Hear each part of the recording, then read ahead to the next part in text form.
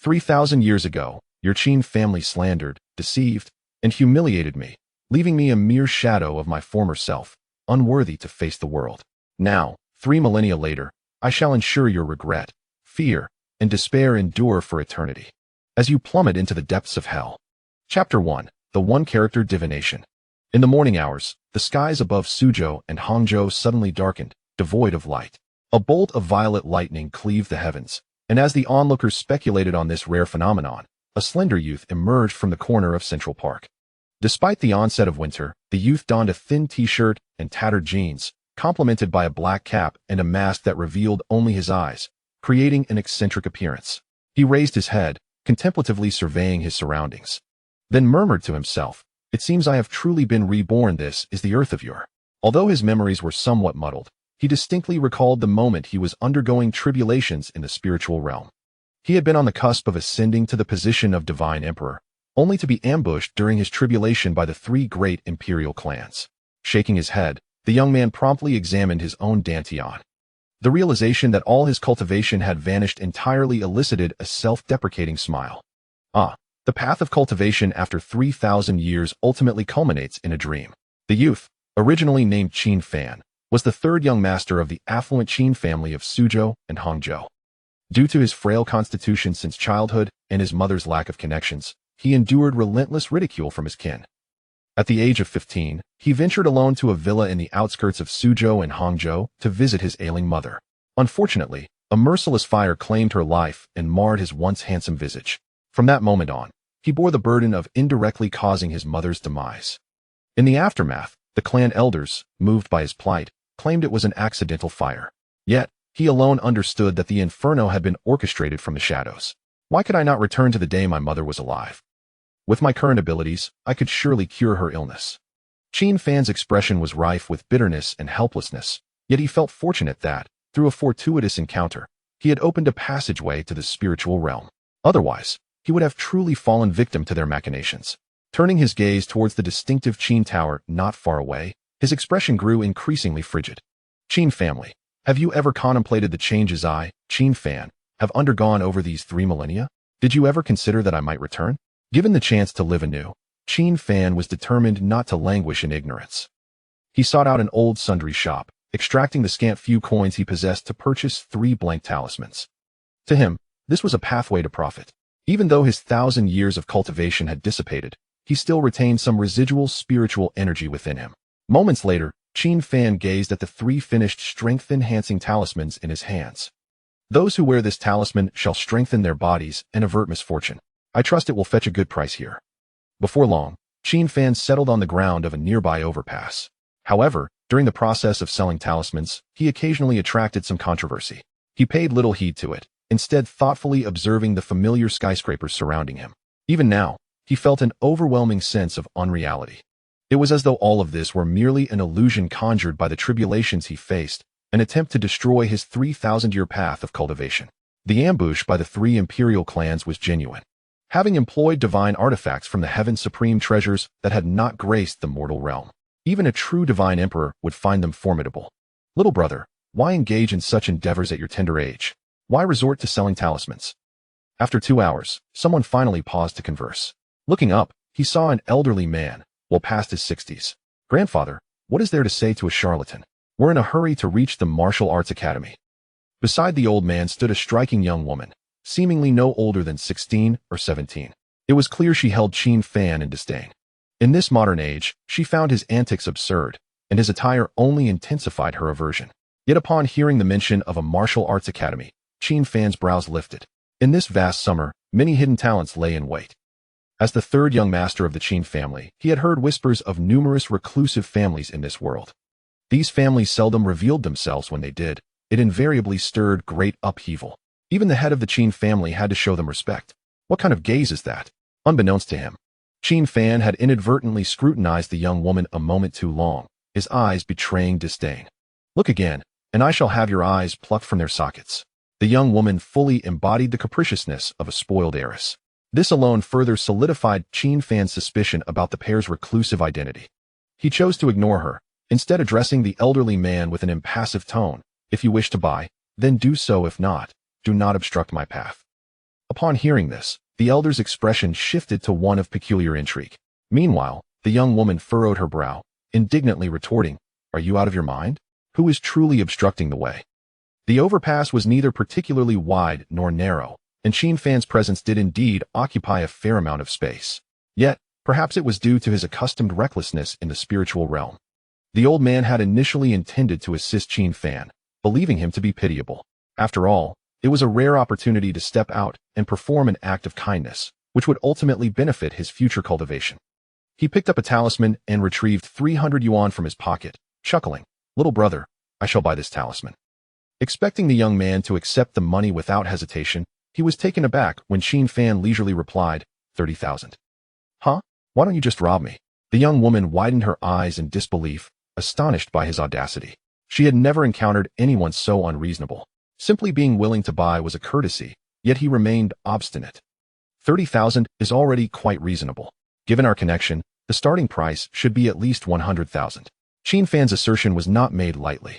He knew he could easily earn that sum by merely assisting a wealthy individual with a feng shui consultation, netting him a profit of several hundred thousand. However, he had no desire to entangle himself with the affluent any longer. "You must be insane," the young woman exclaimed before turning on her heel to leave. The elder sighed softly and remarked, "I wish to spend money for peace of mind you seek to earn a living. Is that not a fair exchange?" Upon hearing this, Qin Fan couldn't help but scoff internally. Even the Qin family, with its vast wealth, had to curry favor with recluses. Would they truly concern themselves with 30,000 yuan? Although the elder appeared ready to depart, he frequently glanced back, convinced that the young man would soon relent and seek the 300 yuan. As it turned out, Qin Fan did not do so. "Grandfather, why do you keep looking back at him? He's just a lunatic, humph." The young woman's irritation escalated, but the elder sensed something amiss. Man, the talismans that young man is selling seem to possess some merit. Perhaps it is just my imagination. When I held the talisman, I distinctly felt a warm current flowing into my body. Of course, only someone of his reclusive status could perceive such nuances. An ordinary person would feel nothing at all. After a moment's hesitation, the elder ultimately decided to return to Qin Fan's stall. "Little brother, this is a strength-enhancing talisman, correct? How about 3,000? I will buy it." 3,000? A jest. Qin Fan had once been an emperor among celestial beings, a prodigy capable of entering the ranks of sword immortals. The talismans he refined could effortlessly fetch 100 pounds of spiritual stones priced by weight. Now, to sell one for 30,000 RMB and still be considered expensive? Noticing that Qin Fan was unresponsive, the elder began to grow anxious. He kept glancing at his watch, ultimately raising his offer by another 2,000. "Grandfather, if you like it that much, I can ask a friend to procure a few from Maoshan." The young woman returned, seething, and shot a fierce glare at Qin Fan. However, he remained unfazed, casting a glance at the pedestrian crosswalk beneath the overpass. "Old sir, how about I offer you a divination?" "What do you mean?" The elder was momentarily taken aback and inquired. "I fear your granddaughter may encounter difficulties today, hence I wish to impart a single character to her," Qin Fan replied, maintaining an impassive demeanor. "What character?" It was well known that the elder had always indulged his precious granddaughter. Upon hearing of impending calamity, he instinctively tensed. "Depart." Indeed, this was the single character Qin Fan chose to bestow upon the elder's granddaughter. Yet, this word resonated with an unsettling sharpness. The elder gradually trembled with rage, exclaiming, "You insolent child! You are truly infuriating." With that, he waved his hand dismissively and stormed off. Qin Fan simply shook his head, making no attempt to retain them. It was only after watching the figures of the grandfather and granddaughter fade into the distance that he rose and softly remarked, "You shall soon come to regret this point. 3,000 years ago, your Qin family slandered, deceived, and humiliated me, leaving me disfigured and ashamed to face the world. 3,000 years later, I shall ensure that you experience regret, fear, and despair, eternally condemned to the depths of hell." Chapter 1. The One-Character Divination. In the morning, the once clear skies of Suzhou and Hangzhou suddenly turned dark. A purple lightning bolt streaked across the heavens, captivating the attention of the crowd, who marveled at this rare phenomenon. In a corner of Central Park, a lean young man slowly emerged. Despite the winter chill, the young man donned a thin t-shirt and ripped jeans, complemented by a black cap and a mask that concealed all but his eyes, presenting an unconventional appearance. He raised his head, contemplatively surveying his surroundings, before murmuring, "It seems I have truly been reborn. This is the earth of yore." Though his memories were somewhat jumbled, he distinctly recalled the moment before his rebirth, when he was undergoing tribulation in the spirit realm. He had been on the cusp of ascending to the position of divine emperor, only to be ambushed by the three great imperial clans during his tribulation. Shaking his head, the young man immediately assessed his own dantian. Upon discovering that his cultivation had vanished entirely, he couldn't help but let out a self-deprecating laugh. The path of cultivation over 3,000 years has ultimately amounted to nothing but a dream. The young man's original name was Qin Fan, the third young master of the immensely wealthy Qin family in Suzhou and Hangzhou. Due to his frail health from a young age, coupled with his mother's lack of influence, he endured endless ridicule from his clan. At the age of 15, he ventured alone to a villa on the outskirts of Suzhou and Hangzhou to visit his ailing mother.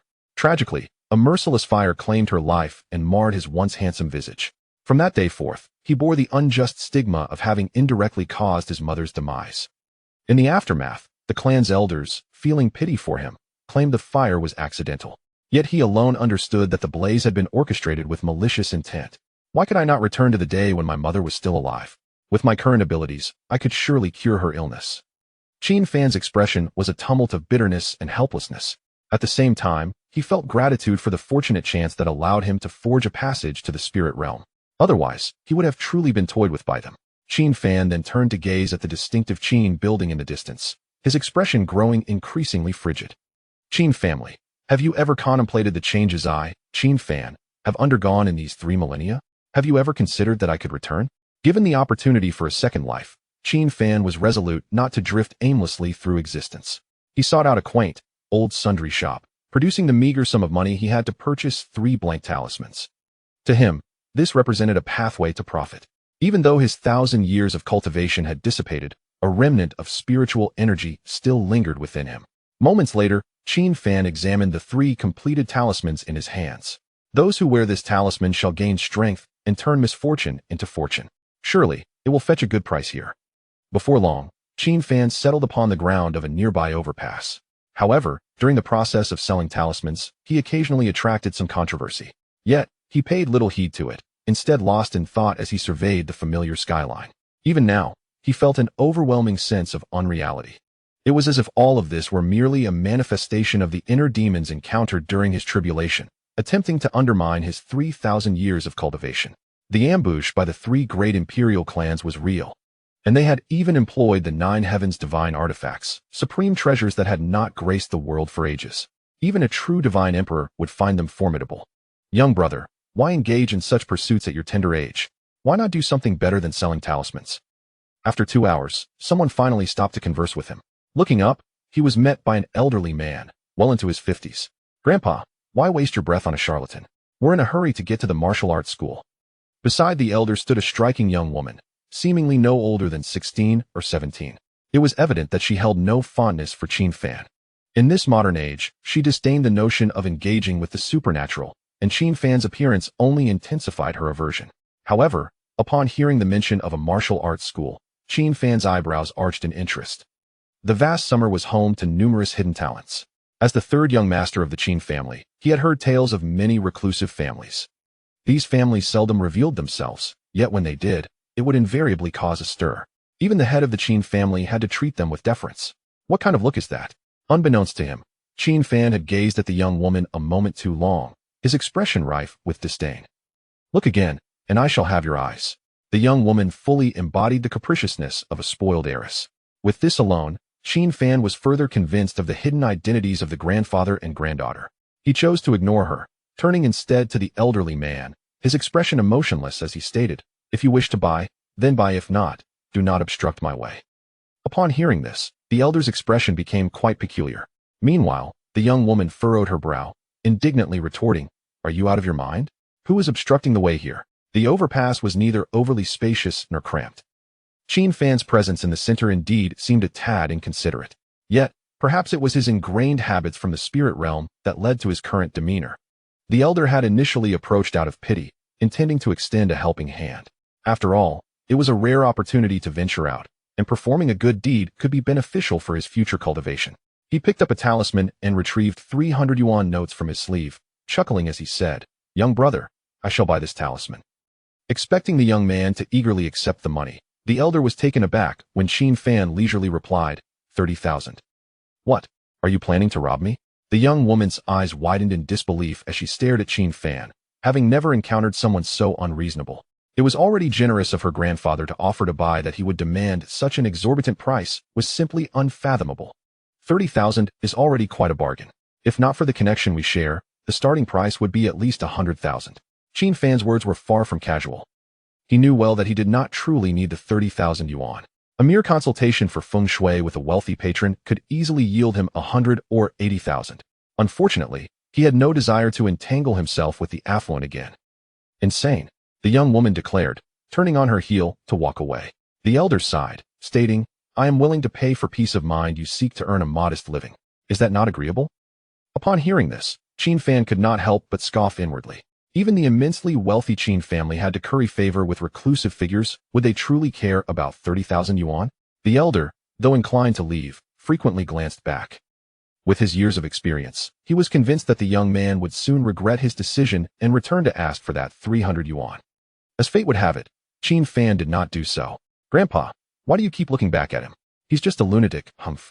The young woman grew increasingly enraged, while the elder sensed an underlying oddity. Man, it seems that the talismans sold by that young brother possess some merit. Or perhaps it is merely an illusion. Upon picking up the talisman, I distinctly felt a warm flow surging within me. Of course, only someone of his reclusive status could perceive this. An ordinary person would feel nothing. After a moment's hesitation, the elder ultimately decided to return to Qin Fan's stall. Young brother, this is a strong body talisman, correct? Reduce it to 3,000, and I shall buy it. 3,000? A jest. Qin Fan had once been an emperor among immortals, a prodigy who had barely entered the ranks of sword immortals. The talismans he refined could easily fetch hundreds of pounds of spirit stones by weight. Now, for someone to deem 30,000 RMB exorbitant was simply absurd. Noticing Qin Fan's indifference, the elder appeared increasingly anxious. He kept glancing at his watch, ultimately raising his offer by another 2,000. Grandpa, if you like it, I can ask a friend to fetch a few from Maoshan.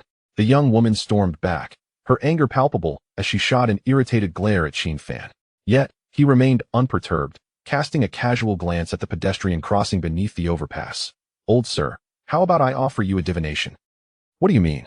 The old man was taken aback and inquired. I fear your granddaughter may encounter some misfortune today, hence I wish to bestow upon her a single character. Qin Fan replied with an impassive demeanor. What character? It was well known that the old man was quite indulgent towards his precious granddaughter. Upon hearing of impending disaster, he instinctively grew tense. Depart. Indeed, this was the one character divination Qin Fan had for the old man's granddaughter. Yet, this word sounded exceedingly harsh. The old man gradually trembled with indignation, and with a furious roar, he exclaimed, You little rascal, you are truly infuriating. With that, he waved his hand and stormed off. However, Qin Fan merely shook his head, making no effort to retain them. It was only after watching the figures of the grandfather and granddaughter fade into the distance that he rose and calmly declared, You will soon come to regret this point. 3,000 years ago, your Qin family slandered, deceived, and humiliated me, leaving my visage forever altered and rendering me unfit to face the world. 3 millennia later, I shall ensure that you are filled with remorse, fear, and despair, destined to suffer eternally in the depths of hell. Chapter 1. The One-Character Divination. In the morning, the once clear skies over Suzhou and Hangzhou were suddenly shrouded in darkness. A purple lightning bolt split the heavens, and as the crowd murmured about this rare meteorological phenomenon, a slender young man emerged from a corner of Central Park. Despite the onset of winter, the young man was clad in a flimsy t-shirt and tattered jeans, topped with a black cap and a mask that revealed only his eyes, presenting a strikingly unconventional appearance. He lifted his gaze, contemplatively surveying his surroundings, and murmured, It seems I have truly been reborn. This is the earth of yore. Though his memories were somewhat muddled, he distinctly recalled that just moments ago, he had been transcending trials in the spirit realm. He had been on the verge of ascending to the divine emperor's throne, only to be ambushed by the 3 great imperial clans during his tribulation. Shaking his head, he promptly examined his internal energy core, only to find that his cultivation had been completely obliterated, prompting a self-deprecating smile. 3,000 years of cultivation, ultimately reduced to a mere dream. The young man's original name was Qin Fan, the 3rd young master of the affluent Qin family. Due to his frail constitution and his mother's lack of status, he had endured countless derisions from his kin since childhood. At the age of 15, He had ventured alone to a villa on the outskirts of Suzhou and Hangzhou to visit his ailing mother. Tragically, a merciless fire claimed her life and marred his once handsome visage. From that moment on, he bore the guilt of indirectly causing his mother's death. In the aftermath, the clan elders, moved by his plight, claimed it was an accidental fire. Yet he alone knew that the conflagration had been orchestrated by someone with malicious intent. Why couldn't I return to the day my mother was alive? With my current abilities, I could surely cure her ailment. Qin Fan's expression was filled with a mixture of bitterness and helplessness, yet he also felt fortunate for the serendipitous opportunity that had allowed him to forge a passage to the spirit realm. Otherwise, he would have truly been toyed with by them. He turned to gaze at the distinctive Qin building in the distance, his expression growing increasingly frigid. Qin family, have you ever considered the changes I, Qin Fan, have undergone over these 3 millennia? Have you ever thought that I could return? Since he had the chance to live again, Qin Fan was resolute in not languishing through his days in ignorance. He wandered to an old sundry shop, extracting his meager funds to purchase 3 blank talismans. For him, this was a means to earn a living.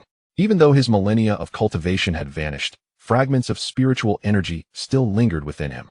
Moments later, Qin Fan stared at the 3 talismans in his hand, which promised strength and fortune to their bearers. Surely, these would fetch a good price here. Before long, he settled himself on the ground beneath a nearby overpass.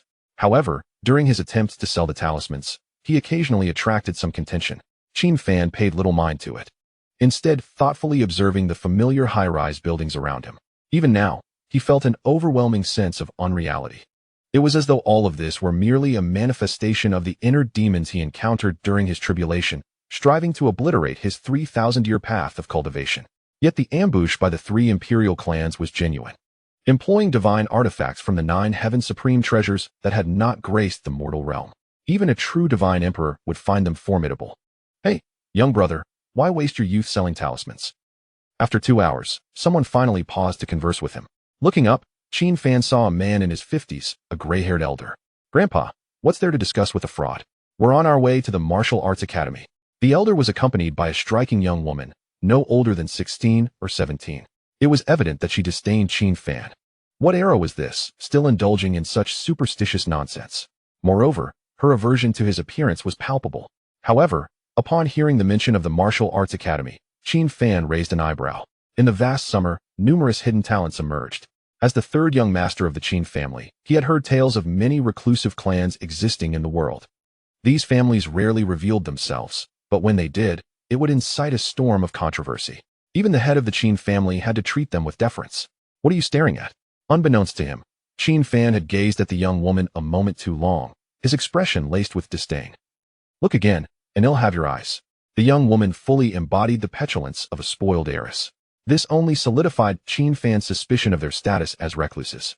He chose to ignore her, maintaining a stoic demeanor as he addressed the elder. If you wish to buy, then buy. If not, do not obstruct my path. The elder's expression grew peculiar at this remark. In contrast, the young woman frowned. Irate, are you out of your mind? Who's blocking the way? The overpass was neither particularly spacious nor cramped. Qin Fan's presence in the center was indeed somewhat inconsiderate. However, it was perhaps a result of his habits formed in the spirit realm. The elder had initially intended to offer some help, feeling pity for Qin Fan. After all, it was a rare opportunity to extend a gesture of goodwill, which could benefit his future cultivation. He picked up a talisman, retrieving 300 yuan notes from his sleeve, and chuckled, Young brother, I'll buy this talisman. Expecting the young man to eagerly accept the money, he was taken aback when Qin Fan leisurely replied, 30,000. Huh? Why don't you just rob me? The young woman's eyes widened in disbelief, astonished by his audacity. This was her first encounter with someone so utterly unreasonable. Just being willing to buy was generous enough, yet he remained so ungrateful. 30,000 is already quite cheap. If not for our connection, the starting price would be at least 100,000. Qin Fan's assertion was not a mere boast. He knew he could easily earn hundreds of thousands by simply offering to assess the feng shui for a wealthy patron. Regrettably, he had no intention of entangling himself with the affluent again. Crazy, the young woman exclaimed before turning on her heel to leave. The elder sighed. I am willing to pay for peace of mind, and you wish to earn a little living expense, isn't that agreeable? Qin Fan, upon hearing this, couldn't help but scoff inwardly. Even the immensely wealthy Qin family had to curry favor with recluses. Would they truly care about 30,000? Though the elder intended to leave, he couldn't resist glancing back occasionally.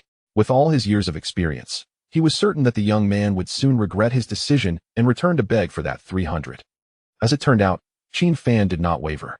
"Grandpa, why do you keep looking back at him? He's just a lunatic, humph." The young woman's frustration grew, yet the elders sensed something amiss. Man, the talisman this young brother is selling seems to hold some merit. Perhaps it is merely my imagination, but when I touched the talisman, I distinctly felt a warm current flowing into my body. Of course, only someone of his reclusive stature could perceive such a phenomenon. An ordinary person would feel nothing. After a moment of hesitation, the elder ultimately decided to return to Qin Fan's stall. "Young brother, this is indeed a strong body talisman, correct? How about this? I will buy it for 3,000. 3,000? A jest. Qin Fan had once been a celestial emperor, one of the few to ascend to the ranks of sword immortals. The talismans he crafted could easily fetch hundreds of pounds of spiritual stones, sold by weight. Now, being offered 30,000 RMB was considered extortion? Seeing Qin Fan's indifference, the elder appeared anxious, glancing at his watch repeatedly, ultimately raising his offer by an additional 2,000. "Grandpa, if you like it, I can ask a friend to fetch a few from Maoshan." The young woman returned, fuming, while casting a fierce glare at Qin Fan. Yet, he remained unfazed, casting a glance at the pedestrian crossing beneath the overpass. "Old gentleman, how about I offer you an oracle?" "What do you mean?" The elder was momentarily taken aback and inquired. "I fear your granddaughter may encounter difficulties today, hence I wish to bestow upon her a single character." Qin Fan replied with an impassive demeanor. "What character?" It was well known that the elder had always indulged his precious granddaughter. Upon hearing of impending misfortune, he instinctively grew tense. "Depart." Indeed, this was the single character oracle Qin Fan had chosen for the elder's granddaughter. However, the words sounded exceptionally harsh. The elder's body began to tremble as he seethed with indignation, shouting, "You little rascal, you are truly infuriating." With that, he swept his hand dismissively and walked away. Qin Fan, however, merely shook his head, making no effort to retain them. Only after watching the figures of the grandfather and granddaughter fade into the distance did he rise and calmly utter, "You will soon come to regret this." Chapter 2. Almsgiving. Upon descending the bridge, the spirits of the grandfather and granddaughter were abruptly diminished by Qin Fan's interference. The granddaughter, with her head bowed in frustration, complained, "Grandpa, why do you have to stir up trouble? You're wasting our time." I merely felt pity for him, but I did not expect that young man to be so uncouth. In their conversation, neither of them noticed the Porsche sports car racing towards them. By the time they realized it, it was too late.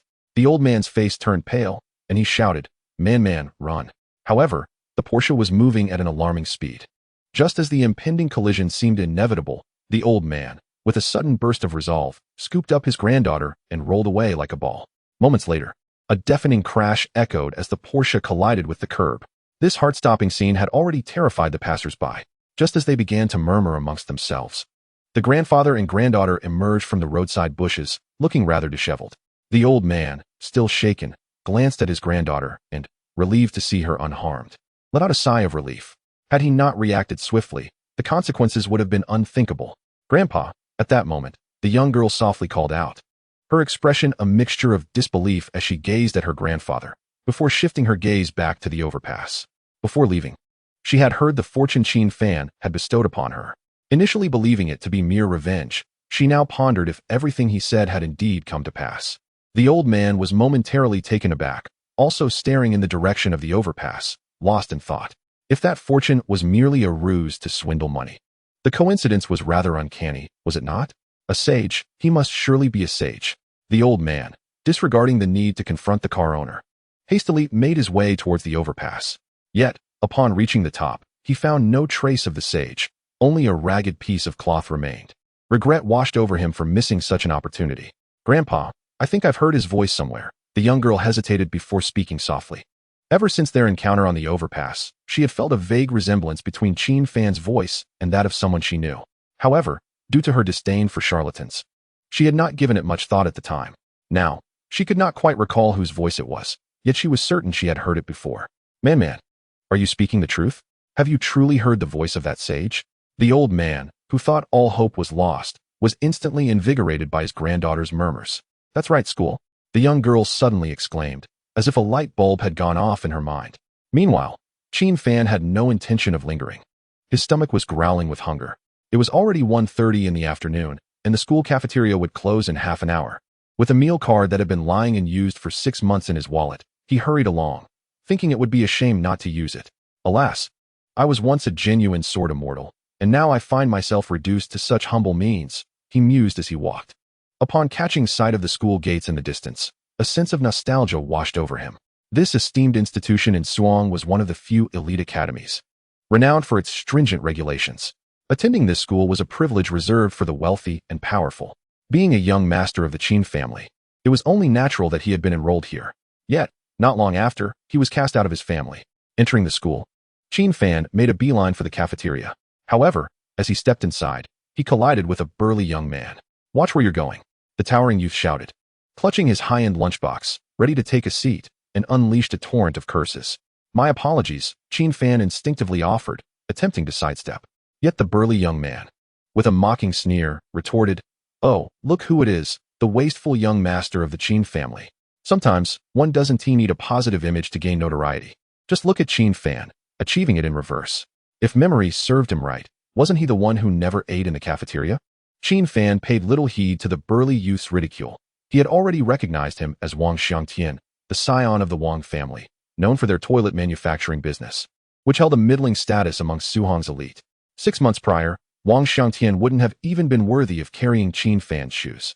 Finding Wang blocking his path was irksome. "What, do you want to fight me?" Wang's laughter had attracted a crowd of students. "Isn't that Qin Fan? What is he doing here? Do we even need to ask? He has been disowned by the Qin family. Can he starve to death on the streets if he doesn't come to the cafeteria?" 2 female students seated in the third row on the right side of the cafeteria whispered, their tone dripping with disdain. Across from them sat a stunningly beautiful woman with a voluptuous figure. Upon overhearing their conversation, she furrowed her brow and remarked, "Just a clown. Let him eat your food." With that, she furtively cast a glance at Qin Fan, her eyes filled with indifference. Her name was Chu Xiaoai, the daughter of the Chu family, ranked 5th among Suhang's elite. Her other identity was that of Qin Fan's former fiancée. 3 days prior, she had officially visited the Qin family to announce the dissolution of their engagement, causing immense embarrassment to the Qin family, yet they were powerless to object. After all, Qin Fan was no longer a member of the Qin family, and the Chu family's standing was not significantly inferior to that of the Qins. As more students gathered to witness the spectacle, Qin Fan swiftly became the center of attention, akin to a circus monkey. Whether through mockery or indifference, no one was willing to speak up for him. Look at the once mighty young master of the Qin family, reduced to this. "I wonder what he feels," Wang Xiangtian sneered, achieving his goal of ridiculing Qin Fan. "What do I feel? I'm simply hungry. Kindly step aside. Thank you." Silence fell over the room as everyone anticipated Qin Fan's capitulation, only to be met with a surprise. Qin Fan did not choose to back down. Instead, he stood his ground against Wang Xiangtian. "Are you looking for death?" Wang Xiangtian roared in fury, seizing Qin Fan by the collar and shouting, "Release your grip. I have no desire to engage in a quarrel with an insect." Qin Fan's voice grew colder, as spiritual energy began to coalesce in his right hand. Just as his words hung in the air, the crowd erupted in laughter. "Wait, what did I just hear? This waste dares to call young Master Wang an insect? Huh, he must have read too many novels and thinks himself the chosen one." Unfazed by the ridicule, Qin Fan remained focused. He knew the cafeteria would close in 5 minutes. "Do not forget, you are no longer a member of the Qin family. Do you truly believe I will not dare to act against you?" Wang Xiangtian threatened, raising his massive fist. Yet, at that moment, a voice from the corner abruptly interrupted. "You are disturbing my meal." It was none other than Chu Xiaoai. No one knew why she chose to speak up, but few dared to retort in her presence. In fact, even Wang Xiangtian could not help but display a hint of trepidation. The Chu family is currently thriving, with a strong possibility of ranking among the top 3 prestigious families. In contrast, the Wang family, to which Wang Tianxiang belongs, finds itself in an awkward position, neither ranking favorably nor unfavorably among the elite. Just as everyone stood in stunned silence, Chu Xiaoa approached Qin Fan, her demeanor indifferent, and stated, "Come with me." This declaration sent the crowd into a frenzy. Who is Qin Fan? He is the wasteful scion of the Qin family, long since cast out. However, Chu Xiaoa's status is markedly different. She is the genuine daughter of the Chu family, coupled with her innate beauty and an aloof personality that many boys have come to define as an unreachable ice queen. It is astonishing for them to witness her extend an invitation to a male classmate, particularly to someone they deem beneath them, Qin Fan, the so-called waste of the Qin family. Yet the nature of their relationship is known only to them. Qin Fan stared at Chu Xiaoa with a blank expression, just as he contemplated declining her request. She coldly added, if you wish to avoid a beating, follow me. Considering his recent rebirth, he understood the necessity of concealing his true capabilities. Thus, he chose to exit the cafeteria quietly. Upon reaching the playground, Chu Xiao coldly instructed him, please recognize your position. I will not assist you again. Assist me? Qin Fan found her words somewhat amusing. When had he ever sought her help? Do you find this amusing? If I hadn't intervened, you would already be hospitalized. Chu Xiao arrogantly retorted. She was merely fulfilling her duty as a former fiancée, or rather, pitying Qin Fan. Before he could respond, she retrieved a bank card from her wallet. The card contained 50,000, intended as hush money. From now on, do not mention anything regarding our engagement. Should I discover you speaking out of turn, the consequences will be far worse than before. She extended the card towards Qin Fan, expecting him to eagerly accept it. To her surprise, he not only refused to take it, but turned to leave instead. Is the sum inadequate? Don't forget, you are currently worth less than a dog. This is already a show of mercy. Mercy? Qin Fan scoffed internally. The ruthless humiliation from years past was still vividly etched in his memory. He questioned whether he would ever descend to the level of accepting charity from a woman, let alone accept a single penny from Chu Xiao. Just as Chu Xiao was reaching her limit, a graceful figure brushed past her and stood before Qin Fan. I finally found you. The lithe figure, hands on her hips, glared at Qin Fan. Why didn't you wait for us? Qin Fan, taken aback, stared at the woman before him. Upon recognizing the charming girl from the overpass, he replied with 2 words, devoid of expression, eating. Meanwhile, Chu Xiao looked on in disbelief at the two of them. After a moment, she could not help but exclaim, Miss Jiang, do you know him? Chapter 3. Are you a warrior too? In his previous life, Qin Fan rarely attended school, thus he was not well versed in the prominent figures within its walls. However, he was unaware that Chu Xiao was quite the opposite. Rubbing her eyes to ensure she was not mistaken, she confirmed that Jiang Yuman stood before her, her expression a mix of disbelief. As the daughter of the Chu family, she had been indoctrinated with the belief that wealth does not dictate everything. There exist many legendary families of recluses. These recluses possess unparalleled strength and means, and it would not be an exaggeration to say they wield power over the world. Thus, despite Jiang Yuman being younger, she was indeed a genuine recluse. Every time she appeared on campus, it stirred considerable excitement. The fact that she would choose to engage with Qin Fan was puzzling. Perhaps he had provoked her. As this thought crossed her mind, Chu Xiao felt a twinge of hesitation. After all, she and Qin Fan had long ceased to share any connection, and she wished to avoid further entanglement. Conversely, Jiang Yuman, unfazed, turned to question, what does our acquaintance matter to you? She had witnessed the earlier exchange and overheard their conversation, discovering that Qin Fan had once been engaged. She could not comprehend why Qin Fan, if truly capable, would be cast aside by the Qin family and now face disdain from his former fiancée. Chu Xiao appeared momentarily stunned. Had she said anything to provoke Jiang Yuman? Casting a glance at Qin Fan, she forced herself to respond calmly. Miss Jiang, I was merely inquiring casually, nothing more. Before she could finish her sentence, Jiang Yuman elongated her tone, coldly questioning, have your elders not advised you against speaking to me so casually? Chu Xiao's face flushed as she became flustered, unsure of how to respond. Yet, glancing at Qin Fan, she felt a surge of indignation. Why should she be the one mocked by a waste? Miss Jiang, I apologize for my rudeness. I merely intended to warn you against associating with this man. Since she could not retaliate against the recluse, she could only seek vengeance on Qin Fan. Is that all you have to say? Do you expect me to escort you personally? In terms of arrogance, Chu Xiao could not compare to Jiang Yuman. They had never been in the same league since birth. The latter, in the presence of the former, was destined to appear as a mere clown. As Jiang Yuman showed no interest in Chu Xiao's words, the latter seethed with resentment, eventually retracting the bank card and leaving in disgrace. Watching the Chu family heiress disappear, Jiang Yuman blinked at Qin Fan like a child seeking praise. However, Qin Fan remained silent, entering the cafeteria without uttering a word of thanks. No one could comprehend just how ravenous he felt at that moment. Excuse me, could I have some rice? Qin Fan politely called out at the serving window. This was his first visit to the school cafeteria. Although it could not compare to a 5-star restaurant, it was sufficiently luxurious relative to other schools. However, upon discovering that all the dishes had been wiped clean, he felt a profound sense of helplessness. Why did you arrive so late? There's nothing left but rice, the server replied.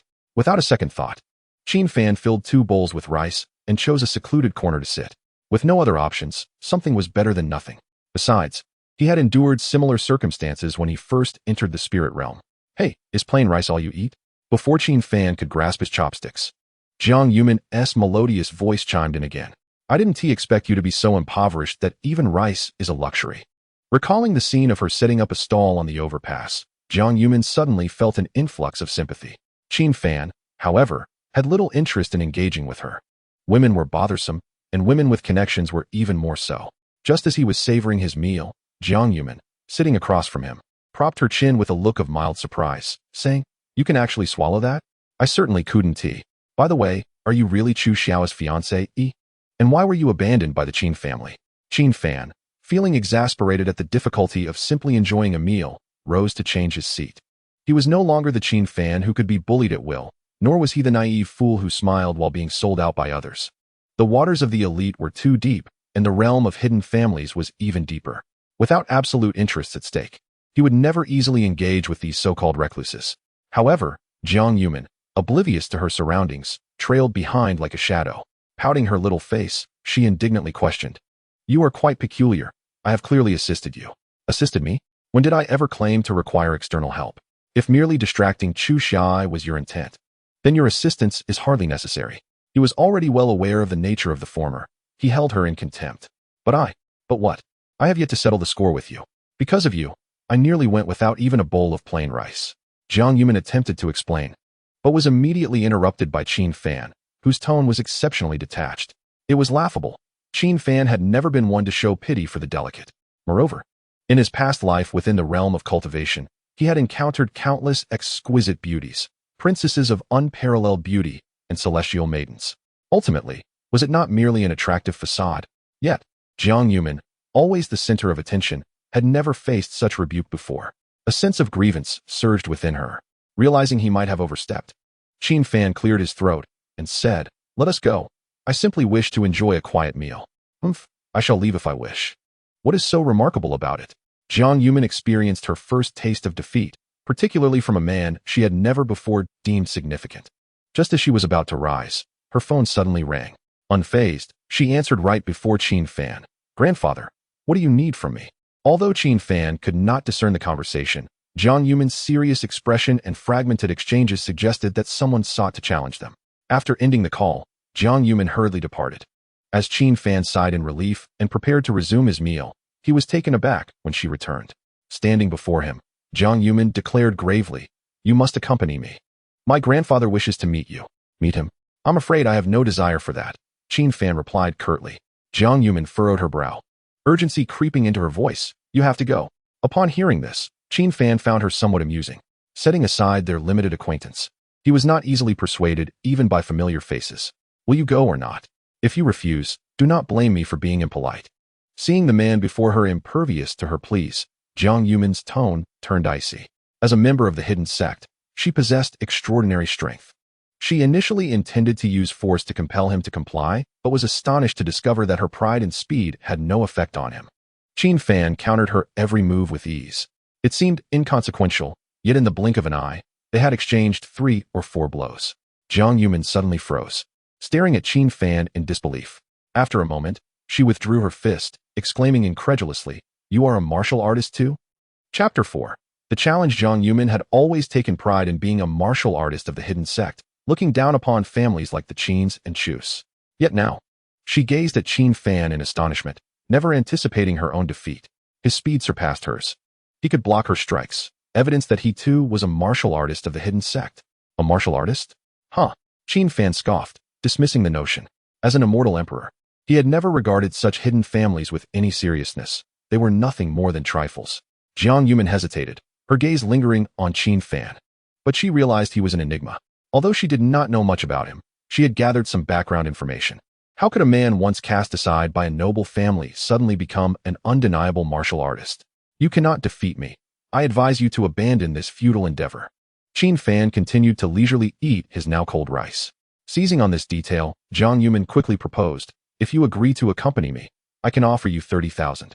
30,000 was still within her current spending capacity. Upon hearing this, Qin Fan paused, studying Jiang Yumin thoughtfully before smirking and replying, 30,000? Do you take me for a beggar? But you said earlier that a talisman only costs 30,000. Jiang Yumin insisted urgently. That was a special price for you. Given our connection, I mentioned before that the usual starting price is at least 100,000, he explained. Although he had indeed stated this, the grandfather-granddaughter duo had not taken it to heart at the time. Yet fate is such that missed opportunities are often irrevocable. While 100,000 was trivial for Jiang Yumin, she did not possess that amount at the moment. Agreeing meant she would have to seek it from her elders. Realizing the urgency of her situation, she stomped her foot in frustration and declared, "Fine, 100,000 it is." Saying this, she produced 50,000 as a deposit, promising to pay the remainder upon reaching the martial arts school. Qin Fan accepted the money without hesitation, stuffing it into his pocket. "Can we leave now?" Jiang Yumin asked, her expression frosty. "We may depart at any time," Qin Fan responded, flashing a nonchalant smile. His motives for agreeing were straightforward. In a world where financial constraints hindered progress, the first priority was to avoid hunger. The remaining funds could be used to purchase medicinal herbs, facilitating his return to the cultivation path. Upon exiting the cafeteria, Qin Fan once again became the center of attention. Did I see that correctly? The waste cast out by the Qin family is actually walking alongside Miss Jiang? Many classmates erupted in disbelief as they witnessed Jiang Yumin's association with Qin Fan. Some gaped in astonishment. Observing this scene, Jiang Yumin raised her head proudly. Perhaps only in this moment could she genuinely appreciate the extraordinary status she held. After leaving the campus, upon seeing the long-awaited Bentley waiting at the entrance, Qin Fan felt a twinge of regret. He mused to himself that these hidden families must have amassed considerable wealth from the prominent families. The quote of 100,000 seemed paltry compared to the $1,000,000 Bentley. The Jiang family's martial arts school was somewhat secluded, taking over 40 minutes to reach. Located at the foot of a mountain. After disembarking, Jiang Yumin hurried toward her family's dojo while Qin Fan leisurely followed, occasionally surveying the surroundings. He paused to take in the scenery, furrowing his brow as he muttered, "Is it my imagination? The concentration of spiritual energy here seems stronger than in other areas. If that is indeed the case, it would be an immense boon for practitioners. What are you doing? Hurry up." Jiang Yumin, walking ahead, suddenly stopped and shouted in irritation. Yet Qin Fan paid her no heed, continuing his examination of the spiritual energy in the vicinity. "Sister Man, you have finally returned." Just then, two bruised youths rushed from the dojo. "What happened to your faces? Who did this?" Although the two boys were not her biological siblings, they were members of the Jiang family. Upon seeing her kin being bullied, Jiang Yumin's anger surged. It was Liang Tianqing who did this. He also brought along two enigmatic old men, claiming he would shut down our Jiang family's dojo. The Liang family is truly overstepping their bounds. Jiang Yumin, disregarding the languid Qin Fan behind her, hurriedly led her two younger brothers to the martial arts hall. However, as she approached the entrance, she was taken aback by the scene before her. The hall was strewn with the forms of dozens of individuals, all unmistakably members of the Jiang family.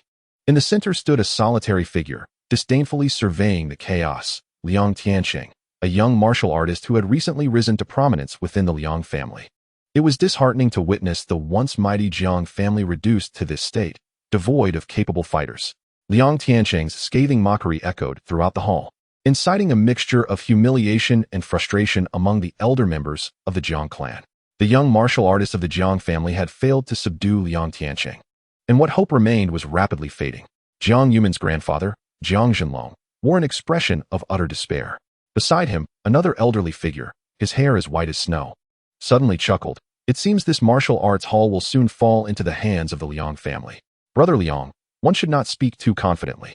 The Jiang family still possesses many young members who have yet to enter the fray," Jiang Zhenlong retorted, unwilling to concede defeat despite the overwhelming odds. "Surely you refer to mere shrimp and crabs? Or perhaps children?"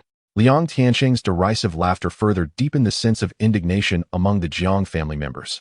"Allow me to challenge you." Jiang Yumin boldly stepped forward, her gaze fixed on the arrogant Liang Tianqing. Her presence ignited a flicker of hope among the younger Jiang clan members, yet the elders were acutely aware that Jiang Yumin was no match for Liang Tianqing. The disparity in their abilities was stark. Man, you cannot participate in this duel." Jiang Zhenlong's words extinguished the last glimmer of hope among the younger generation. "But grandfather, I must compete." Jiang Yumin protested vehemently. As a member of the Jiang family, how could she choose to retreat? "How dare you?" Despite his usual indulgence, Jiang Zhenlong would never joke about such matters. Given the enmity between their families, who could guarantee that the Liang family would not seize this opportunity for revenge? "Prepare yourself." Jiang Yumin's prideful and resolute nature propelled her toward Liang Tianqing.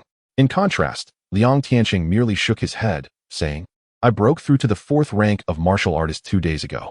Do you truly believe you can defeat me? His words elicited gasps of disbelief from the assembled Jiang family members, although they were loath to admit it. Achieving the 4th rank at the mere age of 16 was indeed a mark of true genius. After all, their most esteemed member, Jiang Yuman, had only just reached the 2nd rank. The chasm between them was painfully evident. It is no wonder he was able to best so many of our young fighters. He is already a 4th rank martial artist. The elders beside Jiang Jinlong finally grasped the situation, their faces reflecting profound despair. Chapter 5. I am here for the money. The Jiang family's unwillingness to confront the humiliation suffered by their younger members was largely due to the presence of 2 enigmatic elders seated in the hall. Although these 2 men remained silent, leisurely sipping their tea, they hailed from the Supreme Association of the Hidden World, adorned with silver tier badges that denoted their status. The Supreme Association essentially functions as a judicial body, overseeing the various factions within the hidden world across the cities of Yansha, wielding absolute authority. Within this realm, a strict hierarchy exists. Only genuine prodigies, or those possessing considerable strength, are considered worthy of the association's attention, followed by rigorous assessments to determine their eligibility for membership. Most initial members are of bronze tier, progressing through evaluations to eventually attain silver and gold statuses. However, disconcertingly, even these tiers do not guarantee full membership. Jiang Patriarch, I believe this duel need not continue, remarked one elder with a goatee, setting down his teacup with a measured calmness. The disparity between Jiang Yuman and Liang Tiancheng was glaringly apparent. Even at her utmost effort, Jiang Yuman posed no threat to Liang Tiancheng. This was the harsh reality that Jiang Jinlong had to confront. Yet, he gritted his teeth and insisted, Elder Wang, the duel is not over. How can we ascertain the outcome? Your skills may be lacking, but your tongue is quite defiant. Liang Lao sneered at Jiang Jinlong before turning to Liang Tiancheng, advising, wrap this up quickly. We have to attend the association's assessment. At this revelation, the Jiang family members were struck with alarm. The association's assessment. That implies, before Jiang Jinlong could finish, Liang Lao chuckled smugly. Indeed, our young master is set to enter the association. In truth, families like the Jiang and Liang clans were hardly noteworthy within the vast expanse of the hidden world. Having even one member join the association was a source of immense pride, albeit merely securing a chance for evaluation. Each year, many young individuals earned the opportunity. Yet few were admitted. Despite this, it was evident that Jiang Jinlong's mood had significantly soured. The humiliation of facing an outsider in their own hall was bad enough. Now, the news of a rival potentially entering the association was a double blow, stirring deep emotional turmoil within him. Not only he, but every member of the Jiang family present felt a complex mix of emotions. Such a weakling could gain an assessment opportunity? Ridiculous. Only Jiang Yuman remained unyielding, glaring at the arrogant Liang Tiancheng. Liang Tiancheng laughed mockingly, looking down upon Jiang Yuman. Even at my worst, I am still stronger than your Jiang family. If you possess the ability, why not secure an assessment opportunity for yourselves? Seeing Jiang Yuman hesitate, Liang Tiancheng's derision grew bolder. Weakness is weakness. Stop making excuses. His concise taunt ignited Jiang Yuman's fury. Despite knowing she was no match for him, she could not swallow the insult inflicted upon her family, nor could she bear to witness her grandfather's humiliation. If you seek your own demise, I shall oblige, she declared, charging at Liang Tiancheng once more. Liang Tiancheng, in response, gradually raised his hands. As the visible white mist enveloped him, Jiang Jinlong's expression shifted to one of shock. He immediately rose, calling out to his granddaughter, Man, do not approach him. That is the aura of a martial soul, attainable only by those of the 4th rank or above. Any martial artist capable of releasing such an aura would undoubtedly possess strength several times greater than those who could not. If a true confrontation ensued, the consequences would be dire. As Jiang Yuman beheld the martial soul aura, her expression also changed. Yet, having already committed to her attack, her feet moved uncontrollably toward Liang Tiancheng. No! Jiang Jinlong exclaimed in horror, shouting desperately at his granddaughter. The rest of the Jiang family members were equally alarmed. Then, a muffled thud resonated through the hall. Everyone anticipated a calamity befalling Jiang Yuman, with some members too fearful to continue watching. Yet, the anticipated tragedy failed to materialize. Instead, the Liang family members stood frozen in disbelief. Jiang Yuman had not fallen. In fact, a young man had appeared before her, seemingly out of nowhere. He stood there, calm and composed, effortlessly neutralizing Liang Tiancheng's attack infused with the essence of martial spirit. Jiang Yuman stared incredulously at the figure before her, rendered speechless by shock. Without further contemplation, I merely ensured the safety of my employer. The newcomer was none other than Qin Fan, who had previously lingered outside. For him, offering assistance was merely his duty. After all, if anything were to happen to this woman, who would reclaim the remaining 50,000 yuan? Seeing his attack thwarted, Liang Tianqing retreated 2 steps, bewilderment etched on his face, before shouting at Qin Fan. "Who are you? You have no right to know." Qin Fan replied with an air of authority, causing an uproar among the spectators. Who was Liang Tianqing? He was the young prodigy of the Liang family, having recently gained qualification from the association. This was his first experience of humiliation, a stark contrast to the brilliance he was supposed to radiate. The crux of the matter was that Qin Fan had not intended to insult him. He simply held no regard for this Liang lad. Such an arrogant fool. Liang Tianqing activated his martial spirit once more, this time with even greater intensity. Even Jiang Jinlong, who had stepped into the 8th rank, sensed a hint of threat. He could not fathom how a boy not yet 18 possessed such formidable cultivation talent. "You have successfully captured my attention, so I shall ensure your demise is a spectacle." As Liang Tianqing's words fell, he vanished and reappeared behind Qin Fan. However, before he could strike, Qin Fan, in a display of impatience, kicked him away with ease. The scene unfolded too swiftly for anyone to react. It was not until Liang Tianqing lay on the ground, emitting weak whimpers, that the Liang family rushed over in a panic. What was happening? Wasn't he the one brought by Sister Man? How powerful! The Jiang brothers, bruised and battered, gazed at Qin Fan with admiration. To them, he embodied the true strength of the younger generation, a paragon worthy of emulation. In the face of the stunned crowd, Qin Fan asked nonchalantly, "He wanted to kill me. Is it problematic that I return the favor with a kick?" The onlookers were left speechless, pondering whether this was merely a matter of retaliation. It was utterly insane. The Liang family's pride, the prodigy chosen by the association, had been so thoroughly defeated in a manner so bewildering. It was a blow to the association's 2 silver-haired elders, echoing like a slap in the face. Only Jiang Jinlong, after a brief moment of astonishment, regained his composure. He recognized Qin Fan and surmised that he might be a formidable individual.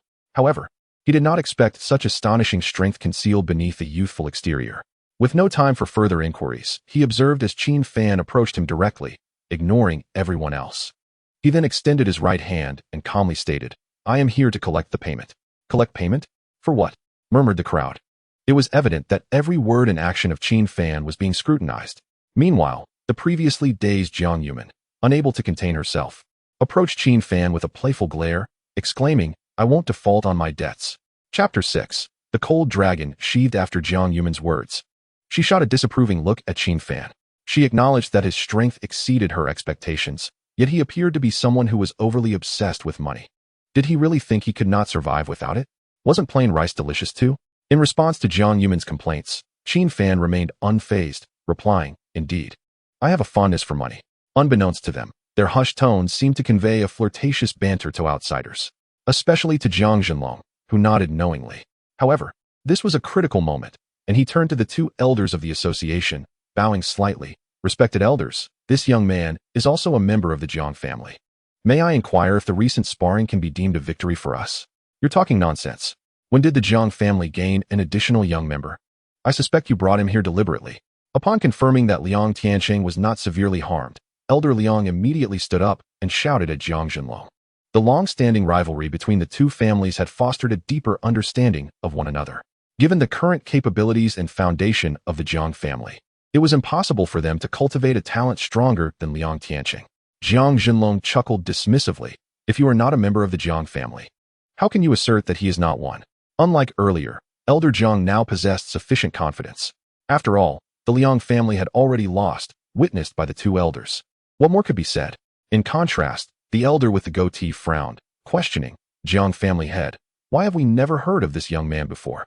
"That is because he has been studying abroad for the past few years and has only recently returned to visit family." Jiang Jinlong's explanation was rather far-fetched. Who would send their clan members abroad for education? However, since he had said so, the elders could not delve deeper. Additionally, they looked down upon the Jiang and Liang families, brushing off the matter with a wave of their hands. Seeing this, Elder Liang, feeling anxious, remarked, "Elder Wang, this clearly indicates that the Jiang family is deliberately. Are you questioning my decision, Liang family head?" Before Elder Liang could finish, Elder Wang's expression turned cold. "No, I dare not." Elder Liang would never confront the association. Continuing down that path would only worsen the situation. What of Liang Tianqing's assessment? If they could not obtain the Jiang family's martial arts hall, it would suffice, for the Liang family's future remained bright. Once Liang Tianqing officially joined the association, he could hardly believe that they could not overpower a mere Jiang family. What he did not expect was Elder Wang's solemn response. Given Liang Tianqing's current strength, he is not yet qualified for the assessment. These words struck Elder Liang like a thunderbolt, leaving him unsteady on his feet. Shaking slightly, he stammered, "Elder Wang, was this not a conclusion established in advance? The qualification for the assessment is in our hands. We can decide who participates." What is the meaning of joy turned to sorrow? The Liang family is a prime example. They had initially planned to bring Liang Tianqing to challenge the hall, seize the martial arts hall, and then participate in the association's assessment. Now, due to Qin Fan's arrival, they were left with nothing. This was an immense blow to Elder Liang and the entire Liang family. Suddenly, a glint of malice flashed in Elder Liang's eyes. Before anyone could react, he swiftly drew the sword carefully guarded by a family member and charged at Qin Fan. He was utterly desperate, intent on killing Qin Fan. Yet, at the moment the blade, accompanied by a chilling gleam, was about to pierce his body, Qin Fan effortlessly caught it between two fingers. At that instant, the entire assembly was taken aback. Not only the Liang family, but even many members of the Jiang family gaped in astonishment at Qin Fan. They were well aware that the sword in Elder Liang's hand, known as the Cold Dragon, was the Liang family's treasured heirloom, passed down for over a century and forged from superior materials. How could such a razor-sharp weapon be caught between two fingers? It can only be said that Qin Fan's actions repeatedly surpassed everyone's understanding of genius. Yet, he merely regarded the Cold Dragon with indifference, raising an eyebrow and murmuring, "This sword appears rather decent." In his past life as an immortal emperor, Qin Fan was a master of swordsmanship. Among his peers, he considered himself second to none. With a gentle tug, the Cold Dragon vanished from Elder Liang's grasp. "Youngster, return my family's sword." Elder Liang's expression turned to one of shock as he attempted to seize it back. If they lost the Cold Dragon, the Liang family would truly be left empty-handed. However, Qin Fan offered no opportunity. With swift movements, he was already outside, meticulously examining the blade in his possession. "Though I may not be worthy of my identity as a sword immortal, I can at least manage to get by." With that, Qin Fan suddenly appeared beside another member of the Liang family, as if he were in a realm devoid of obstacles. Then, a resounding clang echoed as the Cold Dragon was sheathed. At this moment, not only the members of the Jiang and Liang families, but even the two elders from the association were momentarily dumbfounded. After traversing the martial world for most of their lives, this was the first time they had encountered such an audacious junior, one who acted at will, utterly disregarding any semblance of decorum. However, after exchanging glances, the two elders silently reached a consensus. Was this not the genuine talent the Hidden Gate Association had been tirelessly seeking? The elder, whose demeanor was benign, cleared his throat a couple of times before advising, "Master Liang, had you not taken the initiative, the treasured sword would not have been lost. Consider it a lesson learned." Indeed, even the seniors of the association began to protect Qin Fan, leaving the Liang family with nothing to say but to watch helplessly as the Cold Dragon fell into another's possession, suffering a silent loss. Qin Fan paid no heed to the elder's goodwill. When he approached Jiang Zhenlong once more, intending to extend his hand, he was preemptively seized by Jiang Yuman, who discreetly slipped a bank card into his hand while softly whispering, "There are 200,000 in here." 200,000? Qin Fan frowned and returned the card to Jiang Yuman. He acknowledged his financial constraints, yet he would never inflate his worth. Simultaneously, he was not naive. He understood that she did not wish for him to speak recklessly, so he chose to remain silent, standing aside as a mute observer. In contrast, Jiang Yuman gazed at Qin Fan in surprise, realizing that the man before her was not as incompetent as she had initially thought. Her fondness for him surged rapidly. After a moment of silence, Elder Wang approached Qin Fan with an air of authority. Ultimately, he nodded and expressed his satisfaction, saying, "Young man, congratulations on becoming the 10th participant in this year's association assessment. Each year, the association selects 10 young individuals from various hidden families to partake in the assessment. Originally, Liang Tianqing was to be the 10th, but Qin Fan's unexpected appearance had completely displaced him. Upon learning that Qin Fan had the opportunity to participate in the assessment, Jiang Zhenlong's eyes sparkled with delight. In his view, this was a fortuitous turn of events, setting aside the presence of a formidable figure aiding the precarious Jiang family. Even if there were no such connection, it sufficed that the Liang family was not among those selected. Assessment? Just as Jiang Zhenlong rejoiced for Qin Fan quietly murmured, "Indeed, you should take pride in obtaining the qualification for the association's assessment." However, before Elder Wang could finish his sentence, Qin Fan audaciously replied with 3 words, "I refuse." His refusal was resolute, devoid of hesitation, as if the esteemed Hidden Gate Association held no value in his eyes. This left all who heard those 3 words in a state of shock. Chapter 7.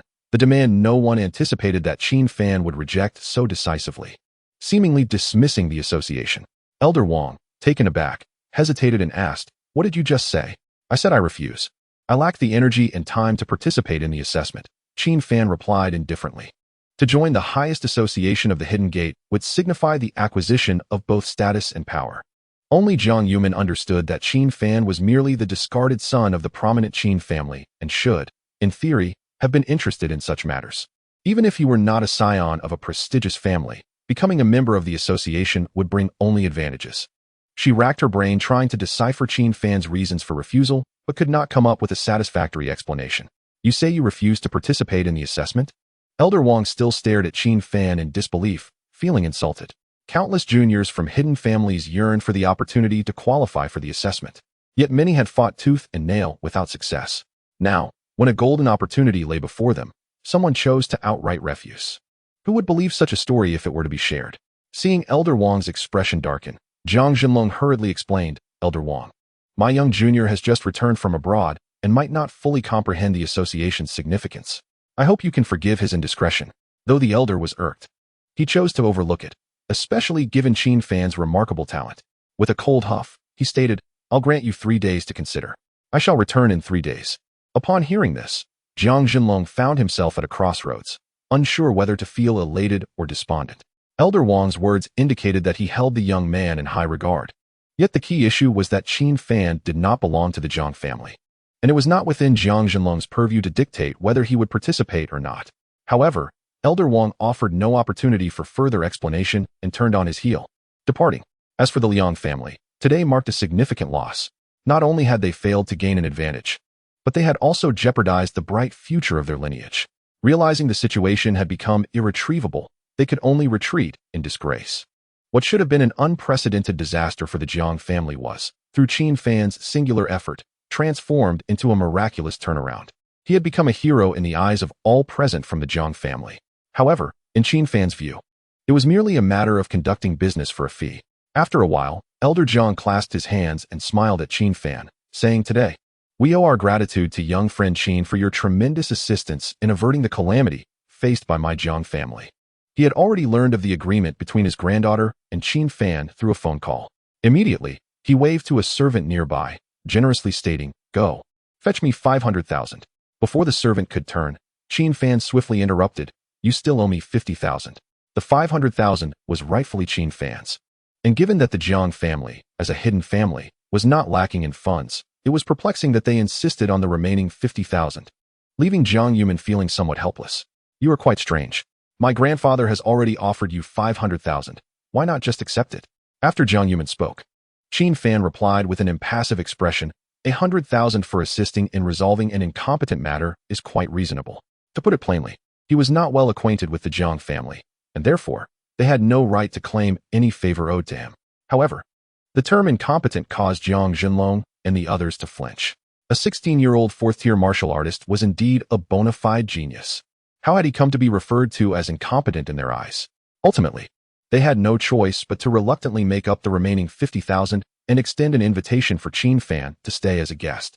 Initially, Qin Fan intended to take the money and leave, but after a moment's hesitation, he decided to remain. It was not for the Jiang family, but rather due to the peculiar mountain adjacent to the martial arts hall. He had carefully observed the base of the mountain earlier and sensed that the spiritual energy there was distinctly stronger than in other locations. If he could cultivate there, the results would undoubtedly be magnified. As the hall was left with only the 3 of them, Jiang Zhenlong was the first to invite Qin Fan to take a seat. He then instructed someone to brew a fine Longjing tea before inquiring, "Young friend Qin, what are your thoughts on the Hidden Gate Association?" He knew that this was yet another dilemma for the Jiang family. Jiang Zhenlong considered himself not one to repay kindness with ingratitude, having received assistance from Qin Fan. He would not force him into any obligations. However, the Jiang family could not afford to offend the association. After much contemplation, he decided to probe Qin Fan's sentiments. I hold little interest, Qin Fan replied, remaining true to his own disposition. Jiang Zhenlong could only shake his head with a wry smile. Meanwhile, Jiang Yuman curiously observed Qin Fan's attire, questioning, I must ask, why do you always wear a hat and mask? If it is merely to conceal your identity, it seems unnecessary. Any student within the school could instantly recognize Qin Fan's identity. Man, do not be rude. Jiang Zhenlong immediately reprimanded his granddaughter in a hushed tone.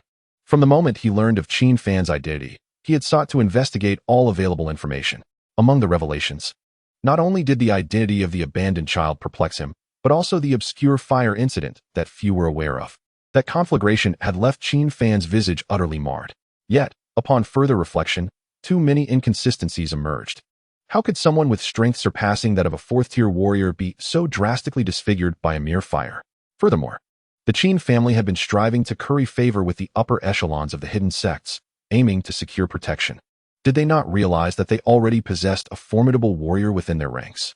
These questions lingered unvoiced in Jiang Zhenlong's mind. What is there to be so aloof about?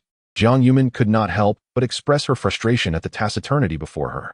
Little did she know that this was not arrogance, but rather a manifestation of Qin Fan's character, transformed through 3 millennia of cultivation. After a prolonged silence, Qin Fan finally addressed Jiang Zhenlong, Master Jiang. Do you truly wish for me to participate in the assessment? Is that not an obvious statement? Though he thought so, Jiang Zhenlong replied with a genial smile.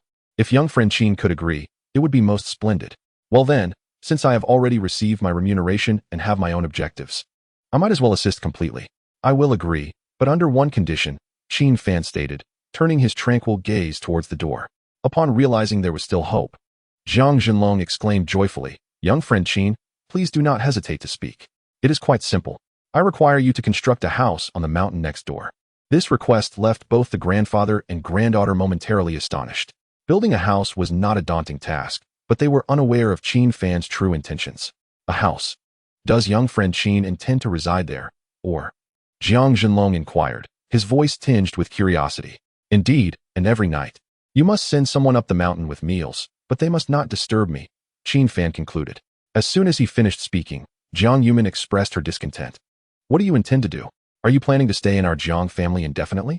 This demand, if heard by anyone else, would be perceived as sheer extortion. Yet, without hesitation, Jiang Zhenlong stood up and agreed. Very well, everything shall be done as young friend Qin desires. Grandfather, how can you be so casual? Jiang Yuman exclaimed in indignation. However, Jiang Zhenlong paid her no heed and continued. The task of delivering meals will be entrusted to Xiaoman. What? Grandfather, you expect me to deliver meals to him every night? I refuse. Jiang Yuman protested. It was absurd. She was accustomed to being pampered and attended to by others, not the other way around. The irony was that this request came from her grandfather, who had always doted on her.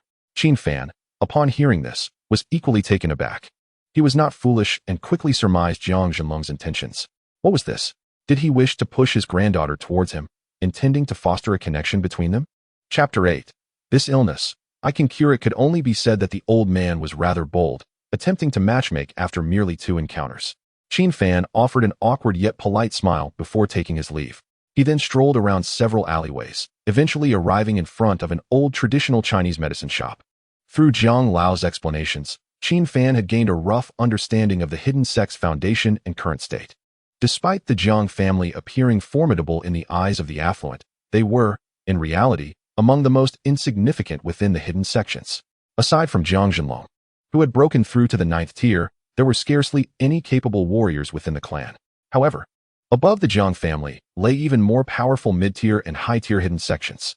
In mid-tier hidden sects, 9th-tier warriors were commonplace, while in high-tier hidden sects, there existed masters who had long surpassed the threshold of warriors, known as martial masters. Qin Fan calculated that, based on Liang Tianqing's strength, he currently posed no threat to a martial master. However, he surmised that martial masters were likely not the pinnacle of the hidden sections.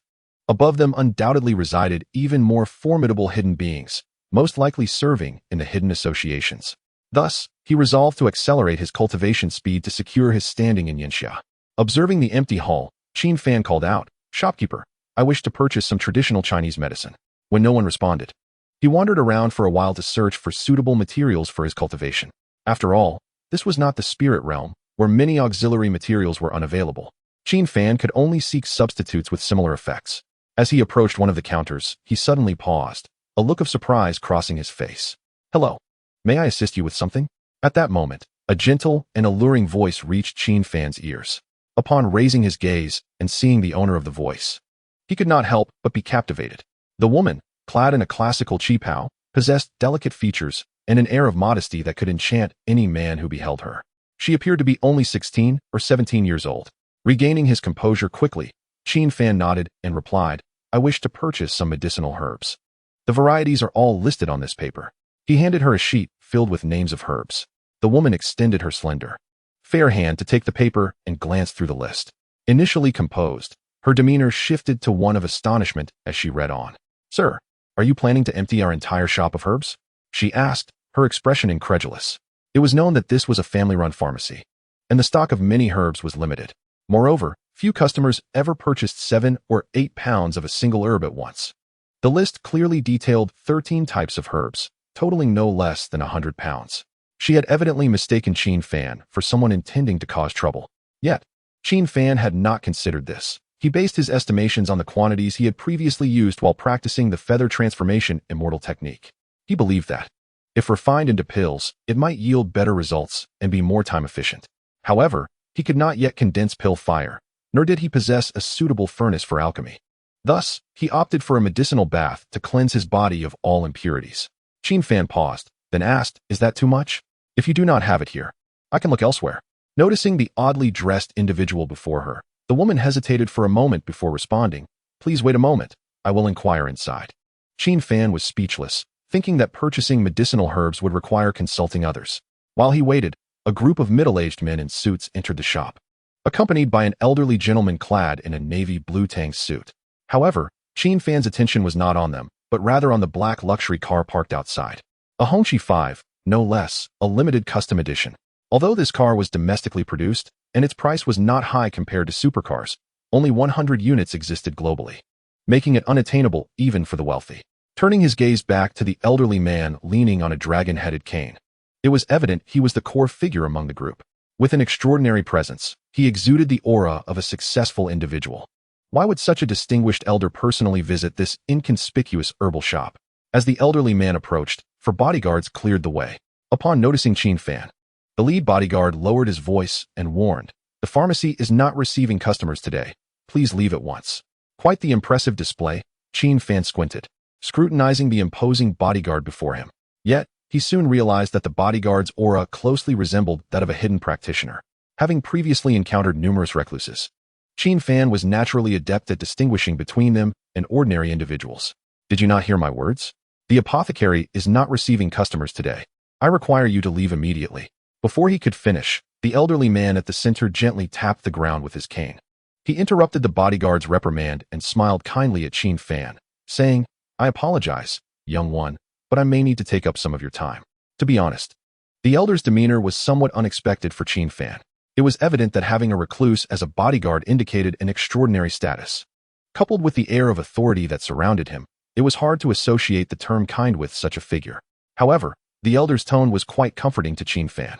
He cast a disinterested glance at the burly bodyguard and silently squatted at the entrance of the apothecary. Just as he brushed past the elder, he instinctively paused momentarily. The bodyguard noticed this and quickly surrounded Qin Fan. The elder, however, waved his hand and chuckled, "Young one, do I appear to have any issues?" "None at all," Qin Fan replied nonchalantly. Upon seeing Qin Fan depart, the burly bodyguard quietly advised the elder, "Old foe, why must you be so courteous to a mere child? In our land, we honor those who arrive first. It is we who have erred, thus we have no right to blame others." The elder's voice was not loud, yet Qin Fan heard it distinctly, raising his eyebrows in surprise. "Sir, I have already inquired with the lady in the qipao," she said as she emerged from the back room. However, upon seeing the unexpectedly arrived elder, she exclaimed, "Old foe, what brings you here?" Clearly, the two were acquainted. The qipao lady displayed exceptional humility, while a glimmer of affection for his junior flashed in the elder's eyes. "Miss Xiaoya, may I ask if old Zhang is in the back?" The burly bodyguard first greeted the qipao lady politely before asking. Meanwhile, Qin Fan, squatting at the entrance, furrowed his brow. He found himself increasingly perplexed by their relationships. Was it possible that the saleswoman was of noble descent? Perhaps the chatter of the group had reached the back room. Before the Qipao lady could respond, an elder with an ethereal presence swiftly emerged from the back. This elder was likely the old Zhang mentioned by the bodyguard. Upon seeing old Feng, he clasped his hands and said, "Brother Feng, why did you not give me a heads up before coming? Is it necessary to announce oneself when visiting an old friend?" Old Feng replied cheerfully, resting his hands on his cane. "That is certainly unnecessary," old Zhang remarked, but soon sensed something amiss and expressed concern. "Brother Feng, has your ailment recurred?" "Elder Zhang." Old Feng fainted suddenly during the meeting at 1 o'clock this afternoon. The burly bodyguard interjected anxiously. Upon hearing this, old Zhang was taken aback. "What? He fainted." He rushed forward to check old Feng's pulse. However, as time passed, his expression grew increasingly grave. "Brother Zhang, just tell me honestly how much time I have left." Old Feng inquired calmly. Old Zhang was at a loss for words. He was acutely aware of his own condition and had come merely to confirm the remaining time for necessary arrangements. Given old Feng's acceptance of the situation, old Zhang could only sigh. "I truly feel unworthy of the title Immortal Physician, as I cannot even cure an old friend." The title of Immortal Physician is well known. Old Feng suddenly adopted a serious demeanor and reproached, "Alas, if there were anyone capable of curing your ailment, I would willingly relinquish my century-old apothecary." Just as old Zhang finished speaking, Qin Fan, who had been squatting at the entrance, suddenly brightened and stood up straight. "I can cure this ailment." Chapter 9. The 9 Fears and 18 Reversals. Having been reborn, Qin Fan adhered to the principle of maintaining a low profile. He understood that this was not the time for ostentation. In the face of numerous unknown formidable figures from the hidden world, he was unable to achieve complete dominance. To elevate his cultivation, access to resources was essential. The apothecary before him was modestly sized and nestled in a secluded alley. If he could take over, it would align perfectly with his current needs. The key was that there was something in the shop that piqued his curiosity. A uniquely shaped blue stone displayed on the counter, resembling a material he had encountered in the spirit realm. However, when he voiced his interest, it drew the ire of several bodyguards, particularly the leading recluse bodyguard, who admonished, "Kid, this is not a place for you to speak." Qin Fan merely smiled faintly and entered the apothecary, an action that immediately captured the attention of all the bodyguards, who swiftly surrounded him once more. Their adept movements and swift pace indicated they were professionally trained special forces. In his previous life within the Qin family, Qin Fan had encountered numerous bodyguards of this caliber, typically tasked with protecting high-profile politicians or super-wealthy individuals, earning salaries comfortably exceeding 10 million. However, it was crucial to note that the leading bodyguard was a genuine recluse. The status of the elder who could command such a bodyguard entourage was likely far beyond Qin Fan's expectations. Thus, he found himself conflicted about whether to engage with this group. Old Zhang, unfamiliar with Qin Fan, furrowed his brow and looked towards his granddaughter. The Qipao lady softly explained, "Grandfather, he is the gentleman who came to purchase medicinal materials earlier."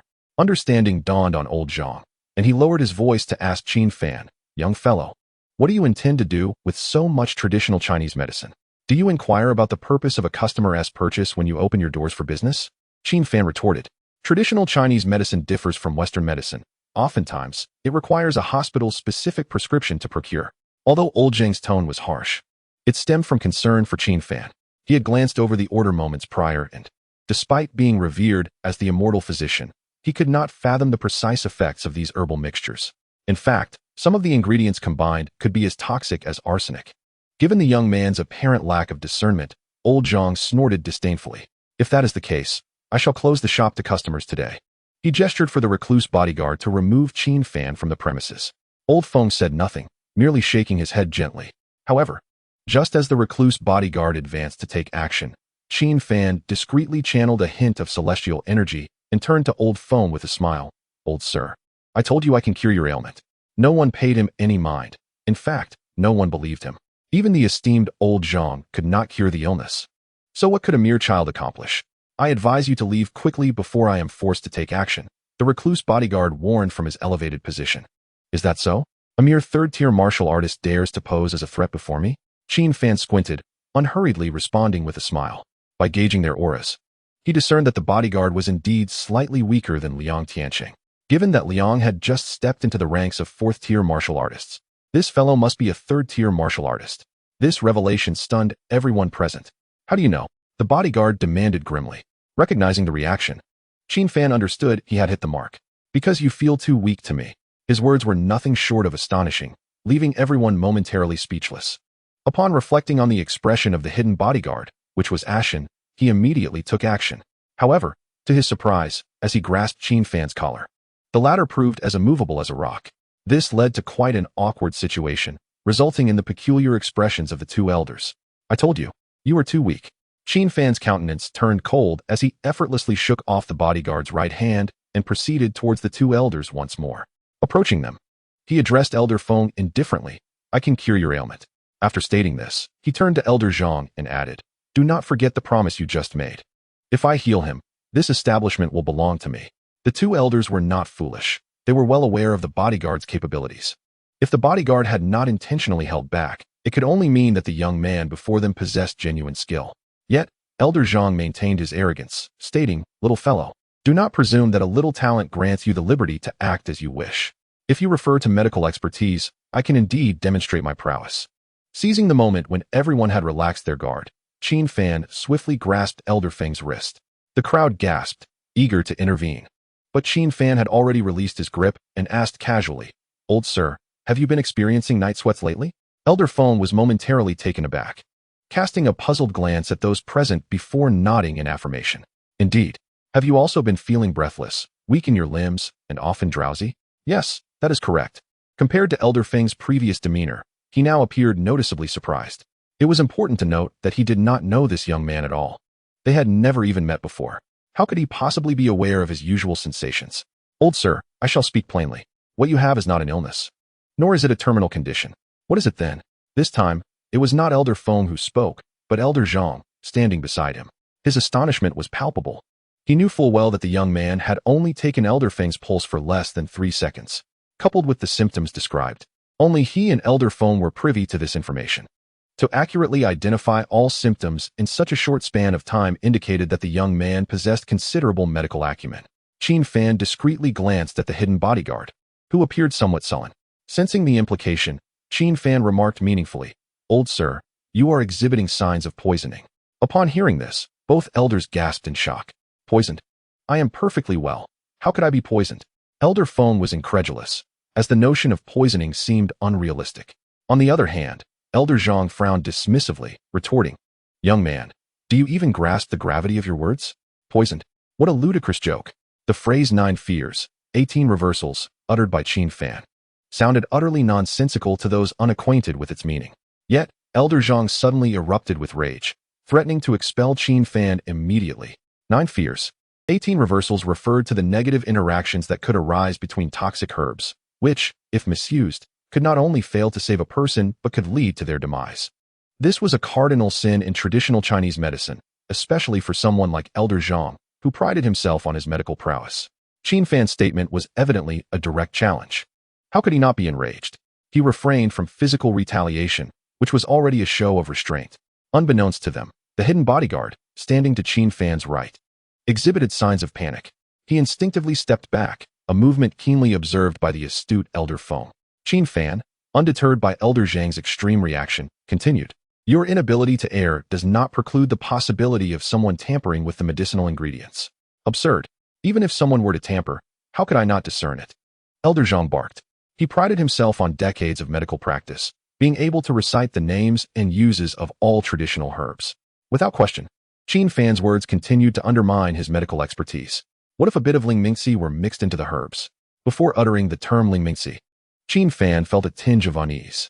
This substance was not a traditional herb, but rather an ingredient he had encountered in the spirit realm, used for concocting elixirs for ghostly cultivators. He could not be certain, yet the toxins within Elder Feng seemed strikingly similar to the effects of prolonged consumption of Lingmingxi.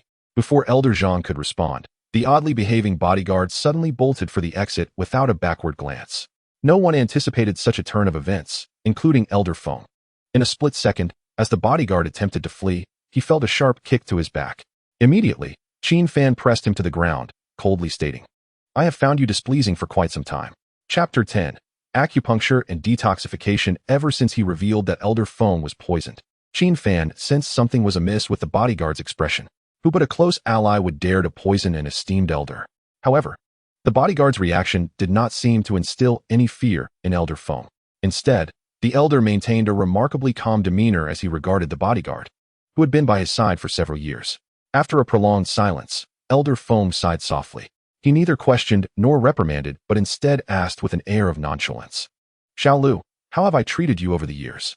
The bodyguard ignored him, struggling desperately to escape. Yet, no matter how hard he fought, Qin Fan would not grant him an ounce of opportunity. Meanwhile, Elder Zhang and his granddaughter stood by, utterly astonished. Their eyes brimmed with disbelief, never imagining that the true culprit would be bodyguard Lu. Every move the bodyguard made seemed to confirm the suspicion of his treachery. Nevertheless, Elder Zhang remained skeptical, frowning as he queried Qin Fan. Young man, you claim he has added Lingmingxi to the herbs? In my decades of practice, I have never heard of such a substance. How could a mere boy, having only taken a pulse, uncover such a deception? Elder Zhang, the medical arts of the southern continent are vast and profound. You cannot truly believe you have mastered them all, can you? Lingmingxi is a toxic herb from the spirit realm. Whether it actually exists in the southern continent is difficult to ascertain. However, it was only after I ventured into the spirit realm that I discovered a startling truth. Many medical practices in the spirit realm share uncanny similarities with traditional Chinese medicine. He could not ascertain whether powerful beings from the spirit realm had once visited Earth, imparting their knowledge to the ancient medical practitioners of the southern continent, or if they had merely learned from the southern continent. Regardless of the case, Qin Fan was resolute in his belief that Elder Feng was indeed poisoned. Elder Zhang was rendered speechless by Qin Fan's assertion, his face flushed as he grappled for words. Indeed, the field of traditional medicine was vast and complex. When had he unconsciously begun to consider himself the unparalleled medical sage of the southern continent? How laughable, truly laughable.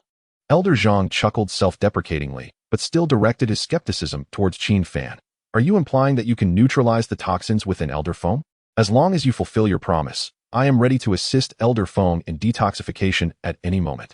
Haha, do you truly believe such words?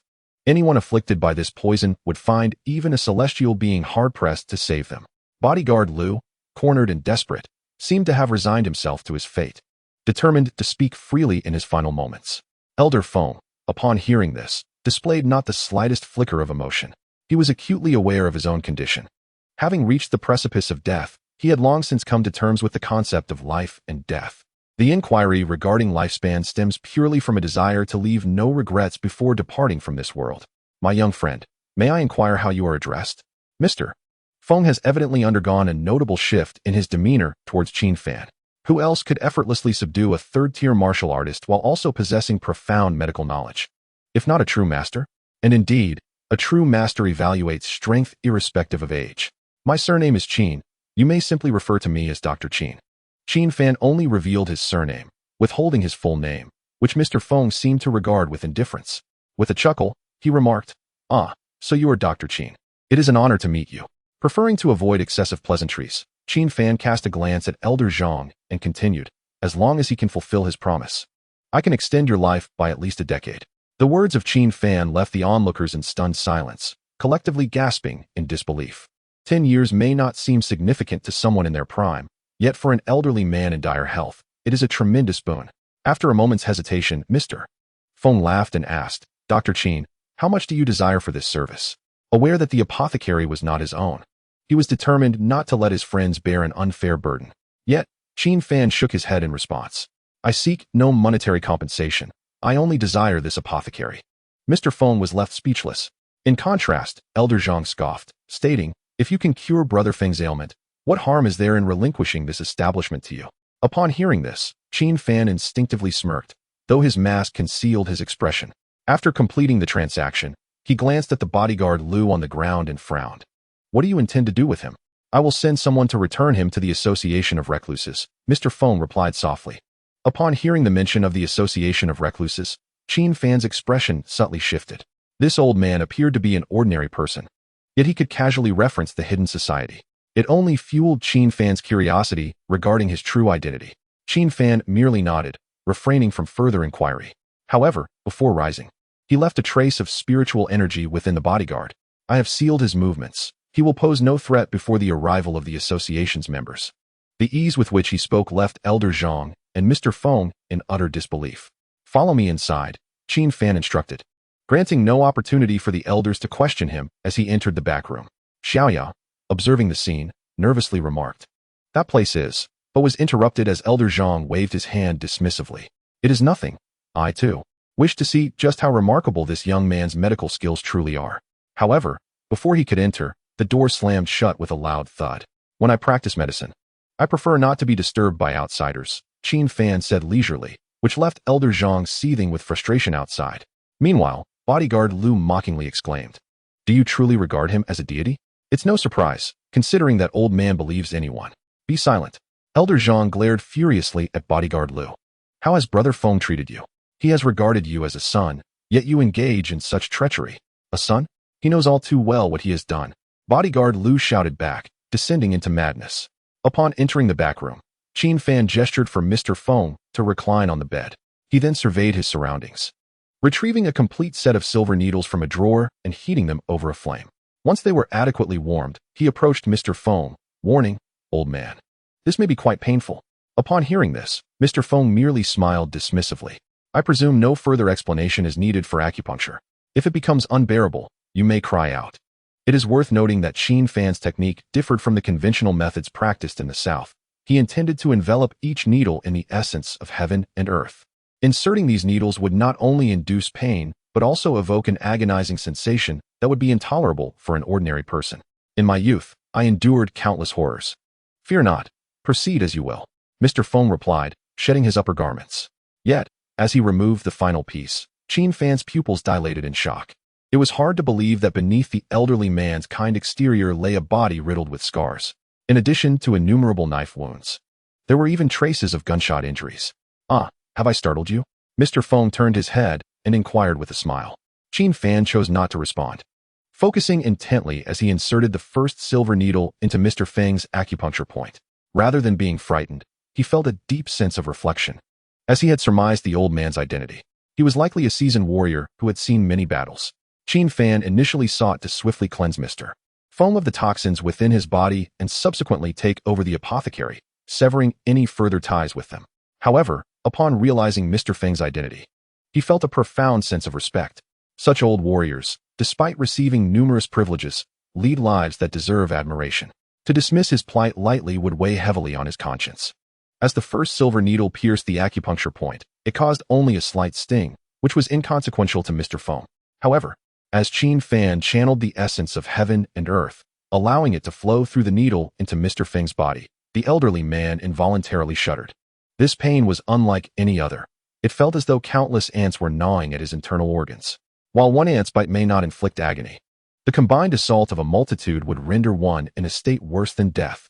As the spiritual energy coursed through Mr. Feng, Qin Fan instinctively glanced at him, noticing beads of sweat forming on his forehead, cascading down his cheeks to the ground with a soft splat.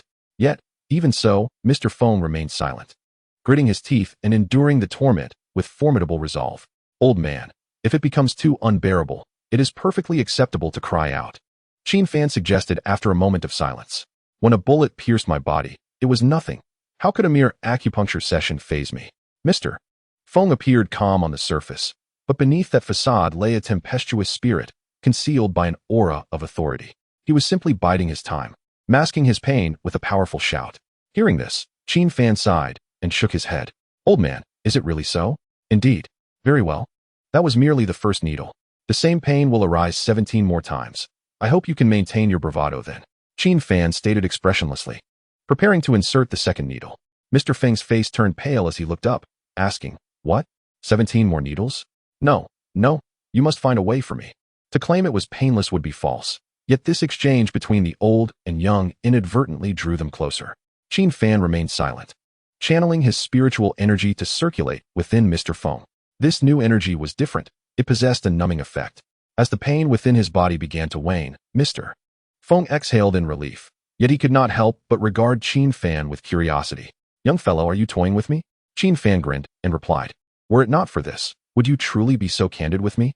Mr. Feng was momentarily at a loss for words before awkwardly chuckling. "Ah, your character and medical skills are both truly elusive." As time passed, all 18 silver needles had been inserted into Mr. Feng's body. Each needle was accompanied by a blue spiritual energy that permeated, yet when removed, the needle tips glowed with a greenish hue. Qin Fan understood that it was nearly impossible to eliminate all toxins at once. Moreover, given his current level of cultivation, merely assisting someone with spiritual acupuncture had already left him utterly exhausted. Upon learning that the treatment had concluded, Old Feng rose, dressed himself, and was about to step down when his expression suddenly froze. After a prolonged moment, he stammered with excitement, "My body." As he spoke, he began to move his body and laughed heartily, his face flushed with joy, realizing that his physical condition had indeed improved significantly. Old Feng turned to Qin Fan and patted his shoulder vigorously twice.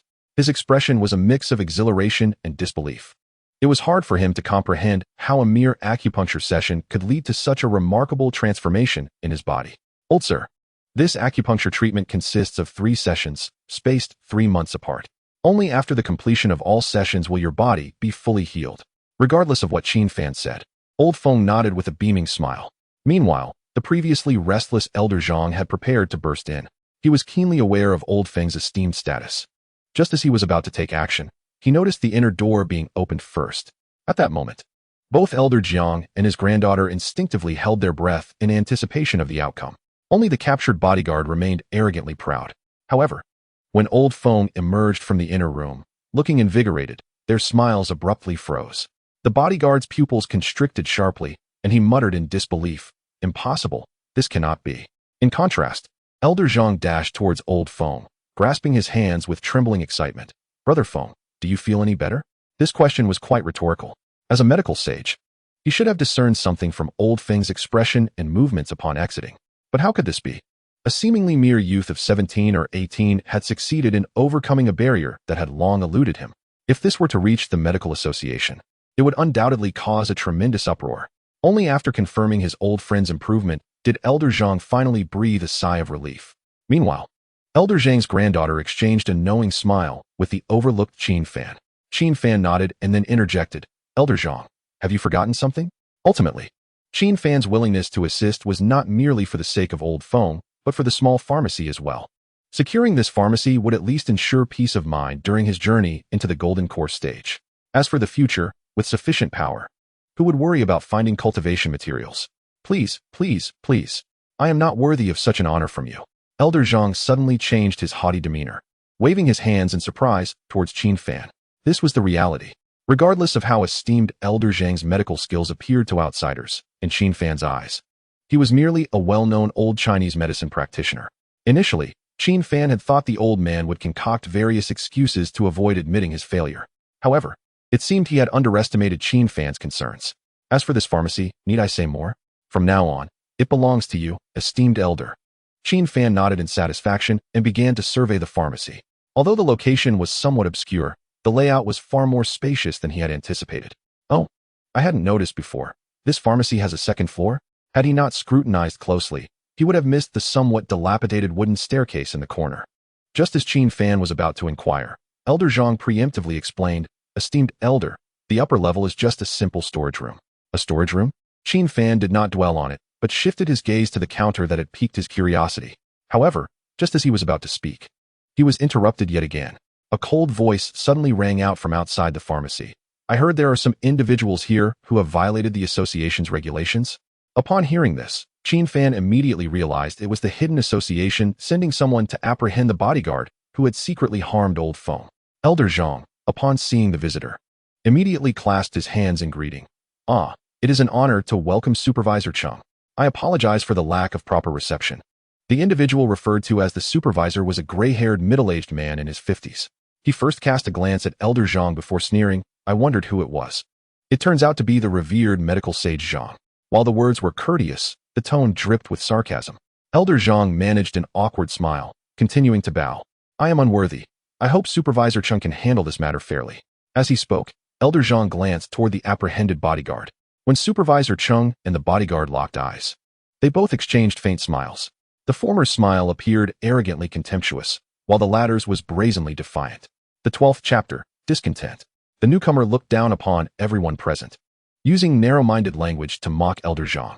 It was evident that they were old acquaintances, yet Elder Zhang's demeanor was overly humble. In the face of Supervisor Chung, his hands remained clasped. Qin Fan observed the unfolding scene with detached amusement.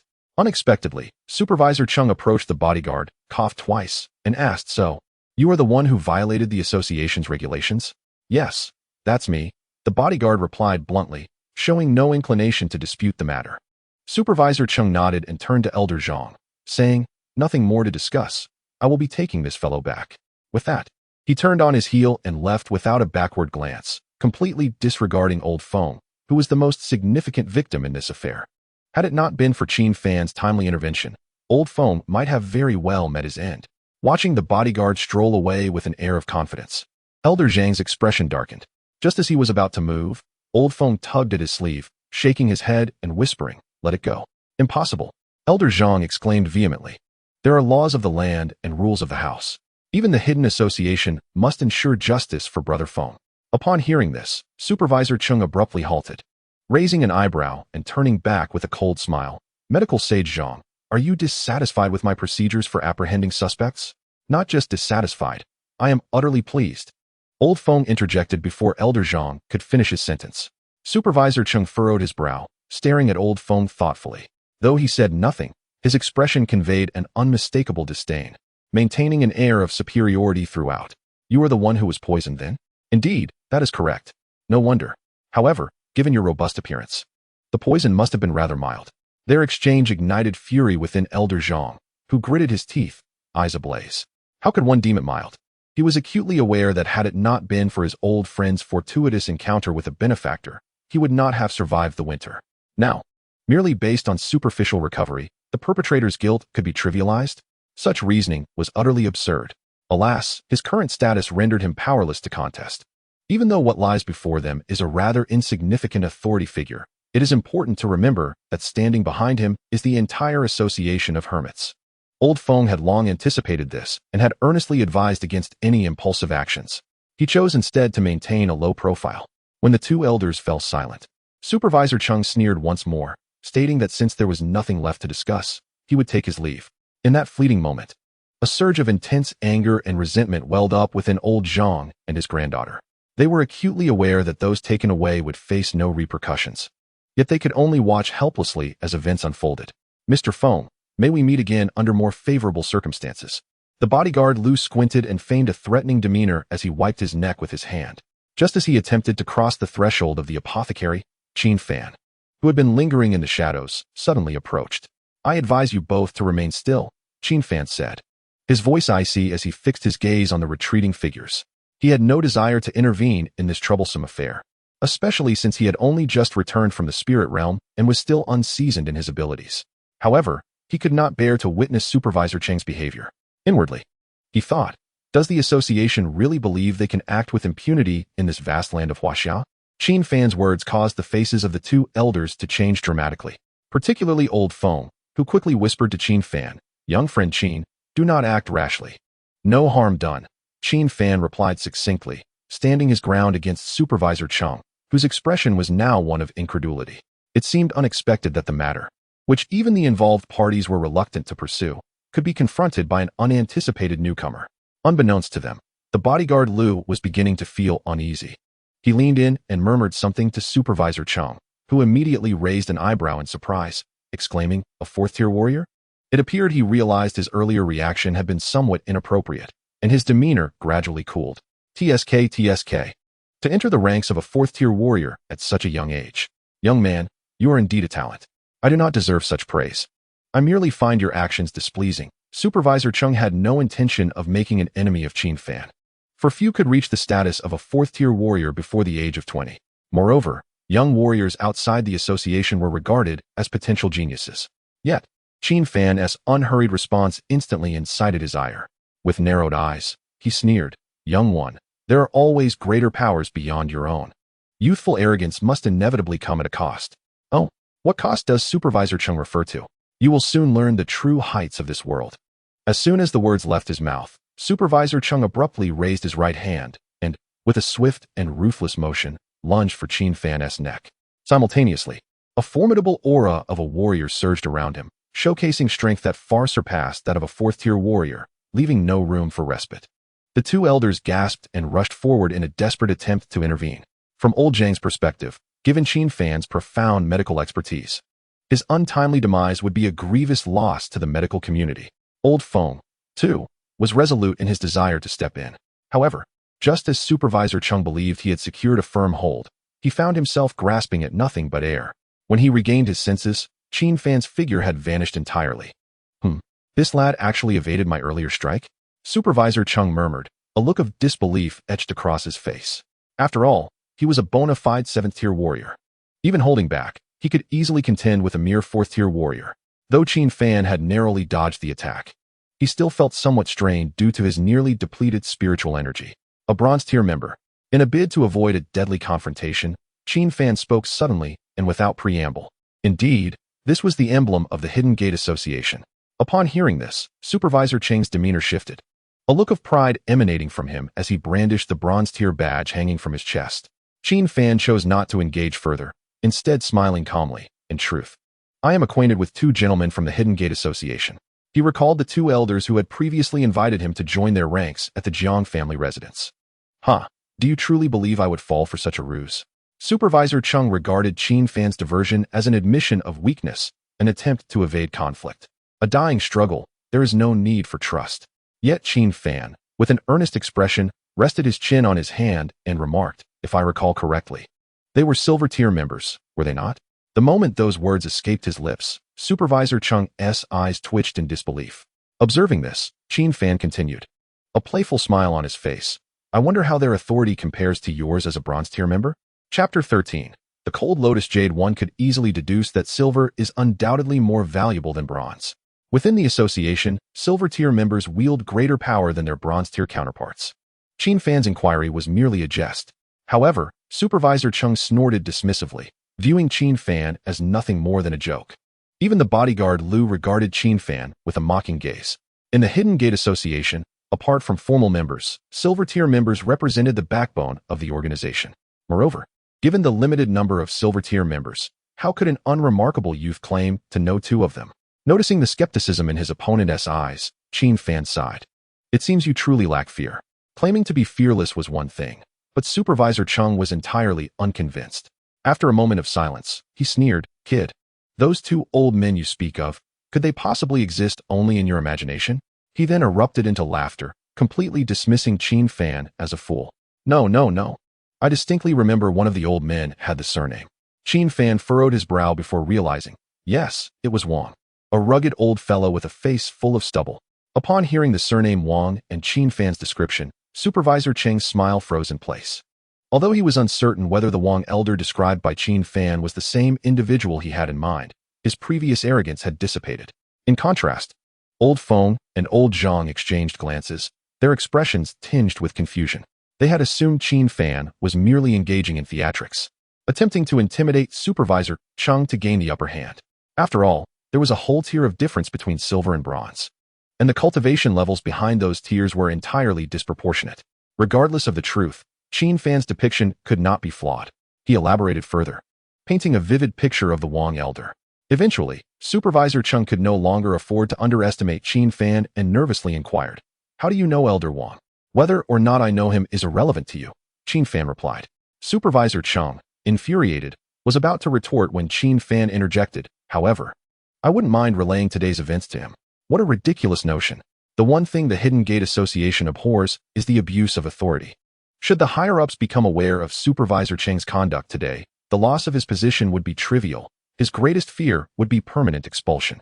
Supervisor Chung cast a dubious glance at Qin Fan, then turned to the bodyguard Lu. His expression conveyed a mixture of reluctance and resignation.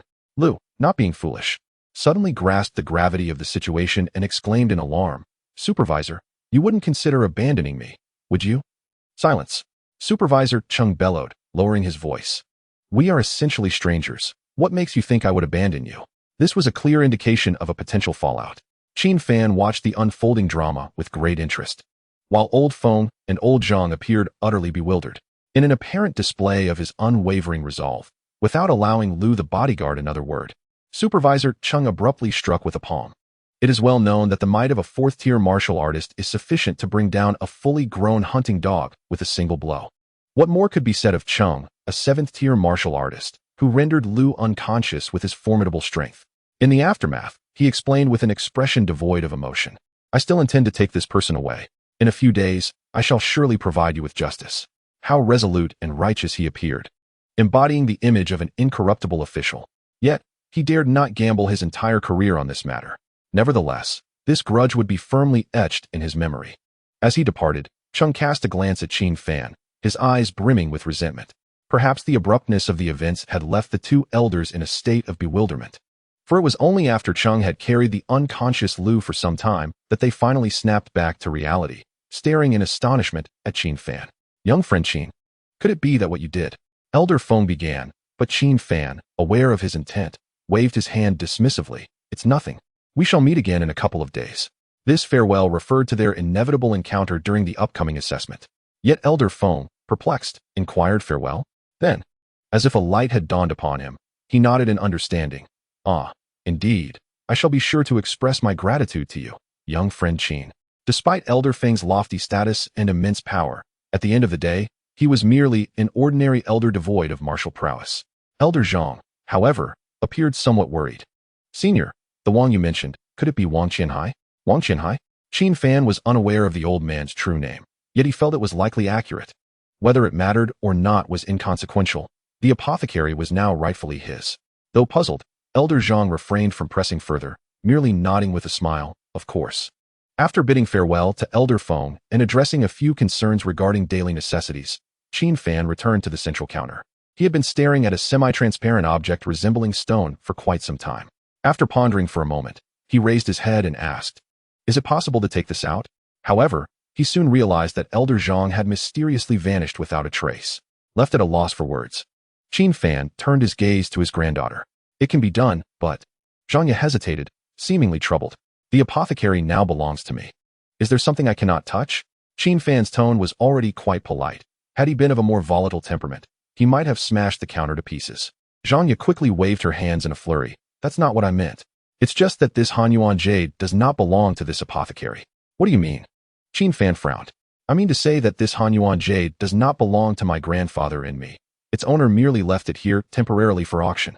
Upon hearing this, Qin Fan instantly understood.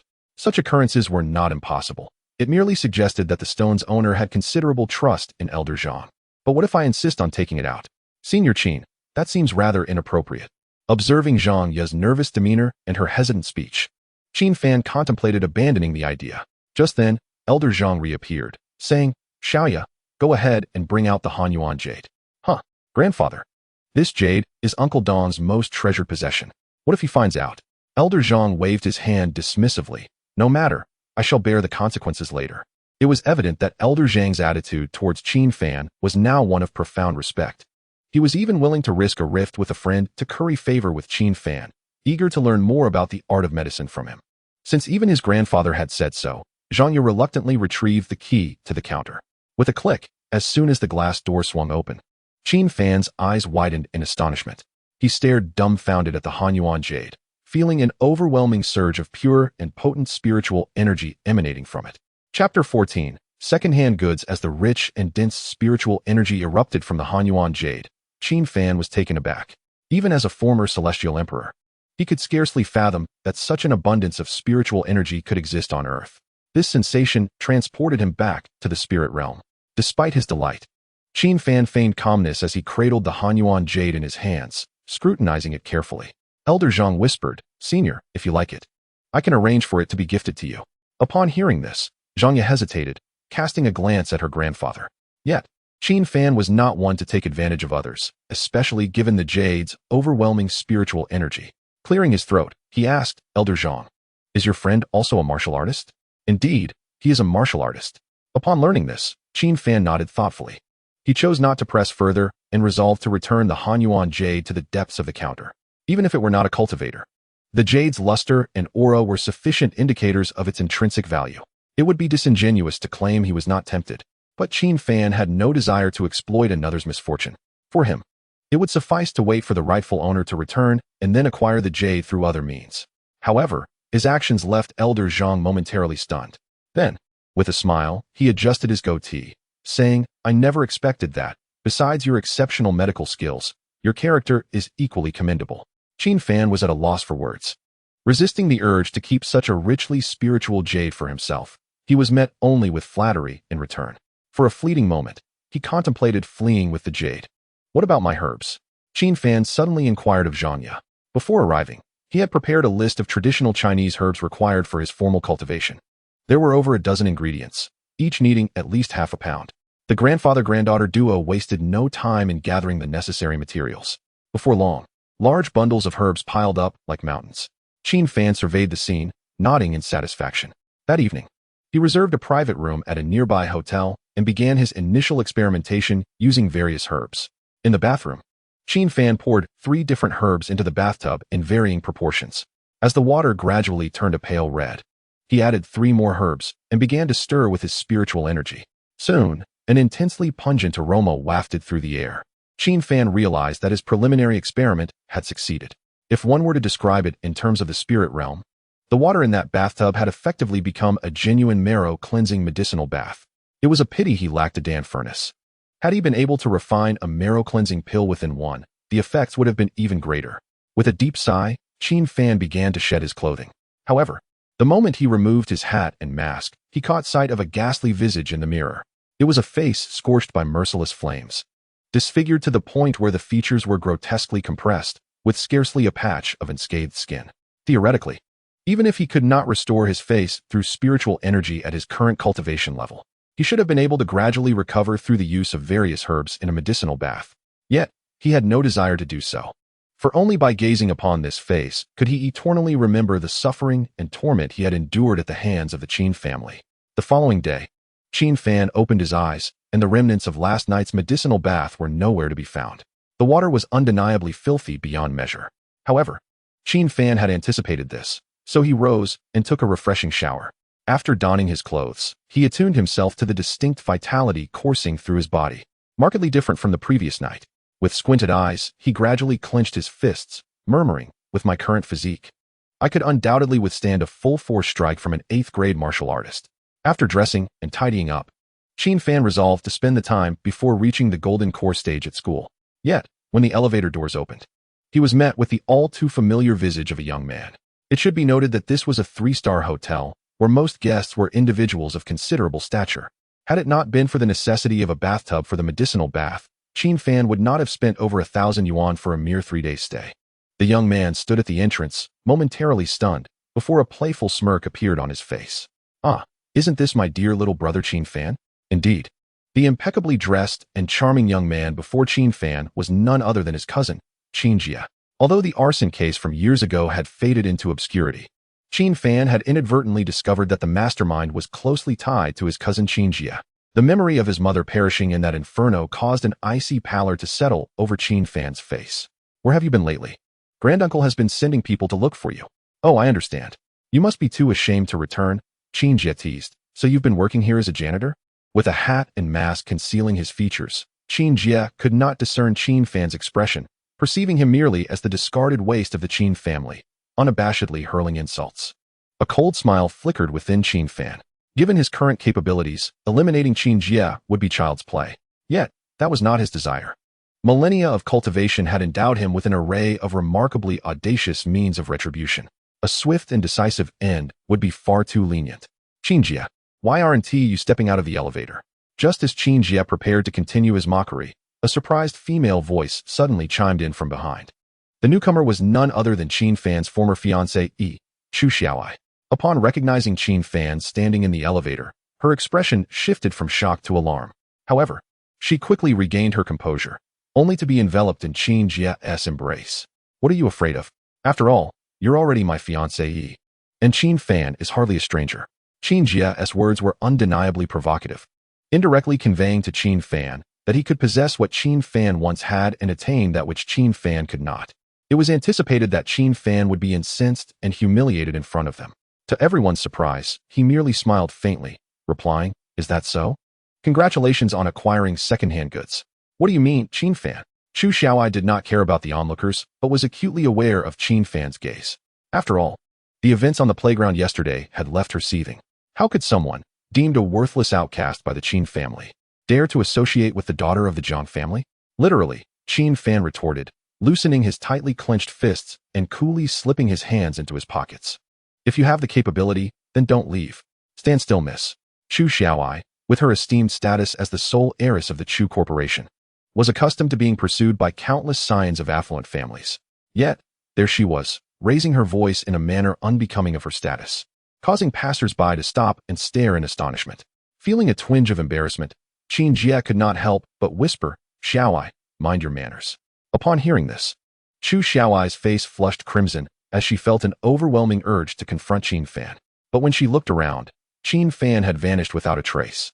Even Qin Jie could not suppress his frustration, gritting his teeth and muttering, "Qin Fan, you better wait for me." Chapter 15, Deliberate Provocation Within.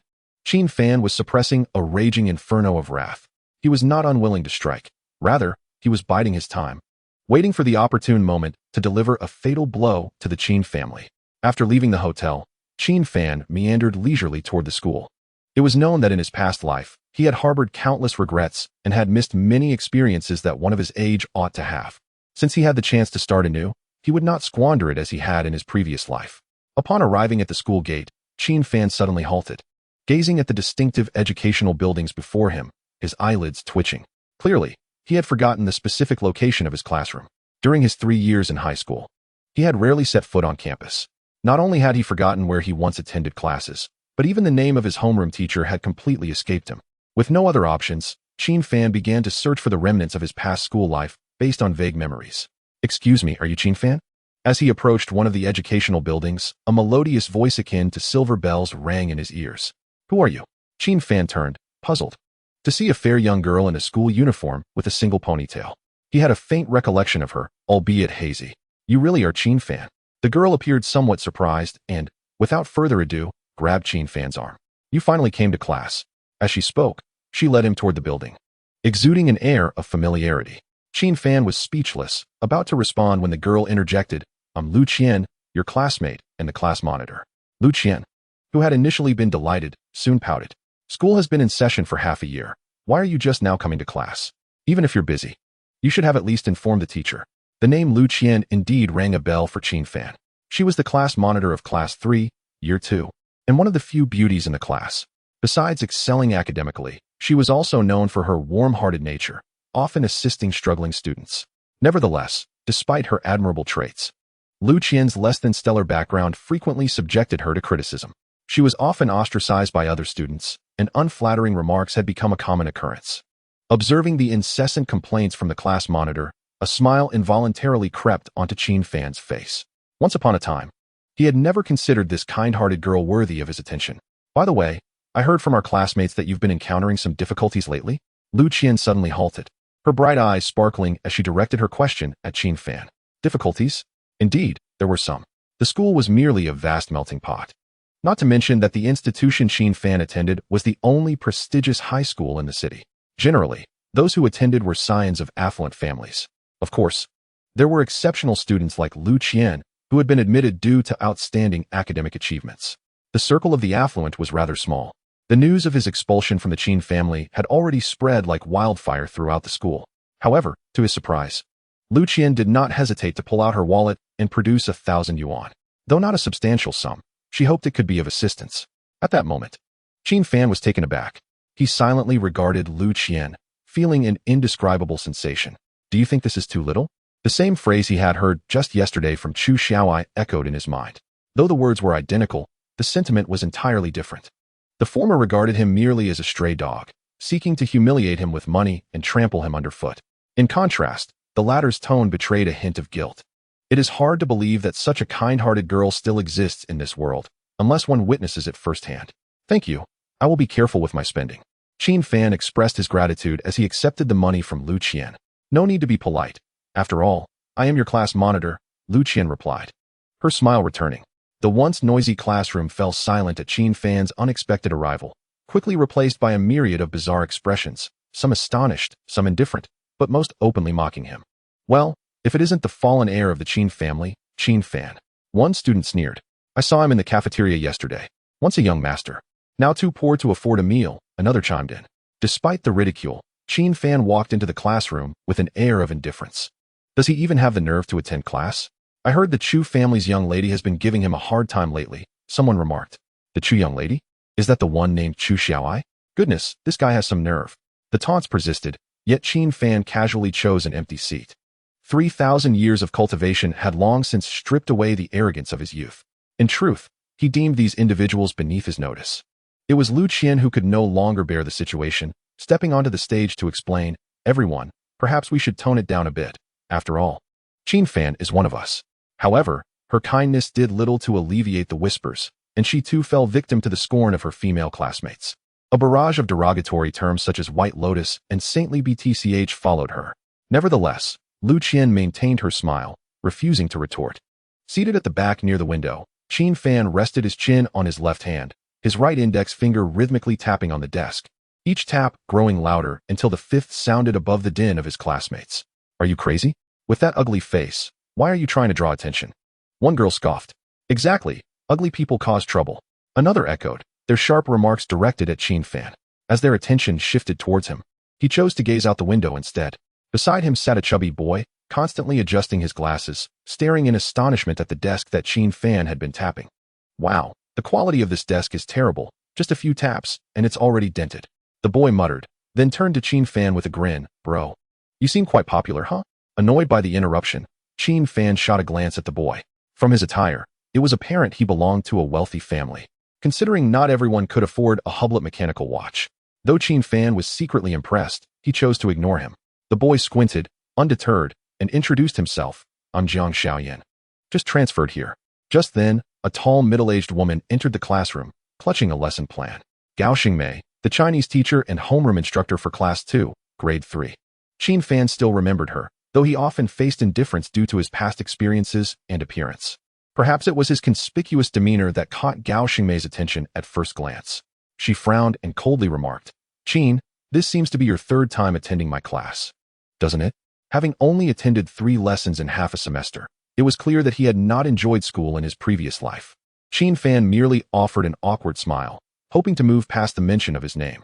However, midway through the lesson, Gao Xingmei unexpectedly demanded a recitation check.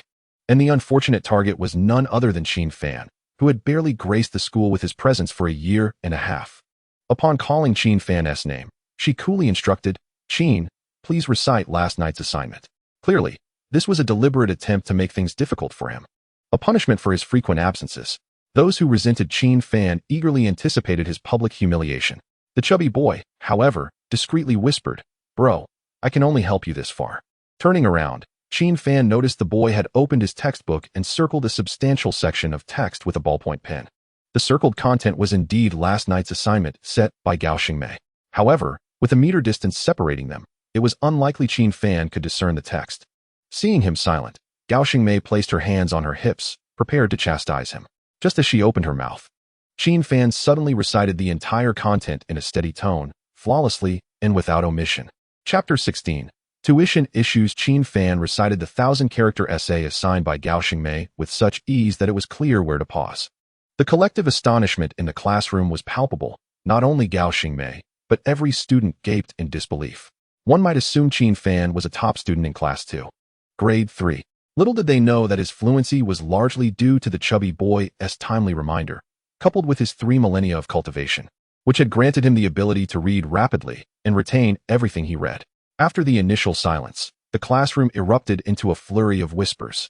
It was utterly inconceivable that a student who often skipped classes could recite the textbook material so proficiently. If this were to spread, who would believe it? Lu Qian, seated in row 3, cast a surprised yet admiring glance at Qin Fan. After all, that was a 1,000-character classical text. Reflecting on herself, even she, as the class monitor, might struggle to recite it fluently. The chubby boy couldn't help but chuckle. Bro, you really are hiding your light under a bushel. It was apparent he had mistaken Qin Fan for a super scholar playing the fool. As the commotion continued, Gao Xingmei's face hardened as she called out, Silence. Everyone, quiet down. Originally intending to set an example, she found herself hoisted by her own petard and had to swallow her frustration. Soon, the class bell rang. When Qin Fan stood to leave, Gao Xingmei unexpectedly called out, Qin, come to my office. It is well understood that being summoned to a teacher's office after class usually bodes ill. Qin Fan was aware of this, yet constrained by his status as a student. He complied. Upon entering the office, Gao Xingmei sat down and earnestly said, Qin Fan, I am genuinely pleased to see you attending class. Then, she shifted her tone, saying, However, we need to discuss your tuition issues. Upon hearing the mention of tuition, Qin Fan frowned. Teacher Gao, I believe my tuition has already been fully paid. He distinctly remembered that his mother had settled all expenses for his 3 years of high school before her passing. Yes, it has been paid, but Gao Xingmei hesitated momentarily before continuing. Xiao Fan, you must understand that the largest financial backer of this school is the Qin family. With that single statement, Qin Fan suddenly grasped the situation. The school he was currently attending was built upon the support of numerous financial entities, with the Qin family contributing the most. Any member of the Qin family could easily sever his 3-year high school journey with a mere word. Xiao Fan, it is not that the teacher is unwilling to assist you, but rather that there are genuine limitations. Gao Xingmei feigned an expression of helplessness as she spoke. In truth, she simply wished to hastily send this disaster away. Qin Fan remained silent for a moment before inquiring, since this pertains to tuition fees. How much more do I need to pay? This is not merely a matter of tuition. Gao Xingmei was about to elaborate when Qin Fan abruptly interrupted. Just tell me. How much more do I owe? Qin Fan was not naive. He understood the current situation of the Qin family. The true authorities, aside from his nominal grandfather Qin Sheng and the current head of the family, were 2 elderly individuals. Now that they had been expelled, given the temperament of those 3 old men, they were too indifferent to engage with him. What remained were only his cousin Qin Jie and the mastermind behind the arson incident. After all, the Qin family would not jeopardize their long-standing reputation for the sake of a mere junior. Seeing that Qin Fan was undeterred, Gao Xingmei gradually grew impatient, remarking, "Even if I tell you, can you afford it? Not to mention 3 years, just a single semester's tuition is 200,000. How will you manage that? 200,000 for a semester amounts to 400,000 for a year, and over 3 years, it escalates to 1,200,000. This does not even account for other miscellaneous expenses." In response, Qin Fan simply stated indifferently, "Is it true that if I pay this 1,200,000, I can complete high school without issue?" Gao Xingmei was momentarily taken aback, not expecting the boy before her to remain so composed. After hesitating for a moment, she replied, "Of course not. There are many more fees to consider afterward. A conservative estimate would be 2 million. 2 million. This indeed represented a substantial sum for the current Qin Fan. Noticing Qin Fan's silence, Gao Xingmei finally let out a sigh of relief. She genuinely feared that the stubborn boy would refuse to leave, which would only bring misfortune upon her as the homeroom teacher of class 2 and 3. Unexpectedly, at that moment, Qin Fan suddenly pulled out a bank card from his pocket, slamming it on the table with a cold voice. "Use the money on this card to cover the initial payment. I will settle the remaining tuition in 3 days." Gao Xingmei was startled upon seeing this. How much was on that card? Over 90,000, Qin Fan replied decisively. The funds on this card were the payment promised to him by Jiang Yuman. After deducting the hotel expenses, there remained indeed over 90,000. 90,000. Gao Xingmei gazed at Qin Fan with an odd expression. She had expected the card to contain at least 180,000, but this amount was hardly even a fraction. "Give me 3 days, and I will make sure to cover the remaining tuition." As soon as Qin Fan finished speaking, Gao Xingmei promptly refuted, "No, the school simply cannot grant you 3 days to prepare." Then 2 days, Qin Fan insisted. It was not that he was particularly eager to attend this school, but he did not wish to depart so easily. If it were merely a matter of tuition, it would not be a concern. However, if it involved the Qin family, there was absolutely no room for retreat. 2 days is not acceptable. Gao Xingmei glared at Qin Fan with dissatisfaction, while Qin Fan remained expressionless, maintaining his gaze on her. After a brief standoff, the office door was gently knocked upon. Immediately after, an elderly man clad in a vibrant red robe entered with a cheerful demeanor. Just as Qin Fan was pondering the identity of the elder, Gao Xingmei stood up respectfully and inquired, "Principal's son, what brings you here? Is it not permissible for me to come and take a look?"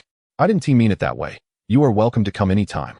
Observing Gao Xingmei's evident nerves, Qin Fan began to scrutinize the elderly man in front of him thoughtfully.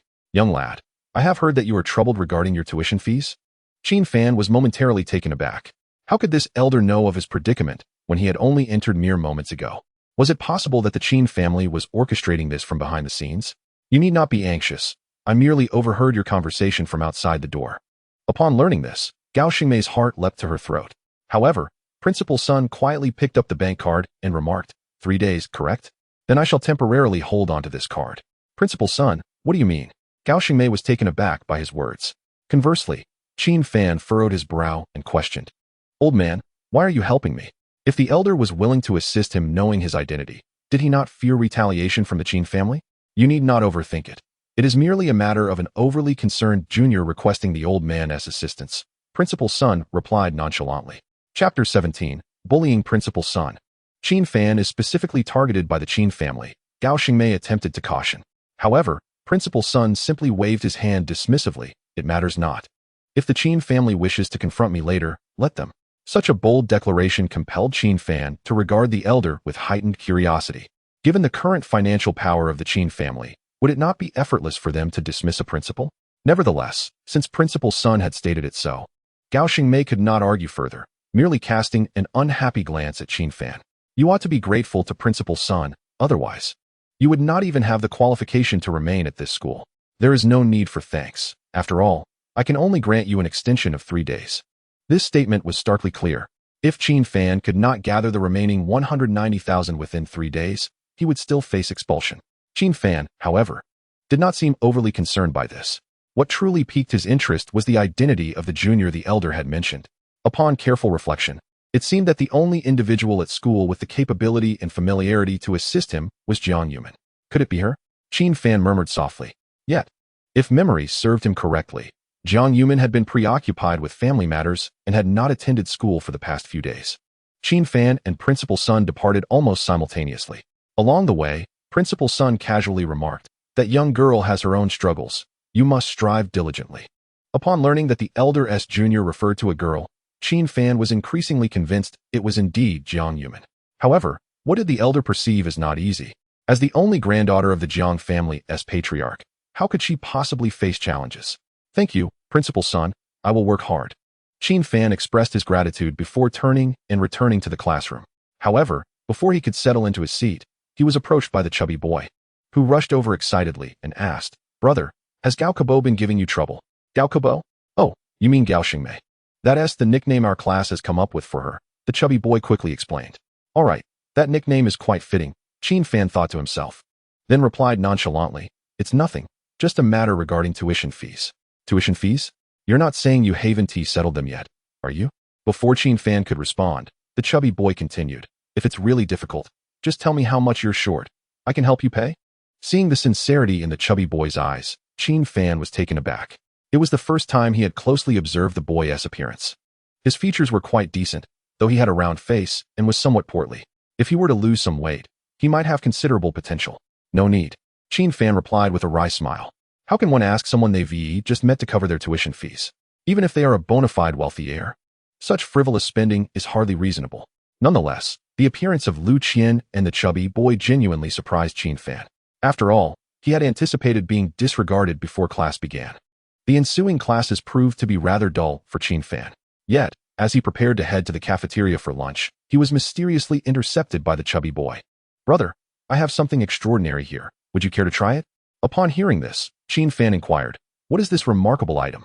The chubby fellow, with a furtive glance, discreetly pulled back a corner of his pocket, revealing a pack of unopened cigarettes. "You actually smoke?" Before Qin Fan could finish his sentence, the chubby one quickly gestured for silence. "Brother, this is a school, and you are aware this is a school, are you?" Qin Fan shot an irritated glare at him, but the thought of the cigarettes in his pocket did ignite a craving. The chubby one, quick-witted as he was, chuckled and said, "Come. Let me take you to a place where we won't get caught." "The stairwell outside the lab?" Qin Fan asked, unhurriedly. "How did you know?" The chubby one exclaimed, astonished. Qin Fan found it amusing. He used to sneak off to smoke there in his previous life. Besides being quiet, it was crucially devoid of surveillance. A closer look would reveal that the cigarette butts there were as numerous as those in the restroom. "Brother, I must say, I never would have guessed you were so young, yet already smoke." The chubby one grinned oddly at Qin Fan. "You dare to criticize me?" Qin Fan replied with indifference. "That's different. Though I'm in my second year of high school, I'm actually 26. The chubby one boasted, his face brimming with pride, leaving Qin Fan nearly choking on his own spit. 26? How many years have you repeated?" "Exactly 10. Qin Fan was at a loss for words. To repeat 10 years and still manage to enter such a prestigious high school indicated that the connections behind this fellow were indeed formidable. "All right then, by that logic, I am over 3,000 years old," Qin Fan said expressionlessly. If one were to calculate by his memories, that would indeed be accurate. To his surprise, the chubby one jumped back, exclaiming, "You're talking nonsense." "Believe it or not," Qin Fan shrugged, stepping into the laboratory building. "Feeling proud of yourself, are you? Do you really think you're something special? You ought to reflect on your own character." As the chubby one followed closely behind, a distant voice suddenly shouted angrily, startling him to the brink of losing his composure.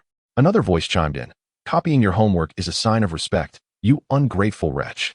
"Brother, I think we should head to the restroom instead," the chubby one suggested cautiously, taking a few steps back. However, loud commotion and shrill laughter from several women soon echoed from the end of the corridor. Qin Fan seemed to grasp the situation, nodding in preparation to leave. It was not due to cowardice, but rather a disinterest in meddling. Just then, a few figures emerged from the corridor's end. 2 boys and 3 girls, all clad in the school uniform. As they approached, one of them stopped abruptly as they brushed past Qin Fan and the chubby one. Oh, if it isn't the useless young master of the Qin family, here to play the hero and save the damsel in distress? The speaker was an unremarkable young man, short in stature, yet exuding an air of arrogance. His words elicited laughter from the 3 female classmates. Had they not initiated the conversation, Qin Fan would not have recognized that they too were students from class 2 to 3. The other, a tall and imposing young man, flicked away a cigarette butt and coldly warned, "I advise you not to seek trouble." Qin Fan had only a vague impression of the 2 boys, while the 3 girls were vividly etched in his memory. They were the ones who had been the most talkative when he entered the classroom that morning. No, we just came to smoke, not to cause any trouble," the chubby one quickly explained, eager to appease.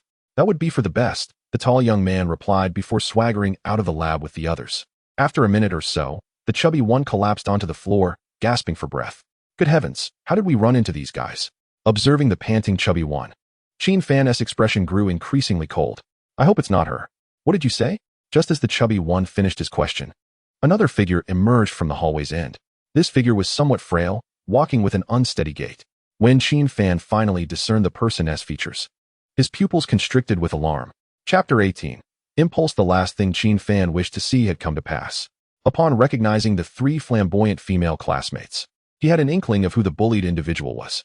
The frail figure belonged to none other than class monitor Lu Qian. Perhaps not expecting to see Qin Fan in the lab, Lu Qian forced a smile and asked, "What brings you here?" Just as the chubby one was about to explain, Qin Fan frowned and asked, "Did they lay hands on you?" "Of course not." Lu Qian shook her head vigorously. "This is school. They wouldn't dare act recklessly. Besides, we merely had a minor disagreement." Observing Lu Qian's earnest defense, Qin Fan couldn't help but sigh. If what had occurred was merely a trivial dispute among classmates, why resolve it in the lab of all places? After a moment of silence, Qin Fan suddenly spoke, "If you are willing to seek my help, I will assist you in resolving this matter." Qin Fan, who did not consider himself a do-gooder, offered help out of a sense of indebtedness. 1,000 yuan was not a significant amount, especially compared to his previous standing as the young master of the Qin family. It was even insufficient to purchase a pair of sneakers. However, it must be noted that to outsiders, he was merely a discarded waste cast out by his family. Not only did those who disdained his existence turn a blind eye to him, but even those who sought to curry favor chose to turn against him. This was the reality, which Qin Fan had long since come to terms with. Lu Qian's background made it impossible for her to hold her head high in school. To lend her a hand at a critical moment was a kindness indeed. Before Lu Qian could respond, the chubby one suddenly stirred and whispered to Qin Fan, "Brother, are you really planning to play the hero?" The backgrounds of the earlier 5 were nothing short of terrifying. That shifty-eyed youth, though not from a wealthy family, had a father whose assets were in the millions. As for the 3 girls, they could be described as socialites, whose families boasted fortunes in the hundreds of millions or even billions. Not to mention the towering young man named Guyang, who was virtually untouchable in the vast school landscape. Few dared to cross him, including Wang Xiangtian, whom Qin Fan had encountered earlier at the cafeteria entrance. The chubby one recounted the backgrounds of the 5 at a leisurely pace, aiming to temper Qin Fan's impulsive nature. Who doesn't know the tale of risking it all for a beautiful woman? Yet, the premise is to possess that capability. However, Qin Fan was unfazed, his expression remaining impassive as he awaited Lu Qian's response. Lu Qian's reply did not disappoint Qin Fan. She resolutely declined. Not only that, she grabbed Qin Fan's arm and insisted, "Let us hurry to eat. We have classes in the afternoon. Are you absolutely certain you don't need help?" Qin Fan inquired once more. Should Lu Qian merely nod, he could make the previous 5 disappear from this world in an instant. Seeing her unwavering stance, Qin Fan had no choice but to relent. Yet, as the 3 made their way to the cafeteria to grab some food, they fortuitously encountered the 5 once more. As they passed, the shifty-eyed youth curled his lips and deliberately extended a leg. The sound of a shriek followed as Lu Qian stumbled dangerously close to falling. This scene was met with a chorus of mocking laughter from her 3 female classmates. The chubby one felt indignant, but dared not speak out. Meanwhile, Qin Fan continued to walk forward, unperturbed, until the youth once again extended his left foot. This time, a blood-curdling scream erupted. After the anguished scream, the young man immediately clutched his left foot, wailing, "My foot! Oh, my foot!" Upon closer inspection, his foot, encased in high-end Nike shoes, had morphed grotesquely. "You better stand still." Gu Yang, witnessing the scene, immediately sprang up and shouted at Qin Fan. "Are you calling me?" Qin Fan paused, feigning confusion. "Are you blind while walking?" Seeing Gu Yang's furious glare, Qin Fan internally scoffed. The youth of today often resort to accusing others first. Unexpectedly, the chubby fellow boldly interjected. "Bullshit.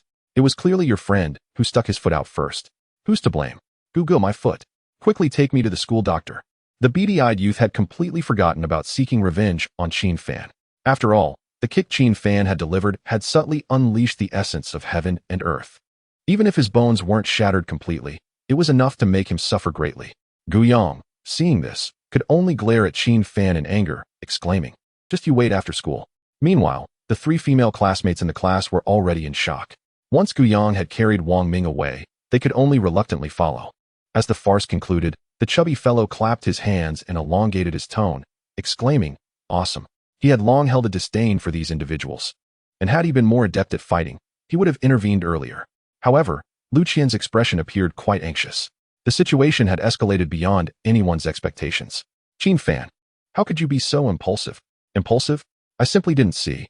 Despite his words, Qin Fan intended to redirect the ire of the group onto himself. As for Gu Yang's harsh words, he dismissed them entirely. Aside from the initial 5, many others had come to the cafeteria, including Wang Xiangtian and his entourage. Initially planning to provoke Qin Fan upon his arrival, they were instead rendered mute by the unfolding events, not daring to utter a sound.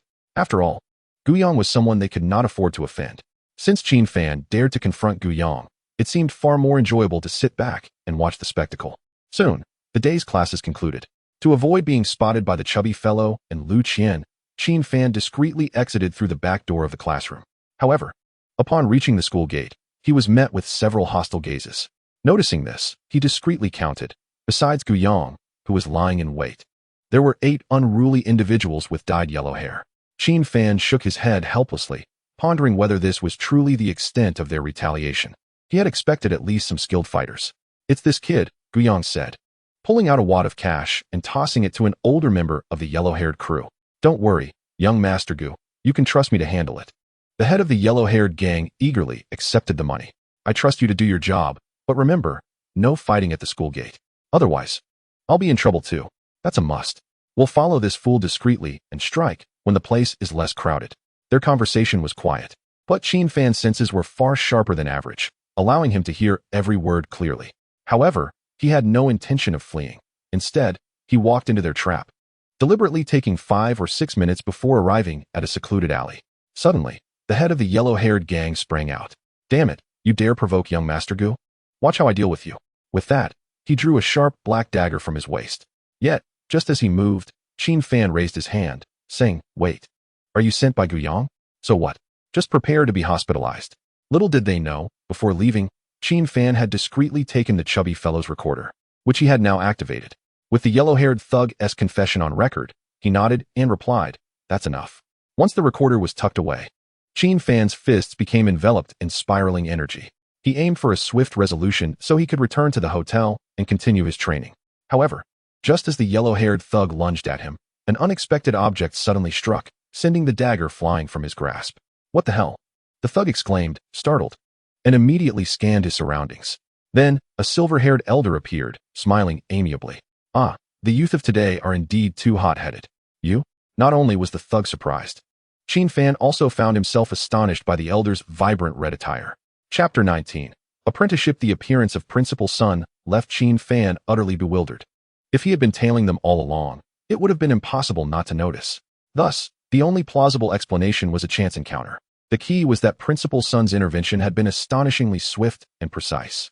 With nothing more than a comb that seemed salvaged from a rubbish heap, he had effortlessly knocked the dagger from the thug's hand. Was this something an ordinary person could accomplish? Yet, peculiarly, there was no trace of martial prowess emanating from Principal Sunday. The yellow-haired thug finally snapped back to reality, glaring menacingly at Principal Sunday. "You old fool. I suggest you scram. You think you can bully my student and expect me to leave?" Principal Sun advanced instead of retreating, positioning himself beside Qin Fan. "Unfortunately, I wonder how much more punishment my old bones can take."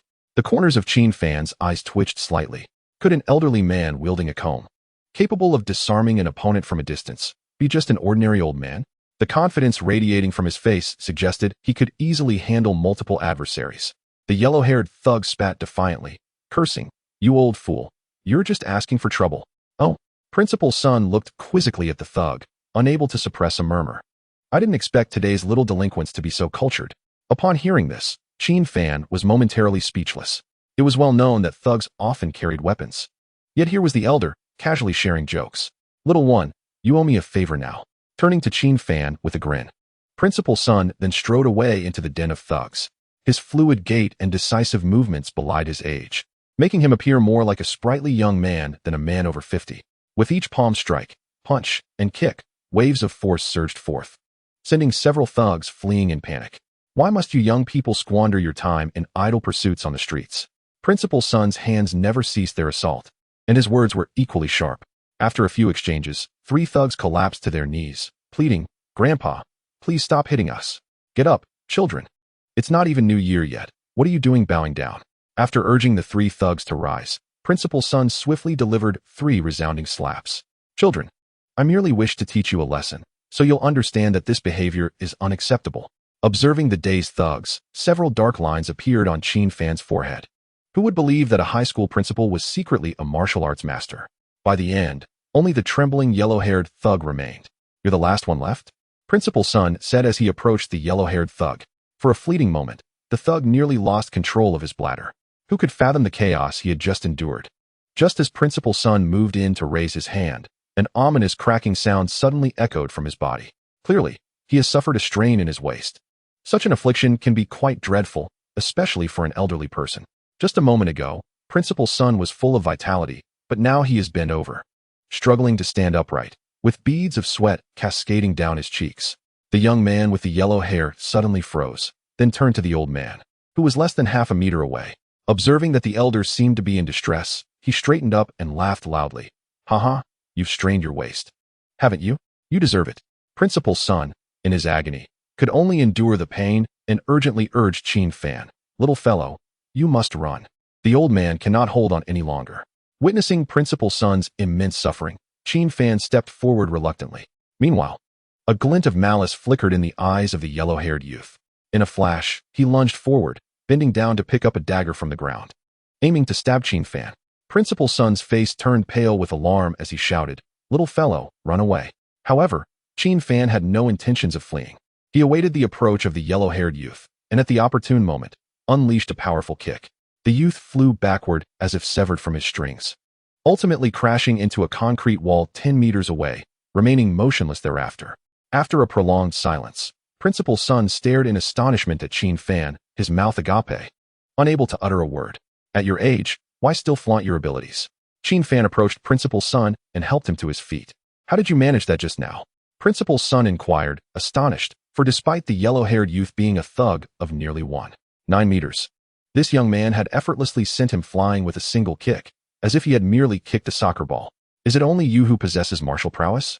Qin Fan responded with an air of calm. Yet, in Principal Sun's view, Qin Fan's kick transcended mere martial skill. "No, you are indeed extraordinary." Although Principal Sun's waist was injured, his hands were still functional. Suddenly, he unleashed a fierce punch toward Qin Fan's face, propelled by an invisible force. Qin Fan instinctively raised his hand to intercept it and effortlessly neutralized the full force of Principal Sun's strike. This seemingly casual interaction left Principal Sun in shock, prompting him to bow deeply and clasp his hands in respect. "I failed to recognize a great master. How could I have been so blind?" Qin Fan was left speechless, utterly unprepared for such a turn of events. However, upon reflection, the fact that Jiang Yumin attended this school indicated that its higher-ups were indeed formidable. "I am not a hidden door martial artist, nor do I comprehend what that entails." "Please, you should rise," Qin Fan urged, wishing for Principal Sun to stand, as it seemed inappropriate for an elder to bow to him. Yet, despite his entreaties, Principal Sun steadfastly refused to rise. It seemed the elder had his own reasons, and it was absurd for Qin Fan to think he could help him out of trouble. Observing Principal Sun's increasingly humble demeanor, Qin Fan felt a headache coming on. Had he known, he would have preferred to flee outright. Since his strength had been revealed, Qin Fan reluctantly conceded, "Indeed, I am a martial artist."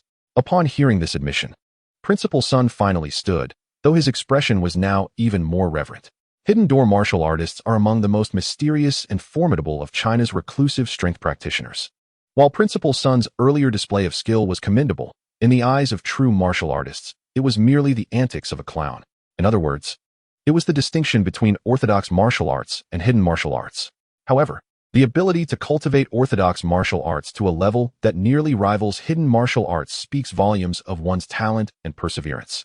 Senior, with my current abilities, I can only match the strength of a fourth-grade martial artist. But you, Principal Sun's speech faltered, yet Qin Fan immediately grasped his intent. Considering his future studies and the desire to avoid excessive disturbances, fostering a good relationship with a principal could prove advantageous.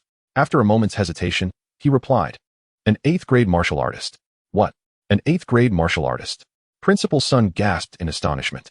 After a prolonged silence, he bowed deeply once more and earnestly proclaimed, "Senior, please accept me as your disciple." Chapter 20. Lu Qian's background. Principal Sun's unexpected request for apprenticeship caught Qin Fan off guard.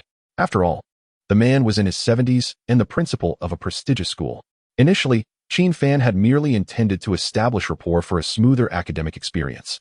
Yet this had now escalated to a matter of generational hierarchy. Should this ever become known, it would undoubtedly cause a significant stir within the school.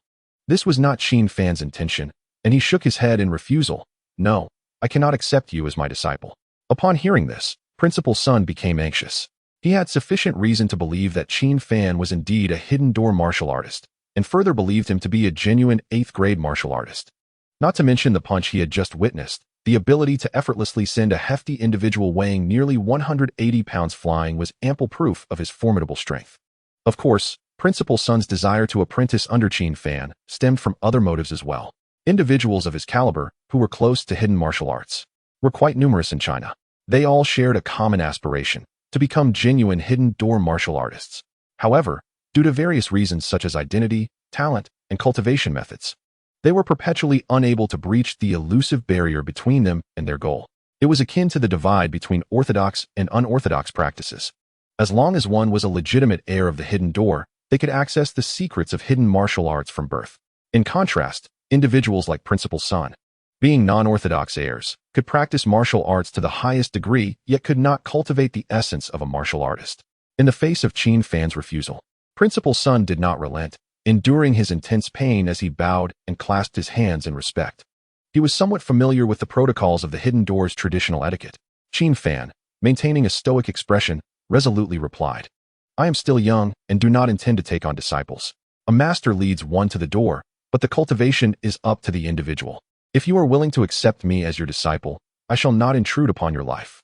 Principal Sun implored, having stated his case so earnestly. Qin Fan felt a twinge of embarrassment at the thought of rejecting him again. After a brief pause, he raised an eyebrow and asked, "That is what you say? Even if you become my disciple, I may not necessarily teach you." This was not merely a matter of teaching or not teaching. Qin Fan was fundamentally not a hidden door martial artist, but rather an immortal emperor reborn from the spirit realm. Theoretically, a cultivator might be stronger, yet every discipline has its specialties. It would be utterly inappropriate for him to teach cultivation methods at this juncture, not to mention the age difference. As long as you are willing to accept me, I assure you I will never intrude upon your life. Principal Sun was not motivated by the prospect of becoming a hidden door martial artist at such an advanced age. His objective was straightforward, to find a protector. Although there were figures from the hidden door within the school, they were largely younger practitioners, the strongest among them being no more than 3rd or 4th grade. Should he attempt to engage with the forces behind them, he would be viewed as shameless and promptly expelled. The emergence of Qin Fan was nothing short of fortuitous. As a result, Qin Fan had no choice but to accept Principal Sun as his disciple, a process that proved rather simple. Principal Sun had initially intended to perform the traditional tea ceremony and bow, but all such formalities were rejected by Qin Fan. Once the apprenticeship ceremony concluded, Principal Sun hesitated briefly before respectfully suggesting, "Master, how about you come live with me from now on?" Qin Fan was aware that the other party was familiar with his situation, so he politely declined. However, he soon recalled something and frowned, saying, "Principal Sun, since you know Jiang Yuman, why do you wish to take me as your master?" Knowing Jiang Yuman implies connections with the Jiang family, which boasts several formidable experts. Why would you choose to take a junior like me as a teacher? Jiang Yuman? Principal Sun was momentarily taken aback before suddenly realizing, "Master, are you referring to that little girl from the hidden Jiang family? From the tone of this old man, it seemed he was not particularly acquainted with her. Then, Principal Sun chuckled self-deprecatingly. The Zhang family is a genuine hidden aristocracy. I could never aspire to associate with them. Then about extending the tuition payment deadline. Before Qin Fan could finish his sentence, Principal Sun hurriedly explained, Master, you must be referring to that girl Lu Qian, right? Class monitor Lu Qian. Qin Fan's eyes widened in astonishment as he looked at Principal Sunday. He had always thought that it was Jiang Yuman he had asked Principal Sun for assistance with. But it turned out to be class monitor Lu Qian. Upon recalling the bullying Lu Qian had faced today, a wave of indescribable emotions surged within him. Wait a moment. Qin Fan questioned, given your status, why would you agree to help Lu Qian? One was the esteemed principal of the school, while the other was merely the child of an ordinary vendor. There should be no personal connections between them. Master, it seems you are unaware that Lu Qian's grandfather was once a wealthy magnate in Suzhou and Hangzhou. A wealthy magnate? Qin Fan looked at Principal Sun with surprise. Indeed, Lu Qian's grandfather was the illustrious Lu Sanyuan from the previous generation. Upon hearing the name Lu Sanyuan, Qin Fan was astounded. Although it was from a bygone era, Lu Sanyuan's name was synonymous with true prominence. Both the underworld and the upper echelons acknowledged him with respect. However, after his business collapsed, his empire worth hundreds of billions vanished overnight. The Lu family gradually faded from the circle of elite society in Suzhou and Hangzhou. All of this was information Qin Fan had gathered during his time as the young master of the Qin family. The reasons behind Lu Sanyuan's business failure remained a mystery to this day. At this point, Principal Sun spoke somewhat nostalgically. Back when I was merely an ardent martial artist, I nearly starved on the streets due to my family's circumstances. If it weren't for Lu Sanyuan's assistance, I might not have become who I am today. Now it makes sense. Qin Fan nodded in realization. No wonder Principal Sun mentioned repaying a favor and why Lu Qian could attend this school. There was indeed a deeper connection behind it all. However, the more he learned, the angrier he became. Remembering Lu Qian's treatment at school today, he suddenly expressed his dissatisfaction. Is this how you treat the descendants of your benefactor? Huh, what do you mean? Principal Sun looked at Qin Fan with sudden anxiety. Without saying it outright, Qin Fan merely suggested, if you still possess a shred of conscience, you should thoroughly investigate Lu Qian's recent experiences. Yes, I will certainly do as you say. Seeing Principal Sun's attitude was fairly agreeable, Qin Fan cleared his throat and added, if you encounter any difficulties in the future, feel free to seek me out at the Zhang family. Qin Fan was not naive. He had already surmised the reason behind the request for mentorship. Moreover, having become a master himself, it was only natural that he would not neglect his responsibilities. Master, are you referring to the hidden Zhang family? Principal Sun's eyes suddenly widened in disbelief as he stammered. Upon seeing Qin Fan nod, a wave of joy washed over Principal Sunday. He had never imagined that a simple request from Lu Sanyuan's granddaughter could lead to an indirect connection with an 8th-rank martial artist and the hidden Zhang family. To him, hidden aristocracies seemed so far removed from his reality. Simultaneously, he vowed to take good care of Lu Qian in the future. Chapter 21. Shoddy construction. After parting ways with Principal Sun, Qin Fan returned to the hotel that evening. However, when he arrived at the door and attempted to swipe his card, he found that it would not open. That's odd. Did I only book it for one day? Qin Fan muttered to himself. With no other option, he headed downstairs to inquire at the front desk. Hello, sir, how may I assist you? The receptionist greeted Qin Fan politely. Without a moment's hesitation, Qin Fan handed over his room card and said, the door won't open. Certainly, sir. Let me check your card. The receptionist replied as she took the card and began her inquiry. When she looked up again, her expression appeared rather complicated. What seems to be the problem? Qin Fan asked, puzzled. He had initially thought it was a card error and that he might need a new one. However, the receptionist hesitated before responding. Sir, your reserved room shows that it has already expired. Expired? I paid for 3 days. Qin Fan exclaimed, confused. That is correct, but... The receptionist's face suddenly flushed red, and she struggled to find the right words.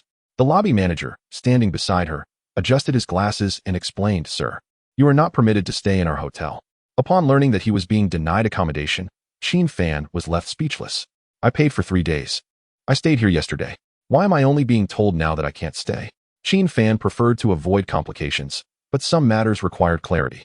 The lobby manager remained composed, responding with an apologetic tone. I understand your frustration, but this is the decision of our leadership. Who is your leader? Just as Qin Fan finished speaking, a boisterous voice interrupted him. Their leader is me. Turning around, he saw a burly young man approaching. This person appeared to be around 30 years old, Yet Qin Fan did not recognize him and had never seen him before. The young man looked at him with disdain and said, "This hotel belongs to me. If you have any issues, come to me. Do we know each other?" "We don't, nor do I wish to." The young man finished speaking when suddenly, Qin Jie appeared with a smile at his side. Qin Fan immediately guessed the reason for this encounter, and his expression darkened. Ignoring him, he turned back to the receptionist and said, "Since I cannot stay, can you at least let me retrieve my belongings? I'm sorry, but I've already had the cleaning staff dispose of the trash you left in your room." It was not the receptionist who spoke, but the portly young man. In his eyes, the items Qin Fan had left behind were nothing but refuse. Upon hearing this, Qin Fan's gaze grew increasingly frigid. Those items were all medicinal herbs he needed for his cultivation. Although he hadn't paid for them, their worth was no less than 30 to 40,000. Even if he wished to waste them, he wouldn't do so in such a manner. Sensing the chill in Qin Fan's eyes, the young man remarked with annoyance, "What? Do you want to cause me trouble?" Taking a deep breath, Qin Fan turned to leave. However, he was called back by Qin Jie, who feigned concern. "Brother, it's not easy to make money these days. Even if you've earned a little from working, you shouldn't spend it so recklessly. After all, you can't afford to be extravagant like you used to." "I may have been extravagant before, but I never spent a single penny of yours," Qin Fan replied, his voice steady and deliberate. Reflecting on his life, he knew that all his expenses had come from his mother's hard-earned savings. While the other women in the Qin family had jewelry overflowing from 3 drawers, his mother only possessed a diamond ring from her wedding. She had never even owned a decent outfit. For important events, she could only resort to renting attire. This is the Qin family, a wealthy lineage that is utterly revolting. Qin Jie's expression shifted slightly before he quickly responded with a smile. "Even if you didn't spend my money, it must have been on behalf of our Qin family, right? First of all, you are not my brother, and I am not your brother. Secondly, please remove the hour from that statement. Thank you." After Qin Fan finished speaking, he did not give Qin Jie a chance to respond and, with his hands in his pockets, strode away. Observing the frozen Qin Jie, a portly youth immediately whispered, "Young Master Qin, should I find someone to teach him a lesson?" "No need. He is just a useless person, with no money and nowhere to stay. Let us see how he manages from here on out." Upon leaving the hotel, Qin Fan hadn't actually considered where to stay, especially since he had spent all his remaining funds on tuition. After wandering for a while, he reluctantly made his way to a pharmacy. It was now 7 in the evening, and logically, the pharmacy should have been closed. Thus, Qin Fan approached with a mindset of mere curiosity. If it didn't work out, he could always sleep on a park bench. However, upon arriving at the alley, he was pleasantly surprised to find the pharmacy still brilliantly lit. Just as he reached the entrance, he spotted a familiar figure. "Is that you, Jia? Has Grandpa Zhang really transferred ownership of this pharmacy? That seems unlikely." Before Zhang Ye could explain, upon seeing Qin Fan enter, she quickly smiled and called out, "Senior." "Senior?" The girl chatting with Zhang Ye turned around, and upon locking eyes with Qin Fan, she suddenly froze. After a moment of disbelief, she asked, "How could it be you?" Qin Fan had already overheard their conversation and shrugged nonchalantly. Encountering Jiang Yuman here struck him as rather astonishing. However, upon further reflection, considering that the esteemed elder Zhang had connections with the Hidden Door Association, it wasn't surprising that he would know the Jiang family from the Hidden Door as well. "Do you two know each other?" Zhang Ye asked, her expression one of shock as she looked between the two. "Not just acquaintances, we are classmates." Ever since Qin Fan had saved the entire Jiang family last time, Jiang Yuman's demeanor had notably softened. Though she still had a fiery temperament, she no longer viewed Qin Fan as an outsider. The one who drove off Liang Tianqing from the Jiang family? That must be you." Qin Fan saw no reason to deny it. Instead, he glanced at the cabinet filled with various traditional Chinese medicinal herbs. "Last time, I took those herbs. I'd like half a pound of each again." This statement startled Elder Zhang, who had just stepped out from the back room. "Senior, those herbs have mostly been cleared out. There is hardly anything left." "Nothing left? Well, that is unfortunate," Qin Fan acknowledged. Realizing that he had taken a substantial quantity the previous time and thus had to forego any further requests. Suddenly, Jiang Yuman spoke up, "By the way, didn't you ask my grandpa to build a house for you on the mountain? Would you like to go see it?" Qin Fan instinctively took the water cup Zhang Ye handed him. Just as he took a sip, Jiang Yuman's words caught him off guard, causing him to cough. "Are you saying the house is finished?" "Indeed, it was completed just half a day ago." "Completed half a day ago? That means the construction only took a day?" Qin Fan stared at Jiang Yuman, his expression a mix of astonishment and skepticism. "What else with that expression? I told you it's done. If you don't believe me, go see for yourself." Upon hearing this, Qin Fan immediately shook his head and waved his hands. "No, I'm afraid it might be a shoddy construction. It could collapse after just a couple of days. Chapter 22. The eerie laughter seeing Qin Fan's refusal.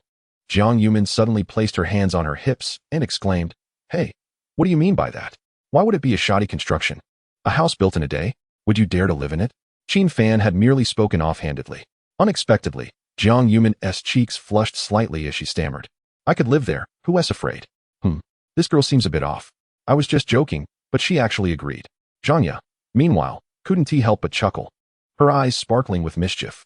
Jiang Yumin's face grew even redder as she playfully complained, "Yijia, can't you refrain from teasing me? All right. I mean no harm. I just think you two seem quite compatible." Upon hearing this, both Jiang Yumin and Qin Fan exclaimed in unison, "What a joke." After speaking, they exchanged bewildered glances. This only strengthened Zhanya's conviction, and she knowingly nodded. Qin Fan was at a loss for words, wanting to clarify but unsure of how to express himself. Such matters only seemed to complicate further, potentially yielding unintended consequences. On the other hand, Jiang Yumin, regaining her composure, looked into Qin Fan's eyes and said, "In any case, you can rest assured that the house is not as you imagine." It is worth mentioning that Qin Fan was indeed a great benefactor to the Jiang family. Not only had he helped alleviate their embarrassment, but he had also secured an opportunity to participate in the evaluation of the Hidden Door Association, a place that many young martial artists dream of. This meant that as long as Qin Fan successfully passed the assessment, his future would undoubtedly be bright. As the head of the Jiang family, Elder Jiang would never jeopardize their connection with Qin Fan over a house. "Are you going or not? If you're not going, that is fine," Jiang Yumin said suddenly, her tone urgent upon noticing Qin Fan's prolonged silence. "Do you truly have feelings for me?" Although time had dulled Qin Fan's edges, he did not conceal much in front of familiar faces. Even with limited interaction, he recognized that Jiang Yumin, despite her occasional spoiled demeanor, possessed a pure heart, lacking the cunning and scheming often found in other young ladies of her age. Considering that he had just been kicked out of the hotel and found himself without a place to stay, he nodded and said, "All right then, I'll go take a look. TCH, whether you want to go or not, I don't care. Who needs it?" Though Jiang Yumin said this, she had already set down her cup and prepared to leave.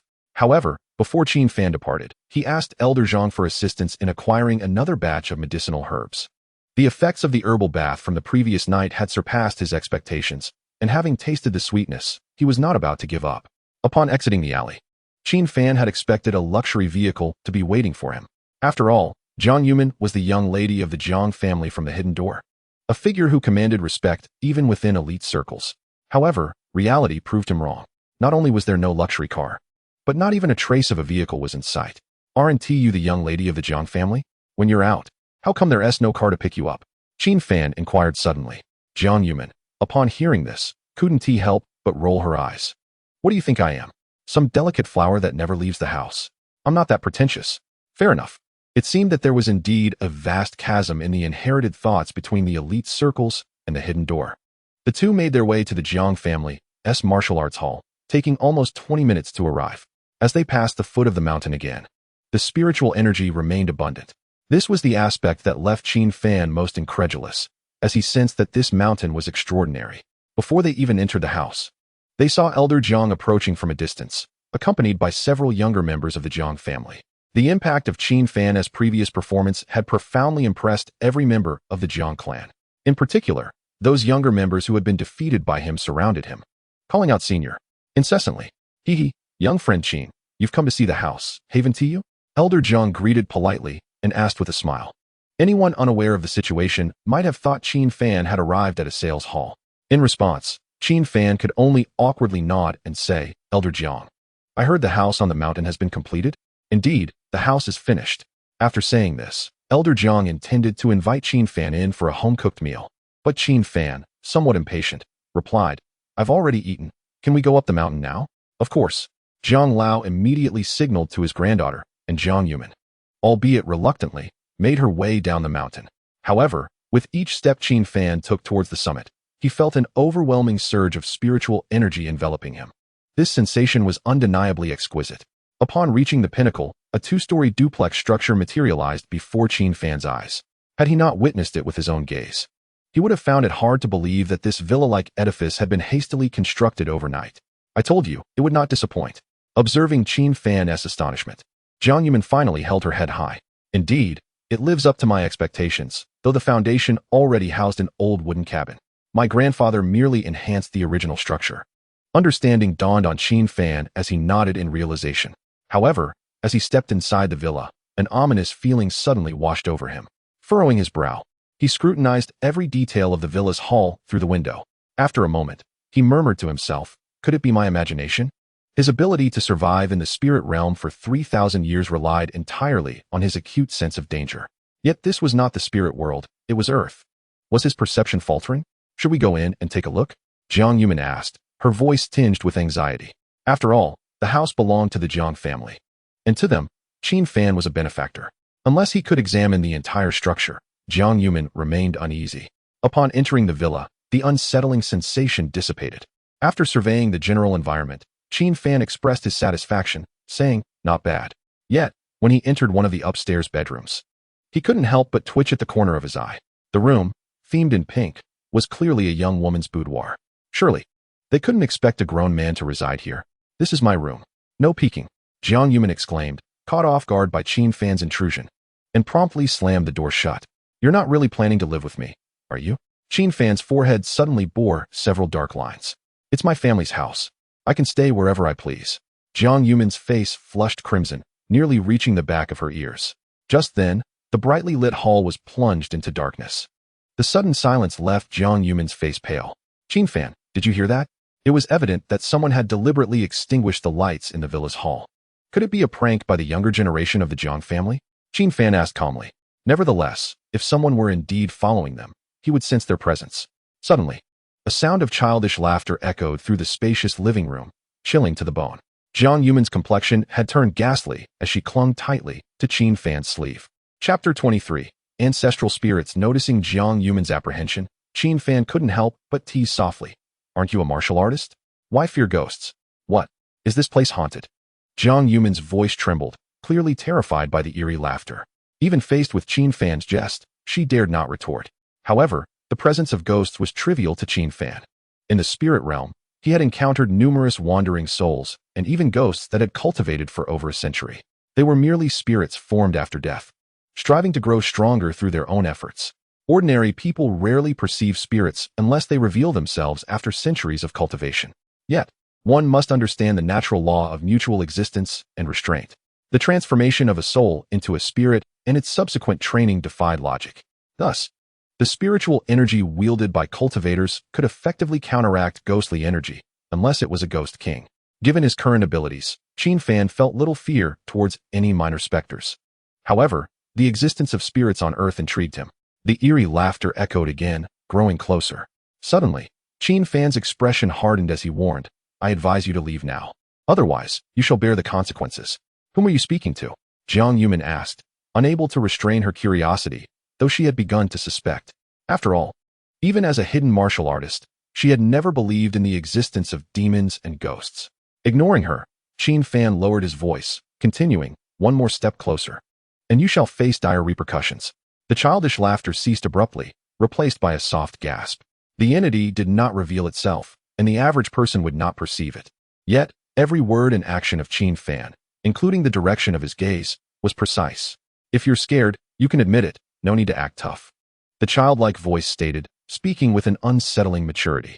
Yet Jiang Yumin was so frightened she could hardly speak, torn between staying close to Qin Fan and fleeing. Oh, what is a mere child, not even fully grown, trying to act mature? Qin Fan remarked with a slight bow of his head, gazing ahead. He had seen the figure when he first heard the laughter. A charming little boy, roughly 5 years old, though his attire appeared rather antiquated. Of course, even if the boy hailed from centuries past, Qin Fan was unperturbed. After all, cultivators like him had little concept of time. You can actually see me? The little boy was taken aback, utterly astonished that someone could perceive him without revealing himself. The crucial part was that he could discern nothing unusual about Qin Fan. Qin Fan, please don't scare me. Jiang Yumin instinctively leaned closer, nearly pressing against his back. Qin Fan shook his head in resignation and addressed the little ghost. There's no need for theatrics. Just show yourself. He believed that if the little ghost continued to remain hidden, Jiang Yumin might truly faint. How would he explain that to Zhang Lao later? The little ghost simply stared intently at Qin Fan, then declared it pointless, snapping his fingers out of thin air.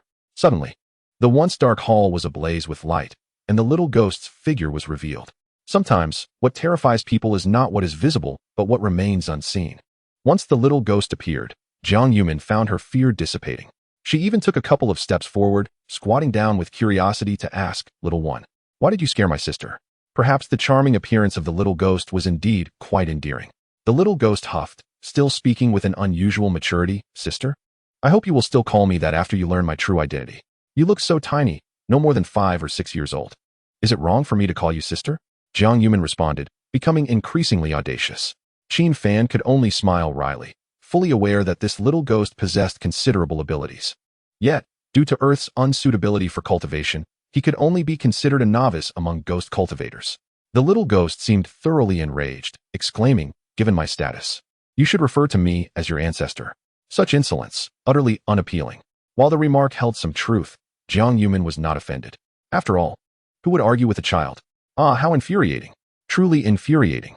The little ghost exclaimed, pointing at Jiang Yumin in a fit of rage. Meanwhile, Qin Fan, resting his chin on his hand, pondered aloud, "You claim to be her ancestor? Qin Fan, do you actually believe him?" Jiang Yumin asked incredulously. "I still need to inspect the house. You should head down the mountain first," Qin Fan suggested, gesturing for Jiang Yumin to leave. He had many inquiries for the little ghost and numerous matters to investigate. However, Jiang Yumin was not one to comply easily, insisting on staying at the villa. This caused Qin Fan considerable distress, as he did not want to appear too heartless. It was the little ghost who took charge, snapping his fingers to lull the girl into a drowsy state. Yet, during the brief moment he carried Jiang Yumin into the room, the little ghost remained close, seemingly worried that Qin Fan might act inappropriately. Only after exiting the room did he cease his watchful presence. Qin Fan observed all of this, but refrained from asking any questions, instead heading downstairs for a glass of water before resting on the sofa. "Don't you have anything to ask me?" The little ghost furrowed his brow, his clear eyes concealing a sharp intensity. "Ask. What is there to inquire about?" Qin Fan turned, feigning confusion. Yet an invisible magnetic field formed between them, akin to two opposing forces on the battlefield. Though tension hung in the air, neither wished to strike first. The standoff ended with the little ghost retreating a couple of steps, his gaze towards Qin Fan filled with alarm. "You are not a martial artist." The little ghost was perplexed, unsure of the true nature of the entity before him. He only knew that this young man was exceedingly powerful, in a manner that was almost terrifying. Qin Fan smirked and replied, "When did I ever claim to be a martial artist?" It was clear that the little ghost was growing nervous. Yet, he managed to suppress his trepidation and coldly demanded, "What is your purpose for being here? Can't you see?" "I reside here," Qin Fan answered nonchalantly, taking a sip of water, incensing the little ghost further. "Nonsense. This has been my territory since 300 years ago. If I wish to stay here, what can you do about it?" Qin Fan's scarred eyes gleamed with a mischievous smile as he chose to prolong the encounter. "Oh, how infuriating. Truly infuriating." The little ghost clenched his fists, his gaze fierce, wishing fervently to kick Qin Fan off the mountain. 10 minutes later, seeing that Qin Fan had still not moved, the little ghost grew anxious, pacing back and forth before grinding his teeth and proclaiming, "You are not a member of the Jiang family. You cannot stay here. Do you think I am bargaining with you? Tell me everything you know." Qin Fan's tone suddenly turned icy. In this ruthless world, he had never regarded the little ghost as a threat. "You." The little ghost pointed at Qin Fan, unable to utter a sound. After another half-hour of silence, he finally admitted with a grimace, "I am the ancestral spirit of the Jiang family. Your presence here could spell my doom." Chapter 24. A century of resentment. Qin Fan had long suspected that the little ghost before him likely hailed from a bygone ancestor of the Jiang family.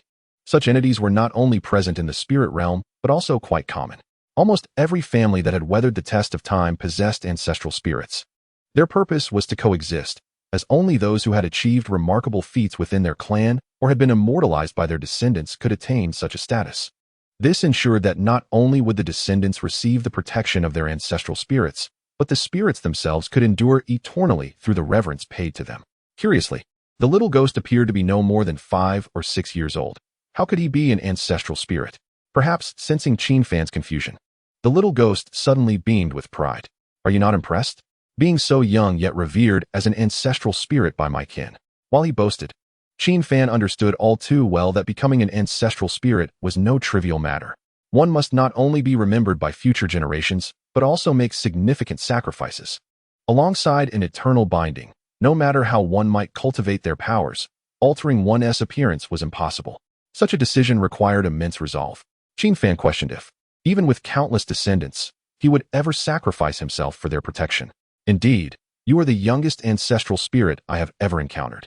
Upon hearing Qin Fan's acknowledgement, the little ghost was taken aback. You have seen other ancestral spirits? Are they like me? As soon as he spoke, the little ghost's expression hardened, likely realizing that they had yet to reach that level of camaraderie. You need not share. I do not wish to know. I only hope you will leave immediately so that I may not suffer. Compared to his earlier arrogance, the little ghost had noticeably tempered his demeanor. He bore no malice. He simply wished to protect the Jiang family's connection to their ancestral spirit. In contrast, Qin Fan's attitude shifted as he bent down, fingers interlocked, and inquired, "Did you willingly choose to become the Jiang family's ancestral spirit?" "Of course. It is an honor to be their ancestral spirit," the little ghost exclaimed. "But do you not fear losing your freedom forever? To exist solely in this form for eternity?" The little ghost, without a moment's hesitation, responded, "What is wrong with that? It is my duty to the Jiang family." The phrase "my duty" sounded rather ironic when uttered by a child of merely 5 years, who had yet to experience the vast world outside, destined to remain confined to the mountain. For 300 years, had anyone truly seen him? For 300 years. Did the Jiang family ever realize that behind their trials stood a 5-year-old ancestor, quietly assisting them? Following the last incident with the Liang family, Qin Fan had sensed that something was amiss on the mountain. Perhaps if he chose not to intervene, the little ghost would step in. "Who imparted these thoughts to you?" Qin Fan asked, skeptical that a child who had perished so young could possess such maturity. "No one taught me," the little ghost vehemently denied. Yet, Qin Fan could detect a hint of panic in his eyes. Gradually understanding, he scoffed. "It seems the Jiang family of 300 years ago was not of commendable character. Be silent. I will not allow you to speak ill of my family." The little ghost, caught off guard by Qin Fan's sudden insult, flushed with anger. "Isn't it true? Forcing a mere child to bear the weight of an entire clan is utterly disgraceful. If you say another word, I will fight you." The little ghost's eyes burned with fury, though his face paled. He knew he was no match for Qin Fan. Yet he would not permit anyone to insult the Jiang family. "I can make you wish for death in an instant." Qin Fan's tone was chilling, intimidating the little ghost before continuing. "The Jiang family must have had numerous members in the past, correct? As a hidden family. To endure for 300 years is no small feat. This is particularly true since the little ghost's existence began from birth. In the spirit realm, such families could be considered semi-royal. If they were to persist for another century, they could potentially ascend to royal status. Indeed, my Jiang family had countless members 300 years ago, and we were one of the 4 prestigious families of the capital." "The capital? Prestigious families?" Qin Fan could not help but chuckle. "What is so amusing? My Jiang family once boasted hundreds of members and numerous martial kings." Upon hearing the title martial king, Qin Fan was somewhat taken aback. He had initially believed that martial artists were ranked by tiers, yet it appeared that there were even higher realms beyond that. However, none he had encountered recently had surpassed the 10th tier martial artist. And what if that is the case? Even with a martial king, are they not ultimately just spineless fools? This is due to the Dog Emperor causing the entire Jiang family to be wiped out. And I am the only one capable of becoming the ancestral spirit to protect our kin. The little ghost's voice was hoarse, expelling a century's worth of pent-up resentment with all its might. However, after the outburst, it fell silent, its gaze vacant. Qin Fan's lips curled into a gradual smile. And then he rose to say, "Isn't this feeling quite exhilarating?" The little ghost finally came to a realization, its expression immensely complex. It understood that it had been played, yet it could not deny the relief it felt. After a moment of silence, it ultimately collapsed onto the ground, resignedly stating, "You have won." Back then, I had no choice. Qin Fan initially intended to inquire about the origins of this mountain from the little ghost. Unexpectedly, the door to the upstairs bedroom suddenly creaked open.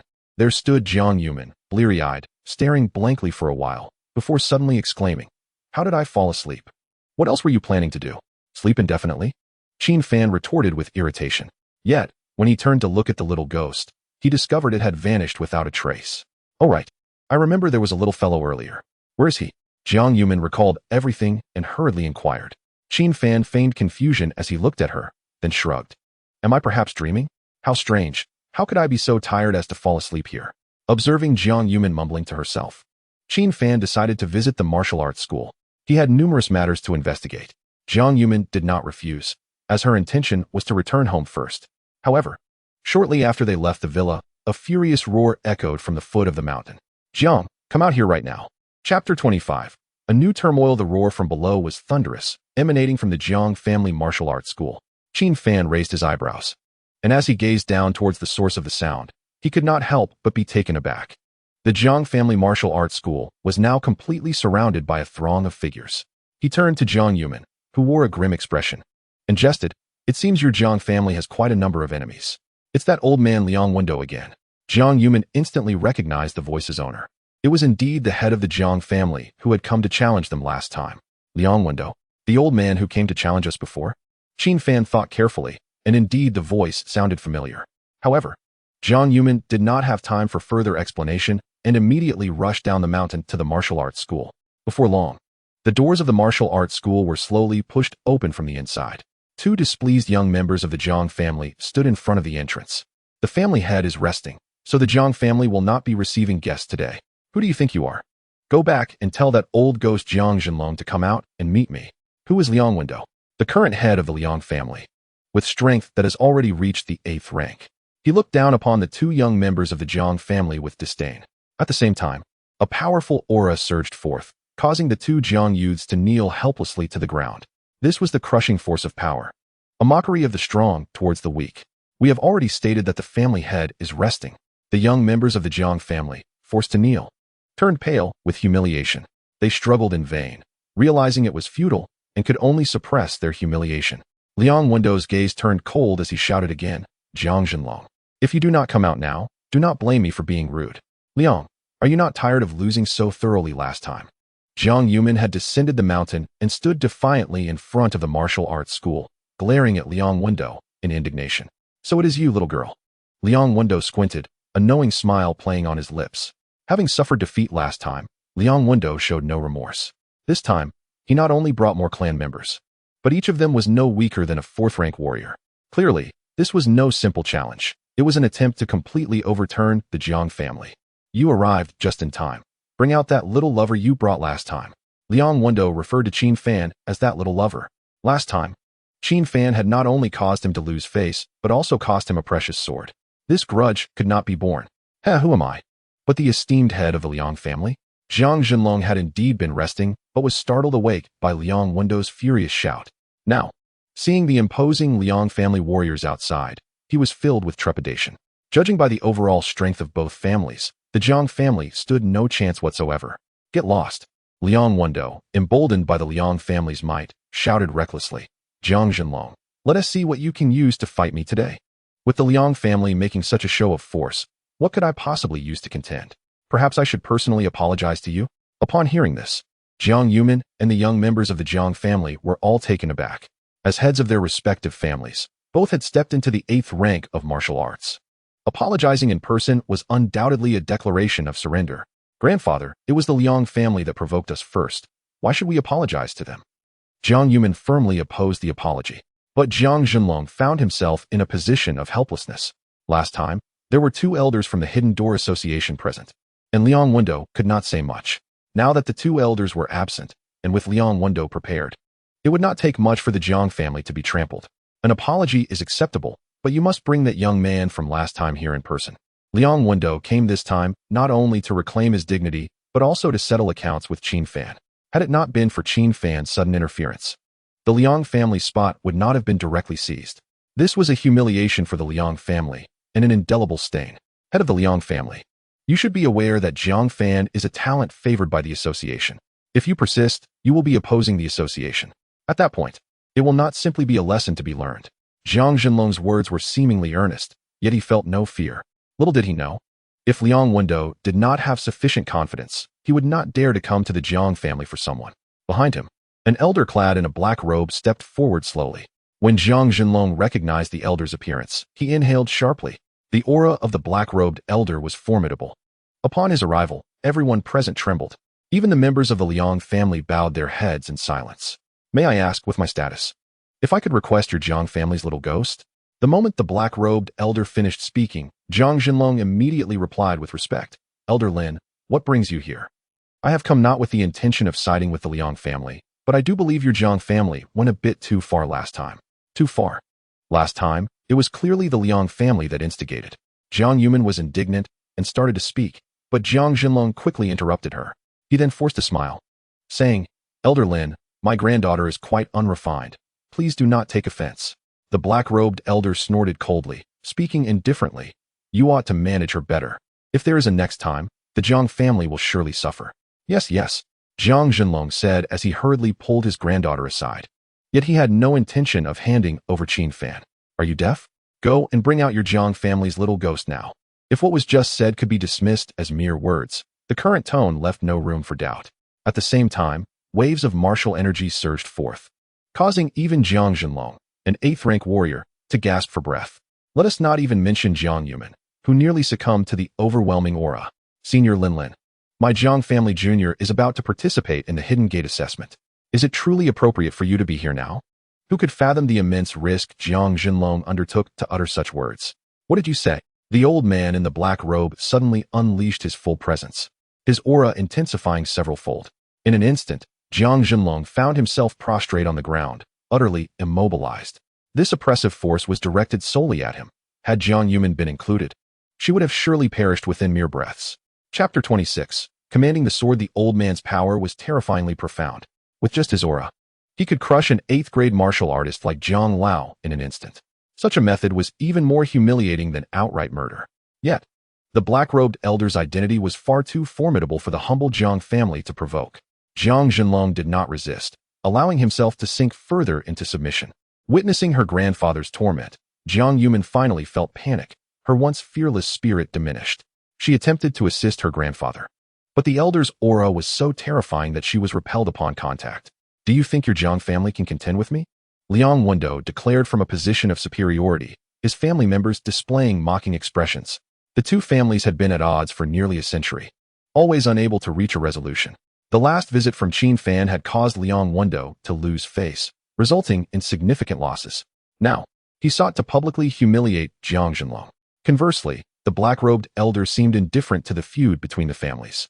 He merely sought to uphold the dignity of the Liang family's ancestors. Moreover, the target was merely a junior from the Jiang family. Even if a confrontation were to arise, as long as there were no fatalities, the Hidden Gate Association would hardly concern themselves. This exemplified the stark contrast between power and influence, showcasing the tragic plight of lower-tier, hidden families devoid of resources and backing. Though Qin Fan had not descended the mountain, he observed everything keenly. He understood that the Jiang family's predicament was intrinsically linked to his previous intervention. Zhang Lao's ability to maintain silence about his involvement was already a testament to his virtue. Ultimately, he was not a member of the Jiang family. Finally, he made his move, appearing in the crowd with an unhurried grace. Liang Wendo's eyes widened in fury as he shouted, "You brat, you've finally decided to show yourself? Patience. Some debts are best settled slowly," Qin Fan replied with a calm demeanor. Meanwhile, his concealed right hand subtly gestured in the air. As waves of spiritual energy enveloped Jiang Zhenlong, the faint blue glow around him vanished. To his astonishment, Jiang Zhenlong suddenly felt a lightness in his body, the unbearable pressure dissipating instantly. What is happening?" Just as Jiang Zhenlong, bewildered, attempted to rise, he noticed Qin Fan's right index finger sway gently. Realizing the implication, he promptly fell back down, feigning pain. To suggest he was not astounded would be disingenuous, as the pressure he had felt was akin to that of a peak martial artist. To his surprise, Qin Fan had effortlessly neutralized it. "Grandfather, are you all right?" Jiang Yuman exclaimed, her concern palpable. Just as she stepped forward, she noticed her grandfather blinking in confusion, but she refrained from probing further. "You are Jiang Fan, the one who defeated Tian Chong and seized the Liang family's sword?" The black-robed elder's tone appeared calm, yet the name Tian Chong was uttered with familiarity. "Indeed, the sword is right here." Qin Fan presented the Hanlong sword for all to see. Liang Wendo was elated and reached out to claim it, only for Qin Fan to abruptly retract his hand, a smirk playing on his lips. "This sword now belongs to me. Do you intend to snatch it forcibly?" "Preposterous. This sword is the Liang family's treasured heirloom. You shameless wretch." Liang Wendo fumed, his beard quivering with rage, eager to seize it by force. The black-robed elder regarded Qin Fan with a discerning gaze, then remarked, "Indeed, the young are often audacious." "Thank you for your compliment," Qin Fan replied with a bow, a smile gracing his face. "Do you think I am praising you? I advise you to return the Liang family's sword at once," the elder retorted, his impatience evident. He had little regard for Qin Fan, eager to resolve the situation swiftly. However, Qin Fan simply shook his head, sighing, "Alas, why must you be so popular? It was clear that this remark was directed at the Hanlong's sword, not the black-robed elder.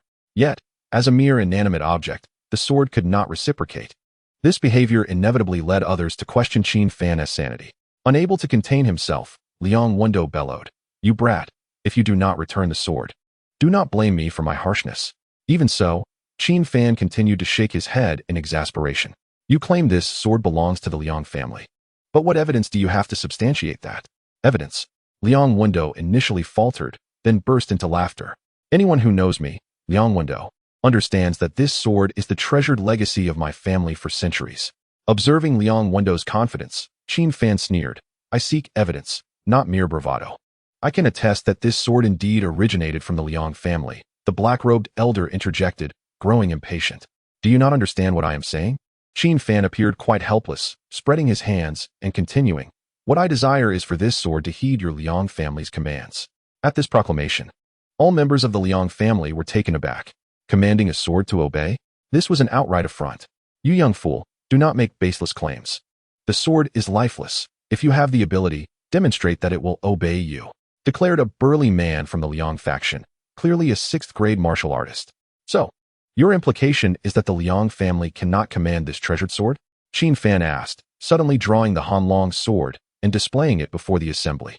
Before the Liang family could react, the sword unexpectedly levitated in the air.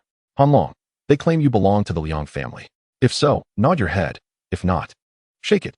While the sight of the sword floating astonished many, Qin Fan's words sounded somewhat absurd. The black-robed elder snorted dismissively, "Merely a trivial trick. Any fourth-grade martial artist can manipulate objects with their aura. This is hardly impressive."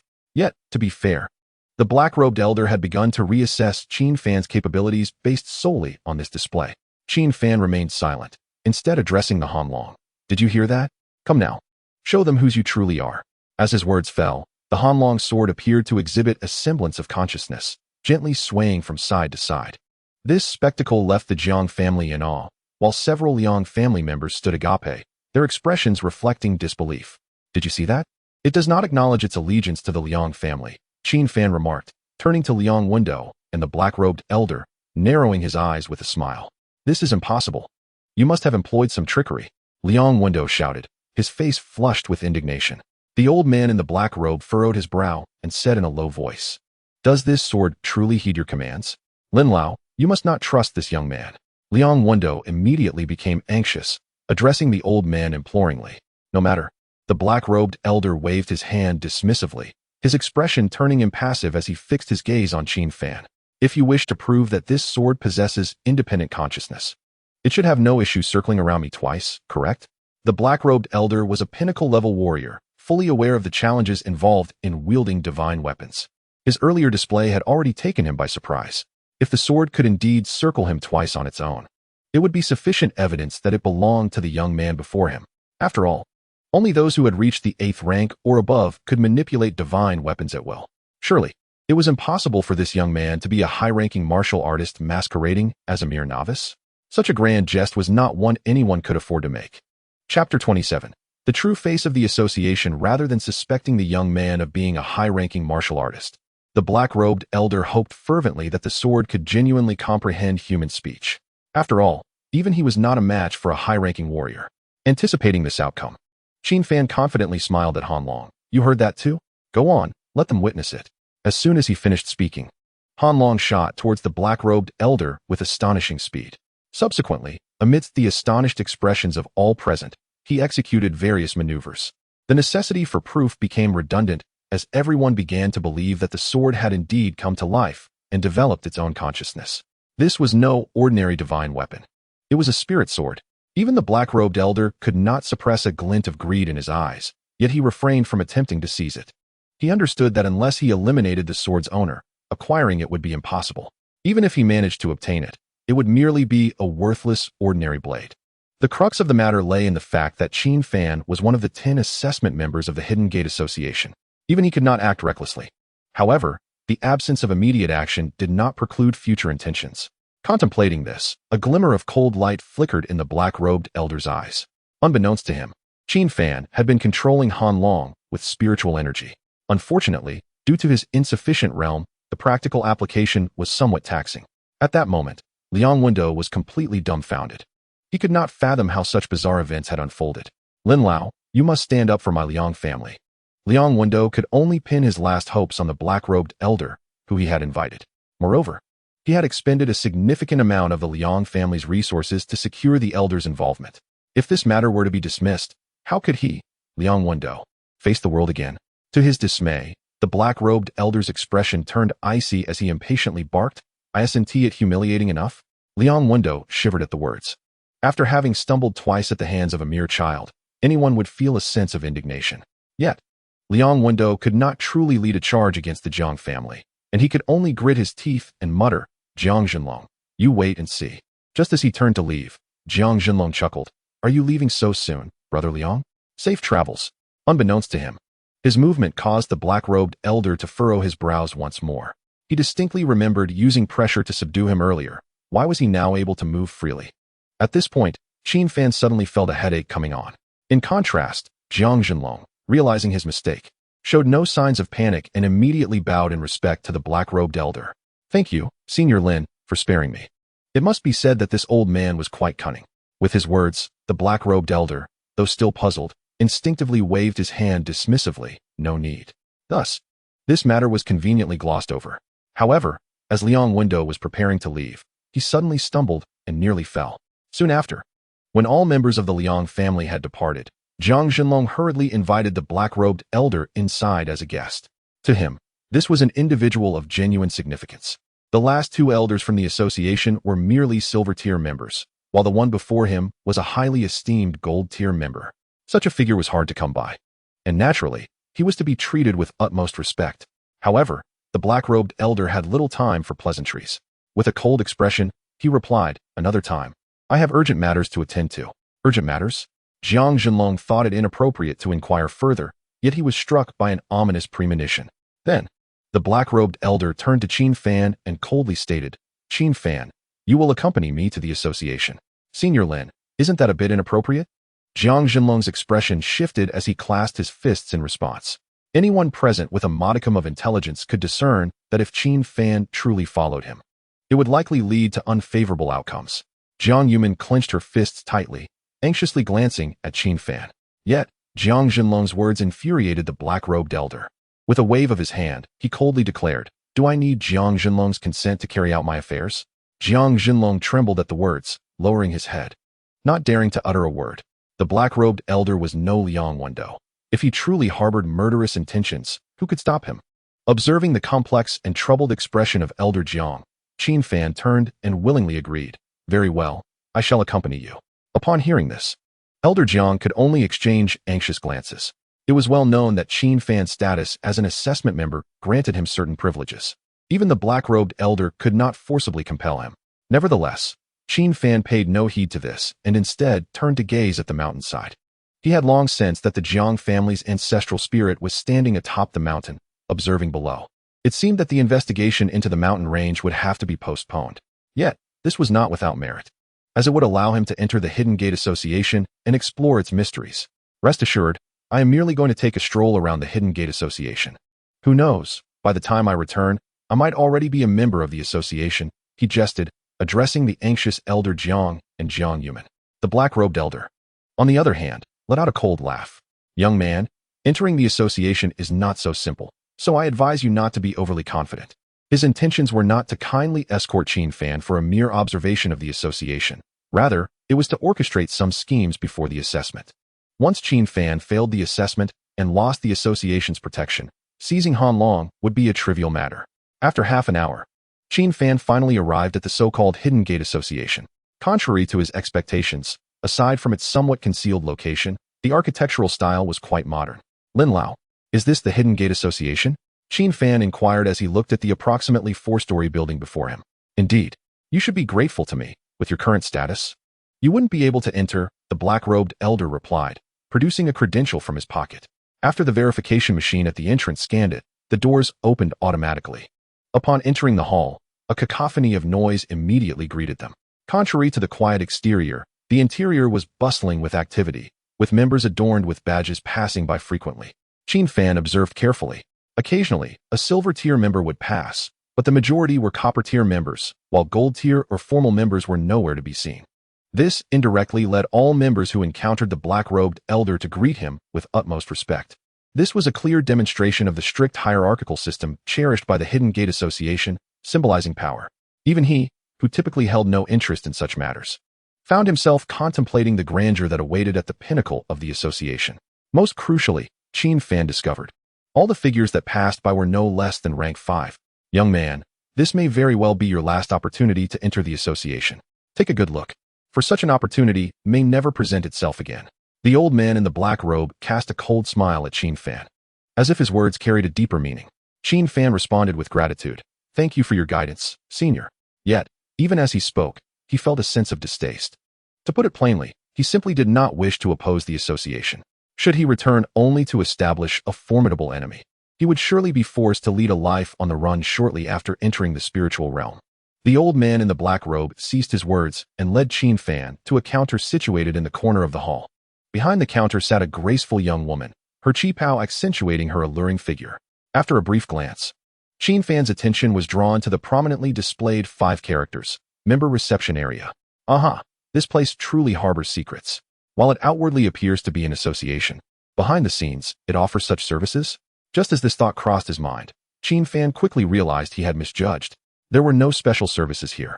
It was merely a simple resting area. The qipao-clad beauty stood up somewhat awkwardly and addressed the old man in black, Old Lin Yu. Her words were interrupted as a large door beside the counter suddenly swung open. Out stepped a young man of imposing demeanor, drenched in sweat and holding a towel. Master, I have resolved the matter I sought your guidance on. Upon seeing the old man in black, the youth rushed forward in excitement. This young man was none other than Liang Tianqing, whom Qin Fan had bested just 2 days prior. Liang Tianqing recognized Qin Fan as well, and, instead of expressing anger, smiled mockingly. You little brat, I didn't expect you to willingly walk into the trap. He couldn't resist stretching his limbs, demonstrating that he had fully recovered. It was noteworthy that although Qin Fan had held back during their last encounter, with Liang Tianqing's physique, he should have been bedridden for at least half a month.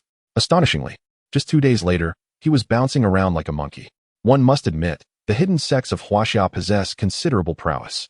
As a candidate for this assessment, should I not be present? Yet you, having been stripped of your qualifications, still have the audacity to show your face? Qin Fan's retort irked Liang Tianqing. Yet he soon boasted, it seems I shall disappoint you. I don't know what method the old man in black employed, but one of the candidates was expelled, allowing me to participate alongside you in tomorrow's evaluation. If it weren't for my oversight last time, I wouldn't have lost to you. Tomorrow, in front of everyone, I shall crush you beneath my feet. Even the most arrogant individuals have their fears. Liang Tianqing longed to deal with Qin Fan immediately, but restrained himself due to their location within the association. Oh, is that so? I shall await your revenge tomorrow. In Qin Fan's eyes, Liang Tianqing was nothing more than an insignificant insect, hardly worth his concern. However, his master presented a more formidable challenge. The pinnacle of martial artists signifies entry into the ranks of the 10th-tier warriors. Presently, Qin Fan had merely enhanced his physique through medicinal baths. His true strength barely equated to that of a peak martial artist. During the evaluation period, he did not wish to attract undue attention. Ideally, he would join the association as a 4th-tier martial artist, or at the very least, strive for advancement. Yet, if he were to present himself as a peak martial artist from the outset, it might lead to unforeseen complications. Jiang, you ought to temper your arrogance. Who cannot issue threats before tomorrow's assessment? Qin Fan abruptly interrupted Liang Tianqing, turning his gaze towards the qipao beauty. Miss, as one of the 10 candidates for this evaluation, should I not be free from disturbances prior to the test? The beauty appeared momentarily taken aback. Before she could respond, an elder's voice resonated through the air. A robust old man strode down the corridor with a commanding presence. Upon closer inspection, it was none other than Elder Wang, who had previously invited Qin Fan to participate in the association's evaluation. Logically, as a silver-tier member, Elder Wang should have exhibited some deference to the old man in black. Yet he dismissed him entirely and approached Qin Fan directly. Young man, I initially thought you would refuse, yet here you are seeking us out. Elder Wang genuinely favored Qin Fan, having grown weary of the many insincere youths he had encountered. It was refreshing to meet someone who stood out among the rest. Qin Fan's talent was not insignificant, and his strength was commendable. If he had chosen not to partake in this assessment, it would have been a considerable loss for the association.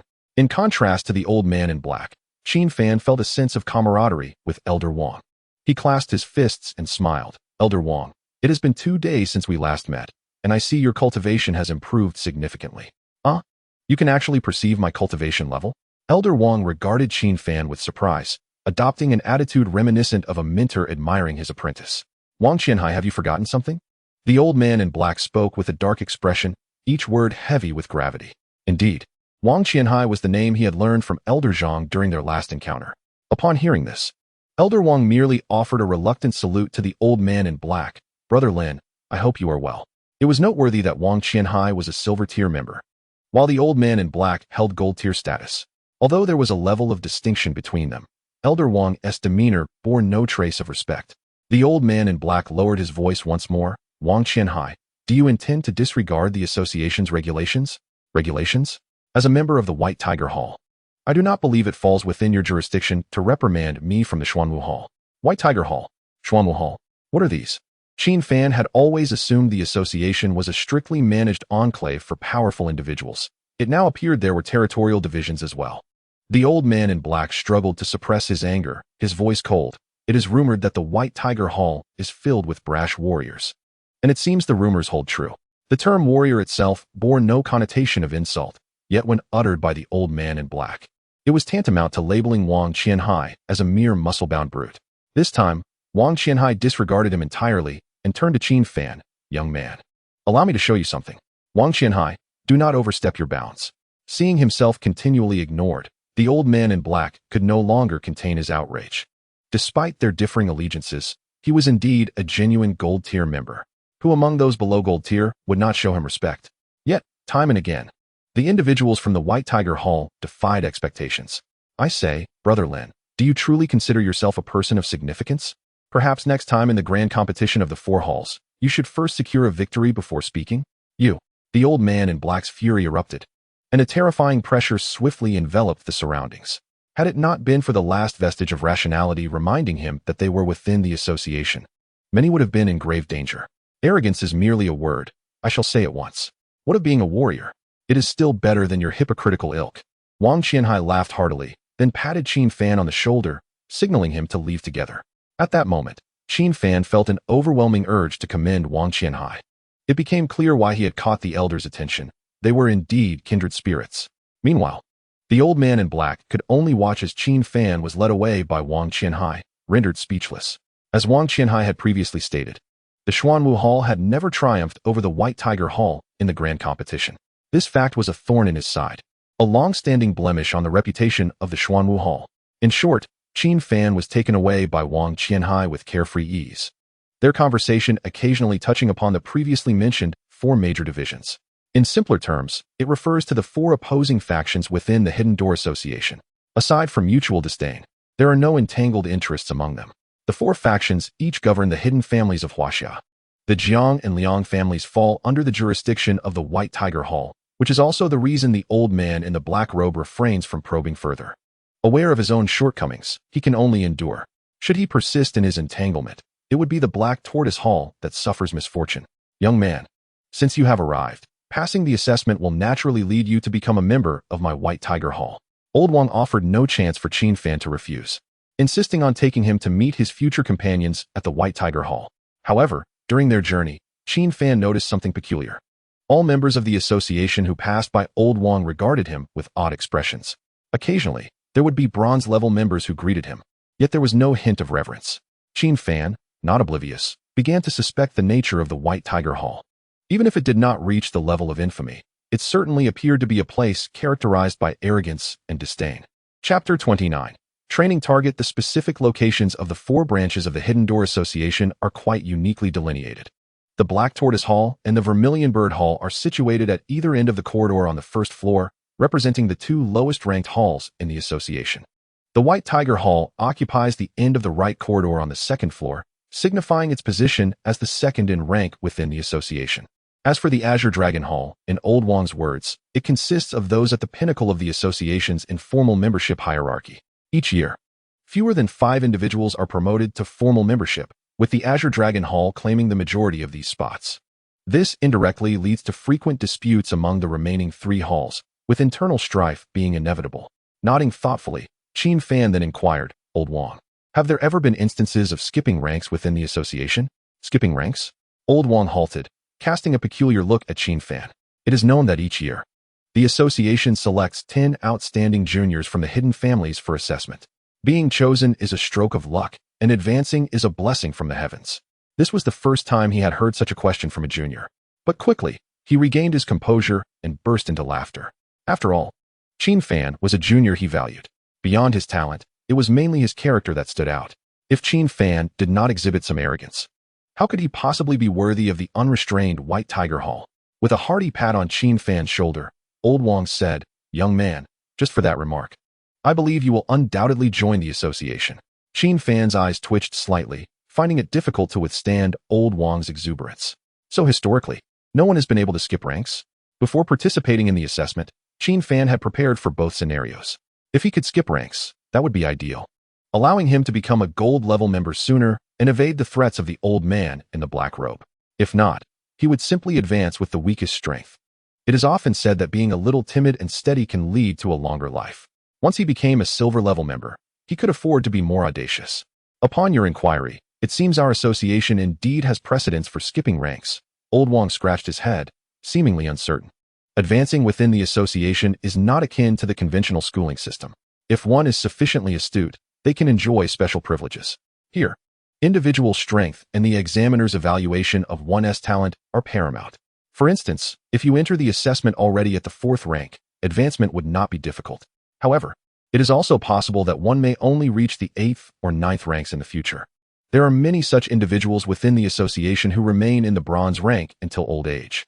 In other words, joining the association relies on your capabilities, while advancing depends more on talent. Talents capable of surpassing into higher ranks are exceedingly rare, thus unrealistic. Old Wang did not wish to dampen Qin Fan's confidence. Smiling as he said, "Young man, what you should focus on now is how to steadily advance." Qin Fan ceased to speak further and fell into contemplation. It was not until they reached the end of the right corridor on the 2nd floor that a sudden roar shattered his thoughts. Puzzled, he was taken aback when Old Wang kicked open the door with anger, shouting, "Who the hell is shouting?" Having long been acquainted with Old Wang's temperament, Qin Fan was not surprised. Instead, he scrutinized the room's interior, observing a group of individuals who appeared rather unruly. Contrary to Qin Fan's expectations, the White Tiger Hall housed not only many elders, but also a considerable number of middle-aged and young individuals. The one who had roared earlier was a burly man in his 40s. Upon seeing Old Wang storm in, he instantly shrank back, looking as frightened as a turtle. "Old Wang, I didn't mean it. This brat is just too infuriating."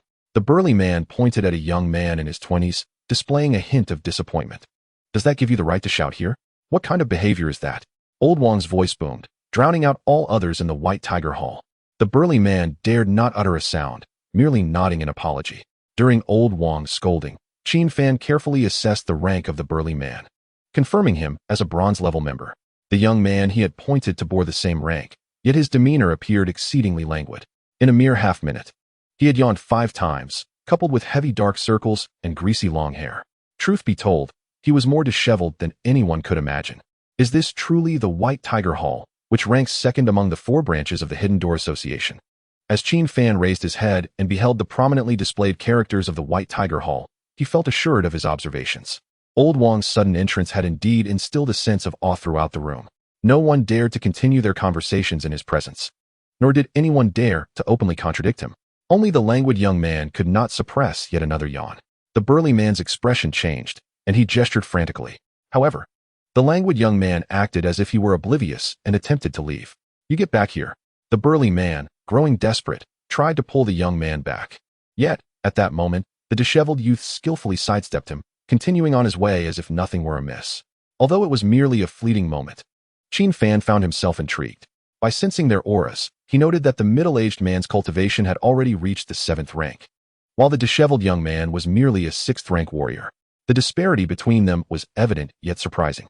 In response, the middle-aged man could only raise his hands and surrender, saying, "Old Wang, you see for yourself. I simply cannot manage this brat." Old Wang frowned, speaking in a low voice. "Wu Feng, if you find yourself bored, I can assign you a task." Wu Feng, the disheveled youth's true name, shrugged lazily without turning back. "If it's training newcomers, then forget it. Shut your mouth." The middle-aged man barked, realizing too late that he should not have spoken, quickly apologizing to Old Wang. This time, Old Wang said nothing but waved his hand. Addressing Wu Feng, if you are willing to assist, I will grant you a half-month leave. For old Wang, a silver-level member, to utter such words.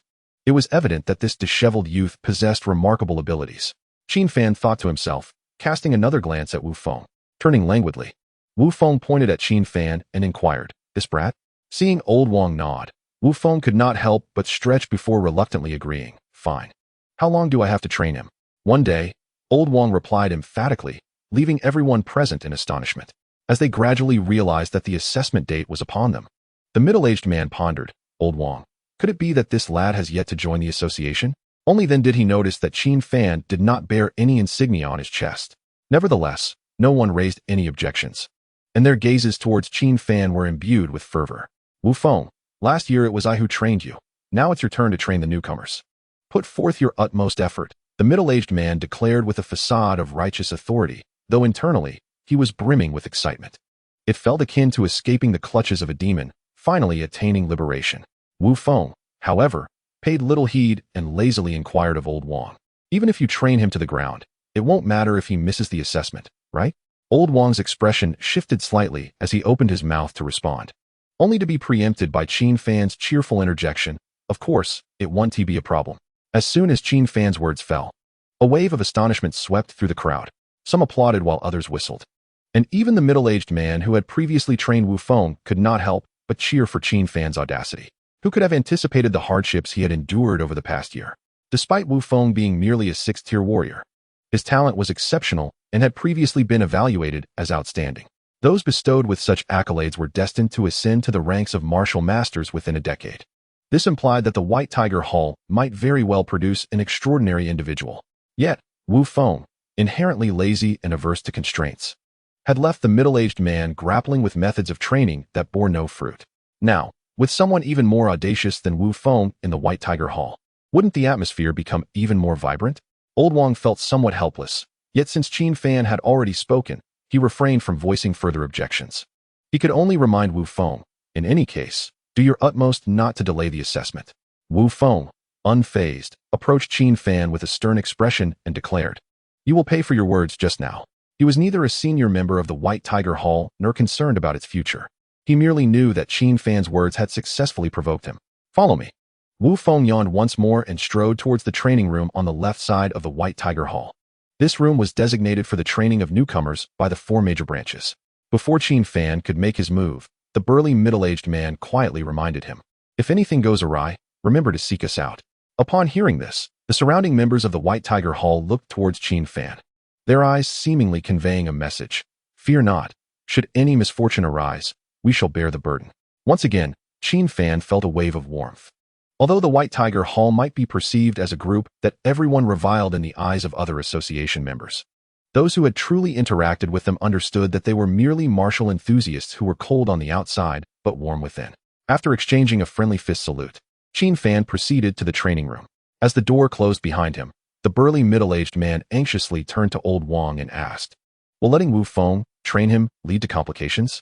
Indeed, with Wu Feng's disdainful personality, will he genuinely train newcomers well?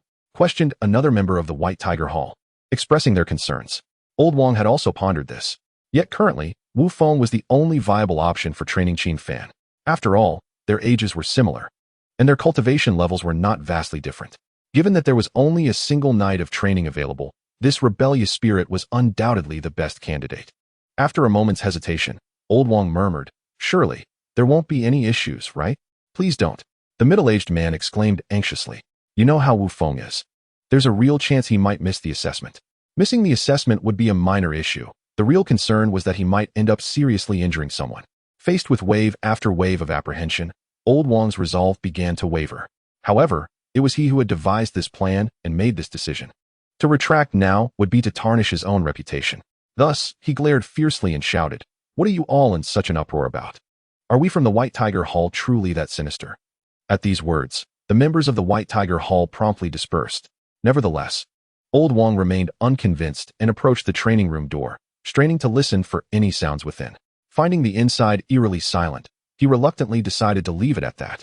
Meanwhile, the elder in the black robe had brought Liang Tiansheng to the headquarters of the Vermilion Bird Hall. His purpose was simple, not only to ensure his disciple's successful advancement, but also to eliminate Qin Fan before he could pose a threat.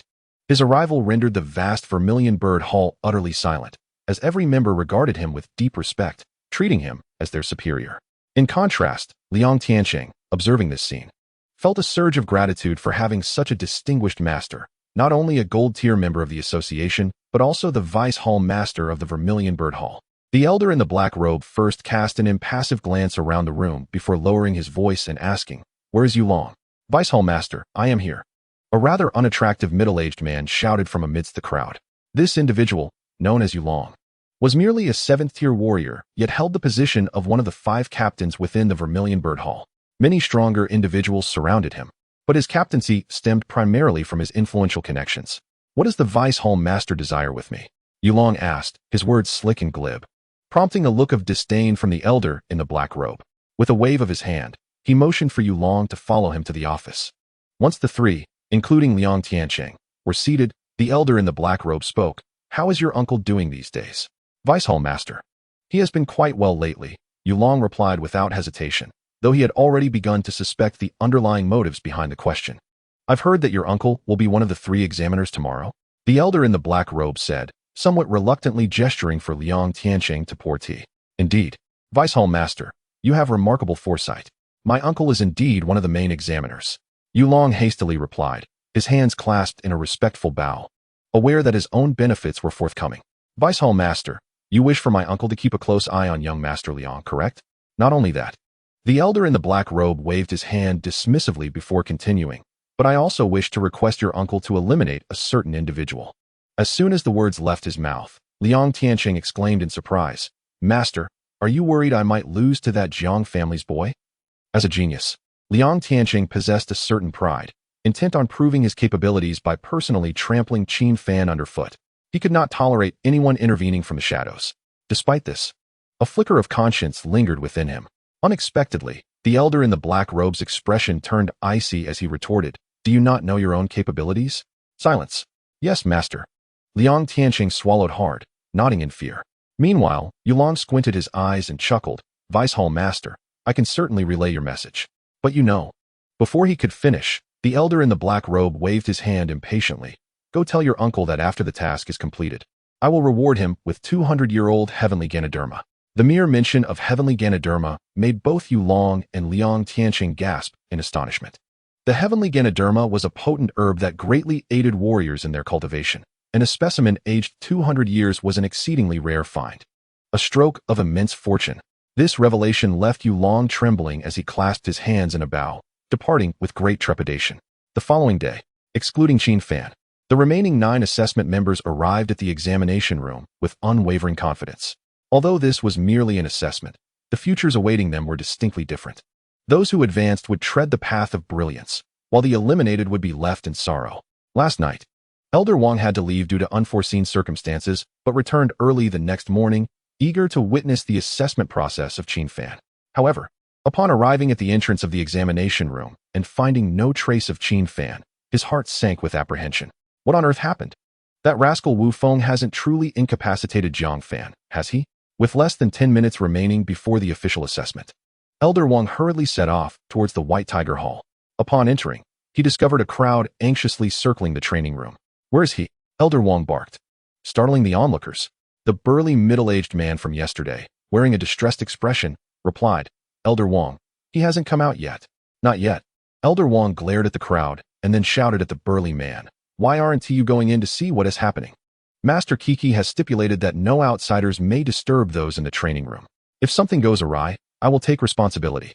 The burly man had long wished to break in, so upon receiving Elder Wang's orders, he wasted no time crashing through the door. Yet, he rushed back out almost immediately, astonished, exclaiming, "What? He really is down." Before Elder Wang could enter, the burly man pointed at the training room in shock. "It's Wu Feng who is down." Chapter 31, Difficulties. The mere mention of Wu Feng sent ripples through the White Tiger Hall. Even the burly man was bewildered, rubbing his eyes and glancing back into the training room. It turned out he had not been mistaken. At that moment, Wu Feng lay sprawled across the center of the training room floor, utterly motionless. This was peculiar. Why was Wu Feng the one down? The members of the White Tiger Hall erupted into a cacophony of speculation, momentarily forgetting the impending assessment. It was truly astonishing that a contender about to participate in the assessment had managed to bring down a previously gifted participant. Elder Wang was the first to regain his composure, barking, "Where is Qin Fan? Why isn't he in the training room?" The burly man gestured for everyone to split up and search. Just as everyone was about to disperse, a sudden sound of a flushing toilet echoed from the nearby restroom. Moments later, Qin Fan emerged, a look of confusion on his face. "Are you all preparing for a collective morning exercise?" Despite the loud commotion, Qin Fan had heard nothing. He had entered the training room merely 10 minutes before Wu Feng, who had soon become a sparring partner. By 2 in the morning, Wu Feng could no longer continue, prompting Qin Fan to seek a quieter space to cultivate. Before beginning, he had even created a soundproof barrier to avoid disturbances. Elder Wang was left speechless, unable to utter a word for some time. Finally, the burly man urged, "Xiao Fan, the assessment time is nearly here. You should hurry." Upon checking the time, Qin Fan realized it was indeed almost time. He leisurely exited the restroom and made his way to the examination room. Just as he did, an elderly man with a head of white hair suddenly exclaimed, "Our White Tiger Hall has produced yet another prodigy." This remark jolted everyone back to reality. Indeed, after last year's gifted Wu Feng, this year had brought forth an even more remarkable contender. Without hesitation, they all rushed toward the examination room, inadvertently startling several female members of the association. Meanwhile, Wu Feng, still sprawled in the training room, was completely forgotten. At 8:52 a.m., as Qin Fan approached the corridor outside the examination room, he was met with several unfriendly glares. Upon closer inspection, he recognized 2 of the figures as the hooded elder and Liang Tiansheng, accompanied by a particularly unsightly middle-aged man with a lecherous grin. Though unfamiliar to him, it was evident that this man was associated with the hooded elder. The remaining glares likely came from the members behind the hooded elder, presumably from the Vermilion Bird Hall. However, the smirks on the faces of the ugly middle-aged man and his companions quickly faded, replaced by a hint of trepidation. Qin Fan hesitated, contemplating whether to feign ignorance of this group. Yet, upon reflection, he realized that such a feeling was not altogether unpleasant. After 3,000 years of cultivating the path, he had never truly had a solid backing. Perhaps this was what it felt like to have support. Fortunately, the door to the examination room opened, revealing a stern-faced elderly man with white hair and a goatee, devoid of any ethereal aura. In fact, he was remarkably unattractive, rivaling even the most unsightly members of the Vermilion Bird Hall. As soon as he appeared, he instinctively glanced at the hooded elder before shifting his gaze to Qin Fan. After a brief moment, he spoke, "I am one of this year's main examiners. You may call me Elder Yu." What a dreadful turn of events. This old man is the examiner. As soon as the burly man recognized Elder Yu, his expression darkened.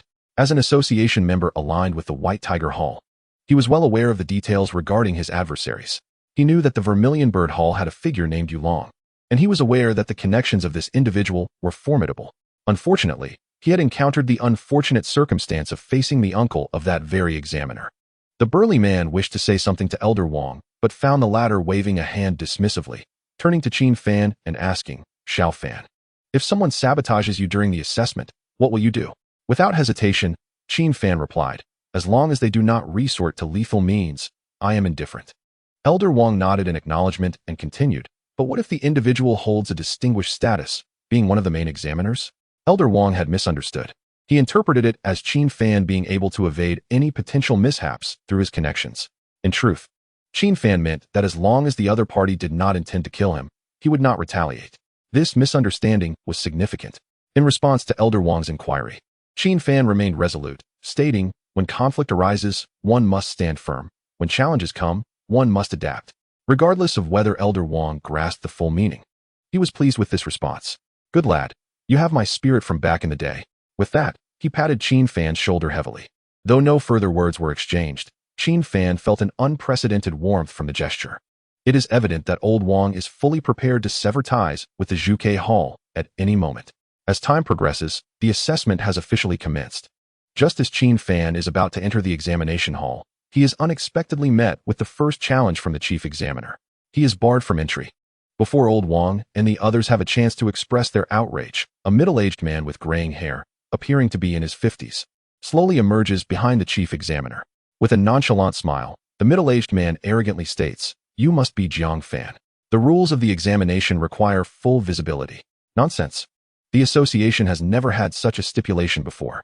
Old Wang retorts sharply, "The Hidden Gate Association values individual capability, unrelated to past appearances. Looking around, it is clear that many have concealed their identities. Even since joining, there have been those who have not revealed their true forms. This is evidently a deliberate targeting. However, the middle-aged man fearlessly explains, "This is a new regulation for this year. You may verify with Elder Yu." From the moment the gray-haired man appeared, Qin Fan recognized him. He was Cheng's supervisor, who had appeared 2 days prior at the pharmacy, intent on taking away Old Feng's bodyguard. Since Qin Fan could identify Cheng, it was impossible for Cheng to have forgotten Qin Fan, especially after their last encounter at the pharmacy, which had caused him considerable embarrassment. Thus, he had vowed in secret to repay this humiliation tenfold in the future. Chapter 32. Suppression of cultivation every year. The association's assessment is overseen by 3 chief examiners and 3 supervisors. The higher authorities grant them the right to amend regulations, but such changes must be supported by at least 2 chief examiners. Since Cheng's supervisor has stated this, it signifies that the regulation has reached consensus. Old Wang is unsure why Qin Fan insists on wearing a hat and mask, but there must be a reason behind it. Therefore, he will not allow his chosen junior to suffer. Unfortunately, the examination's proceedings are beyond his control, and everything must adhere to the chief examiner's decisions. The chief examiner, with an air of superiority, declares, "Indeed, this is the new regulation for the assessment. All juniors must comply strictly." Unknown to all, the countenance hidden beneath Qin Fan's mask is one that could startle anyone. Had he still been that aimless young master from his past life, he might have felt humiliated and found it difficult to overcome this obstacle. However, after 3,000 years of a lengthy existence, Qin Fan has long come to terms with it all. As for wearing a hat and mask, it is simply to avoid frightening children on the street. He is grateful for Old Wang's support, but remains unafraid. Before everyone present, he slowly removes his hat and mask. This marks the first time since his return to Earth that he reveals his true visage to others. In the next moment, the scene erupts into a cacophony of gasps. The crowd stares in horror at Qin Fan's exceedingly unattractive face, and soon, discussions ensue. "Goodness, this person is quite hideous, isn't he? Indeed, looking that ugly. He dares to come to the association for an assessment?" Especially the old man in the black robe and Liang Tiansheng, who, after a brief moment of astonishment, reveals scornful expressions. The chief examiner furrows his brow, dissatisfied, and remarks, "With such a countenance, how can you still have the audacity to participate in the assessment? Precisely, someone like you should be expelled immediately, never allowed to enter the association again."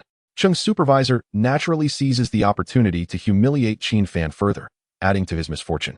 Old Wang and the members of the White Tiger Hall are thoroughly enraged, positioning themselves protectively in front of Qin Fan, glaring at the assembly. It seems that anyone who dares to utter another word of insult will face their wrath. To be honest, upon seeing Qin Fan's appearance, they too were somewhat taken aback. After all, Qin Fan's current visage is indeed grotesque, enough to frighten anyone. Yet, rather than feeling repulsed, they care even more for this junior. Having endured such calamity, he can still boldly reveal his true form. That courage is extraordinary. To avoid further antagonizing the White Tiger Hall, Qin Fan simply hands his hat and mask to Old Wang for safekeeping. Then, he turns to the chief examiner with a calm smile and states, "So this place is merely an association that judges by appearances? Impudent. This is not a venue for a junior to interject." Cheng's supervisor rebukes from his lofty position, not forgetting to flatter the authority. "I was merely inquiring. If that is truly the case, then it would be best not to enter this association." Qin Fan shakes his head, feigning a sigh. Yet, his words ring harshly in the ears of the listeners. Indeed, this is the Hidden Gate Association. Originally a place that values the talent and strength of youth, yet it has been forcibly transformed into a superficial institution. One might think they have entered an entertainment company.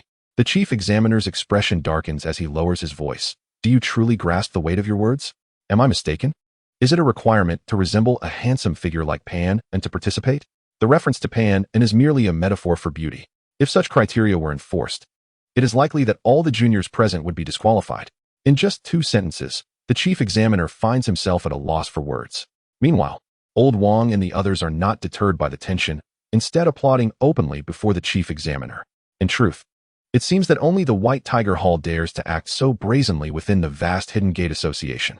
"Young lad, the assessment criteria do not include appearance." Another gray-haired elder, who appears far more benevolent than the chief examiner, steps forward. His words undoubtedly provide Qin Fan with an opportunity to save face. After speaking, he turns to the chief examiner, cupping his hands, and says, "Brother Yu, Since he has revealed his true appearance, let us commence the assessment. Since Elder Yang has spoken, it shall be so, thinks the chief examiner, who initially intended to give Qin Fan a slight difficulty before the assessment. If he could retreat in the face of difficulty, that would be ideal. If not, the subsequent measures would only be harsher.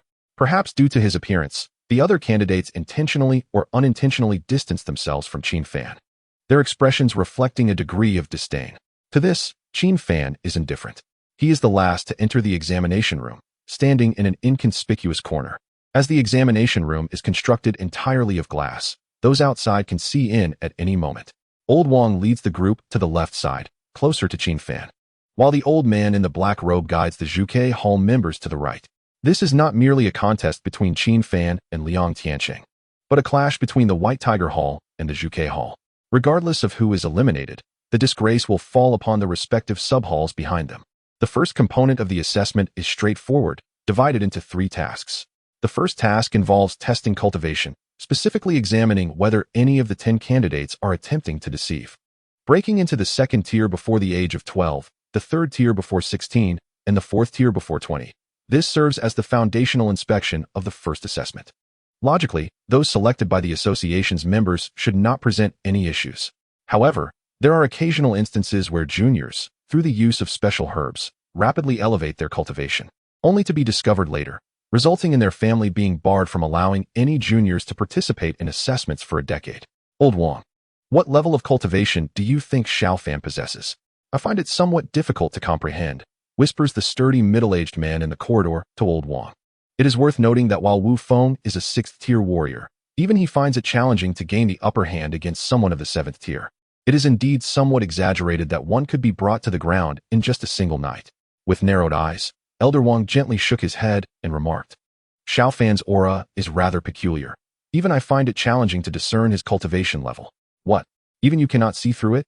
Before the burly middle-aged man could finish his sentence, Elder Wang quietly interjected, he may have practiced a technique to conceal his aura. Understanding dawned upon him.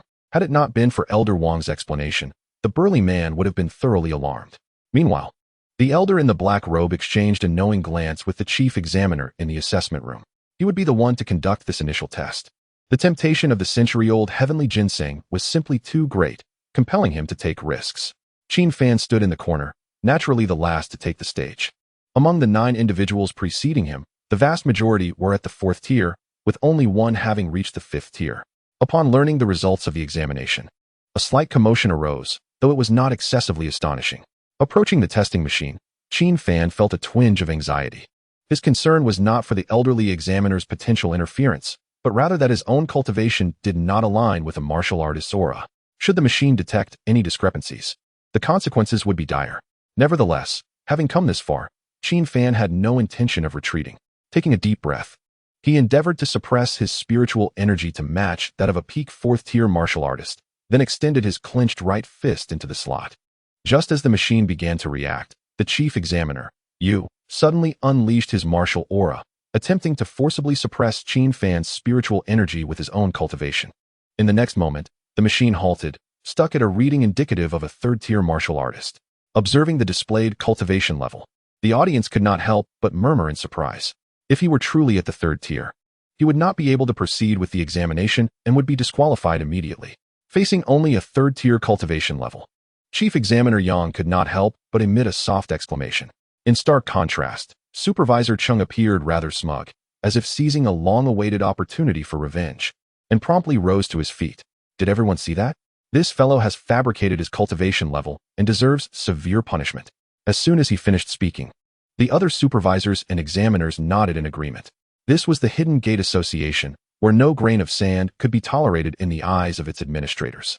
Moreover, Qin Fan's appearance had already made him a target of their disdain due to his looks. Upon seeing the displayed cultivation level, Chief Examiner Yu could not suppress a cold chuckle. He feigned an enraged demeanor and bellowed, "You young one, you possess an audacity of great magnitude." Members of the White Tiger Hall stationed in the corridor suddenly grew anxious, particularly the burly middle-aged man, whose expression darkened considerably. He was well aware that someone capable of knocking down Wu Feng could not merely be a 3rd-tier martial artist. It was evident that foul play was afoot. Realizing this, the burly man immediately prepared to intervene, only to be halted by Elder Wang, who gently shook his head. Despite Elder Wang's rough exterior, he knew precisely what actions were warranted in critical moments. Should anyone intrude during the examination, it would not serve to help, but rather to harm. Therefore, he had previously cautioned Qin Fan that, regardless of any unforeseen circumstances, he must rely solely on himself. But Elder Wang, that you is also an 8th-tier martial artist. The burly man was reluctant to witness Qin Fan's disqualification, knowing it would be a significant loss for the White Tiger Hall. Yet Elder Wang had issued orders prohibiting any member of the White Tiger Hall from intervening, anxiously watching Qin Fan in hopes he would overcome this trial. On the other side of the corridor, the elder in the black robe smiled and said, "Deputy Hall Master, what do you think?" The elder in the black robe nodded in satisfaction. However, before his smile could fully fade, an astonishing turn of events unfolded. The screen, previously frozen at the 3rd-tier level, suddenly sprang to life. It then leaped from 3rd tier directly to 4th tier, and subsequently ascended to 5th tier. No one knew what had transpired. They only recognized that the displayed cultivation level showed no signs of stopping. In the blink of an eye, it surged from 5th tier to 6th tier. Anyone who witnessed this miraculous phenomenon gaped in disbelief. Impossible. How could that fellow be a 6th-tier martial artist? Liang Tiansheng, also present in the examination room, stood up in astonishment. Just as he finished speaking, Qin Fan's cultivation had already breached into the 7th tier. Even the surrounding examiners and supervisors widened their eyes, exchanging silent glances filled with astonishment. 7th tier? It was common knowledge that the highest record for participants in past assessments had only reached the 7th tier. Could it be that the Hidden Gate Association was about to witness the emergence of an extraordinary prodigy? But wait, that young man's cultivation was still rising. Someone shouted this realization, and the atmosphere erupted in fervor. Qin Fan had shattered the association's historical record, successfully entering the ranks of 8th-tier martial artists. Meanwhile, Chief Examiner Yu, who had been suppressing Qin Fan's cultivation, was left utterly dumbfounded. Just as he believed it was all over, an overwhelming pressure, terrifying enough to make his scalp tingle, suddenly emanated from the air. This very pressure disrupted his plans. Unbeknownst to him, this force was being released from within Qin Fan. As Chief Examiner Yu was compelled to abandon his efforts, the screen displayed yet another peculiar phenomenon. Despite having entered the 8th tier, Qin Fan was suddenly forced back down to the 4th tier. It turned out that the testing machine had malfunctioned, rather than reflecting Qin Fan's true cultivation level. Observing the final reading of 4th tier cultivation, the crowd collectively exhaled in relief. It must be said that it had indeed been a false alarm. Had the association truly produced a young 8th-tier martial artist, it would have caused an unprecedented uproar. At that moment, Chief Examiner Yang stood up to clarify. Since the machine was faulty earlier, we shall evaluate based on the current cultivation level. Therefore, Jiang Fan's final examination result precisely meets the passing line. Nevertheless, no one spoke, as they were all still captivated by the earlier spectacle. Even if the machine had indeed malfunctioned, it marked a new record. After all, in the several hundred years since the association's founding, this machine had never displayed an 8th-tier reading. Haha, I thought as much. Even if our Xiao Fan's talent is exceptional, he could never be an 8th-tier martial artist. The burly middle-aged man's words had just left his mouth when he was startled by an unexpected figure appearing behind him. He quickly turned around, exclaiming, "Wu Feng, when did you arrive?" Within the White Tiger Hall, Wu Feng claimed to possess the second-best lightness skill, and no one dared to assert they were the best. With such a stealthy and elusive presence, coupled with his remarkable innate talent, even Elder Wang could not guarantee that he would easily capture him. Wu Feng ignored him, fixating intently on Qin Fan in the examination room. It was then that Elder Wang inadvertently asked, "Wu Feng, what transpired last night?" "This lad is quite formidable," Wu Feng replied succinctly, his gaze never leaving Qin Fan. "Oh, pray tell, in what manner is he formidable?" Elder Wang, not one to be easily deceived, suspected that either a powerful ally had secretly assisted or that an 8th-tier martial artist was truly Qin Fan's real strength. Yet the latter's likelihood was minimal. Wu Feng fell silent once more. However, there was no trace of resentment in the gaze directed at Qin Fan. Rather, there was a glimmer of excitement. What transpired last night was known only to him and Qin Fan. After merely 2 exchanges, he found himself sprawled on the ground. Time and again, he rose only to fall back down repeatedly. It was not until 2 in the morning that exhaustion rendered him incapable of getting back up. He felt a sense of unwillingness, yet harbored no hatred. He understood that in the Hidden Gate Association, the strong are revered while the weak face elimination. With the outcome already determined, there was little more to be said by the examiner. Furthermore, as he regarded Qin Fan again, a flicker of trepidation emerged in his eyes, not towards Qin Fan himself, but rather the enigmatic figure he imagined lurking in the shadows. Simultaneously, his gaze towards the old man in the black robe reflected his dissatisfaction. He should have anticipated that 200-year-old celestial ginseng would not be so easily obtained. Watching the examiner depart in a huff, Qin Fan furrowed his brow in contemplation. He then turned his attention to Examiner Yang, who had previously announced the results. Perhaps others were unaware, but at the moment he exerted his pressure, Qin Fan sensed another force assisting him. This energy was no less potent than that of an 8th-grade warrior, yet it dissipated swiftly. He suspected that the individual was none other than Examiner Yang. But why would he assist me when we had just met? Qin Fan found this perplexing and chose not to dwell on it further.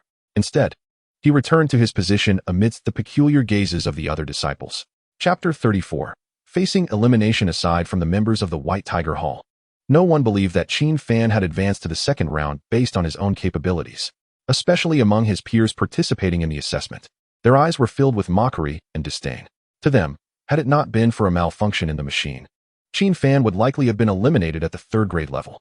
Each year, only 2 individuals earn a place in the association, and eliminating one in the first round meant that someone would be spared in the second round, thereby increasing the probability of advancement. Due to the prior incident, the examiner was hesitant to act recklessly. Although the celestial ginseng was rare, it was not worth jeopardizing his position. He chose to return to his seat and maintain silence. As for the content of the second assessment, it would consist of duels among 10 disciples. The rules were straightforward, as long as one did not harbor thoughts of killing. Victory in the match would secure a place in the final round. This round would be overseen by Elder Yang, while the remaining examiners and supervisors would assess based on individual abilities. Ultimately, the 2 with the most exceptional talents would formally join the association. In essence, the second and third rounds would proceed almost simultaneously, determined by whose talent prevailed. Examiner Yang approached the crowd and calmly explained, "Your order of appearance will be determined by a draw, and your opponents will be decided by the corresponding numbers. Do you all understand the rules?" "Understood," the crowd responded, clasping their fists in acknowledgement. Only Qin Fan, standing in the corner, felt that the second and third rounds were inherently unfair. He knew the old man in the black robe would not relent. Even if he succeeded in advancing in the second round, he would likely be forced out on the grounds of insufficient talent. But can a person's talent truly be judged by mere observation? For someone who has lived for 3,000 years, it was nothing more than a jest. "Kid, you were merely lucky earlier. Just wait and see how I deal with you." Liang Tianqing provocatively approached Qin Fan before the draw. However, when he completed the draw and saw his number, his expression soured. He had drawn number 4, while someone else had already drawn that number earlier. This meant he had lost the opportunity to teach Qin Fan a lesson. Yet, as the other 9 had drawn their numbers, leaving only Qin Fan, a smirk crossed his face. There was only number 5 remaining, and the individual who had drawn it earlier was the only 5th-grade warrior present. It seemed that the kid's luck had run out. Indeed, drawing the toughest opponent in the second round, he would likely find himself begging for mercy. Amidst the crowd's chatter, Qin Fan stepped forward and drew the last slip. Number 5. The earlier duels had proven to be even duller than anticipated. With equal cultivation levels, the matches were merely a contest of stamina and perseverance. It wasn't until Liang Tianqing entered the arena that the second round gained some intrigue. The Liang family prodigy was undoubtedly a dark horse in this year's association assessment. He had originally lost his qualification but was granted a chance to compete again due to his remarkable talent, primarily attributed to his extraordinarily esteemed master. As the fourth duel commenced, Liang Tianqing did not disappoint. Within mere moments, he effortlessly eliminated his opponent with a display of overwhelming dominance. Although it was a quick victory, his decisive strikes and mature control over the warrior's aura made for a visually captivating spectacle. As for the final duel, the spectators already had a conclusion in mind. How could a boy barely on the verge of third-grade cultivation possibly stand against a fifth-grade warrior? The disparity was too great to ignore. However, when the two stood in the center of the arena, Qin Fan's opponent suddenly raised his hands before the match began. No one understood the gesture, assuming it was a pre-match humiliation. Just as Examiner Yang was about to inquire, the fifth-grade youth gritted his teeth and declared, "I concede this match." Those few succinct words sent shockwaves through the crowd. No one expected such an outcome in a match with such a stark disparity in strength. To willingly concede despite having superior power? Liang Tianqing's smirk faltered, and he incredulously shouted, "You actually dare to say you concede?"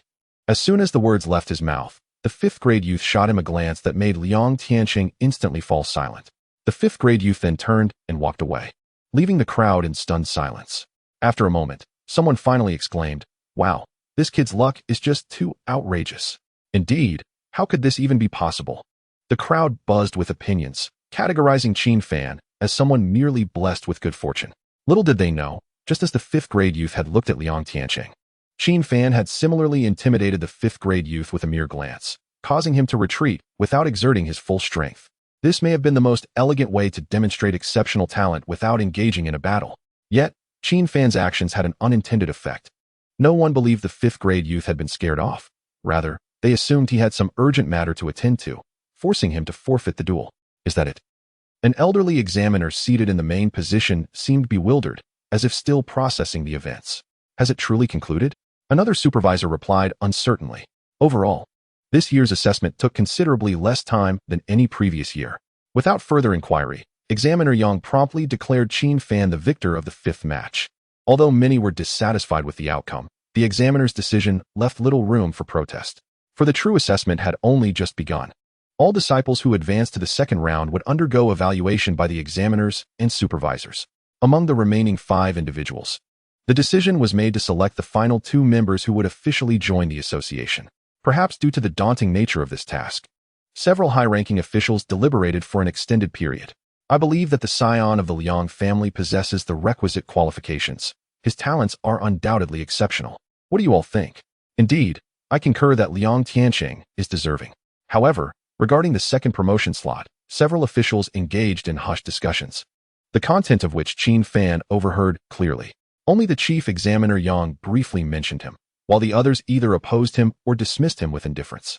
10 minutes later, the results were to be read by Supervisor Chung. He rose, casting a cold glance at Qin Fan, and announced, "Ing Xian, talent mediocre, eliminated." Ing Xian was the first disciple to present. Upon hearing of his elimination, he could only sigh dejectedly. Compared to the preceding 2 assessments, this final round was particularly brutal. After all the effort expended, he still faltered at the talent evaluation. Lu Hu, talent mediocre, eliminated. Lu Hu was the second disciple, feeling quite indignant, but dared not voice his grievances. Wang Yiming, talent above average, promoted. Liang Tianqing, exceptional talent, promoted. Supervisor Cheng finished announcing the promoted disciples, notably omitting Qin Fan entirely. It was evident that in their eyes, Qin Fan's 2 assessments were deemed lacking, thus they could not be bothered to evaluate him further. The youth named Wang Yiming, upon learning of his promotion, was almost incredulous. After all, this was the Hidden Gate Association. He had never dared to dream of such success. In contrast, Liang Tianqing seemed to have anticipated this outcome, approaching Qin Fan to mockingly declare, "With your abilities, do you think you can compete with me?" Chapter 35. Total domination among the remaining 5 disciples. Qin Fan's achievements were the most illustrious, merely due to his lack of participation.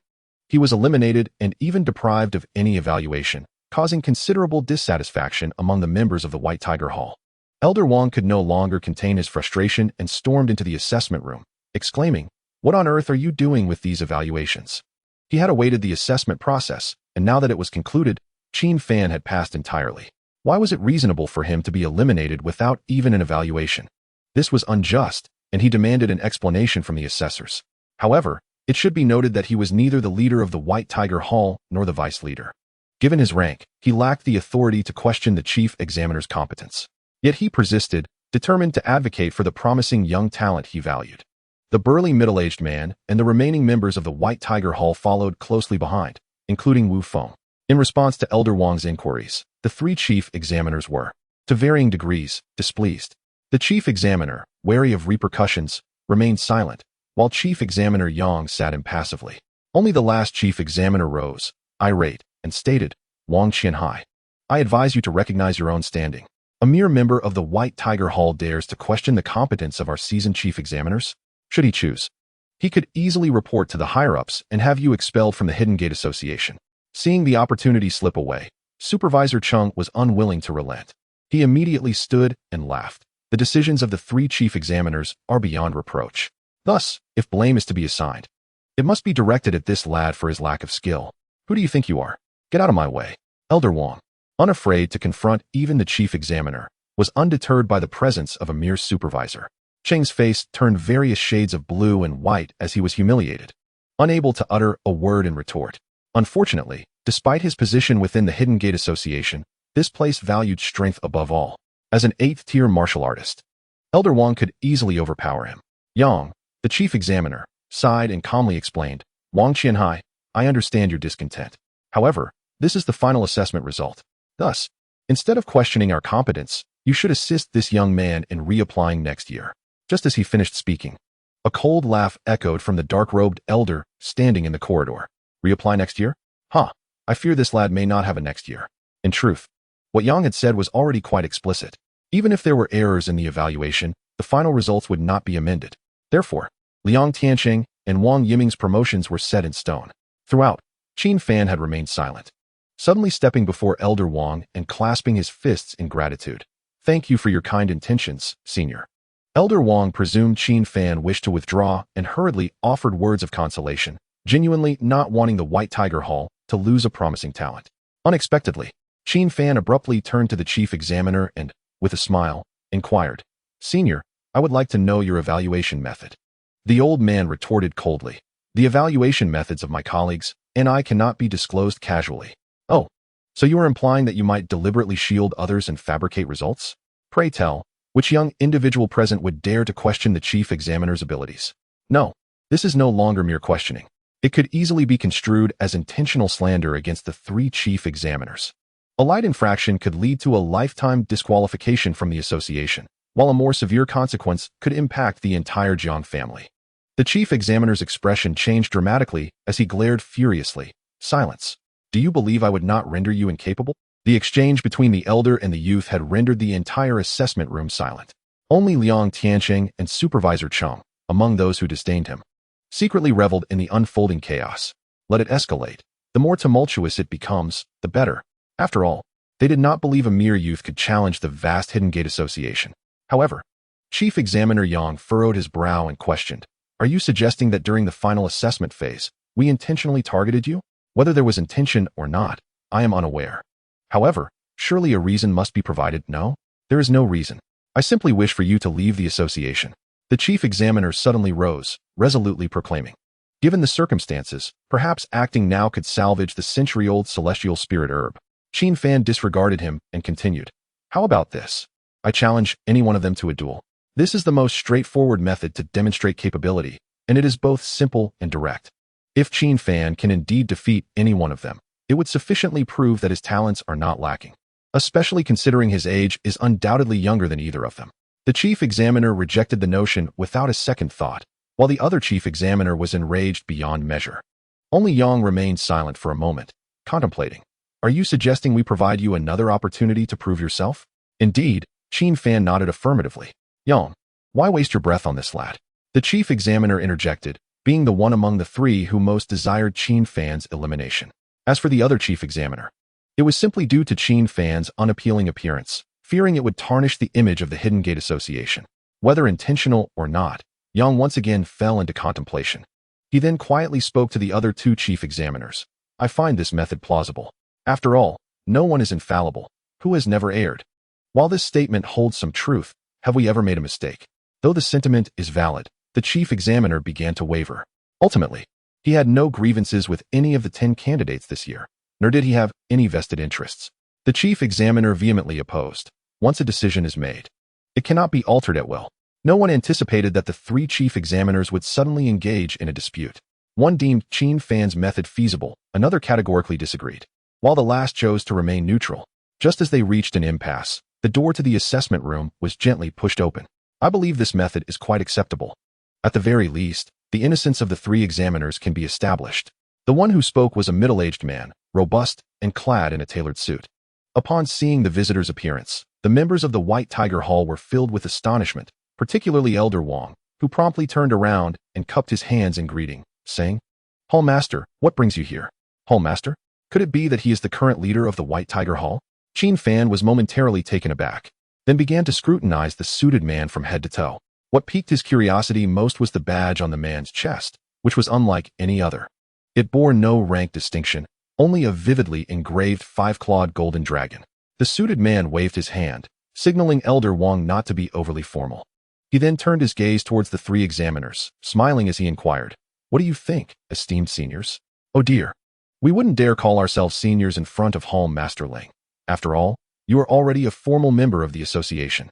The examiners were taken aback and hastily cupped their hands in respect. It was only after this explanation that Qin Fan understood. The dragon emblazoned badge signified a formal member of the Hidden Gate Association, a status even more prestigious than that of a gold-tier member. The examiners, being neutral by nature, had nothing further to say, especially with the hall master of the White Tiger Hall present. Moreover, as Examiner Yang had already made his decision, the examiners found themselves isolated, glancing helplessly at the grim-faced elder in black robes. Seeing that the three examiners were at a loss for words, the suited man gave Qin Fan a gentle push, urging him towards Liang Tianqing and the others. Go ahead, choose your opponent. But before that, I have a condition. A condition? Qin Fan asked, perplexed. The middle-aged man suddenly shifted his tone, emphasizing, what I seek is not merely your victory, but a complete and utter domination. In the White Tiger Hall, there are no weaklings who fear the strong. As long as you present a challenge, it will be accepted, provided you possess the requisite strength to match it. Upon hearing the condition, Qin Fan nodded and approached Liang Tianqing. It would be disingenuous to claim he felt no trepidation, considering Liang had previously bested him. However, remembering that he was the only dark horse of the year, he puffed up his chest and declared, What? Are you not convinced? No sooner had the words left his mouth than a sharp crack echoed through the air, the sound of Liang Tianqing's kneecap shattering under Qin Fan's swift kick. Chapter 36. Officially joining almost simultaneously with Liang Tianqing opening his mouth, Qin Fan had already made his move. He intended to show no mercy. With a single strike, he shattered the kneecap of Liang's right leg. Before the pain could even register, Qin Fan delivered another kick, breaking the kneecap of the left leg as well. In just two swift motions, Liang Tianqing, the greatest dark horse, found himself kneeling before Qin Fan. Finally, unable to withstand the excruciating pain, Liang Tianqing let out a wild howl. Those present, including the elder in black robes in the corridor, felt a chill run down their spines. The ferocity of the assault was far beyond that of 3 days prior.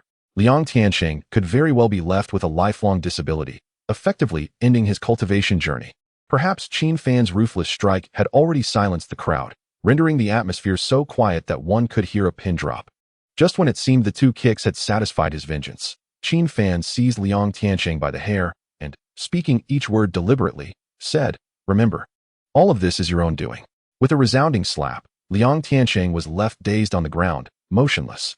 No one could discern if he had fainted from pain or the shock of the slap. They only knew that the youth before them, marred by the encounter, was not someone to be trifled with. Much like the White Tiger Hall, he inspired fear wherever he went. The elder in black robes could only watch helplessly as his disciple lay on the ground, never once showing his face. The disparity between a gold-tier member and a formal member was significant. He could only grit his teeth and gesture for long to take Liang Tianqing away. With the members of the Vermilion Bird Hall having departed, the scene remained eerily silent. Among the three examiners, only Examiner Yang displayed a complex expression. The other two dared not utter a word, their eyes fixated anxiously on Qin Fan and the middle-aged man. After all, Liang Tianqing was a fourth-tier martial artist, and to have his kneecap shattered by a single kick was a testament to the overwhelming dominance displayed by Qin Fan, indicating that his previous two tests were no mere fluke. It was the suited man who clapped first, smiling as he remarked, Excellent. The White Tiger Hall seeks members like you. With this endorsement, Elder Wang and the others immediately crowded around Qin Fan, their admiration palpable. This was the power of strength, beyond doubt. In contrast, Wang Yiming and Cheng Jin's supervision, who had also advanced, were already trembling with fear, one relieved to have escaped selection, the other gripped by genuine terror. Now that Qin Fan not only possessed formidable personal strength, but also had the backing of the White Tiger Hall, the prospect of retaliation seemed a distant worry, leaving them to ponder how to avoid further provocation. Noticing the three examiners remained silent, the suited man inquired, How do you assess the talent of this young one? Oh, yes, we shall proceed with the assessment right away. The chief examiner was jolted back to reality, hastily signaling the other two examiners to confer.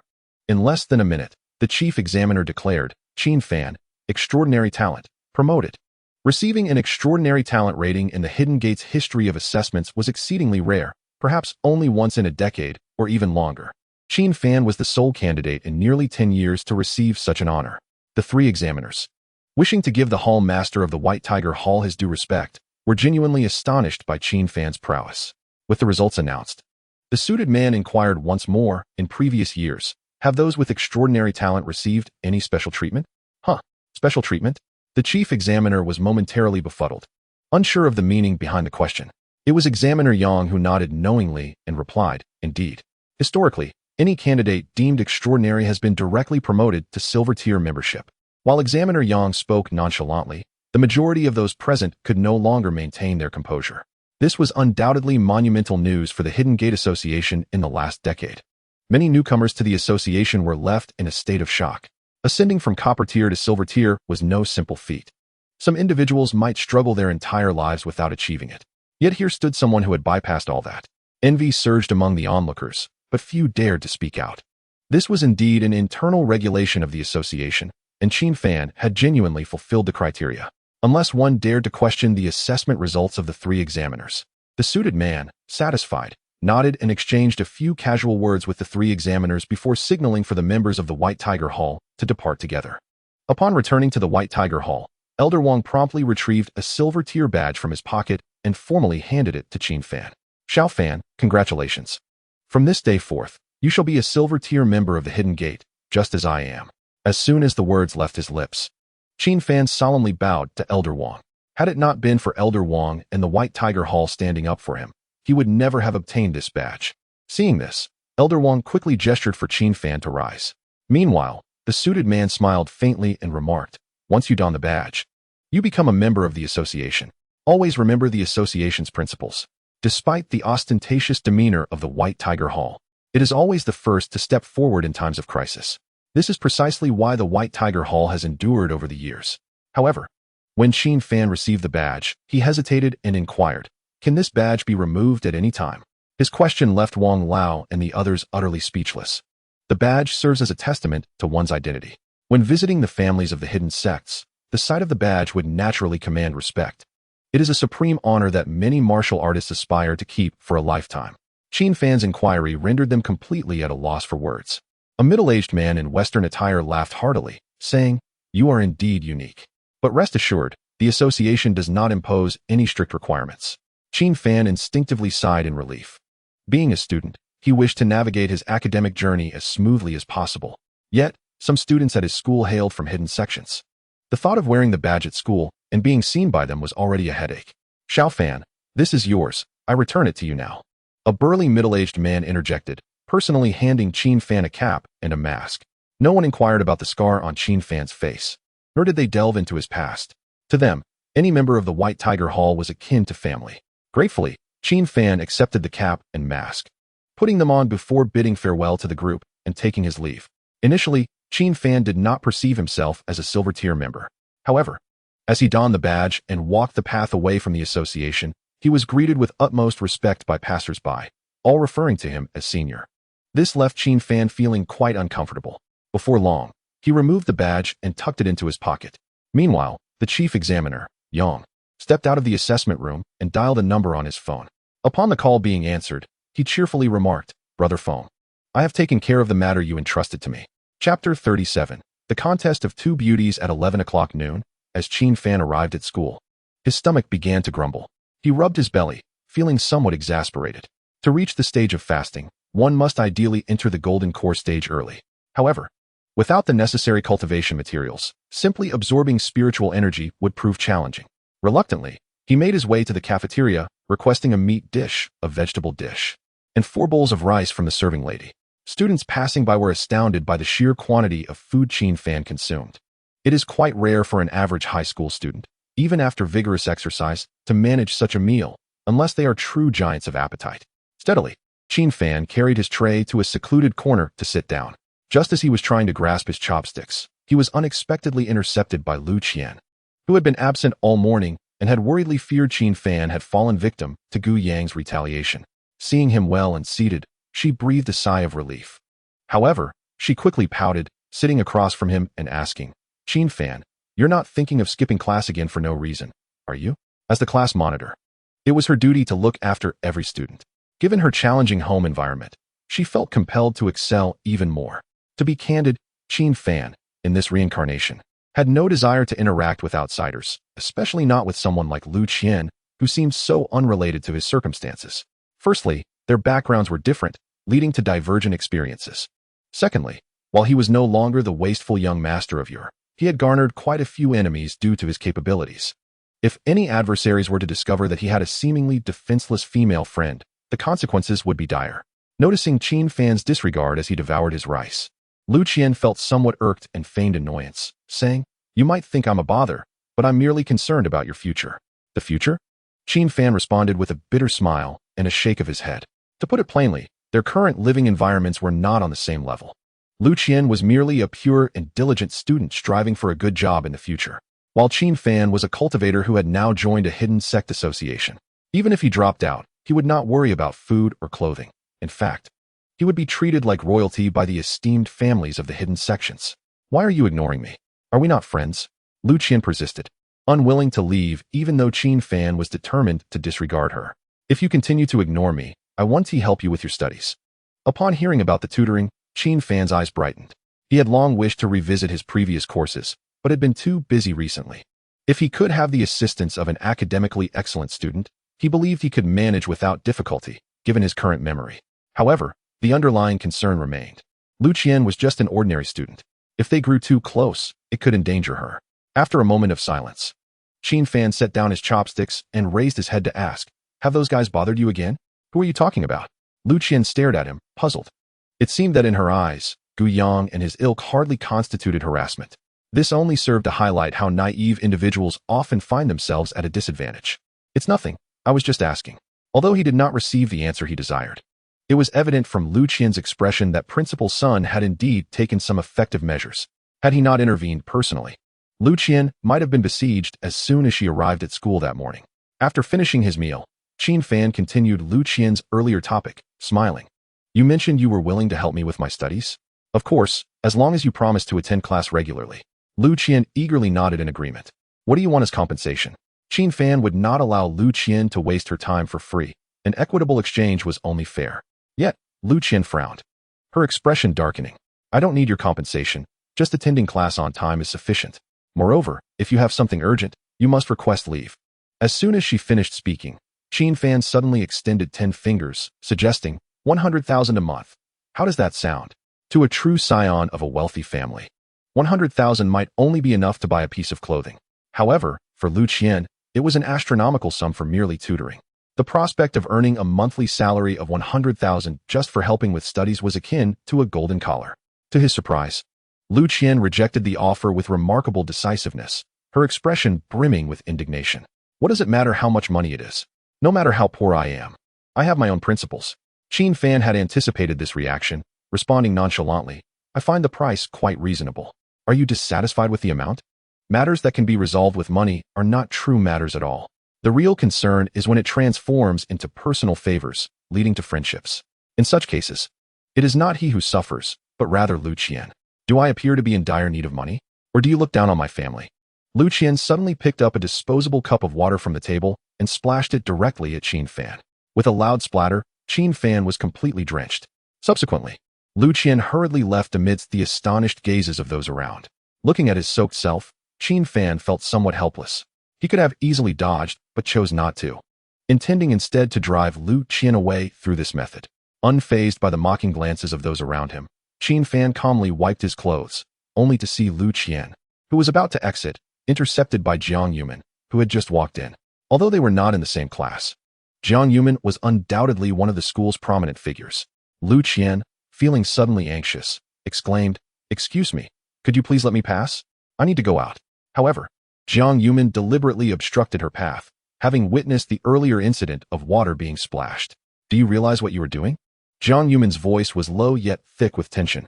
"What I'm doing is none of your business," Lu Qian retorted, flustered and indignant. The other second-year students present were left astounded by the scene unfolding at the entrance. "Oh my, are our two top female scholars in a silent rivalry?" Each time the grades for the year were announced, they consistently ranked among the top 3. Was it possible that neither could yield to the other? As the onlookers observed, despite Jiang Yuman's somewhat headstrong demeanor, she was indeed a remarkable scholar, often placing in the top tier of her class. The encounter between these two academic powerhouses was undoubtedly a spectacle, one that might very well become the talk of the school the following day. It was only after Qin Fan subtly signaled to Jiang Yuman that Lu Qian managed to slip away. Otherwise, given Jiang Yuman's temperament, it was uncertain what might have transpired. Initially, the The crowd had gathered out of curiosity, but when the two prominent figures ceased their quarrel, the excitement began to wane. Jiang Yumin approached Qin Fan, her brows furrowed. Are you really so willing to let her drench you? Their differing worldviews led Qin Fan to respond, I prefer not to dwell on it. Upon hearing this, Jiang Yumin was taken aback. As a member of an influential family, she sometimes felt out of place in the outside world. A closer examination revealed a significant shift in her attitude towards Qin Fan. Previously, she would have mocked him for any misstep, but since last night, the Jiang family's impression of him had nearly reached a level of reverence. By the way, weren't you supposed to be participating in the assessment? Have you been eliminated? Before Qin Fan could reply, Jiang Yumin continued, well, there are only 2 slots available in the Hidden Gate Association each year. Observing her self-absorbed musings, Qin Fan felt a sense of exasperation. Shaking his head, he replied, though the process was somewhat convoluted, I ultimately succeeded. Jiang Yumin, initially believing Qin Fan had been eliminated, contemplated how to comfort him. However, upon learning of his successful entry into the Hidden Gate Association, her large eyes sparkled with surprise. She had not anticipated that this young master, forsaken by the affluent, had genuinely succeeded in joining such a coveted organization, a dream for countless aspiring warriors. Yet, her enthusiasm quickly turned to annoyance. You've already joined the association, so why do you appear so lackluster? What do you expect me to do? Should I celebrate with fireworks to announce it to the world? To Qin Fan, joining an association was akin to aligning with a sect in the spiritual realm. With his aversion to constraints, he would never have allied with any organization had he not been starting anew. So, you are now a bronze tier member? Show me your badge. At that moment, Jiang Yumin resembled an inexperienced girl, impatiently urging him. Qin Fan hesitated, unsure if he should reveal it. Given Jiang Yumin's flamboyant nature, if she discovered that he had ascended to silver tier status, it would undoubtedly become common knowledge. Such ostentation was not in his character, nor did he desire it. After a moment of contemplation, he decided to offer an excuse. The badge is still being made. I won't receive it until the day after tomorrow. The day after tomorrow? All right, but you must show it to me first thing. Jiang Yumin's tone softened, taking on a slightly charming quality. This caught Qin Fan off guard, prompting him to clear his throat awkwardly. Fine, I have no other matters to attend to, so I shall head to class now. Wait, Jiang Yumin suddenly called out to him. Bowing her head, she hesitated for a moment before finally speaking. Are you looking for someone to help you with your studies? Upon hearing this, Qin Fan felt a wave of frustration wash over him. To be honest, he would rather seek out Lu Qian for assistance than turn to Jiang Yumin. Hey, what kind of expression is that? Do I seem so unreliable? Facing the impending ire of Jiang Yumin, Qin Fan quickly waved his hands. Not at all. However, as the young lady of the Jiang family, you lack for nothing, and I cannot offer you the proper compensation. It was absurd to think that a wealthy heiress, who could easily afford to pay him a handsome sum, would be in need of money. As he pondered this, Jiang Yumin began to tremble, resembling a volcano ready to erupt. Just when Qin Fan was at a loss for how to defuse the situation, Jiang Yumin unexpectedly calmed herself. Raising her head, she said coldly, I finally understand why Lu Qian was so angry. Oh, really? Congratulations on that realization, Qin Fan replied before swiftly taking his leave. It was Friday, and the afternoon schedule did not include any intensive subjects. Upon returning to his seat, Qin Fan borrowed the textbooks for mathematics, language, and foreign studies from his portly classmate to review. As he entered the classroom, he instinctively checked the seats of Gu Yang and the others, only to find them all vacant. He turned to his friend and asked, Where are they? They're all absent, claiming it's due to a severe flu outbreak. The portly student replied, A severe flu outbreak? Qin Fan scoffed inwardly, suspecting that the ruckus from the previous day had left them too frightened to show up today. However, their absence was preferable, out of sight, out of mind. Yet, when Qin Fan absent-mindedly glanced at Lu Qian's desk, he noticed her diligently scribbling notes in her textbook. Sighing, he realized he did not wish to be so heartless, but the reality was that they were worlds apart. Shaking his head, he continued his studies until the school bell rang, signaling the end of the day. His portly friend approached him with an arm slung around his shoulder. Hey, brother. Want to unwind a bit? Unwind? Where would we go to relax?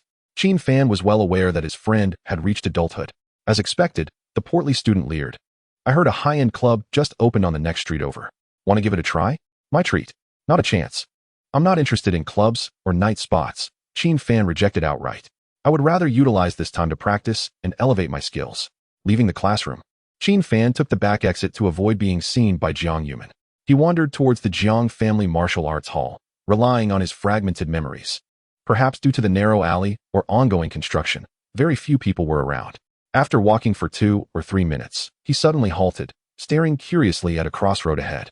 It was evident that he was lost. Having once been the heir of the Qin family, he rarely walked anywhere himself.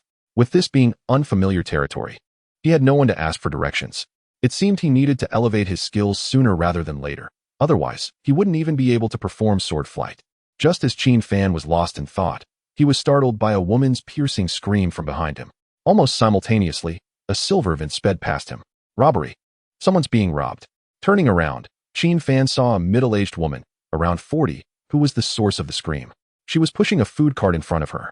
Observing the plainly dressed, anxious middle-aged woman, Qin Fan, without a moment's hesitation, dashed towards the van. Perhaps it was an instinctive reaction, in his eyes. Those who would rob even such hard-earned money were nothing but wretched beings. As darkness enveloped the streets, devoid of pedestrians, Qin Fan unleashed his spiritual energy and sprinted, quickly catching up to the van ahead. Inside, 2 masked individuals were seated. Feeling smug for having driven far enough, they slowed their pace to count the money. Suddenly one, slender as a monkey, exclaimed in terror, "Someone is chasing us." The driver, upon hearing this, cursed. "What the hell? There are no cars on this road." "No, he's running." Initially, he thought he was imagining things, but upon seeing someone indeed pursuing them through the window, he was utterly bewildered. Running? Despite having reduced their speed to over 30 kilometers per hour, was it possible for a normal person to catch up? Before they could even come to a halt, Qin Fan kicked the moving van door open, leapt inside, and snatched the wallets from the 2 robbers. "Someone's robbing us. A ghost is robbing us." It was now the turn of the 2 brothers to be terrified, their voices rising higher than the earlier woman's. "Ghost my foot." Qin Fan dispatched them with a swift strike, rendering them unconscious, and casually took one of their phones to call the police. After managing the situation, he exited and retraced his steps. The middle-aged woman, unable to chase after them, could only push her cart laboriously to catch up. Upon seeing her wallet safely returned by a kind stranger and the robbers neutralized, she was overwhelmed with joy and gratitude. Although the wallet contained only 3,000 yuan, it represented her hard-earned money over several days. She insisted on giving Qin Fan 500 yuan as a reward. Qin Fan, seeing this, quickly declined, saying, "No need for that, auntie. I merely helped out on my way." "How can that be? If it weren't for you, this money would have surely been lost." Qin Fan had only glanced at the middle-aged woman before pursuing the van, but now, observing her closely, he noticed that despite her age and plain attire, her features were quite refined. She seemed somewhat familiar. As he pondered this, a slender figure hurriedly approached from a distance. Chapter 39. The notes the slender figure rushed over, and before she could speak, the middle-aged woman exclaimed with a smile, "Qian, the money is back." Qin Fan had already guessed the identity of the woman's daughter, but was surprised by the coincidence. Lu Qian, visibly anxious, looked at her mother and, upon confirming she was unharmed, immediately scolded, "Mom, why did you scare me?"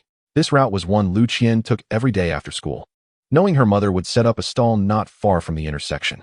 Hence, she would come to accompany her. Today, she happened to hear her mother's scream and rushed over in a panic. Noticing Qin Fan beside her mother, Lu Qian's eyes widened in surprise. "Qin Fan, what are you doing here?" "Ah, so you really are classmates." The middle-aged woman was overjoyed to learn this, praising Qin Fan's kindness incessantly in front of her daughter. Even after living for over 3,000 years, Qin Fan felt a bit bashful under such praise, scratching his head. However, he had no intention of lingering, intending to bid farewell and depart. Lu Qian, noticing this, suddenly became anxious, grasping his arm and whispering, "Are you still angry with me?" "Angry? About what?" Qin Fan understood she was referring to the water incident at noon, but he had not taken it to heart. "You are still upset with me." It's important to note that the thought processes of women and men can be vastly different. Qin Fan's intention was merely to convey that he had already forgotten the incident. However, to Lu Qian, such matters could not possibly be forgotten. Therefore, she interpreted Qin Fan's reluctance to stay as a sign of lingering resentment. Glancing back at her mother's wallet, Lu Qian felt a wave of shame wash over her. She tugged at Qin Fan's sleeve, adopting a coaxing tone. "All right, it was my fault, okay?" After all, Lu Qian was one of the beauties at school, standing out among countless young ladies, which spoke volumes about her stunning looks. Though Qin Fan thought they all looked quite similar, he found himself somewhat at a loss due to Lu Qian's sudden behavior. Once again scratching his head, he replied helplessly, "I know I was a bit harsh at noon, but I truly am not angry." "Really?" Lu Qian's gaze remained fixed on Qin Fan, her beautiful, clear eyes shining with joy under the dim street lights. "There is no need for me to lie about such things. Upon confirming that he genuinely bore no ill feelings, Lu Qian finally relaxed, releasing her grip on his sleeve and turning to formally introduce him to her mother. Mom, this is Qin Fan, my classmate. Oh, so it's young Master Qin. My daughter must have received so much care from you during her studies. The middle-aged woman understood that only her daughter had been admitted to the school based on outstanding merit, while every other student there was from a wealthy family. Conversely, Qin Fan had not heard the title of young master without an undertone of mockery for quite some time. The feeling was peculiar, reminiscent of the days when he was accompanied by his mother. Only the butlers and medical staff from back then would address him so warmly. Auntie, you can just call me Xiao Fan. No need for young Master Qin. Times have changed. Qin Fan was no longer a member of the Qin family. How can that be? You are. Before the middle-aged woman could finish, Lu Qian interjected, Mom, just call him Xiao Fan. Lu Qian was well aware of Qin Fan's current predicament and was concerned that her mother's enthusiasm might make him uncomfortable. All right then, Auntie will call you Xiao Fan from now on. I hope you don't mind. As she spoke, the middle-aged woman leaned in to whisper to her daughter, Qian. Why does Xiao Fan wear a hat and mask? Mom, Lu Qian was genuinely anxious this time. Fearing her mother would continue questioning, she quickly changed the subject. Mom, if you don't hurry, all the spots will be taken. Right? How could I forget that? With that, Lu's mother hurriedly pushed her cart towards the intersection. Watching the warm rapport between Lu Qian and her mother caused a subtle smile to form on Qin Fan's lips. Once upon a time, he too was a child with a mother. Even after 3,000 years, he could still vividly recall the image of his mother smiling at him from her sickbed. Qin Fan, my mom is just like that, curious about everything. I hope you don't mind. Lu Qian leaned closer to Qin Fan, her cheeks flushed as she explained. Fate, that elusive concept, can sometimes be remarkably enchanting. Lu Qian never anticipated that she would walk side by side with Qin Fan after school, nor did she foresee that within 2 days, he would aid both her and her family in overcoming adversity. Qin Fan's reverie was abruptly interrupted as he lifted his gaze to see Lu's mother arriving at the intersection, shaking his head as he said, It's all right. This is quite normal. Meanwhile, Lu Qian rummaged through her backpack, retrieving her textbooks in mathematics, Chinese, and English. Presenting all 3 to Qin Fan, she blinked and smiled. Here. This is for you. For me? Qin Fan replied, puzzled as he accepted the books and casually flipped through a couple of pages. Upon seeing various notes made with a red gel pen and black ink, he became momentarily speechless. He recalled the scene from the afternoon when Lu Qian had been diligently writing, hardly moving even during extracurricular activities. You've been taking these kinds of notes all afternoon? Qin Fan mused. He wasn't oblivious. As a top student, Lu Qian certainly didn't need to create such straightforward notes. It's commendable to wish to return to school and engage earnestly in class. As the class monitor, how could I stifle such a positive attitude? Observing Lu Qian's shy demeanor as she feigned composure stirred a sense of discomfort within Qin Fan. Perhaps he had indeed overstepped during lunch? Just then, Lu Qian suddenly grasped Qin Fan's hand and said, Come on, let me treat you to my mother's cooking. Lu's mother prepared simple boxed meals, with an array of delectable dishes cooked in advance and stored in the food cart. Many patrons were laborers from nearby construction sites. Due to the affordability and decent taste, they sold out quickly every day. Lu Qian approached her mother and said, Mom, 2 portions for me and Qin Fan, please. However, Lu's mother hesitated, glancing at Qin Fan. Qian, he is a young master. Our food might not suit his palate. It's all right. I'm not particularly picky about food, Qin Fan replied. His senses sharpened from training, making him acutely aware of Lu's mother's words. Lu Qian pouted. Well, he is the kind of guy who can devour 4 bowls of rice with just 1 meat and 1 vegetable. Oh, so little Fan has quite the appetite.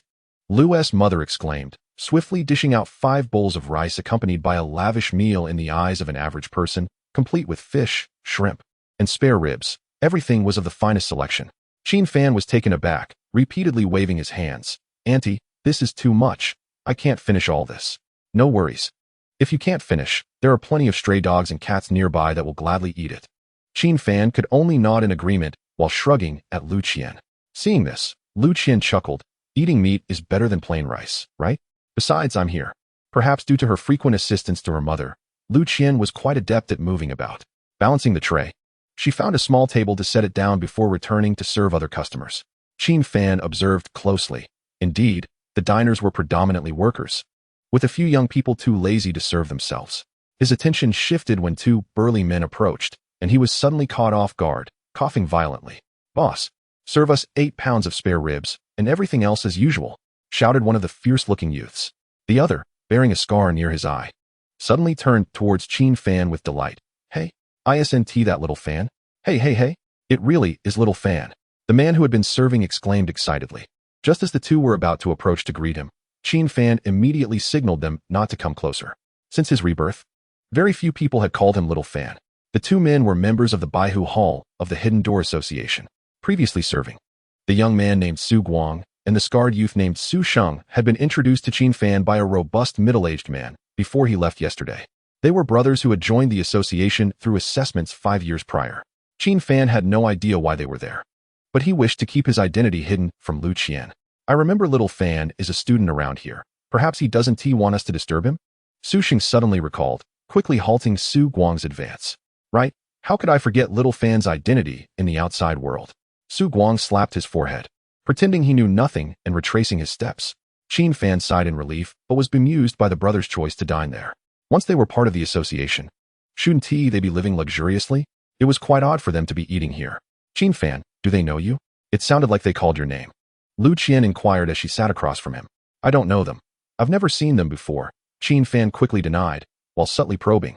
Aren't you afraid of their fierce looks?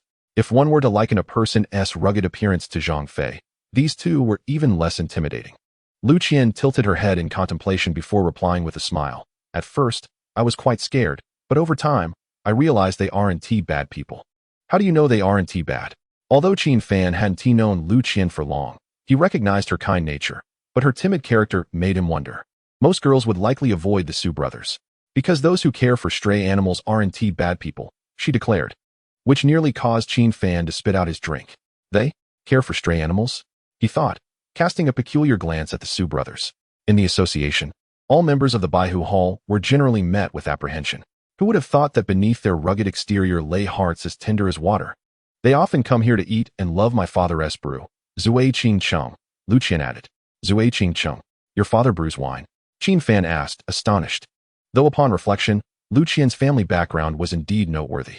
Her grandfather, Lu Sanyi, was a prominent figure in the past, well-versed in both the legitimate and underground worlds. To put it in ancient terms, he was a man of considerable stature. However, after Lu Sanye's passing, the Lu family fell into decline, and thus, the name Lu was no longer prominent in Suzhou and Hangzhou. It made sense that Lu Sanye's eldest son would brew wine. After all, a wine that could attract martial artists from the Hidden Door must be remarkable. Indeed, as soon as Lu Qian finished speaking, Suhang called out to Lu's mother, Sister, please bring us 2 jars of Zui Qing Cheng. You all wait a moment. I'll fetch it right now, Lu's mother replied enthusiastically. Meanwhile, just as Lu Qian was about to rise to help, Qin Fan stopped her. You should eat. I'll help. All right, but be careful. The jars are a bit heavy. Lu Qian had already considered Qin Fan a friend, so she wouldn't refuse his help, just wanting to remind him of the weight. However, before she could finish her sentence, Qin Fan effortlessly lifted 2 jars, questioning, what did you want to say? Lu Qian's eyes widened in astonishment. Your strength is incredible. Qin Fan was speechless as he approached the Su brothers, holding the 2 jars of Zui Qing Cheng. Apologies, senior brothers. Due to my classmates' presence, I was unable to greet you in a timely manner. Oh, why such formality? We brothers understand each other, Suhang remarked, casting a glance towards Lu Qian in the corner, then meaningfully winking at Qin Fan. The implication was unmistakable. Qin Fan could only manage a wry smile, and, after exchanging a few pleasantries, returned to Lu Qian's side. However, before he could speak, a loud crash erupted from behind him. The jar of drunken city that Lu's mother held slipped from her grasp and shattered into countless pieces upon impact with the floor. Who said you could privately sell liquor here? The jar did not fall due to Lu's mother's carelessness. Rather, it had been deliberately pushed, causing her to lose her balance. The one shouting was a middle-aged man in his 40s, glaring at Lu's mother with an air of arrogance.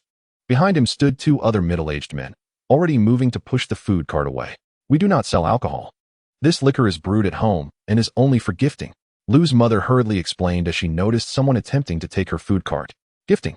The middle-aged man raised an eyebrow and coldly replied, that is not permissible. Setting up a stall here disrupts the city's order. Disrupting the city's order? Huh. What a bold statement. Qin Fan's expression turned icy, though he refrained from intervening immediately, opting instead to observe the middle-aged man's identity. Meanwhile, Lu Qian, not wanting to waste time, rushed forward to persuade. I'm sorry, we will leave right now. Want to leave? Not a chance.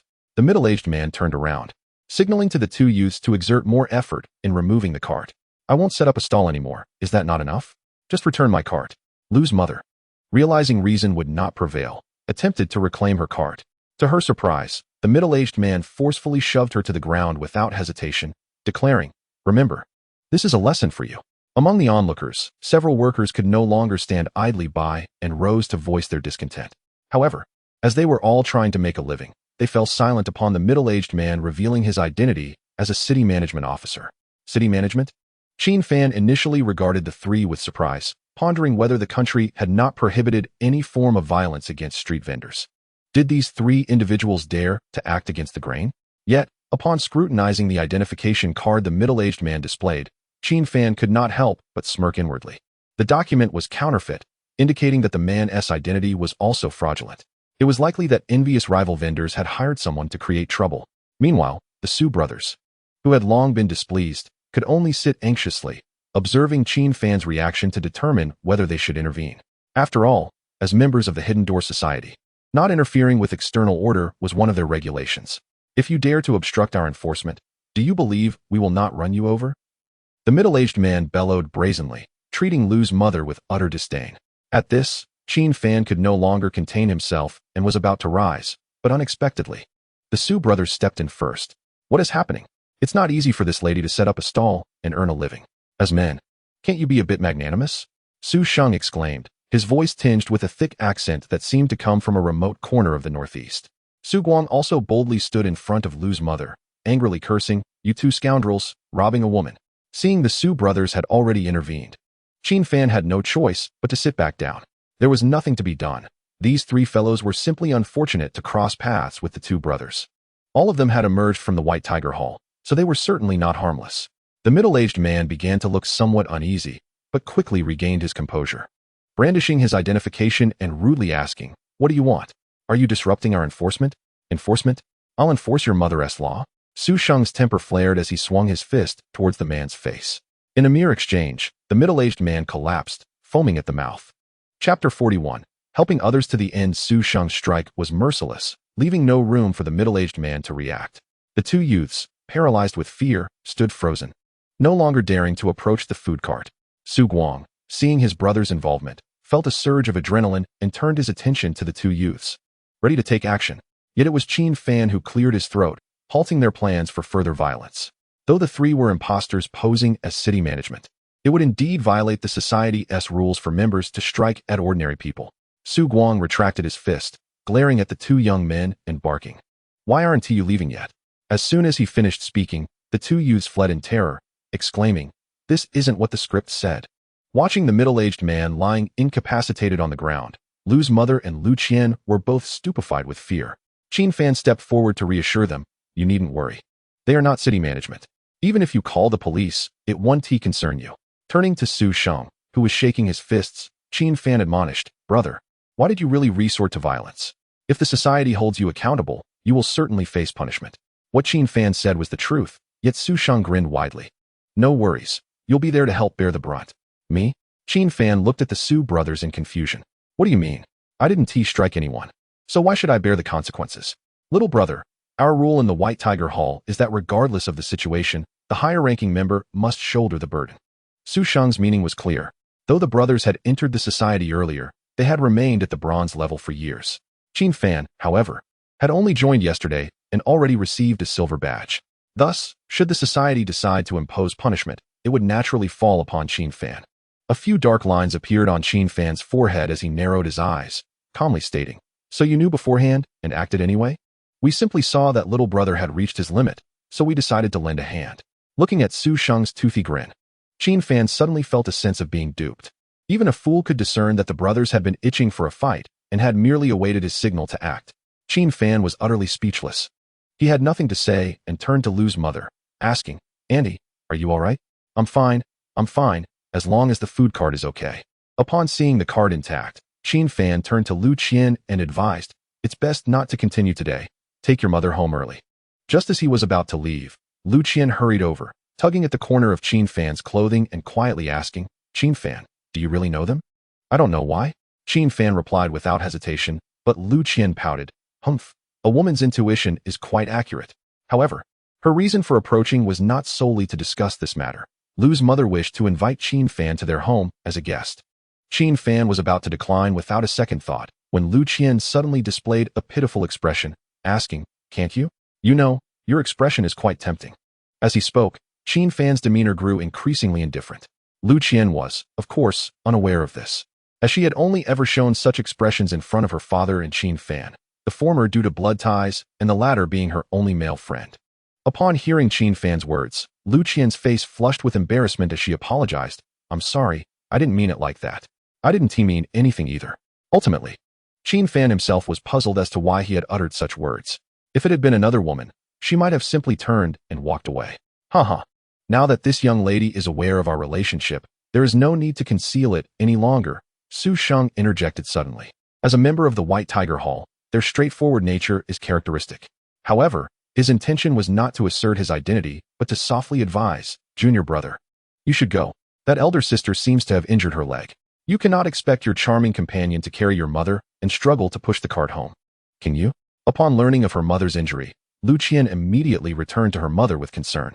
Meanwhile, Qin Fan glared at his two senior brothers in annoyance and had no choice but to retrace his steps. Indeed, given Lu Qian's strength, pushing the cart back would be quite a challenge, let alone carrying her mother. "Junior brother, shall we report back to Elder Wang first?"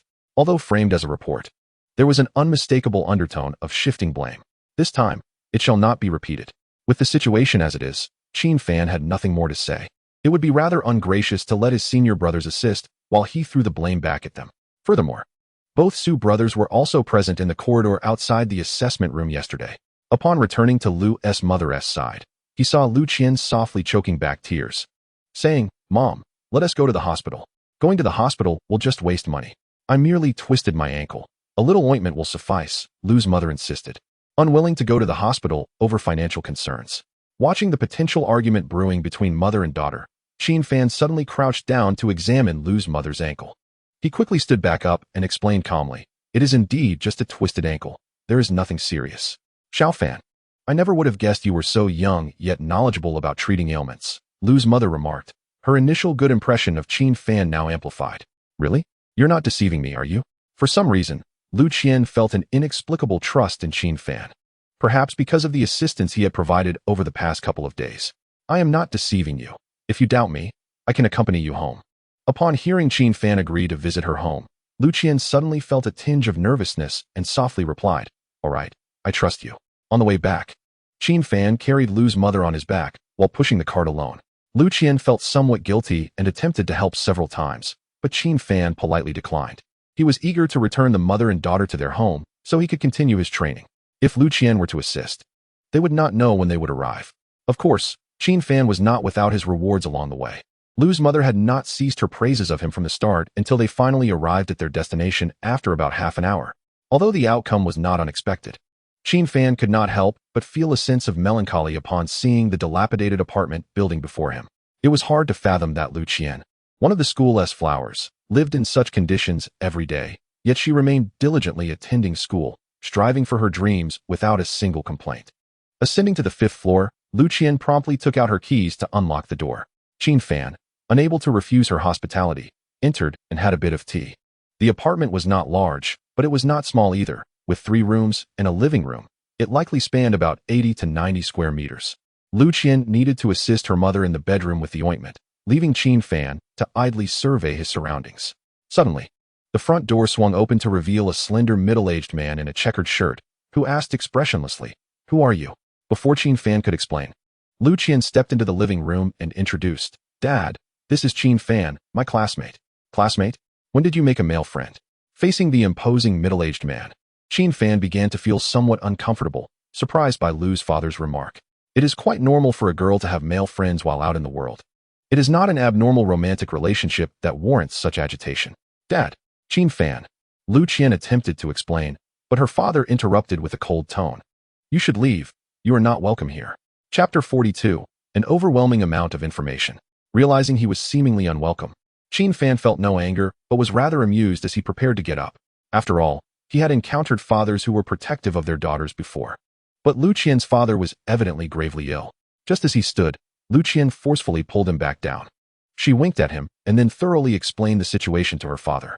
The more Lu's father listened, the more astonished he became, ultimately expressing deep remorse. I am sorry.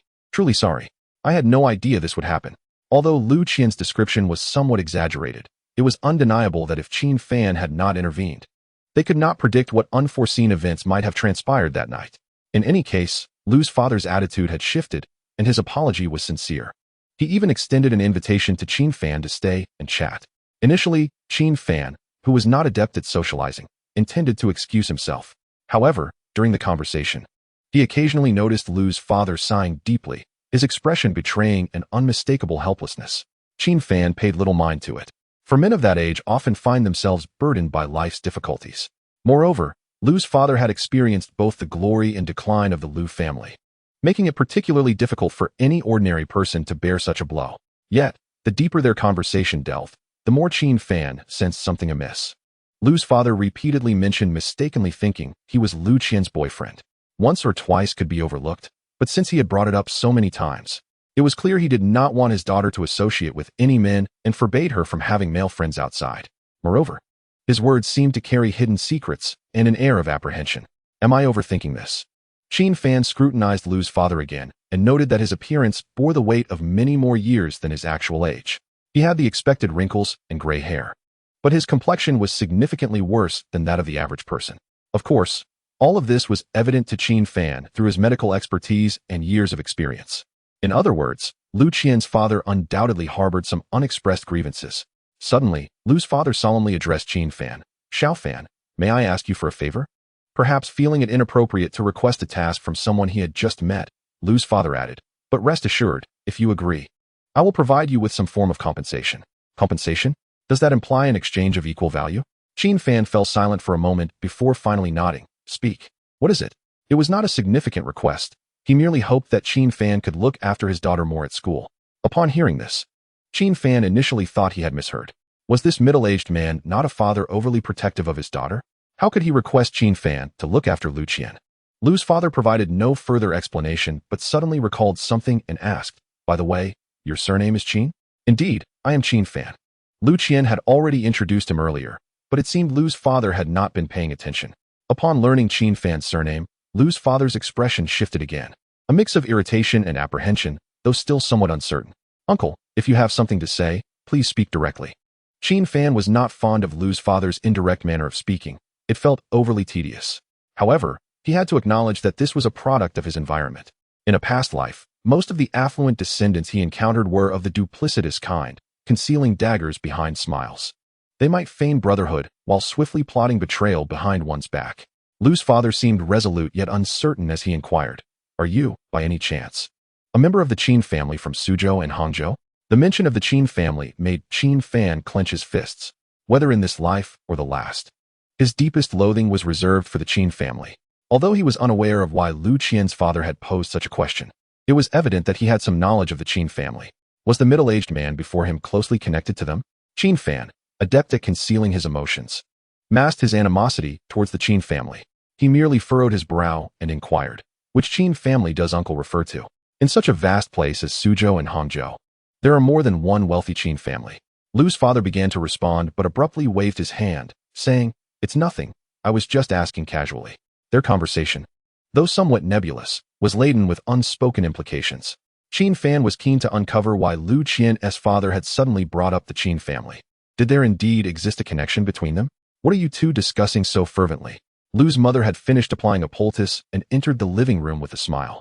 She proceeded to recount the events of the evening, while also praising Qin Fan, deeming him a model young man of the new era. Indeed, Xiao Fan is quite enthusiastic. Lu's father nodded in agreement, having regained his composure. Observing this, Qin Fan waved his hand dismissively, stating, it was merely a trivial effort, not as grand as Auntie suggests.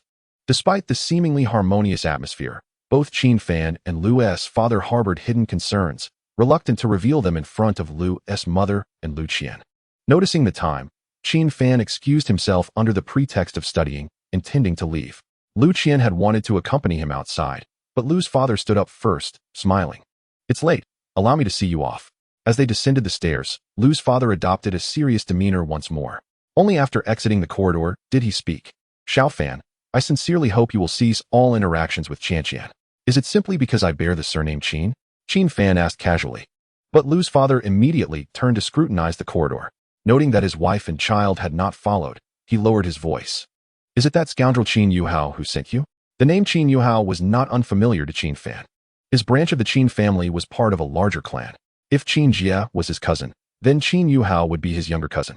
Lu's father's mention surprised him, yet before he could respond, Lu's father, with reddened eyes, exclaimed, Do not think that the Qin family can act with impunity in Suzhou and Hangzhou. With impunity? Qin Fan looked puzzled at Lu's father. Indeed. I want you to return and inform that scoundrel Qin Yuhao to never again lay his eyes on my daughter. Although Lu's father spoke out of anger, his words carried significant weight, leaving Qin Fan momentarily speechless. And tell that Qin Xingjun as well, that even if the Lu family is on the decline, we shall never be at the mercy of others. Wait, how is this related to Qin Xingjun? Qin Xingjun was the third son of the Qin family patriarch. Of a similar generation to Lu's father, perhaps just a few years younger. Was he implying something inappropriate? To be honest, I, Lu Yan, am not one to be trifled with. If pushed to the brink, do not blame me for taking you all down with me. Observing Lu's father spiraling into anger, Qin Fan chose not to intervene but instead nodded in agreement, replying, Indeed, the members of the Qin family deserve their fate. Chapter 43, The Learning Barrier. Lu's father, initially enraged, found his fury extinguished by Qin Fan's simple words. After a prolonged silence, he skeptically asked, You are not a member of the Qin family?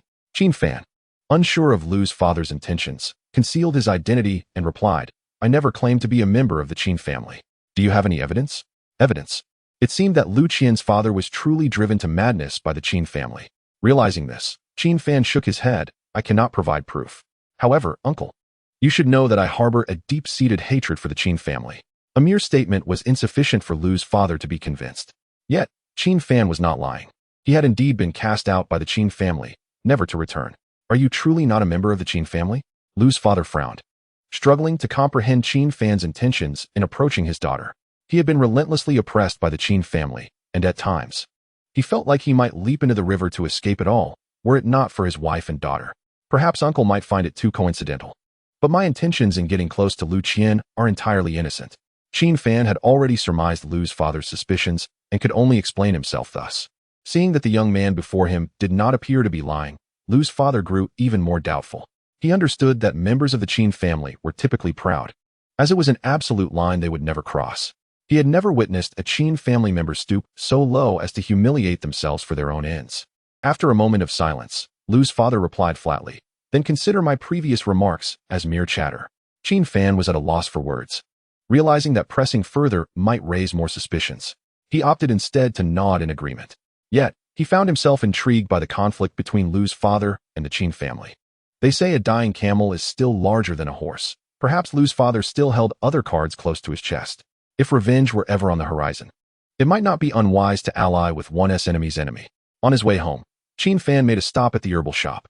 Before leaving, he had specifically asked Zhang Lao to help procure a large batch of medicinal herbs. Initially approaching it with a sense of experimentation, he was pleasantly surprised to find that it had indeed arrived. Zhang Lao beamed. Qin Shini, do you find these herbs sufficient? If not, I can procure more. As he spoke, he gestured for his granddaughter to place package after package of herbs on the counter.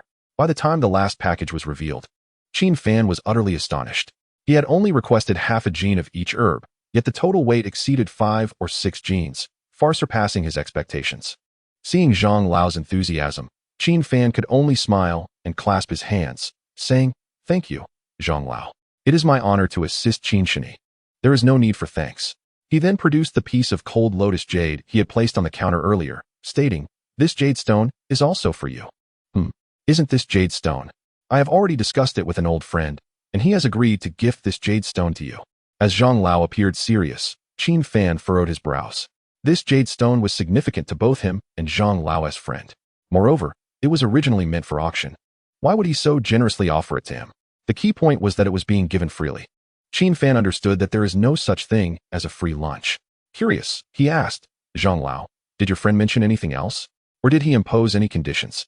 Since we are friends, why would there be conditions? You think too much, Zhang Lao said, shoving the jade stone into Qin Fan's hands, urging his granddaughter to hurry and package the herbs. This entire exchange transpired in mere minutes. As he departed, Qin Fan was left with a lingering sense of unreality. However, standing in the shop, old Zhang instinctively wiped the cold sweat from his forehead and sighed in relief. At last, it's resolved. Grandfather, why go through such trouble? With Senior Qin's capabilities, he shouldn't be concerned about such funds.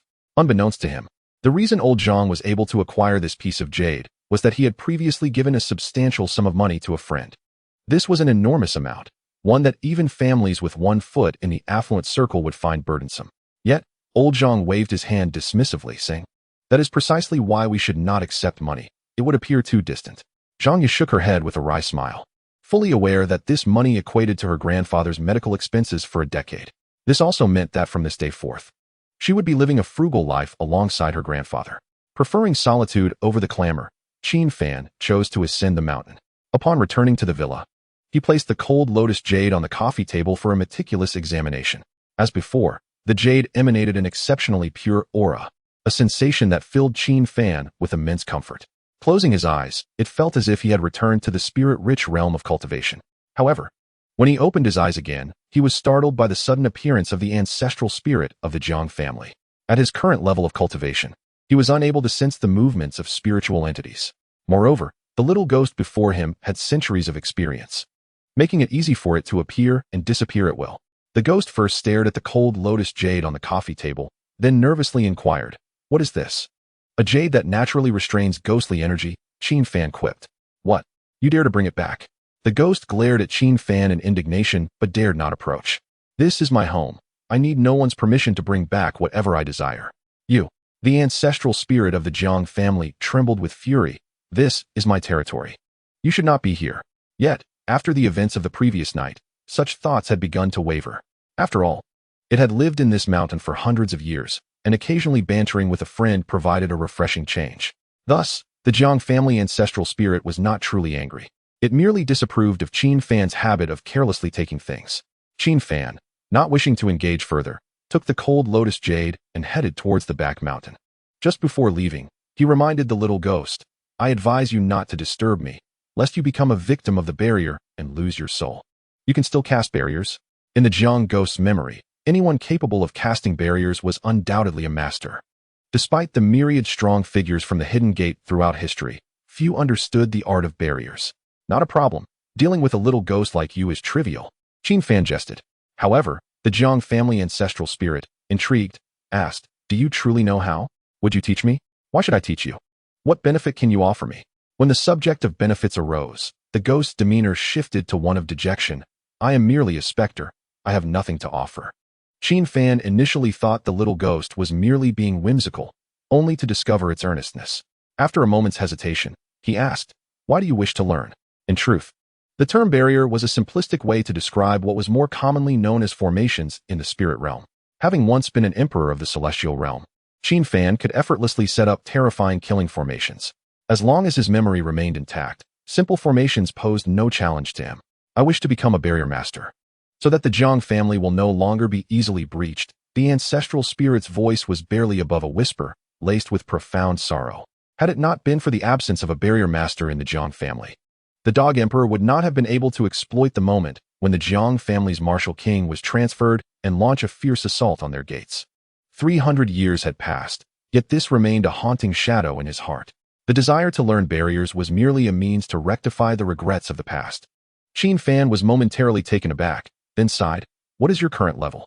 10th grade ghost servant, equivalent to a peak martial artist. The Jiang family ancestral spirit replied without hesitation. "Peak martial artist? So you are not even at the level of a martial master?" It was important to note that there was a significant difference between martial energy and spiritual energy. Forming barriers using spiritual energy was straightforward, but employing martial and ghostly energy proved more challenging. However, upon seeing the yearning in the ghost's eyes, Qin Fan couldn't help but smile wryly. "I will teach you. But I have two conditions." "What are they?" the Jiang family ancestral spirit asked, excitement evident in its tone. "First, I wish to know the history of the hidden gate and the origin of this mountain. Second, you must become a ghost warrior." As soon as Qin Fan finished speaking, he noticed the ghost's expression change dramatically, followed by an incredulous inquiry. "Who are you? How do you know about the hierarchy of ghost cultivation?" Chapter 44. The Qin family takes action. Ghost cultivation refers to the process whereby human souls transform after death to continue their cultivation. Had Qin Fan not been aware of the ghost's identity from the outset, he would not have revealed himself so casually. Now, not only did he know its identity, but he was also well versed in the hierarchy of ghost cultivation. How could this not astonish the little ghost? Qin Fan smiled enigmatically, picking up the jade and proceeding to the back mountain. Previously, due to a lack of quality cultivation resources, Qin Fan had not engaged in earnest practice. Now, with the cold lotus jade in hand and the rich spiritual energy of the mountain, he would not squander this golden opportunity. First, he released a formation known as the Gathering Spirit Formation, using the surrounding spiritual energy. This formation could only be condensed in places brimming with spiritual energy. Besides warding off external disturbances, it accelerated the gathering of spiritual energy, leading to enhanced cultivation results. Once everything was set, he ultimately decided to sit cross-legged at the cliff's edge. As he did so, pure spiritual energy began to converge, enveloping him. The next day, Qin Fan abruptly opened his eyes. Merely stretching caused his body to crackle with sound. This sensation was extraordinary, akin to a rebirth. He slowly rose, feeling the changes within his body and Dantian. When he sensed a powerful energy yearning to be unleashed, his expression shifted slightly. At first, he could hardly believe it. But when he clenched his fist and swung it forward with force, he was utterly stunned. Foundation establishment? I have directly broken through to the Foundation establishment realm. It is worth noting that Qin Fan had just been reborn without any cultivation. Logically, he should have started from the innate level and worked his way up to gathering spirit. Yet, in just one night, he had remarkably advanced to the Foundation establishment realm. This speed of cultivation was akin to a once-in-a-millennium prodigy in the spirit realm. Of course, this rapid progress was largely due to the cultivation memories he carried from his previous life spanning 3,000 years. Qin Fan acknowledged that he was cheating, but the pace was astonishingly swift. If he were to compare his level of cultivation to those within the hidden gate, he would likely not be at a disadvantage even against martial masters of the 5th grade. At this rate, I might soon step into the Golden Core realm. Qin Fan murmured, his mind drifting back to the exhilarating sensation of flying with a sword upon reaching the Golden Core stage. Without needing to rely on any transportation, he could soar through the vast skies and seize at will. Having not seen Qin Fan for an entire night, Jiang Yuman felt puzzled and somewhat forlorn. After getting up and freshening up, she promptly set off for school. Just as she was leaving, Qin Fan returned to the villa and took a hot shower. After changing into clean clothes, he rummaged through the refrigerator for some food and prepared a meal. Once he had satisfied his hunger, he set off, arriving at the campus just moments after Jiang Yuman. However, before leaving, he casually took the textbook that Lu Qian had given him. With no time to study in the evening, he could only review it properly during the day at school. Thinking of Lu Qian, Qin Fan naturally recalled her father, the middle-aged man who harbored deep animosity towards the Qin family. Though he was unaware of the exact reasons, he was at least familiar with Qin Yuhao and Qin Xingjun. The former was merely a good-for-nothing scion and hardly worth mentioning. In contrast, Qin Xingjun held a somewhat unique position, ostensibly the youngest son of his second grandfather. He was in fact a member of the Qin family through the status of an illegitimate child. Over the years, through his own efforts, he had brought considerable business opportunities and profits to the Qin family. However, these opportunities, while seemingly innocuous on the surface, often involved various and scrupulous means. Numerous buildings in Su and Hangzhou had been acquired through coercion and inducement, later sold at exorbitant prices. Those that could not be sold were simply converted into real estate projects for self-consumption. In short, every project he touched yielded profit. Upon entering the classroom, Qin Fan instinctively glanced at Lu Qian's seat, only to find it empty. Checking the time, it was already 7 in the morning. Oddly enough, Lu Qian, as class monitor, was rarely late. Was she unwell? Qin Fan dismissed the thought and returned to his seat. Just as he sat down, he noticed Fatty leaning in, saying, "Bro, have you heard the news?" "Hear what?" Qin Fan replied, unsure of what Fatty was suggesting, but certain it was nothing good. "You don't know? This is huge. The entire elite circle is buzzing." Upon hearing elite circle, Qin Fan couldn't help but sneer. "What happens in your elite circle has nothing to do with me." In fact, Fatty had already investigated Qin Fan the very night they met. Logically, anyone who knew Qin Fan's identity would keep their distance. Yet, Fatty did the opposite, acting even more familiar. Noticing that Qin Fan was reluctant to engage, he forced a smile and said, "Bro, you're being too distant." Then, glancing around, he lowered his voice conspiratorially. "I heard last night that the Qin family is going to marry into the Lu family." Qin Fan, who had initially been indifferent, suddenly furrowed his brow, fixating on Fatty. Isn't that shocking? What is the Qin family thinking, marrying into the long-fallen Lu family? Fatty divulged all the information he thought Qin Fan wanted to know. Who was marrying whom? Qin Fan suddenly felt an ominous premonition and spoke in a low voice. The Qin family and the Lu family, as I just mentioned. Fatty stammered, taken aback by Qin Fan's strong reaction. I meant the parties involved. Qin Fan's expression had turned icy. However, upon reflection, he recalled that he had left Lu Qian's home after 9 o'clock last night. The timing seemed too coincidental. Unbeknownst to him, Fatty immediately clarified. It's that Qin Yuhao, the son of the Lu family's Lu Yan. Realizing it was indeed Lu Qian, Qin Fan's expression darkened further. He had not anticipated that Qin Yuhao would act so swiftly in coercing Lu Qian into becoming his fiancée. Qin family, it seems you are truly courting disaster. Class is starting. The mathematics teacher, Mr. Jiang, entered, placing his lesson plan on the desk. However, as all the students stood, Qin Fan abruptly left his seat and walked straight towards the door. Qin, it's class time. What do you think you're doing? The mathematics teacher questioned, his expression grim.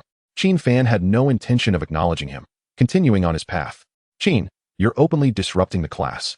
The mathematics teacher tried again, yet received no response from Qin Fan, who had already exited the classroom. He first made his way to Principal Sun's office, only to find the principal engaged in a leisurely game of chess with another vice principal. Without knocking, Qin Fan barged in, prompting the vice principal to frown and ask, "Which class are you from?"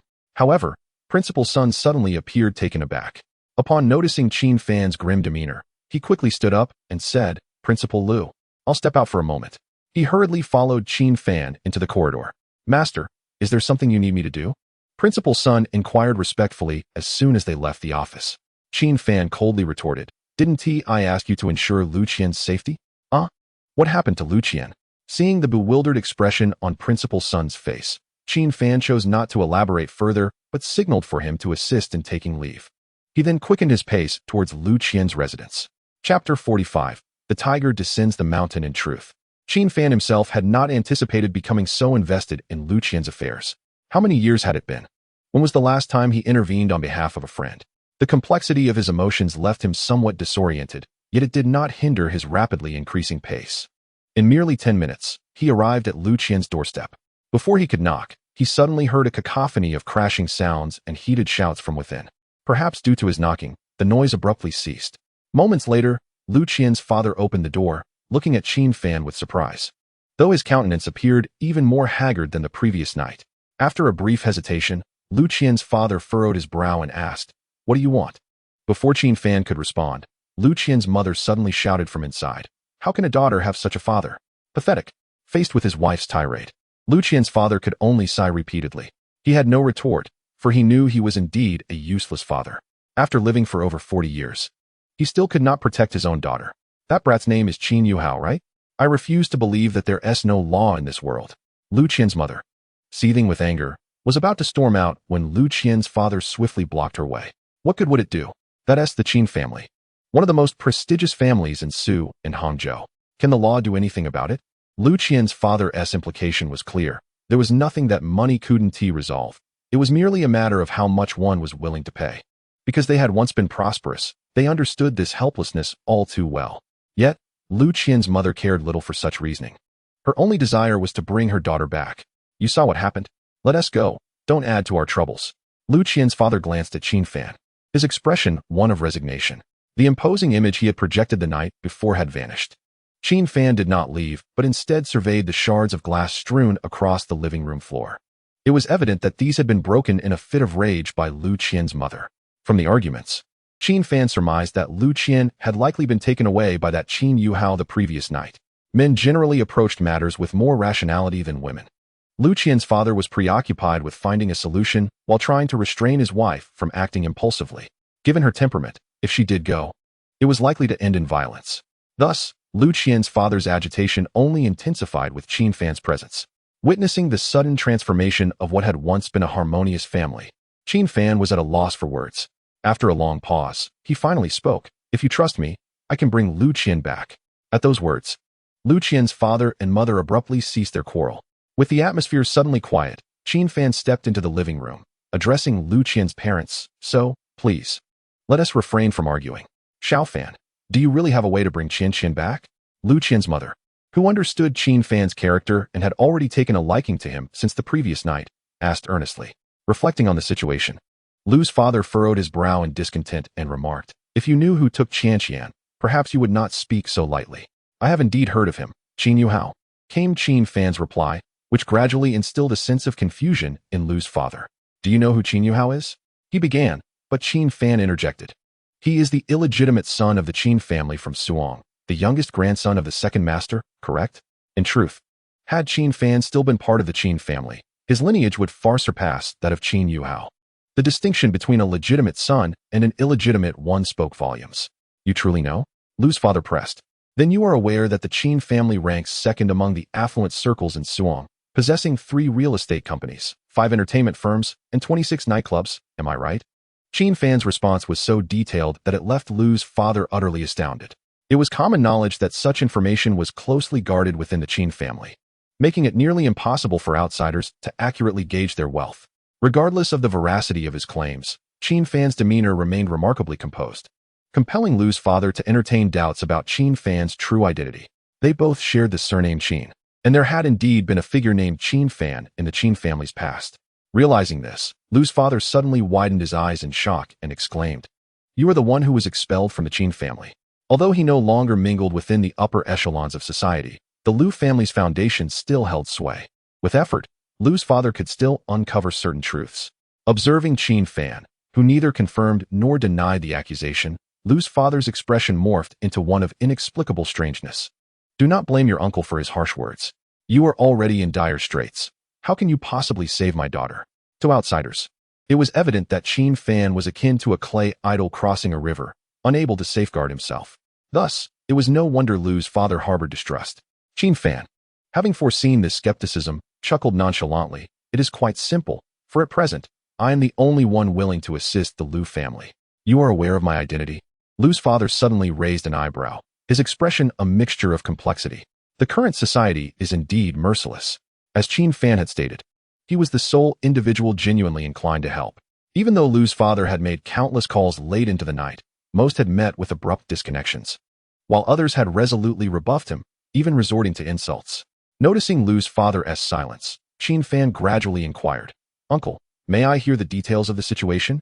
Before Lu's father could respond, Lu's mother became emotionally agitated once more. Grasping Qin Fan's hand, she beseeched, "Xiao Fan, I implore you, you must bring Qian back. If she returns, I would gladly bow my head 100 times to you." With that, Lu's mother suddenly knelt, intent on bowing. Qin Fan's expression shifted in surprise, and he hastily helped her up, smiling wryly.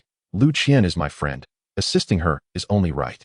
It is better to rely on oneself than to depend on others. You should return home." Lu's father, inherently suspicious, remained reluctant to believe that Qin Fan would genuinely extend his help, despite the shared enmity between their families. He perceived the young man before him as penniless and incapable of effecting change, wishing only for no further complications. Unexpectedly, Lu's mother seized a nearby cushion and hurled it at Lu's father. "You coward! What face do you have to say such things?"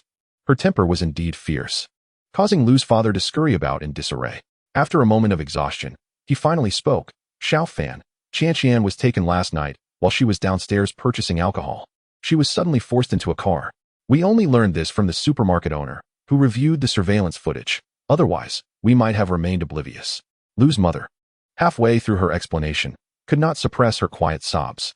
Qin Fan paused momentarily before directing his inquiry towards Lu's father. "It has been confirmed that it was Qin Yuhao who did this?" Though distrustful, Lu's father reluctantly nodded. "I have already inquired. The vehicle that abducted Qian indeed belongs to the Qin family." Given this confirmation, it was likely that Lu Qian was still within the Qin family's grasp. Even if she were not, tracking down Qin Yuhao would inevitably lead to the truth. "If you can bring Qian back, I will gladly hand over the formula for Zui Qing Cheng to you." In a moment of desperation, Lu's father placed his final hope upon Qin Fan. The allure of Zui Qing Cheng was precisely what drew the Wei brothers to frequently partake in takeout. Although the recipe was invaluable, Qin Fan did not dwell on it, calmly responding with 3 words before departing, "Leave it to me." Unbeknownst to him, as he turned his back on Lu Qian's parents, Qin Fan emanated an aura of terror akin to a tiger descending from the mountain. Chapter 46. Internal strife. 3 millennia have passed in the blink of an eye. Yet the animosities of a past life have clung to Qin Fan, indelibly etched in memory. He had anticipated this day would come, though he never imagined it would be in this manner that he would once again tread the path leading to the Qin family. In stark contrast, the hall of the Qin family villa buzzed with activity. Apart from the older generation of clan members, many middle-aged and younger descendants had gathered in assembly. Among them, 3 elderly men exhibited expressions of considerable displeasure, contributing to an atmosphere thick with tension.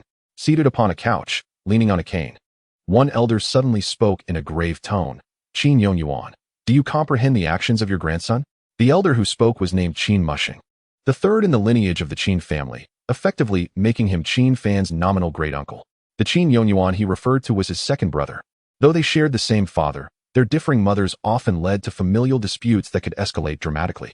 It is worth noting that the previous head of the Qin family had 7 children. By the time it reached Qin Mushing, the bloodline had already begun to fracture. Seated in a purple sandalwood chair to his right, Qin Yongyuan scoffed. What my grandson does is of no concern to you. Of no concern?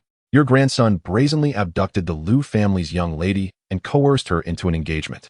The more he pondered, the angrier Qin Mushing became, and he abruptly slammed his hand on the armrest, rising to berate. What kind of conduct is this? In terms of authority, the current head of the Qin family naturally possessed the greatest gravitas. However, the third brother was not without merit. His standing within the Qin family was well acknowledged, and he even wielded control over numerous family enterprises. His shouts sent shivers through the younger members of the Qin clan. Nevertheless, Qin Yongyuan remained unperturbed, narrowing his eyes with a mocking smile. Third brother, do not think that a bit of power grants you the right to dictate to me. Such is the nature of large families. While they may appear gilded in the eyes of outsiders, the reality is rife with conflicts. Each member is considered a legitimate heir of the Qin family, and with the sudden passing of the previous head without a will, the actual power dynamics fell to the eldest brother. Yet the remaining 6 siblings engaged in both open and covert struggles, each desiring a share of the pie while seeking to protect their descendants from harm. Calm yourselves, the 2 elders. Let us wait for grandfather to intervene. This matter will surely be resolved appropriately. The speaker was Qin Jia, who approached as a peacemaker, adopting the role of the amiable elder. In truth, he held little regard for the other younger members of the Qin family, as he was the legitimate son and the heir apparent. Little Jia is correct. Let us leave this matter to the eldest brother to decide. Both the 4th and 6th brothers concurred, acknowledging the wisdom in Qin Jia's words. In their youth, they had indulged in frivolity, which left them childless in their later years. Thus, they sought to ingratiate themselves with Qin Jia, hoping to avert a bleak future for themselves. As for Qin Yuhao, he remained cowering behind his grandfather, trembling with fear. He had not anticipated that his abduction of Lu Qian would incite such profound discord. Observing the exchange, the 2nd and 3rd brothers simply turned away, choosing to ignore the unfolding drama. The awkward silence lingered for several minutes until a gaunt elder, leaning on a hawk-headed cane, slowly emerged. When he entered the hall, everyone present, including the 2nd and 3rd sons, spontaneously rose to their feet. On the surface, they appeared respectful, yet beneath, each harbored ulterior motives. It was common knowledge that the current head of the Qin family was in deteriorating health, and should he suddenly pass away, it was prudent to be well prepared. The head of the Qin family coughed violently a few times before dismissing the medical staff with a wave of his hand, signaling them to leave. Once they had all departed, he lifted his head and cast an impassive glance over the assembly.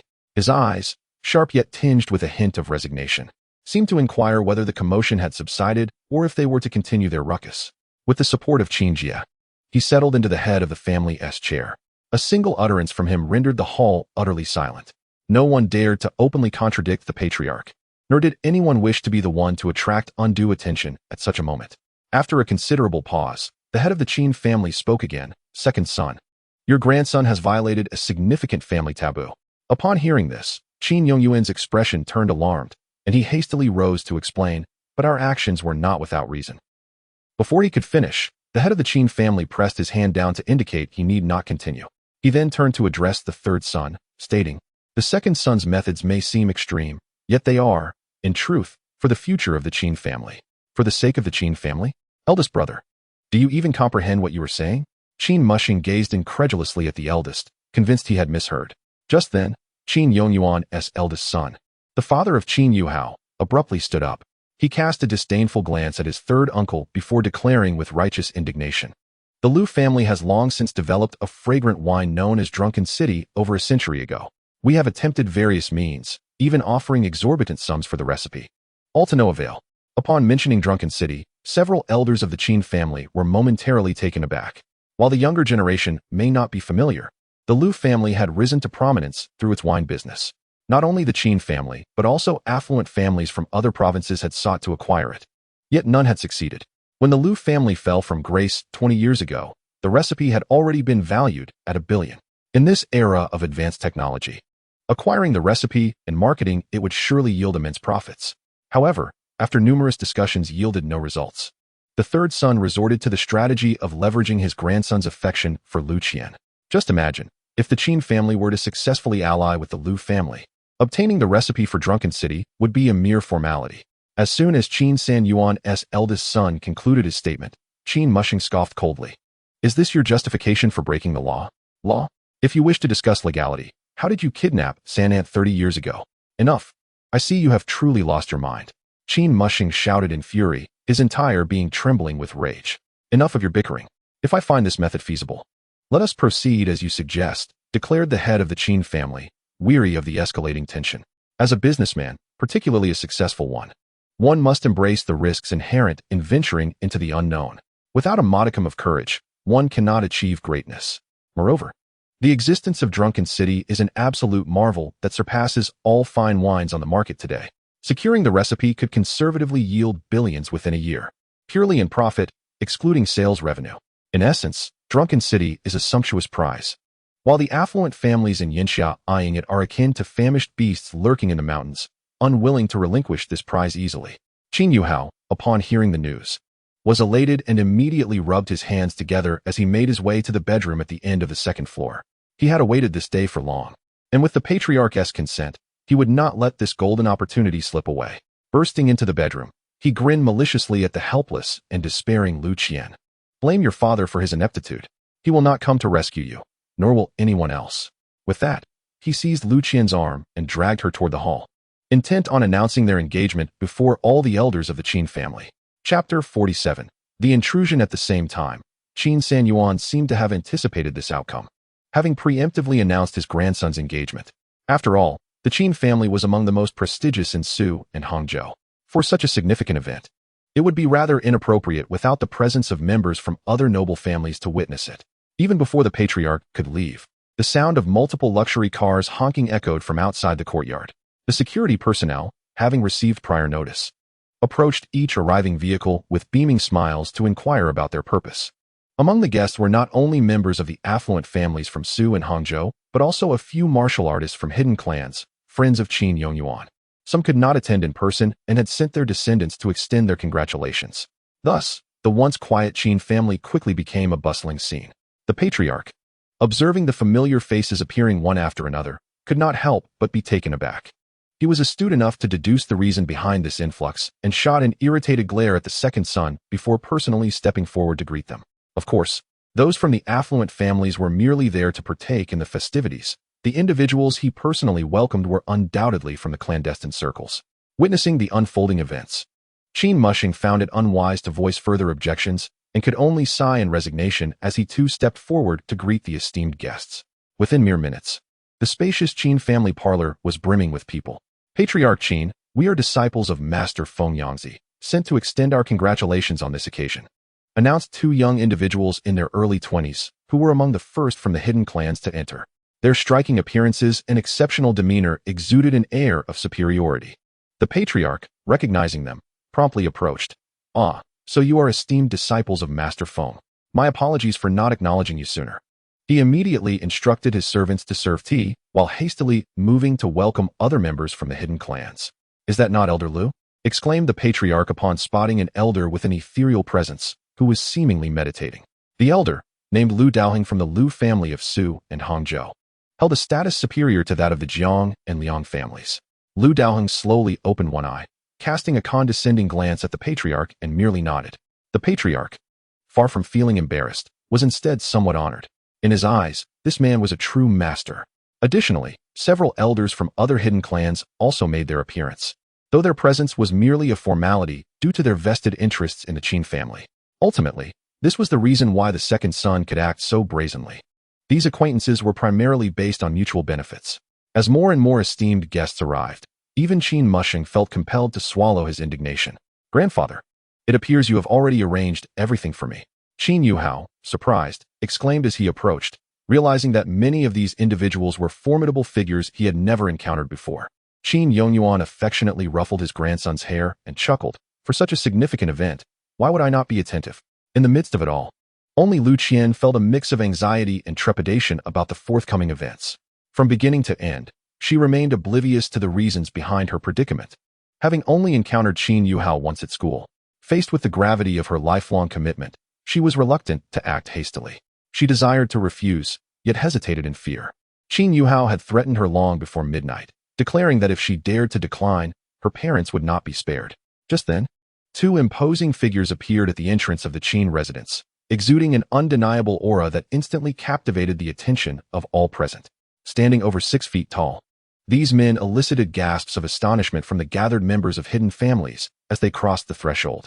The badges on their chests, unmistakably from the Hidden Door Association, further heightened the tension in the air. The previously arrogant individuals who had been conversing with the head of the Qin family immediately gravitated towards the two robust men. Abandoning their prior bravado, the elite families outside the Hidden Door had little understanding of its workings, and only families of Qin stature had any inkling of such matters. The assembled guests were bewildered as to why these esteemed figures had suddenly congregated at the entrance. Unbeknownst to them, both men bore the copper insignia of the Hidden Door Association. Lu Daoheng, who had previously been so haughty, hurriedly approached the newcomers with a deep bow, greeting them with utmost respect. The disciple of Feng Yangzi and other members of the Hidden Door followed suit, showing deference. This scene left the head of the Qin family and the other esteemed guests utterly astonished. They held their breath, watching in disbelief, uncertain yet too intimidated to inquire further. It was evident that the two men were of considerable significance. The head of the Qin family, particularly, stood there with his mouth agape, momentarily lost for words. He leaned on his cane and approached Qin Yongyuan, whispering, "Second brother, did you invite them as well?" To his surprise, Yongyuan shook his head, frowning. Internally, Qin Yongyuan felt a thrill of delight. He did not know the two men, yet relished the effect they had created, showcasing his own prowess to the entire Qin family. The two men said nothing, making their way to a corner of the living room, one of them pouring himself a drink and indulging in it, as if merely attending to his own pleasure. The head of the Qin family felt no embarrassment, instead watching their retreating figures with reverence.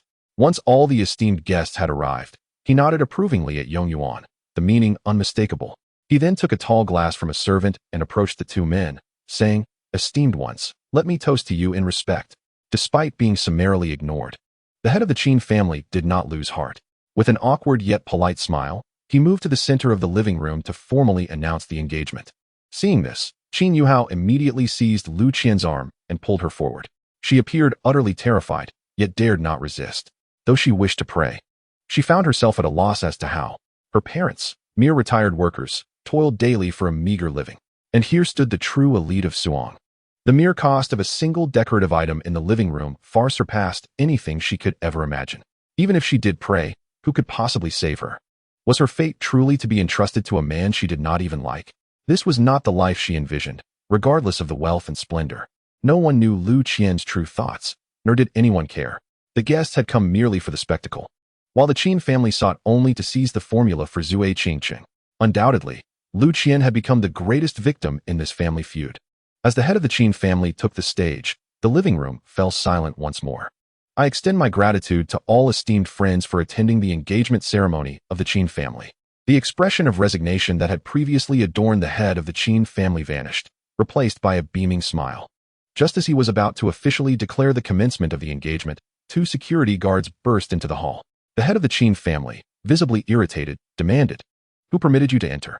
One of the guards, flustered, replied, "Master, someone is attempting to intrude upon the Qin residence." Chapter 48. Is it really you? Upon learning of the intrusion, the head of the Qin family's countenance turned icy. This was the Qin family, and no one was allowed to trespass without permission. How audacious to dare invade the Qin residence. Regardless of the intruder's identity, could they possibly surpass the esteemed individuals present from hidden families? Who exactly is this intruder? In response to the master's inquiry, the guard stammered. He claims to share the surname Qin, and that he is a relative of yours. Nonsense. How could such an arrogant individual exist? The head of the Qin family fumed. Within the hidden door, there was no family named Qin. indicating that the intruder was not one of their own. This only fueled the master's indignation further. What else did he say?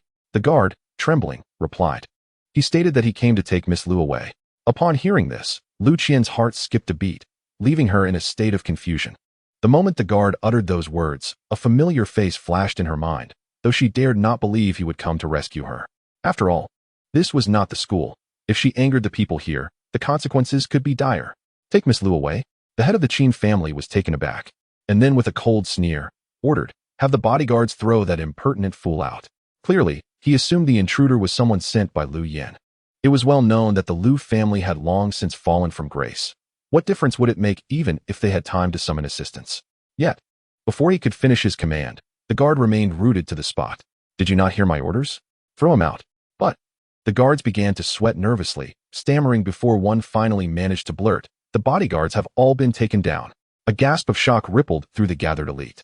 Everyone understood that, given the stature of the Qin family, the bodyguards they employed were far from ordinary. Many were seasoned veterans or even retired mercenaries. The fact that such formidable bodyguards had been defeated was indicative of the intruder's impressive capabilities. Master, he also mentioned something else. Why can't you just say everything at once? Enough with the stammering. Qin Mushing interjected, stepping forward with an authoritative tone. The guard, trembling, replied. He stated that if the Qin family does not release her, there will be blood for blood. This declaration stunned not only the guests gathered for the spectacle, but even the members of the Qin family themselves. Blood for blood? It was unprecedented for anyone to act so brazenly before the Qin family. This was no mere disruption. It was the act of a madman. It was utterly ludicrous. The head of the Qin family waved his hand, preparing to confront the intruder personally. At that moment, however, the two disciples of Feng Yangzi stepped forward in unison. Bowing respectfully, Master Qin, allow us to handle this. Feng Yangzi had significant dealings with the Qin family. In essence, the Qin family served as his financial lifeline. Whenever he needed funds, a simple request would suffice. Before their arrival, Feng Yangzi had already advised his two disciples that they could offer symbolic assistance if the Qin family encountered trouble. Moreover, it had been far too long since they had engaged in combat, and this opportunity was perfect for them to stretch their limbs. Naturally, the head of the Qin family was delighted to see martial artists willing to lend a hand. Such great kindness deserves no thanks. I shall leave it to you two young brothers. After exchanging words, the two disciples confidently stepped forward, eliciting astonished gazes from the majority present. After all, witnessing the actions of hidden martial artists was an exceedingly rare occurrence. Many in the crowd yearned to step forward as well, eager to boast to their family and friends upon returning home. However, just as the foremost disciple stepped outside, two figures suddenly flew in from the distance. Before anyone could react, two anguished cries pierced the air as Feng Yangzi's disciples crashed heavily to the ground. No one knew what had transpired in that brief moment, for they had never anticipated that hidden martial artists could be so thoroughly defeated. It was merely half a minute since the two had exited. Soon after, the two pale-faced disciples helped each other up, retreating in unison, their expressions revealing a terror far greater than encountering a ghost. At that moment, a slender, tall figure slowly entered the courtyard. Had it not been witnessed firsthand, no one would believe that the stranger was clad in the uniform of a prestigious school from Suzhou and Hangzhou. The newcomer wore a cap, and a black mask obscured his face. Though his steps seemed leisurely, he approached the Qin family's villa like a formidable beast. It was only at this instant that the head of the Qin family realized the gravity of the situation. He suppressed the rising fear within him and stepped forward with a courteous smile, asking, "May I inquire your esteemed name, senior?" The fact that even Feng Yangzi's disciples had been unable to prevail against this individual indicated that he too belonged to the hidden realm. Yet he remained unaware that the youth standing before him was none other than his own grandson, Qin Fan. Simply donning a cap and mask. And they no longer recognize me? Qin Fan scoffed internally, reflecting that the Qin family had remained unchanged throughout the years. Ignoring the head of the Qin family, he strode directly toward the villa's hall. Along the way, Lu Daoheng suddenly intervened, opening his eyes and commanding from a superior position, "Youngster, I advise you not to be foolish." Compared to the previous two disciples, his strength was considerably greater. Over 60 years old, he had reached the 6th-tier martial artist level. Among ordinary hidden families, he was regarded as exceptional. Seeing the young man disregard him, Lu Daoheng unleashed a terrifying pressure. This indiscriminate aura of dread enveloped the scene, instilling an unprecedented fear even in the ordinary onlookers present. "I advise you one last time. If you dare to approach, I shall show no mercy." The head of the Qin family felt deeply moved by Lu Daoheng's willingness to stand up for the Qin family. Yet this sixth-tier martial artist's oppressive aura had no effect on Qin Fan, who was at the foundational level. How could this be? You can still move? Lu Daoheng's expression shifted dramatically, utterly astonished that this young man was impervious to his martial energy. Qin Fan remained silent, merely advancing closer to Lu Daoheng, his icy gaze forcing the elder to retreat. I was unaware that you were a seventh-tier expert. I hope you will be magnanimous and spare my life. Lu Daoheng trembled, bowing deeply to Qin Fan, beads of sweat cascading down his forehead. The surrounding spectators had reached a point of sheer astonishment, particularly the head of the Qin family, who could hardly believe that even a figure like Lu Daoheng would address the young man as senior. However, before anyone could process this turn of events, Qin Fan had already entered the villa's hall.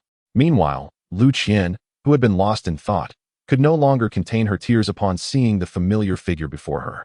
Qin Fan, it really is you. Chapter 49. You have no right. Lu Qian was merely an innocent student, meant to relish the joys of youth. She had endured for far too long, maintaining a facade of composure since dawn. Yet the Qin family's actions had undoubtedly plunged her into despair.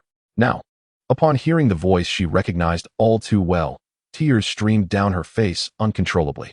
Lu Qian rushed into Qin Fan's embrace, speechless, only able to stifle her sobs. Observing Lu Qian's emotional unraveling, Qin Fan felt a pang of compassion. Tentatively patting her back, he reassured her, I promised your uncle and aunt that I would bring you back. Meanwhile, Lu Qian's earlier address left the Qin family members in the hall astounded. Only Qin Jia wore a peculiar expression as he glanced at Qin Fan's attire. He initially twitched his lips, then muttered incredulously, it can't be. It's impossible that this is that waste. As for the head of the Qin family, he simply stared blankly at Qin Fan. After all, that name was far too jarring for the entire Qin family. In contrast, the other elite members present began to whisper among themselves, discussing the veracity of Qin Fan's identity. How many in the elite circles were unaware of the wasteful young master expelled from the Qin family? They merely regarded Qin Fan as a laughingstock, a subject for idle gossip over meals. Now, witnessing the return of that wasteful young master, who had even repelled a hidden martial expert, this was undoubtedly the most sensational news of the century. You are Qin Fan. The head of the Qin family finally came to his senses, asking with a mixture of disbelief. Compared to the notion of Qin Fan becoming a hidden martial artist, he would rather believe that this was merely a master impersonating Qin Fan. What could be more absurd than that? Qin Fan turned, his expression devoid of emotion as he gazed at the frail, aged man before him. This was his grandfather, his own flesh and blood. However, since his birth, he had exchanged no more than 10 words with him, the majority being scornful and dismissive. In the Qin family, Qin Jia was the formidable pillar, the most promising heir of the family. He was the burden, the outcast reviled by all. This was the familiar villa he had returned to after 3,000 years. The familiar environment.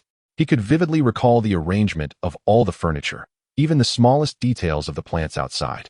But it was not nostalgia that drove him. Rather, it was the memory of hatred, spurring him relentlessly toward the pinnacle.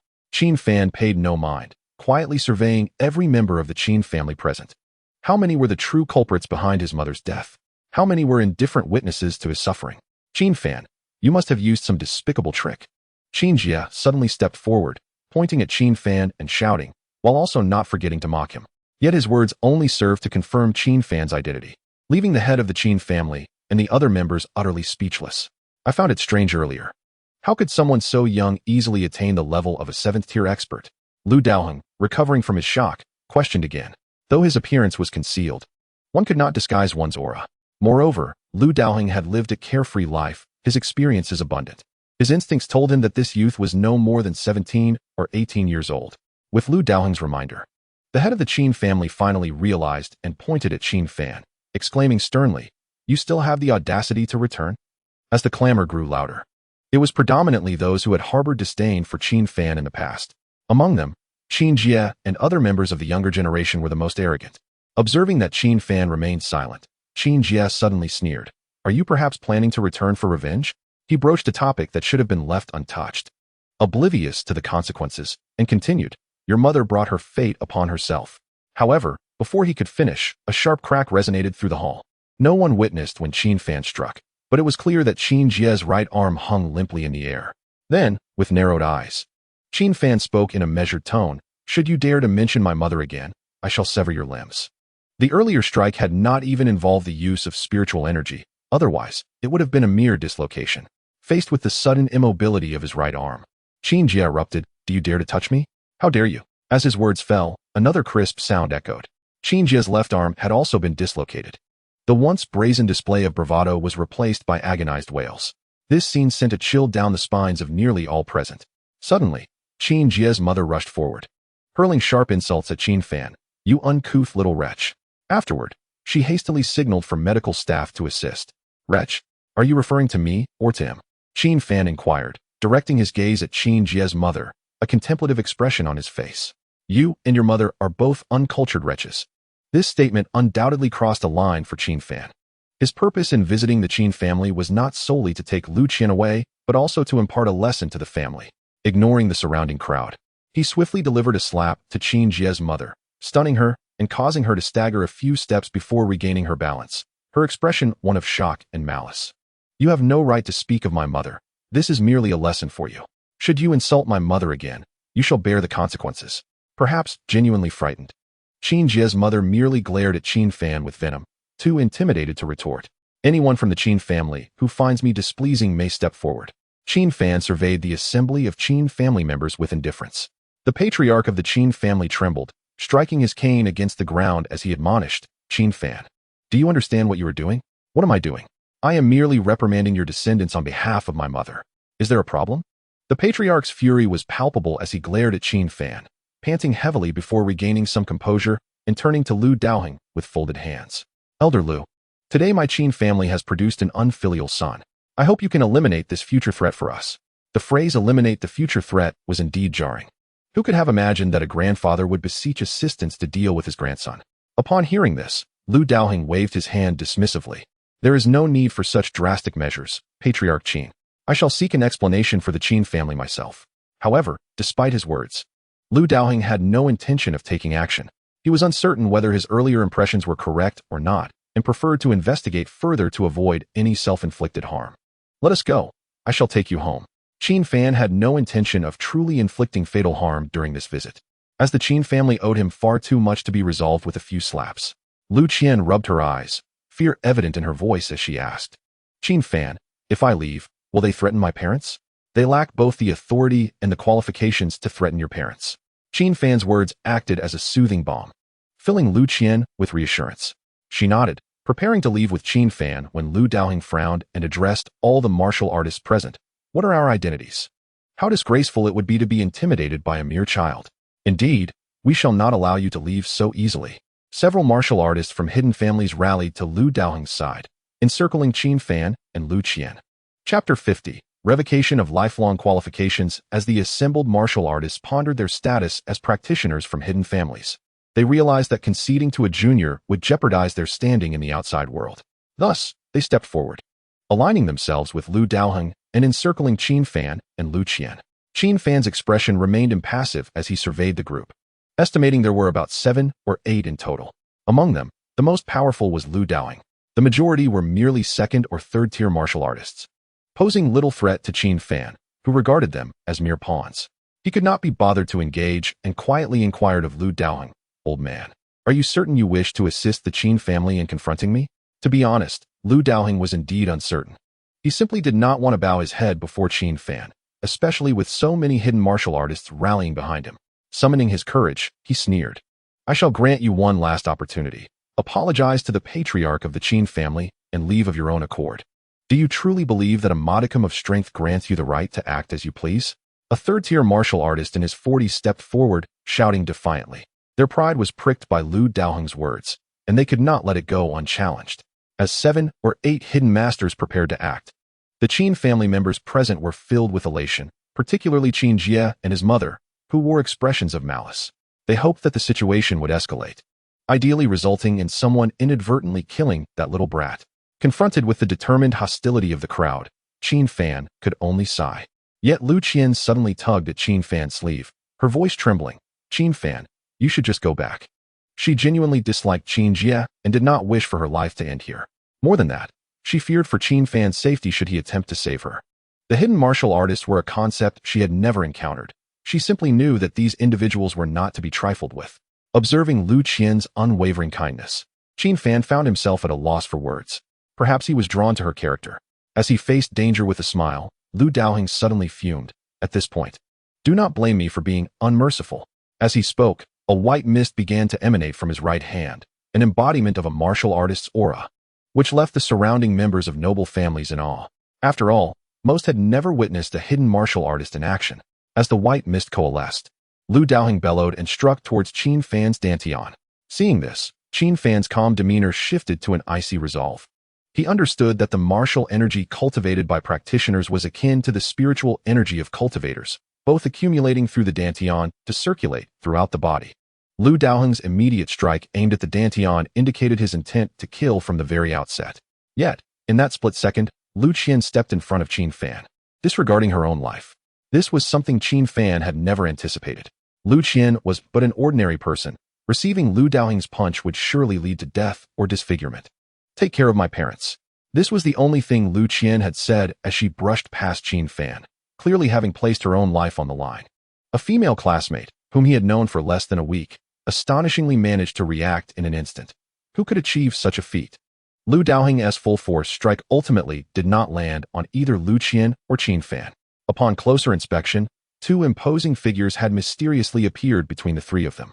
When Lu Daoheng and the other martial artists, along with the elite members present, recognized the identities of the two men, they were utterly stunned. The ones who had intercepted the attack were two robust men adorned with copper badges on their chests. Lu Daoheng's face turned pale with shock as he hastily clasped his hands together, nervously uttering, "I sincerely apologize for the affront earlier. I hope the two esteemed seniors can forgive me." The two strong men merely cast a glance at Lu Daoheng before turning to Qin Fan, cupping their fists in a gesture of respect and exclaiming, "Senior."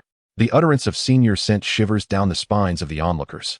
Lu Daoheng and the surrounding martial artists were on the verge of kneeling before Qin Fan. "Senior?" The esteemed members of the Hidden Door Association would actually address him as such.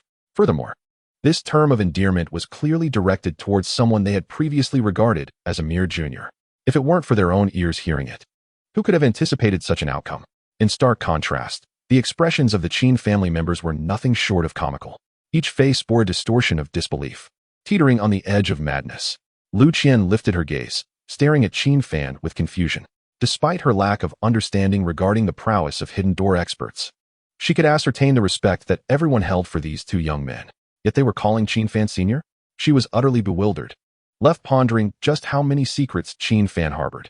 Observing the two association members bowing respectfully, Qin Fan merely nodded in acknowledgement. He then asked, devoid of any emotion, "Did Old Wang send you?" Prior to arriving, Qin Fan had indeed informed Old Wang, hoping he would send assistance. He had expected members from the White Tiger Hall to arrive, yet he had never encountered these two individuals before. Their manner of address was certainly not as direct as the Su brothers, who would call him junior brother without hesitation. However, none of that mattered anymore.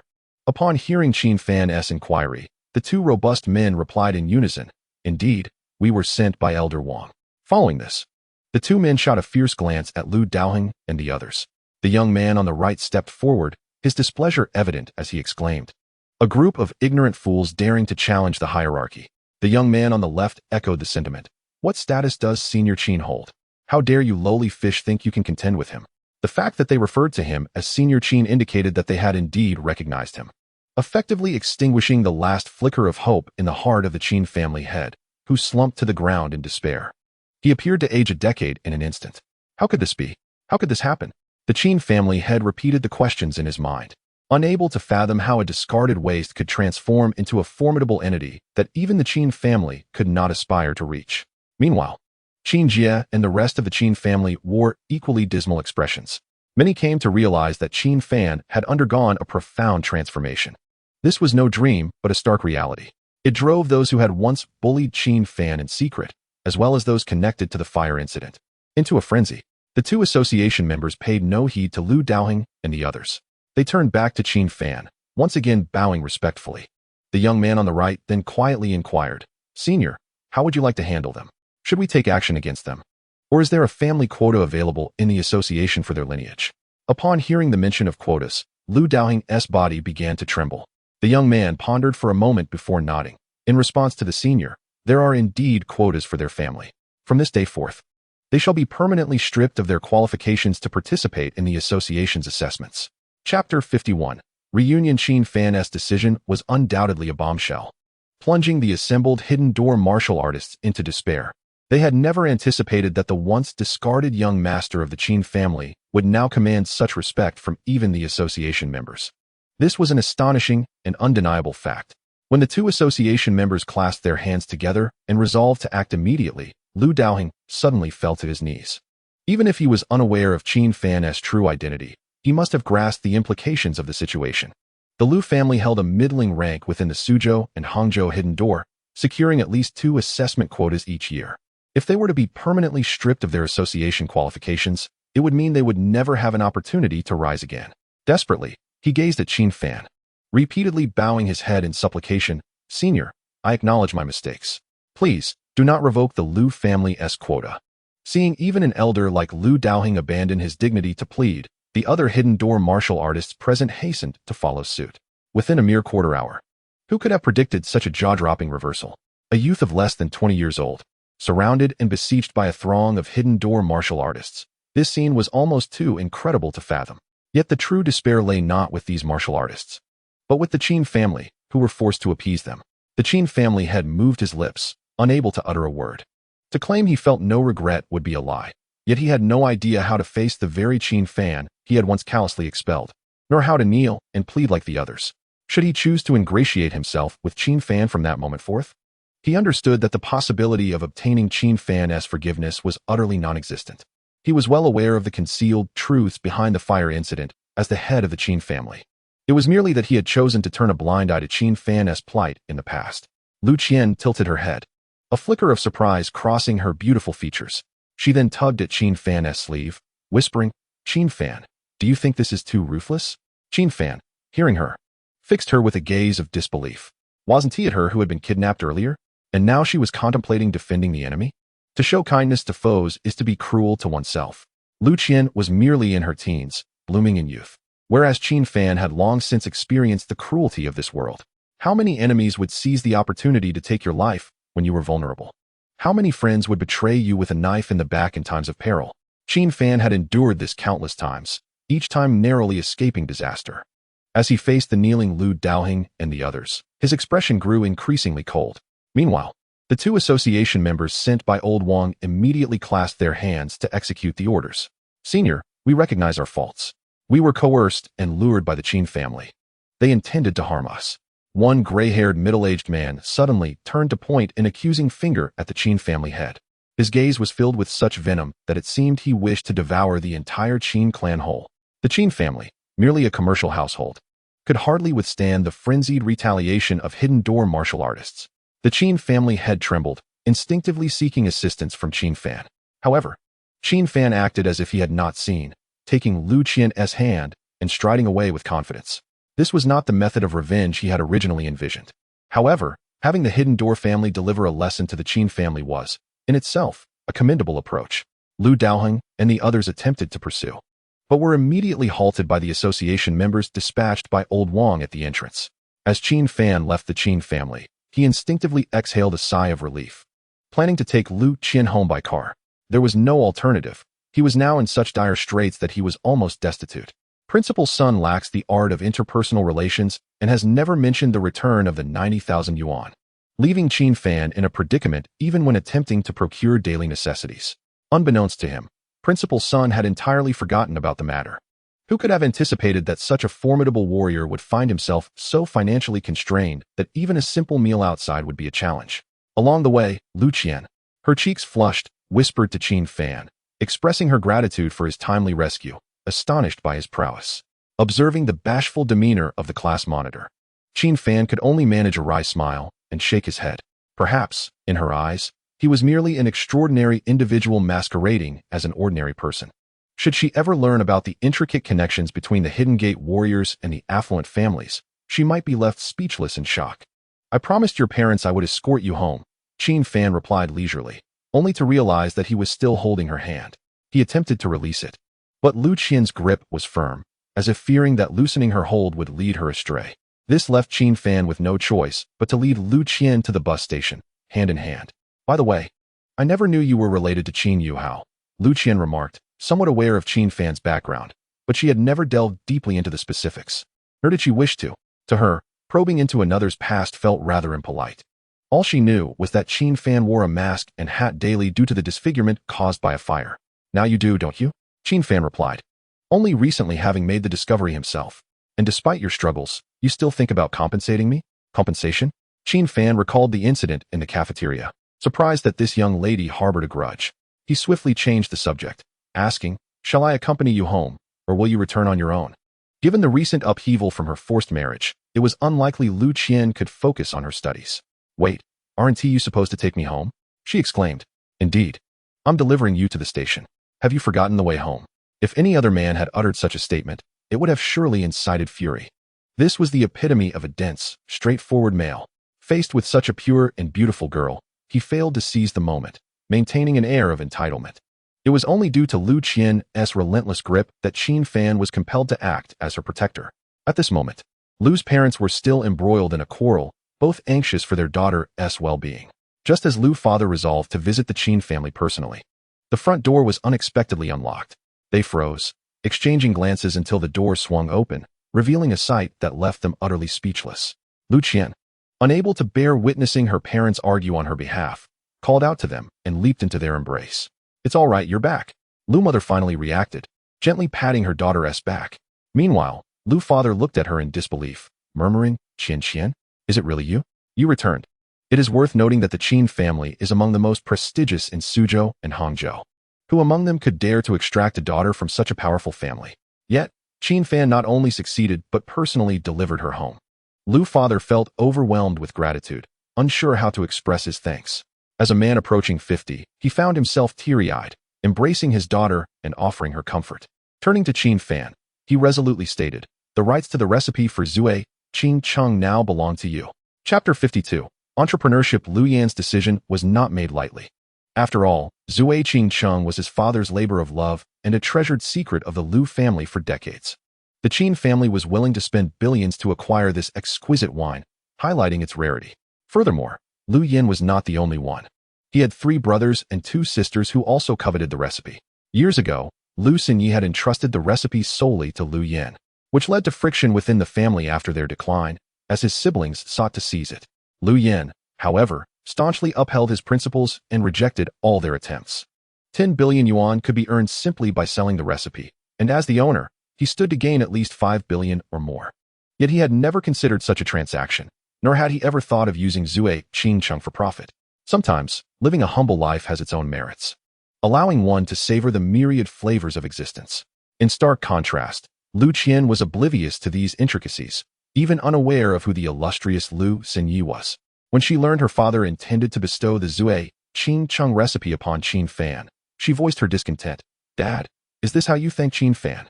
Lu father chuckled softly, shaking his head without elaborating. Only he, his wife, and Qin Fan understood the true value of the Zui Qing Cheng recipe. To offer it as compensation was an unhesitating gesture, as it was a tremendous windfall for Qin Fan. Even without mass production, supplying it exclusively to the Hidden Gate Association would be astonishing. In that case, Qin Fan would swiftly rise to fame as a household name, establishing his foothold within the circles of the affluent in Suzhou and Hangzhou.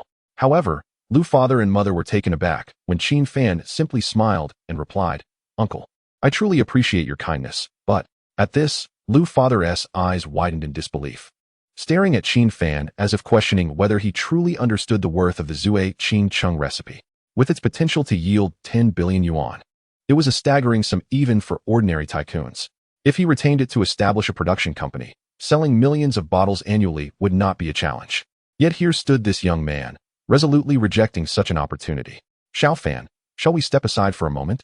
Lu Yan proposed, attempting to regain his composure. Initially inclined to decline, Qin Fan was interrupted by Lu mother, who suggested, you two go ahead. This gives me a chance to chat privately with Qian. With her encouragement, Qin Fan reluctantly agreed. Lu father led Qin Fan into his bedroom and eagerly inquired, Xiao Fan, do you find my offer insufficient? That's not my intention. I just don't see how the recipe would benefit me, Qin Fan replied candidly, acknowledging the futility of possessing the recipe without the means to produce the wine. Firstly, I lack the time and energy, and secondly, how could I afford to start a factory? I'm devoid of funds. The bureaucratic hurdles of permits and licenses were daunting enough. Lu Father's expression became peculiar as he inhaled deeply and calmly explained, Xiao Fan, do you have any idea how much this recipe is worth? Qin Fan, unsure, shrugged in response. Conservatively speaking, Lu Father extended his hands, fingers crossing in an exaggerated manner, at least 10 billion yuan. Upon hearing the figure of 1 billion, Qin Fan's eyes involuntarily twitched. Even for one accustomed to the grandiose, he could not help but feel astonished by such a staggering sum. 1 billion? Just to purchase the formula for this wine? If such a price could indeed be commanded, would he ever need to worry about cultivation resources again? Not to mention the indignity of being unable to afford a meal and relying on the Jiang family for shelter. Uncle, you cannot possibly be jesting with me, can you? This concoction can fetch 1 billion? If that is the case, why do you not sell it yourself? Qin Fan's inquiries seemed to strike a chord with Lu Father, revealing an underlying pain. With a soft sigh, Lu Father responded, while it is true it can be sold for 1 billion, it is also a veritable hot potato. Countless individuals have sought to seize the formula for Zui Qing Cheng, and even certain hidden families have become restless. How much more turmoil can Lu Father endure? If he could entrust the formula to a trustworthy individual, perhaps it would serve as a form of liberation. Moreover, Qin Fan's endeavor to rescue Lu Qian from the Qin family was also a test bestowed by Lu Father. The reality has proven that this young man possesses both the capability and the qualifications to inherit the formula for Zui Qing Cheng. You need not make excuses. I have already decided that, regardless of the circumstances, I shall bestow the formula upon you. In simpler terms, this matter was now beyond Qin Fan's discretion. Lu Father was resolute in his intention to gift the formula for Zui Qing Cheng without reservation. Yet, Qin Fan fell silent for a moment, then queried, Uncle, do you not think that our collaboration would yield better results? Collaboration? Lu Father suddenly paused, taken aback. He had never contemplated the notion of partnership and was decidedly reluctant to engage with anyone else. It's not that I dislike collaboration. Rather, I fear attracting unwanted attention again. This time it was my daughter Lu Qian who was kidnapped. What if it happens again? The longer the formula remains in my possession, the more dire the consequences. Qin Fan seemed to perceive Lu Father's apprehensions and flashed a grin. I shall take the lead, you shall provide the effort, and I will find someone to furnish the funds. How does that sound? After a moment of contemplation, he added, as for the profits, you shall receive 40%. The remainder I will allocate.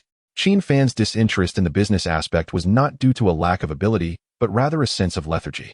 As a silver-tier member of the Hidden Gate Association, his mere involvement would likely deter any foolish individuals from harboring ulterior motives. Given that Lu Father was already part of the Lu family and the owner of the Zui Qing Cheng formula, he possessed an innate talent for business. When it came to the initial capital, the Jiang family from the Hidden Gate swiftly came to mind. Qin Fan's familiarity with the Jiang family was limited, yet he believed that should he make a request, the elder head of the Jiang family would not refuse. Lu Father found himself lost in thought concerning Qin Fan's proposal. Anyone capable of infiltrating the Qin family and rescuing Qian Qian was undoubtedly formidable. Thus, there was little reason to fear retribution from other affluent families.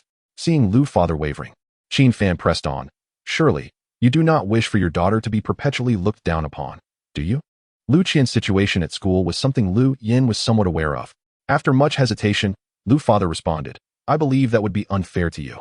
Even if we were to collaborate, the greater share should belong to you. In Qin Fan's eyes, having a stable income was sufficient. The distribution of profits mattered little. That is agreeable. As long as you consent, I shall immediately consult with my friend to secure the funds for establishing a factory. With Qin Fan's assertive declaration, Lu Father felt a stirring of excitement. After further contemplation, he shyly rubbed his hands together and smiled. Very well, I suppose I must trouble you with this. Chapter 53, Spirit Appraiser. With Lu Father's agreement secured, Qin Fan set about preparing to inform Elder Jiang. However, before he could leave, he was halted by Lu Qian, who insisted on expressing her gratitude. Yet, with limited pocket money, she could not offer anything overly extravagant, so she invited Qin Fan into her boudoir instead. Upon learning he was to enter Lu Qian's bedroom, Qin Fan instinctively sought to decline, but was forcibly pulled inside and the door locked behind him. In response, he turned to seek assistance from Lu Father and Mother, only to find them exchanging knowing smiles, reminiscent of the look they had shared when he faced Elder Jiang. Upon entering the bedroom, Qin Fan was immediately enveloped by a fragrance that only a young woman's private space could emit. The environment and furnishings were akin to that of any ordinary girl's room, clean and orderly, complete with a writing desk and bookshelves. What piqued Qin Fan's curiosity was the absence of a vanity, suggesting that Lu Qian had always ventured out without makeup. Releasing her grip, Lu Qian's cheeks flushed as she nervously uttered, "You are the first boy to enter my room. Please, that was under duress." Qin Fan shrugged in resignation.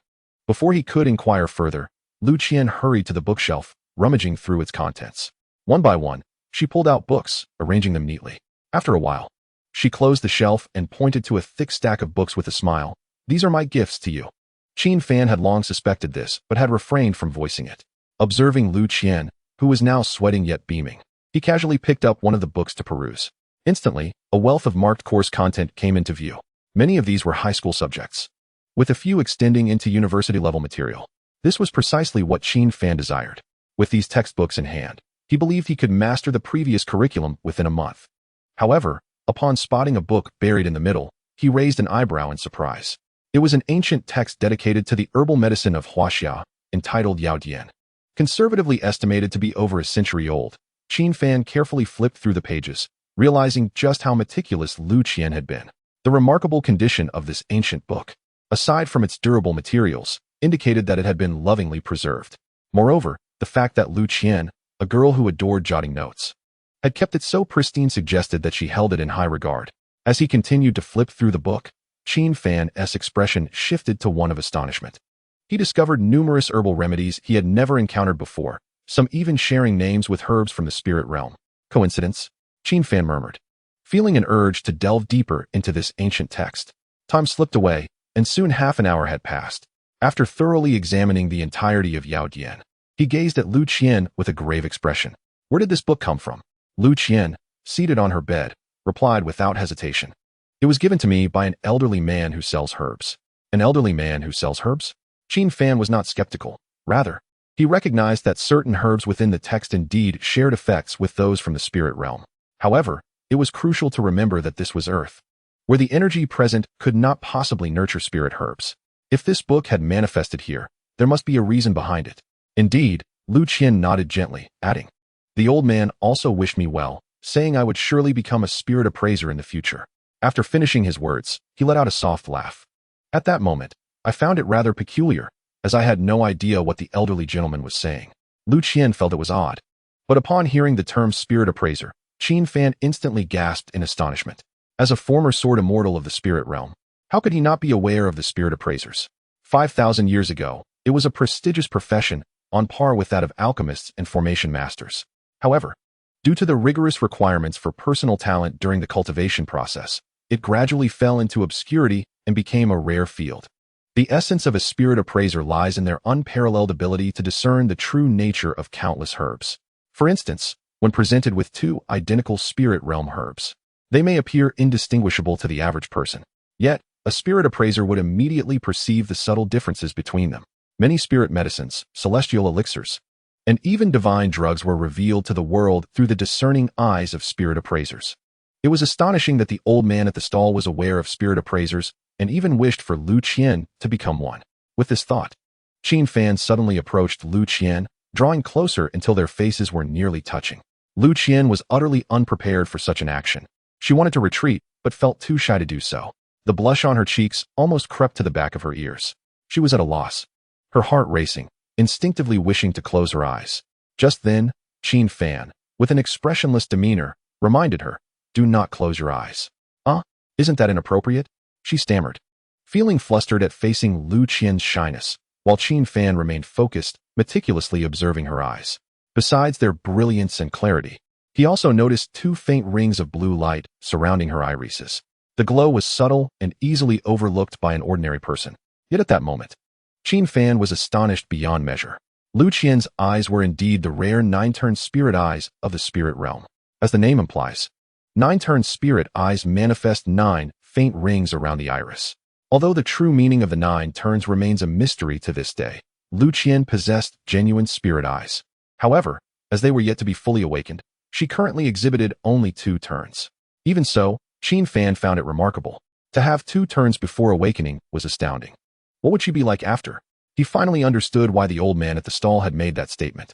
In the spirit realm, only those born with spirit eyes are deemed most qualified to become spirit appraisers. Furthermore, The achievements in this profession correlate with the number of rings present in their spirit eyes. To date, the most illustrious spirit appraiser Qin Fan had encountered possessed only 5 turns. A surreal sensation enveloped him. In the heart of Huaxia's Suzhou and Hangzhou, he had encountered an individual born with spirit eyes, and she was merely an ordinary high school student. As Qin Fan hesitated, Lu Qian's expression turned perplexed. Qin Fan, she began, but was interrupted by him. Have you memorized all the herbs in this pharmacopoeia? To become a spirit appraiser, there exists another unique requirement: exceptional memory. This pharmacopoeia documented over 1,000 varieties of herbs. Initially, Qin Fan approached with a tentative mindset, but Lu Qian immediately exclaimed, "Oh, how did you know?" Chapter 54. The first concern. Qin Fan finally comprehended why Lu Qian excelled academically, consistently ranking among the top 3 in her grade. This pharmacopoeia was not even part of the high school curriculum. Yet, she managed to memorize all over 1,000 herbs effortlessly. Not to mention, the content in textbooks was far easier compared to memorizing these rare herbs. Coupled with her innate 9-turn spirit eyes, her path to becoming a spirit appraiser seemed almost inevitable. Originally, Lu Qian believed Qin Fan might engage in some reckless behavior. Though she wanted to resist, her body remained still. As they drew closer, her heart raced as if it might leap from her chest. However, upon realizing her thoughts were the issue, she felt an overwhelming urge to find a hole to hide in. It would be disingenuous to say she felt no disappointment. After all, most women are inherently emotional, unable to resist the allure of their imagined Prince Charming. Especially someone like Qin Fan, who repeatedly acted with a sense of justice, was precisely the type Lu Qian had hoped to find as a partner.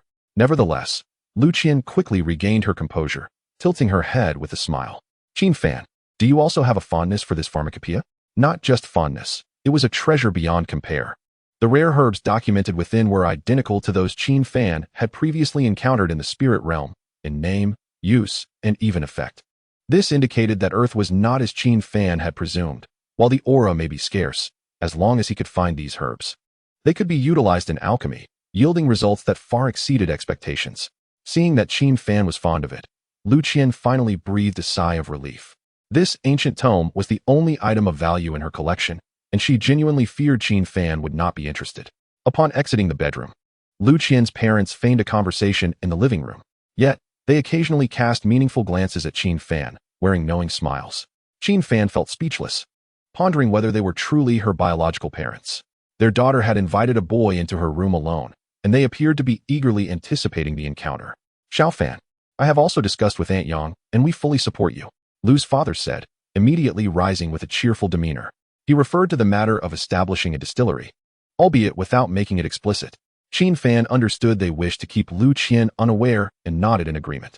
However, just before leaving, he unexpectedly proposed taking Lu Qian back to his home. Only Qin Fan knew the rarity of the 9-turn spirit eyes, and thus he wanted to invite Lu Qian back for further examination. Lu Qian, upon hearing this, looked at Qin Fan with surprise and a hint of excitement. In contrast, Lu Qian's parents exchanged puzzled glances, and after a moment's silence, they responded in unison, "Of course, no problem." Well, it seemed they truly were not her biological parents. After bidding farewell to Lu Qian's parents, Qin Fan and Lu Qian took the bus to the Jiang family villa. Consequently, Lu Qian had always assumed that Qin Fan lived a difficult life.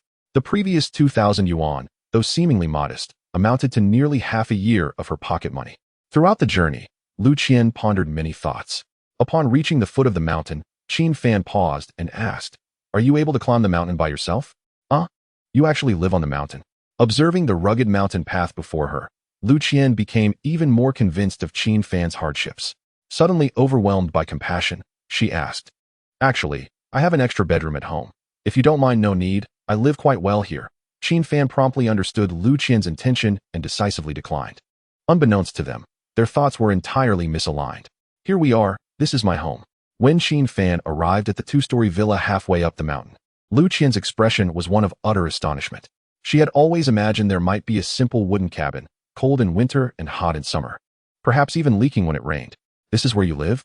But I heard you were struggling financially?" Lu Qian gazed at Qin Fan in confusion, unable to fathom that he resided in a villa. "I don't recall ever saying I was struggling," he replied, pondering whether the classmates had exaggerated the situation.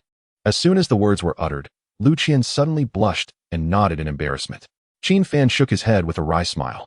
Upon entering the villa, He gestured for the young girl before him to relax. He then proceeded to fetch 2 cups of hot water. Before they could settle down, unexpectedly, the door to one of the bedrooms on the 2nd floor swung open. Emerging with a pallid complexion was Jiang Yumin, who instinctively whispered, "Qin Fan, is that you?" For some reason, the usually athletic Jiang Yumin had woken up feeling under the weather that morning. Initially dismissive of her condition, she had dressed and prepared to attend school. But as soon as she stepped outside, her body began to falter. Stumbling back to her room, she intended to lie down for a while. However, before Qin Fan could speak, Jiang Yumin's gaze suddenly fell upon another figure seated on the sofa, Lu Qian. At the sound of a woman's voice in the villa, Lu Qian appeared surprised. When she raised her head and locked eyes with Jiang Yumin, her expression shifted to one of sheer astonishment. "What are you doing here?" The 2 young women nearly exclaimed in unison, then exchanged a mutual huff, unwilling to continue the conversation. This left Qin Fan feeling somewhat exasperated. He was aware that there was a degree of rivalry between Jiang Yumin and Lu Qian. The root of their discord likely stemmed from their top academic standings, which led to frequent covert comparisons. Moreover, an unfortunate incident in the cafeteria had exacerbated their mutual disdain. Yet, he never anticipated that Jiang Yumin would skip school today. After a moment of silence, Jiang Yumin suddenly placed her hands on her hips and retorted, "What is wrong with me being at home?" "You're home? But isn't this Qin Fan's house? Are you too?" "Indeed, we are cohabitating, and have been for quite some time." This declaration swiftly extinguished Lu Qian's indignation. Qin Fan, feeling compelled to clarify, explained, "We are cohabitating, yes, but it merely means we share the same roof." "Oh, so it's a shared rental," Lu Qian sighed in relief. Yet she was curious as to why Qin Fan would choose to share a villa with Jiang Yumin, especially one situated on a mountain. Jiang Yumin, on the other hand, expressed dissatisfaction. "What do you mean by shared rental? This villa is my family's property." Sensing a potential spat brewing between the two, Qin Fan quickly interjected, "By the way, why didn't you go to school today?" Jiang Yumin, who was not one to back down, refused to give Lu Qian any advantage, even with a high fever. Gritting her teeth against the discomfort, she explained, "It's too cold today. I wanted to study at home." Despite her words, Qin Fan had already seen through Jiang Yumin's true condition. Not only did she look unwell, but she could barely stand yet insisted on maintaining her composure. It was baffling to him why she chose to endure this. Suddenly, Qin Fan stood up and retrieved a thermometer from the TV cabinet, presenting it to Jiang Yumin. "Let us take your temperature." "I'm fine." "Why should I take my temperature?" Observing her stubbornness, Qin Fan adopted a firm tone. "Go inside and take it. I'll knock in 10 minutes. Unable to refuse, Jiang Yumin hesitated briefly before accepting the thermometer. "Fine, I'll take it," she huffed. Though her words sounded displeased, she felt a flicker of joy, as it was the first time Qin Fan had shown concern for her. During her sickness, Jiang Yumin persevered through the discomfort and reluctantly emerged from her bedroom. Seeing Qin Fan's concern, she feigned reluctance to return to her room, though her face was alight with happiness. This feeling was indescribable, yet wonderfully peculiar. Meanwhile, Lu Qian, seated on the sofa, glanced at Qin Fan with a hint of guilt. "I'm sorry, I didn't know she was ill. It's all right. It's normal for people to fall sick. It's not your fault." After speaking, Qin Fan glanced at the clock on the wall and noted it was already 9 in the morning. He decided to head to the kitchen to prepare some congee for Jiang Yumin. Lu Qian, likely sensing his intentions, quickly volunteered, "Let me handle that." She then began to cook the congee methodically, preparing some light dishes as well. Her rivalry with Jiang Yumin was never personal. It was merely a competition over grades. Ultimately, both were exceptional students who would not concede easily, especially now that Qin Fan was involved. 10 minutes swiftly passed, and Qin Fan ascended the stairs to knock on the bedroom door. When no response came, he called out, "It's been 10 minutes. What is your temperature?" Yet, Jiang Yumin remained silent, as if no one was inside. This perplexed Qin Fan, prompting him to hesitate before saying, "If you don't answer, I'll come in." Despite his words, he gestured for Lu Qian to check on her. However, just as they entered the bedroom, a sudden scream pierced the air. Lu Qian exclaimed, "Qin Fan. She seems to have fainted." "Fainted? That is serious." Qin Fan was taken aback, and without a moment's hesitation, he rushed into the bedroom. Upon seeing Jiang Yumin half-slumped on the bed, he quickly lifted her onto the bed fully. To his shock, her body was burning with fever. Lu Qian hurried to assist, removing her shoes and covering her with a blanket, then dashed downstairs to fetch an ice pack from the refrigerator. "How could this happen? She is so hot. Should we take her to the hospital?" Lu Qian, inexperienced in such matters, appeared quite flustered. However, Qin Fan shook his head, stating, "No need. I'll check on her first." What he meant by check was to channel his energy to help Jiang Yumin regain consciousness. Gradually, Jiang Yumin managed to open her eyes. And upon seeing Qin Fan and Lu Qian beside her, she feigned calmness and said, "I'm fine. You don't need to worry. That is not acceptable. You've lost consciousness. We must take you to the hospital." Lu Qian insisted anxiously. "It's not serious. If you don't believe me, I'll take my temperature." Jiang Yumin weakly reached for the thermometer beside her. This time, Qin Fan stood by her side, waiting. After 10 minutes, Jiang Yumin retrieved the thermometer and examined it closely. Her expression shifted, and she quickly tucked the thermometer under the blanket, smiling. "See, I told you, it's only 37.5 degrees. Only 37.5 degrees? That is impossible. It must be at least 38 degrees. Lu Qian challenged her. "No, it really is 37.5 degrees. Jiang Yumin insisted, staunchly denying the accusation. Yet, Qin Fan would not give her a chance to respond. He swiftly snatched the thermometer from her. Looking at it, he frowned. 39.2 degrees is not fine. If it rises any higher, your brain will be in jeopardy." "What? 39.2 degrees? That is far too high," Lu Qian exclaimed. "No one gets such a high fever all at once. If this continues, even recovery could leave lasting repercussions." "No, you must be mistaken. I'm perfectly fine." Jiang Yumin adamantly refused to acknowledge her condition, even attempting to snatch the thermometer back. "I'll inform Grandfather Jiang," Qin Fan said as he moved to retrieve the internal contact number prepared by Grandfather Jiang for emergencies. "Don't tell my grandfather. I don't want him to worry," Jiang Yumin protested. She was acutely aware of her condition. As a martial artist from the hidden clan, her physique was inherently stronger than that of ordinary people. If she could fall ill, it was evident how severe her illness truly was. Strangely, as Qin Fan attempted to channel spiritual energy, he found himself unable to discern the root of the ailment afflicting the young lady from the Jiang family. It was evident that her illness was far from a mere common cold. But if she's unwell, shouldn't she go to the hospital, or at least have some antipyretics? Lu Qian inquired uncertainly. The mention of antipyretics triggered a memory in Qin Fan of a cabinet nestled in the corner of the living room, specifically designated for storing various medications. This had been prepared by Elder Jiang to mitigate illness. After rummaging through the cabinet for some time, he found himself staring blankly at a white box. To his astonishment, it contained suppositories. "Qin Fan, did you find anything?" Lu Qian had approached him, her expression anxious. However, upon seeing the antipyretic in his hand, her cheeks flushed once more. They both understood the implications of a suppository.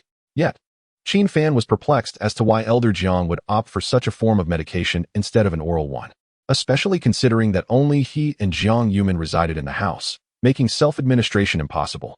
"Allow me to handle this," Lu Qian declared, snatching the suppository from Qin Fan's grasp and hurriedly ascending the stairs.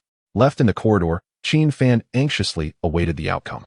He could hear Jiang Yumin vehemently refusing. Yet her weakened state forced her to relent. After what seemed like an eternity, Lu Qian finally emerged from the bedroom. "The fever has subsided. I'm going to prepare some food." Qin Fan breathed a sigh of relief upon hearing this. Yet his curiosity regarding the cause of Jiang Yumin's illness persisted. It was baffling that even the omnipresent spiritual energy could not uncover the fundamental source of her affliction. Before long, Lu Qian returned with a bowl of freshly cooked rice porridge and side dishes, only to rush back out shortly thereafter. "This is bad. Her temperature has risen again." "What? Didn't we just administer the antipyretic?" Qin Fan immediately entered the bedroom, and upon feeling Jiang Yumin's forehead, he was taken aback. Her temperature was alarmingly higher than before, nearing the limits of what a human body could withstand.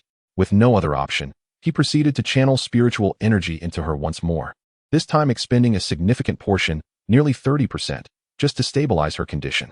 Qin Fan recognized that this was highly abnormal and concluded that it was certainly not a mere cold. He gestured for Lu Qian to keep watch and swiftly departed. Upon arriving at the Jiang family's martial arts hall, he called out to the young men at the entrance. "I demand to see your family head." Upon realizing that a benefactor had arrived, the two young men rushed inside without hesitation. It wasn't long before Elder Jiang emerged, his face beaming with joy. "Qin, my young friend, how does it feel to join the association?" Word of Jiang Yumin's promotion had already spread throughout the Jiang family, making it common knowledge. Yet, Qin Fan had no time for pleasantries and immediately inquired, "Was your granddaughter born with any congenital illnesses?" At this, Elder Jiang's expression shifted dramatically. The previous joy dissipated, replaced by a look of alarm as he mumbled to himself. Could it be that little man's fate is truly manifesting? Chapter 56. Extraordinary individuals. Elder Jiang appeared to possess some knowledge of the situation. his face a mixture of panic and dread as he repeated the phrases fate and manifestation. He neglected to exchange further niceties and hurried toward the mountain villa. Recognizing the gravity of the situation, Qin Fan furrowed his brow and followed closely behind, asking, "Elder Jiang, did you mention that Jiang Yuman has a fate?" The term fate, in Qin Fan's understanding, was not difficult to grasp. In the spiritual realm, there exists a profession known as a seer, capable of predicting future events through the calculation of celestial patterns. When Qin Fan first entered the spiritual realm, he had been apprenticed to a semi-divine teacher. His ability to foresee the accident involving Elder Jiang and his granddaughter stemmed from such calculations.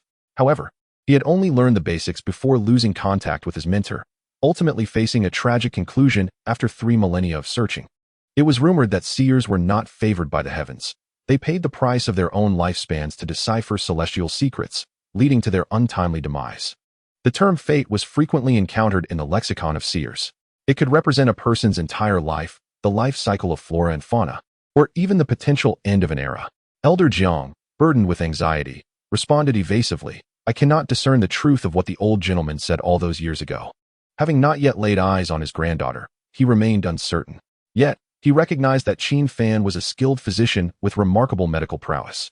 The fact that even Qin Fan deemed it necessary to descend the mountain to convey this news illustrated the severity of her condition. Upon reaching the villa, Elder Jiang wasted no time entering. He swiftly ascended to the second floor and, upon entering the bedroom, shot a surprised glance at Lu Qian before rushing to his granddaughter's side. Jiang Yuman lay in a state of complete unconsciousness, her face flushed red from fever. Despite Lu Qian's diligent care, witnessing his granddaughter in such a state nearly caused Elder Jiang to collapse. Fortunately, Qin Fan was swift to support him, asking urgently, "Elder Jiang, I implore you to tell me the truth about Jiang Yuman's condition." This illness presented no discernible symptoms and defied the identification of any source. However, it is essential to note that Qin Fan hailed from the spiritual realm, a sword immortal who had lived for 3,000 years and encountered myriad complex ailments. He found it hard to believe that there existed an illness he could not cure, provided that Elder Jiang divulged the unvarnished truth. Unfortunately, Elder Jiang was not distrustful of Qin Fan. He simply did not possess the answers. 16 years prior, when Jiang Yuman had just turned 1 month old, an elderly gentleman had unexpectedly visited the Jiang family martial arts hall. His attire was humble, and his unkempt beard made him uninviting. However, the Jiang family, celebrating at the time, welcomed him without hesitation. To their surprise, the old man consumed only 2 pots of wine before hastily departing. Before leaving, he warned that this girl was fated to encounter calamities, destined for countless tribulations. The gravest of these was the probability of an early demise at the age of 16. Elder Jiang had been incensed upon hearing this and immediately commanded the expulsion of the old man. Yet, the words lingered in his mind, haunting him with their implications. This was why, when Qin Fan had assisted in divination earlier, Elder Jiang had suspected it to be false yet remained deeply concerned. "How old is she this year?" Lu Qian, who had been present all along, anxiously interrupted, forgetting the prior quarrel she had with Jiang Yuman. Elder Jiang, with a pained expression, replied, "I cannot ascertain the truth, but little man has just turned 16. Indeed, she is in her 2nd year of high school, making her about 16, right?" Lu Qian noted, realizing that she too was the same age. However, Qin Fan furrowed his brow, pondering the coincidence. He had heard from 2 completely unrelated individuals about 2 extraordinary elders on the same day. One had effortlessly seen through Lu Qian's 9 transformation spiritual eye and generously gifted her a herbal compendium.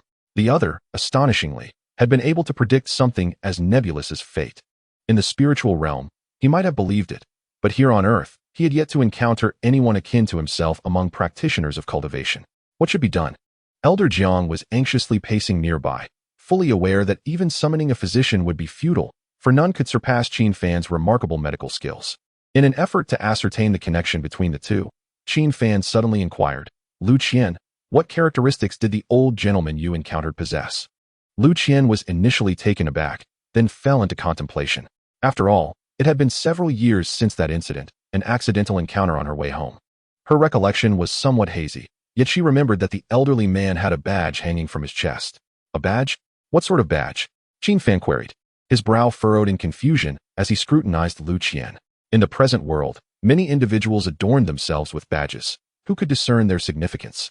It was only when Lu Qian recalled the specific design of the badge that both Qin Fan and Elder Jiang were momentarily stunned.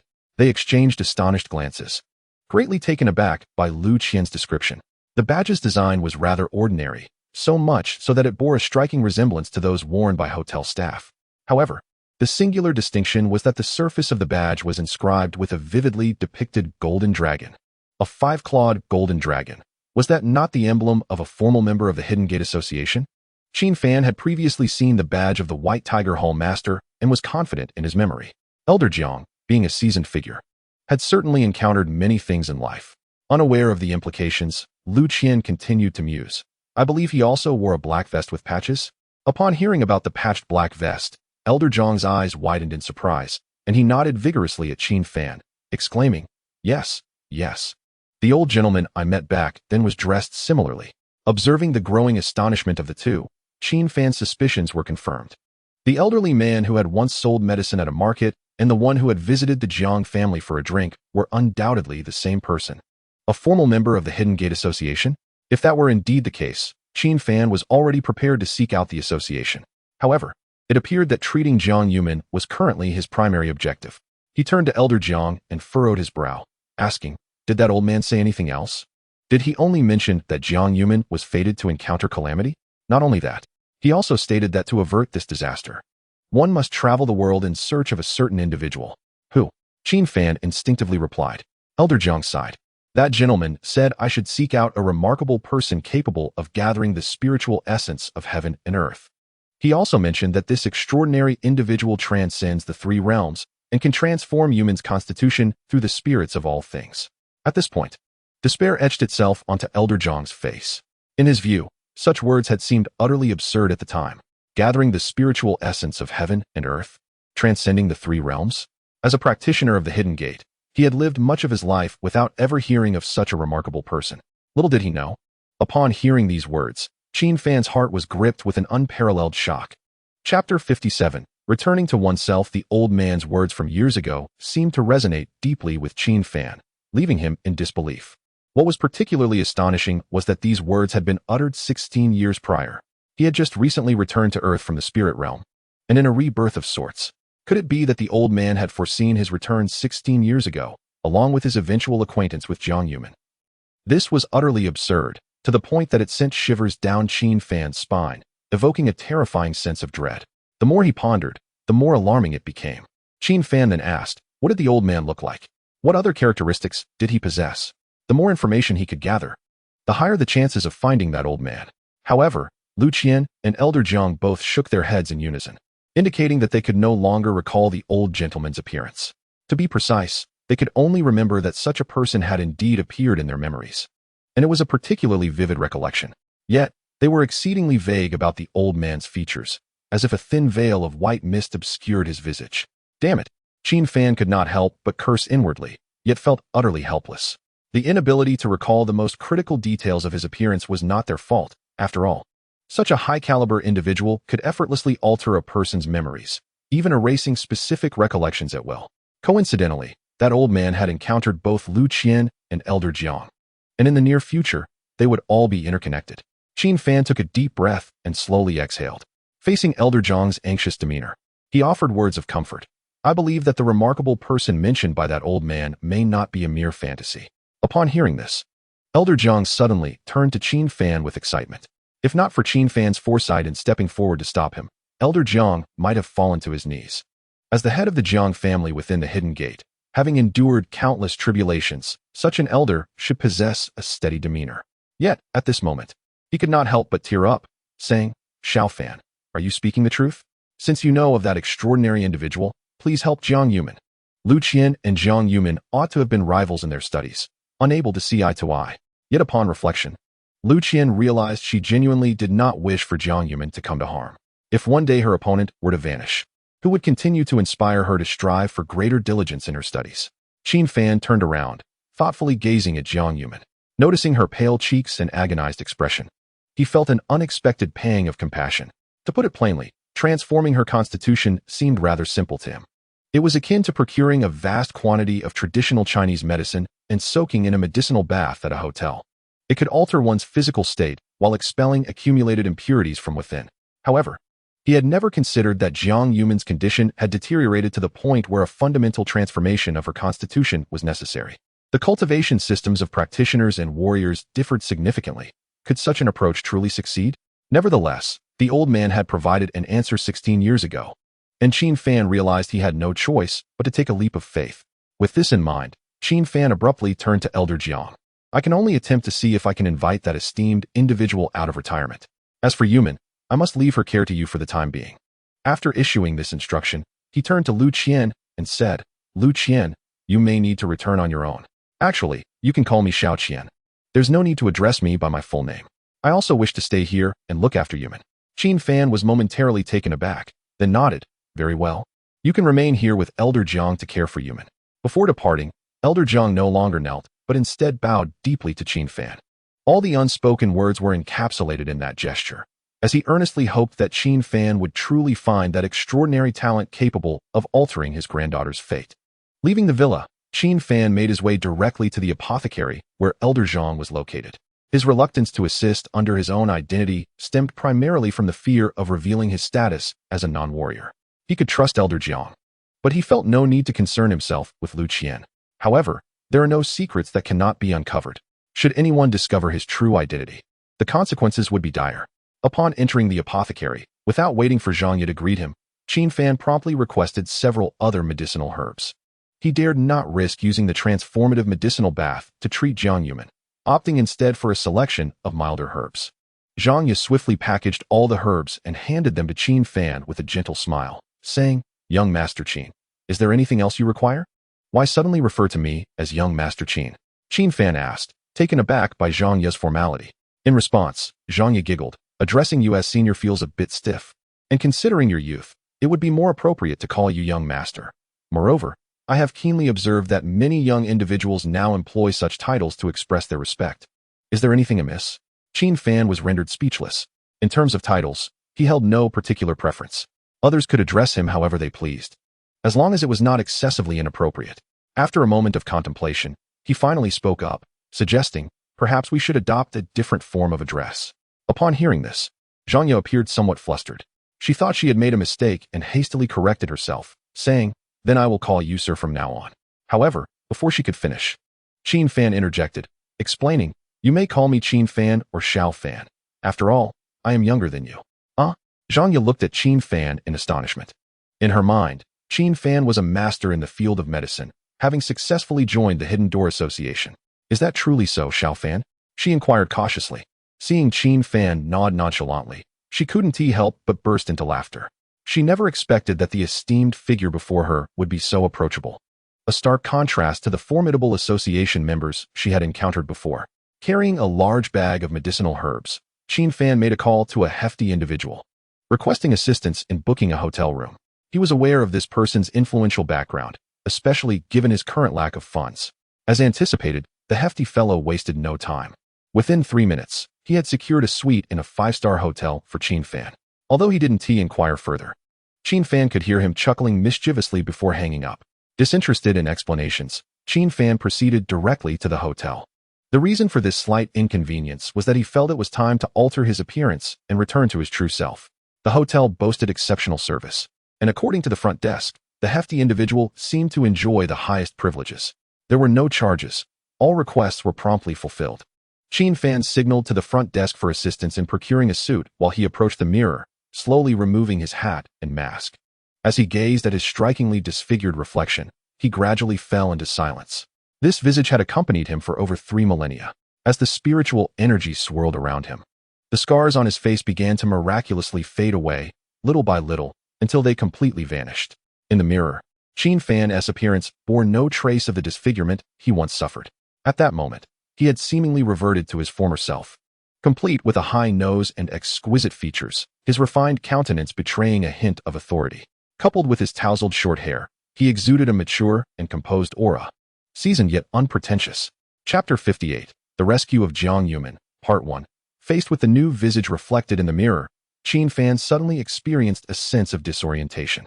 Though over 3 millennia had elapsed, it felt as if everything had transpired only recently. His appearance had never truly changed.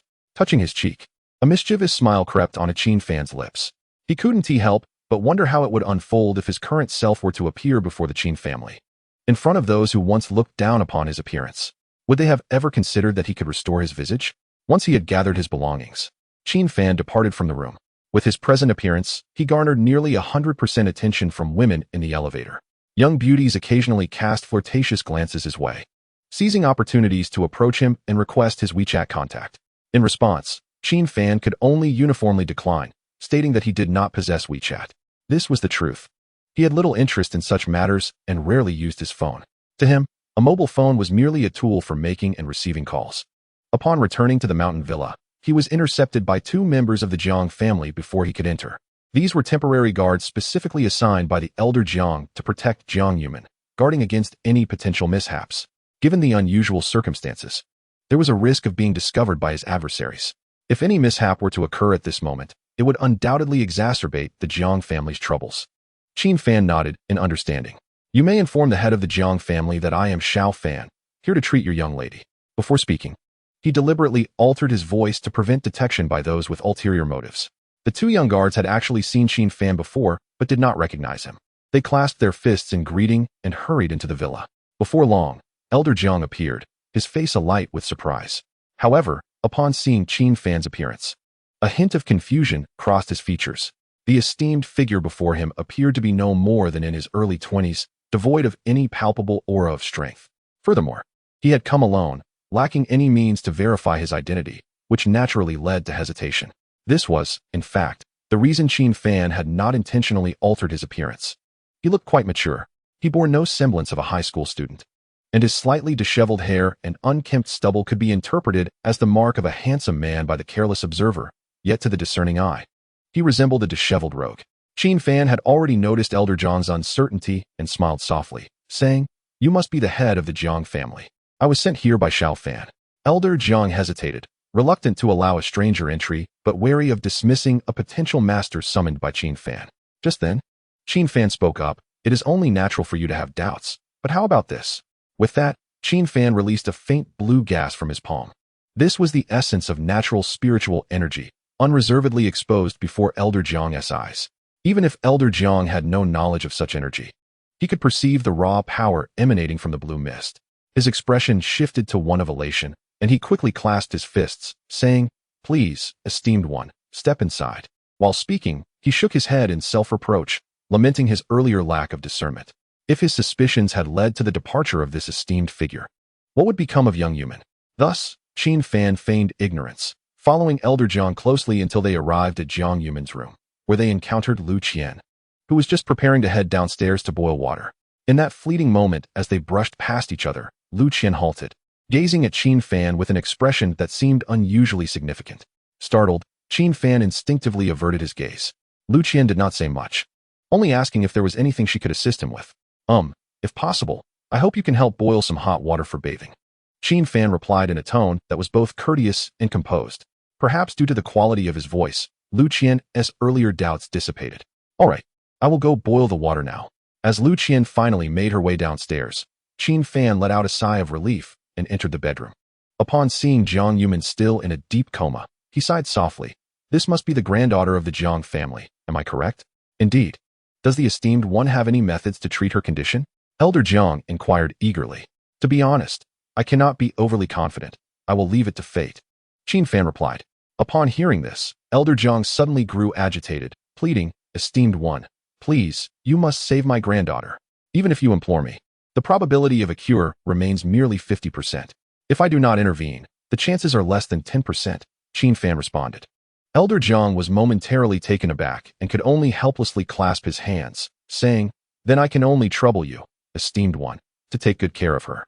Furthermore, I prefer not to be disturbed by outsiders while I am treating her," Qin Fan remarked without turning around, directing his reminder at Elder Jiang, who, understanding the cue, cast one last glance at his granddaughter before departing the room.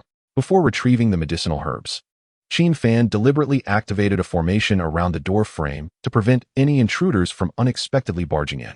With all preparations made, he once again channeled spiritual energy into Jiang Yuman. This time, unlike the previous occasions, the purpose was to create an additional layer of protective membrane within her body. Should any unforeseen events arise during the medicinal bath, This membrane would serve as a formidable safeguard. Is this truly your authentic appearance? I had always believed you were unsightly, which is why you refrained from revealing your true self. Just as Qin Fan completed his task and was tidying up, he was suddenly startled by the voice of the ancestral spirit of the Jiang family. He had completely forgotten about it, but felt no concern. As an ancestral spirit, it was not permitted to reveal itself easily before its kin, nor could it interfere with the realities of the world.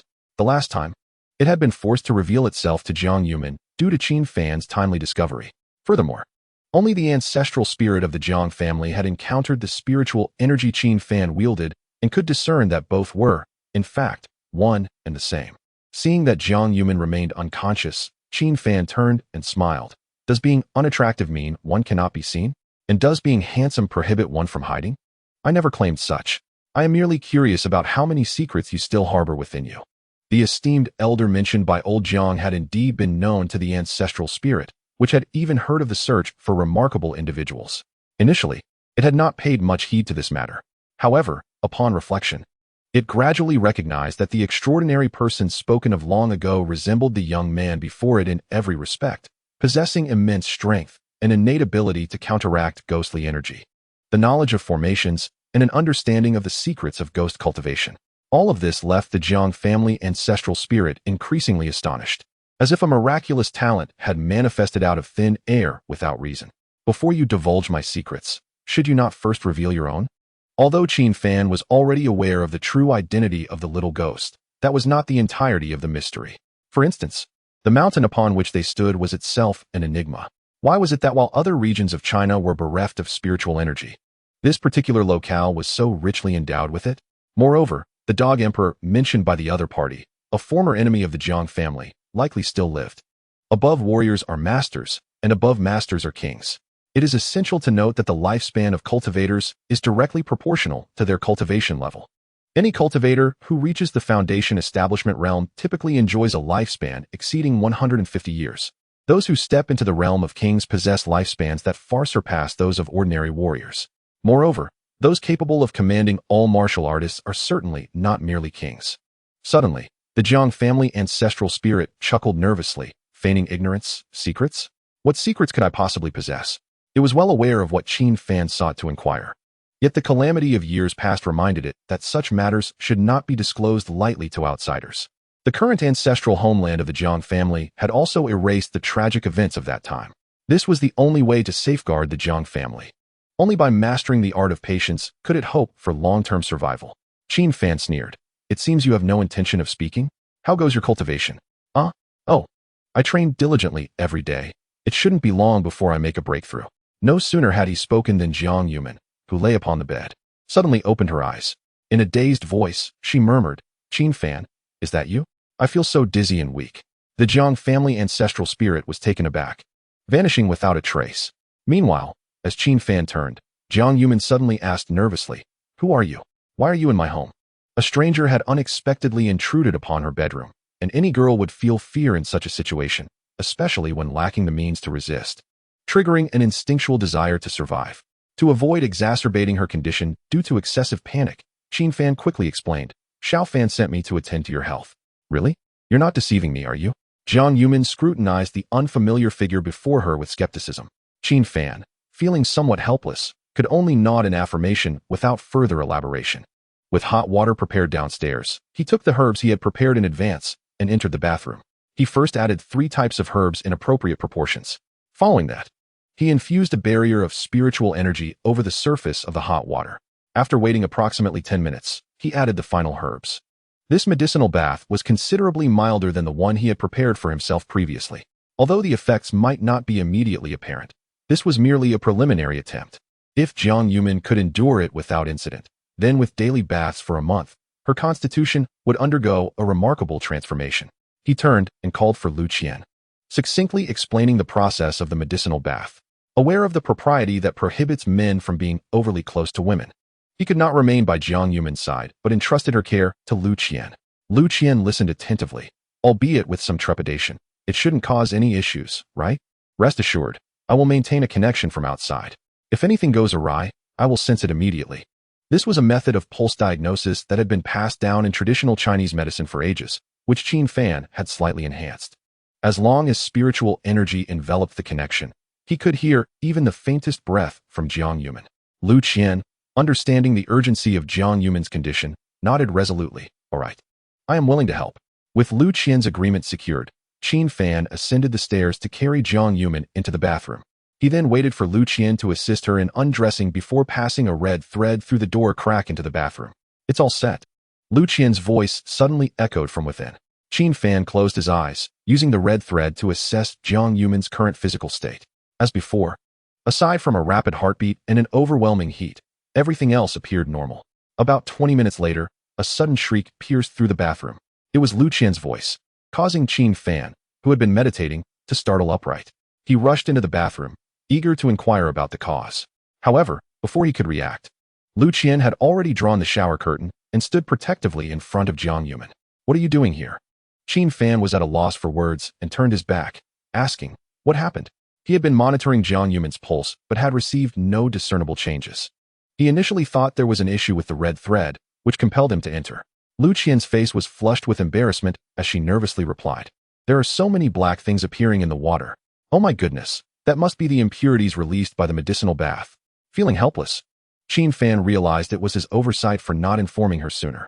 He could only clarify, this is a normal reaction of the medicinal bath. There's no need to panic. Oh, all right then. I suppose I overreacted.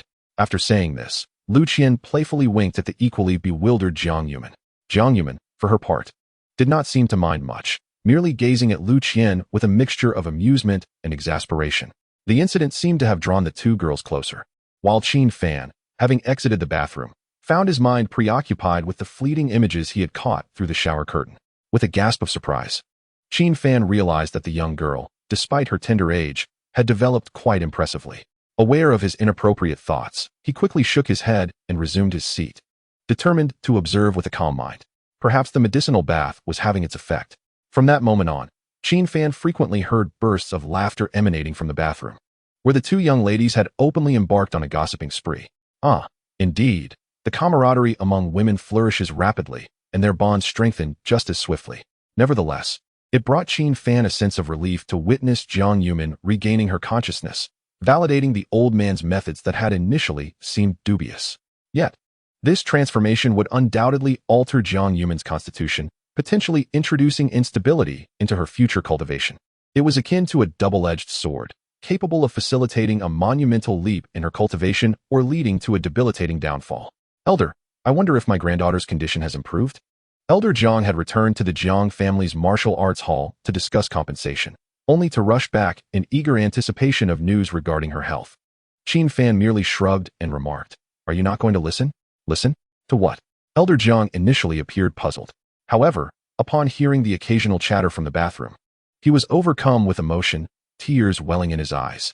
Grasping Qin Fan's hands, he exclaimed, Elder, has my granddaughter's ailment truly been cured? You think it's merely a common cold that can be remedied with some banlangen? Qin Fan shot him a disapproving glare, reminding him, if you soak her daily for about a month, she should recover. Really? Elder Jiang wiped his tears and hastily produced a black suitcase, exclaiming, Elder, this is but a small token of my appreciation. He insisted on pushing it into Qin Fan's hands, determined to offer something in return. However, Qin Fan frowned, feigning displeasure as he countered, do I appear to be in need of money? Elder, you are indeed a remarkable being. Such beings do not lack for riches. Hence this is merely a humble gesture. Elder Jiang was so excited that he couldn't refrain from flattering Qin Fan. There's no need. Take the money back, Qin Fan declined, leaving Elder Jiang in a predicament. He couldn't possibly allow the esteemed elder before him to treat his granddaughter's illness for free. After a moment's contemplation, he inquired, if you believe this 10 million is insufficient, I can arrange for more. What? 10 million? Qin Fan gaped at the suitcase, astonished by the notion that it contained such a sum. Could it be that the funds for establishing the winery were finally within reach? Originally, Qin Fan had intended to discuss the winery project with Elder Jiang. Now, with this 10 million in startup capital, many steps could be bypassed. As Elder Jiang prepared to seek additional funds, Qin Fan quickly interjected, no need. If you truly wish to express your gratitude, direct it towards Xiao Fan. In truth, this 10 million represented the entirety of the Jiang family's cash reserves.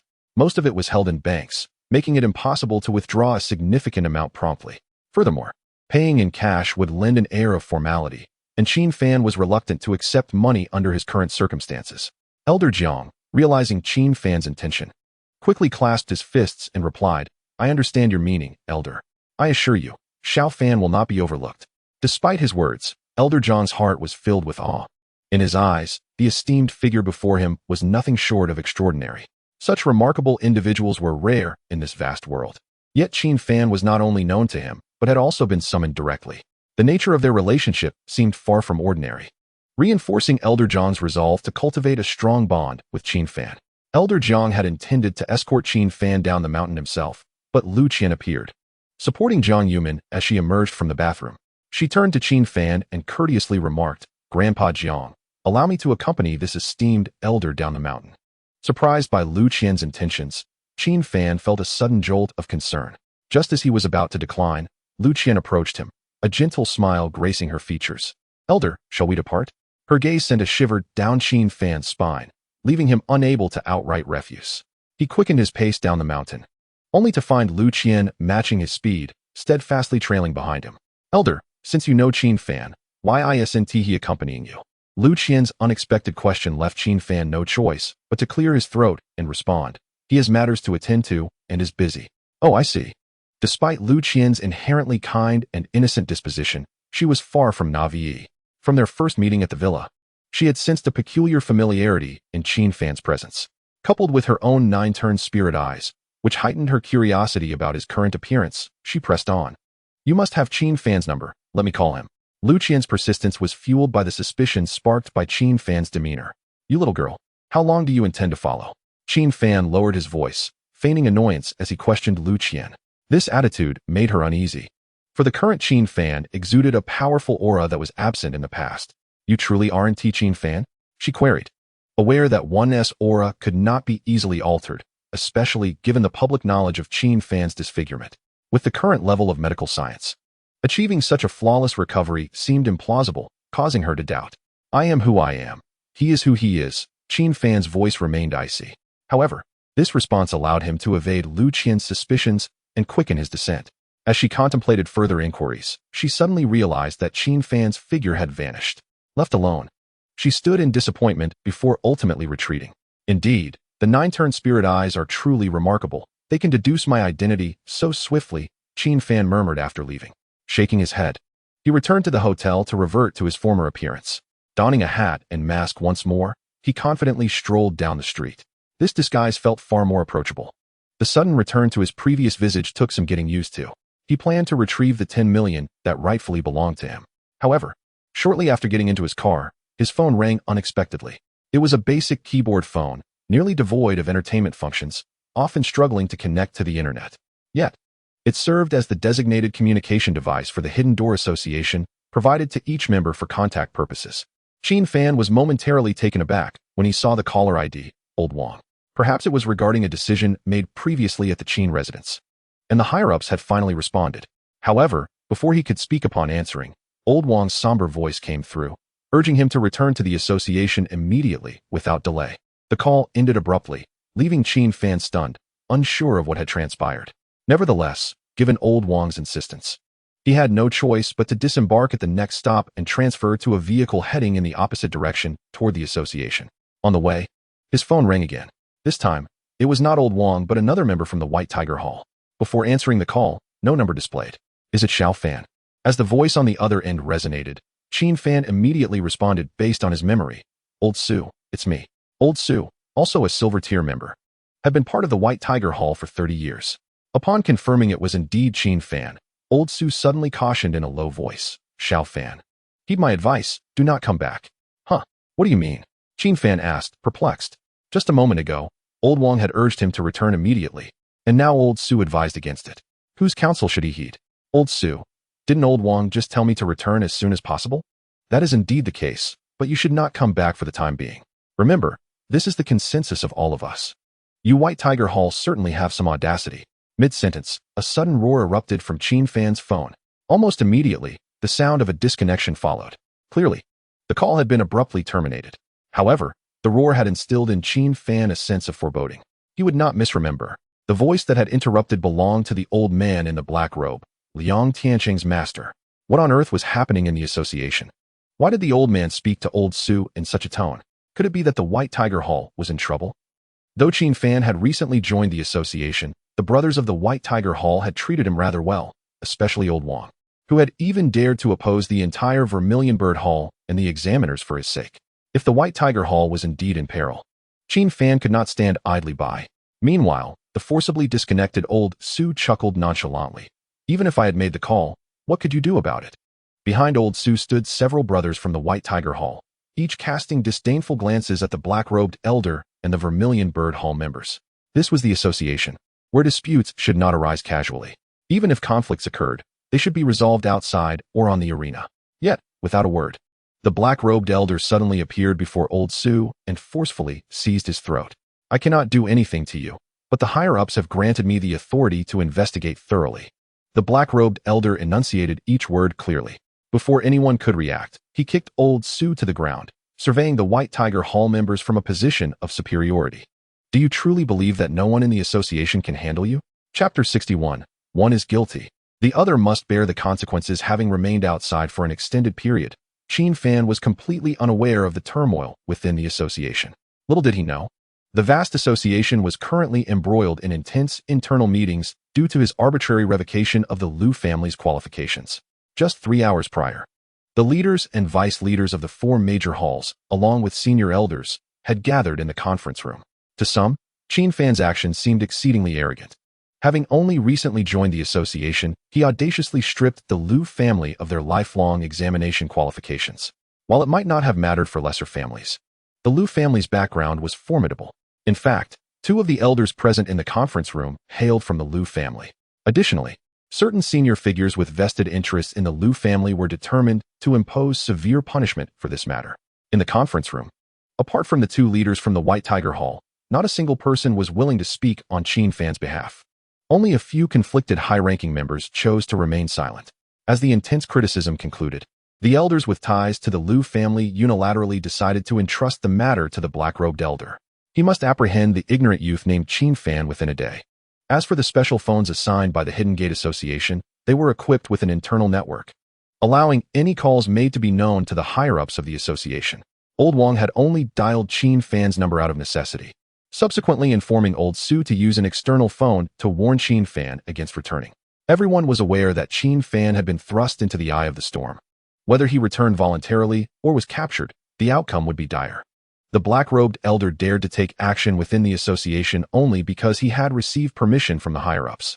If necessary, the entire White Tiger Hall might be implicated due to Qin Fan. Yet, no one voiced complaints, as the hall leaders had preemptively instructed them to ensure Qin Fan's safety. The black-robed elder stared expressionlessly at the members of the White Tiger Hall, his eyes brimming with disdain. You must understand one thing. In terms of strength, I can easily crush every one of you present. This is the arrogance of a peak martial artist, not mere words. After all, among the White Tiger Hall members, the highest cultivation level belonged only to old Su, who had barely reached the 7th rank. Some glared fiercely at the black-robed elder, while others gritted their teeth, clenching their fists, itching to rush at him. It seems you still do not understand the lesson. If you continue to look at us with those eyes, do you believe you can all remain standing? The speaker was Yulong, the leader of the Vermilion Bird Hall. The recent success of Qin Fan's advancement had left him unsettled, unable to obstruct Qin Fan's entry into the Hidden Gate Association. He sought every means to stifle him within the association. Just as the members of the White Tiger Hall were seething with rage, a middle-aged man in a suit suddenly stepped into the crowd. The emblem of a 5-clawed golden dragon on his chest instilled panic in everyone present, including the black-robed elder, who felt a twinge of trepidation. Yet, recalling the authority bestowed upon him by the higher-ups, he coldly inquired, "Leader Ling, what is your intention?" Leader Ling had come solely to check on old Su's injuries. Responding calmly to the black-robed elder's question, he stated, "Nothing much, just here to see my brothers." "Leader, he intends to directly go out and capture Xiao Fan," someone exclaimed. "Though old Su is injured, it is not severe," they added hastily. "Try to speak less to avoid straining your wounds." However, old Su still wanted to continue speaking, but Leader Ling suddenly frowned. Given that expression, old Su had no choice but to swallow his words. On the other hand, the black-robed elder chuckled triumphantly. "Now that you are all in peril, you still wish to defend that little brat." As soon as he finished speaking, Leader Ling abruptly stood up, staring at him with an expression devoid of emotion. The sharpness in his gaze gradually made the black-robed elder's demeanor wane. If my White Tiger Hall has committed an error, we will naturally seek accountability from above. When did it become your place to speak here? Minion, speak nonsense. These words undoubtedly served as an insult, causing the black-robed elder to tremble uncontrollably. However, Leader Ling's remarks were not intended to demean him. He simply had never regarded the old man before him with any seriousness. I'm not targeting you specifically. I just believe you have no need to wield a feather as a command. Leader Ling's words struck deep. Although his tone was calm, it nearly drove the black-robed elder to the brink of fainting. Meanwhile, the members of the White Tiger Hall appeared overly agitated, as if they had finally vented their frustrations. There was no way around it. The black-robed elder's rank did not match that of Leader Ling. One was a gold-tier member, while the other was a bona fide member of the association. In terms of both status and power, they were not even in the same league. Good. Very good. The black-robed elder staggered back 2 steps, pointing at Leader Ling with a dark expression. Truly, the White Tiger Hall's methods are indeed distinct. After speaking, the black-robed elder, with a scowl, signaled the Vermilion Bird Hall members to leave immediately. He was well aware of Ling's character. On the surface, he appeared calm and affable, but in reality, he would not tolerate any threats against his disciples. Should one dare to oppose him, it was likely that misfortune would befall oneself. Thus, retreat was the only viable option. As they watched the black-robed elder and his companions leave in disarray, the members of the White Tiger Hall erupted in joyous cheers. Their unwavering trust in their leader allowed them to act boldly within the association. Elder Su respectfully rose and said, "Thank you for your intervention, Hallmaster. However, what is your decision regarding Xiao Fan?" "Old Su, is that even a question? As long as the Hallmaster personally intervenes, Xiao Fan will undoubtedly be safe," came the eager responses from several members, who had ceased to worry about Qin Fan's safety. Unexpectedly, Hallmaster Ling suddenly narrowed his eyes and calmly instructed the members of the White Tiger Hall, "Make a call and summon him back." The crowd fell silent, thinking they had misheard. However, Elder Su quickly realized, could it be that the Hallmaster has devised a solution to this matter? I have already stated that since he has committed the error, he alone must bear the consequences. Hallmaster Ling's tone grew increasingly grave, revealing that he was not jesting. The surrounding members of the White Tiger Hall were left dumbfounded. Although the situation seemed trivial, it had already stirred considerable unrest within the entire association. If Qin Fan returned now, would it not be akin to pushing him into the fire? Did you not hear what I just said? Hallmaster Ling lowered his voice sharply. Hallmaster, do you truly intend to let Xiao Fan bear this alone? What if the conclusion is the revocation of his abilities and expulsion from the association? Elder Su, now acutely aware of the severity of the situation, implored desperately, hoping that the Hallmaster would ultimately save the young disciple. I appreciate your good intentions, but I believe the Hallmaster is right. One person is guilty, and one person must bear the blame. Upon hearing this, the members gasped in shock and turned away. Just then, Qin Fan was seen walking towards them at a leisurely pace. He had overheard some parts of the previous conversation and grasped the main reason for his summoning. Chapter 62. Advancing together. No one anticipated that Qin Fan would return at such a critical moment. It was well known that the entire Hidden Gate Association was devising ways to capture him for severe questioning. After all, apart from the White Tiger Hall, no other association member genuinely wished him well. Confronted with the sudden appearance of Qin Fan, Elder Su exclaimed in shock, "Xiao Fan, weren't you told not to come back?" "Yes, this is a special time. If you could just endure a little longer outside, perhaps it would pass." The members of the White Tiger Hall urged him to leave immediately, feeling warmth in his heart for these brothers, who, though unfamiliar, genuinely cared for him. Qin Fan shook his head. "This situation arose because of me, and I do not wish to implicate the entire White Tiger Hall." A commendable notion, indeed. Hallmaster Ling regarded Qin Fan with newfound respect, and then gestured for Elder Su to inform all White Tiger Hall members to gather at the headquarters within half an hour. Elder Su immediately cupped his fists in response and departed with the company of others. Now, only Hallmaster Ling and Qin Fan remained. Though Qin Fan had merely deprived the Lu family of their qualification to enter the association, it effectively hindered the advancement of certain higher-ups. This indirectly led to the apparent righteousness of the association, which had long forgotten its original purpose. Since Qin Fan had severed their financial lifeline, it was only natural that they would not let this go unpunished. As one of the few formal members of the association, Hallmaster Ling was acutely aware of the internal complexities. To put it plainly, someone sought to use this incident as an example to intimidate others. After a brief silence, Hallmaster Ling suddenly asked, "If I were to hand you over to the higher-ups, would you hate me?" My relationship with the Hall Master is but a fleeting acquaintance. Your actions would merely be for the sake of the White Tiger Hall, Qin Fan replied without a moment's hesitation. This was not a matter of righteousness, but rather a reflection of his inner confidence. He understood that, given his current strength, few in the Hidden Gate Association could stand against him. Moreover, even if he truly could not win, there was always a chance to escape. Is that truly how you feel? You have no regrets? Hall Master Ling gazed at Qin Fan in astonishment. His surprise stemmed from the absence of any wavering in Qin Fan's eyes. Such reactions would be expected from a brother who had followed him for many years. Yet Qin Fan had only just joined the White Tiger Hall less than 2 days prior. Even if I regretted it now, would those above let me off the hook? Qin Fan chuckled self-deprecatingly. Both the external world and the Hidden Gate, as well as the spirit realm he had inhabited for 3,000 years, were fraught with deception and intrigue.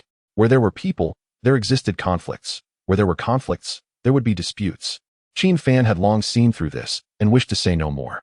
They indeed will not let you go, Hall Master Ling replied, confronting the harsh reality.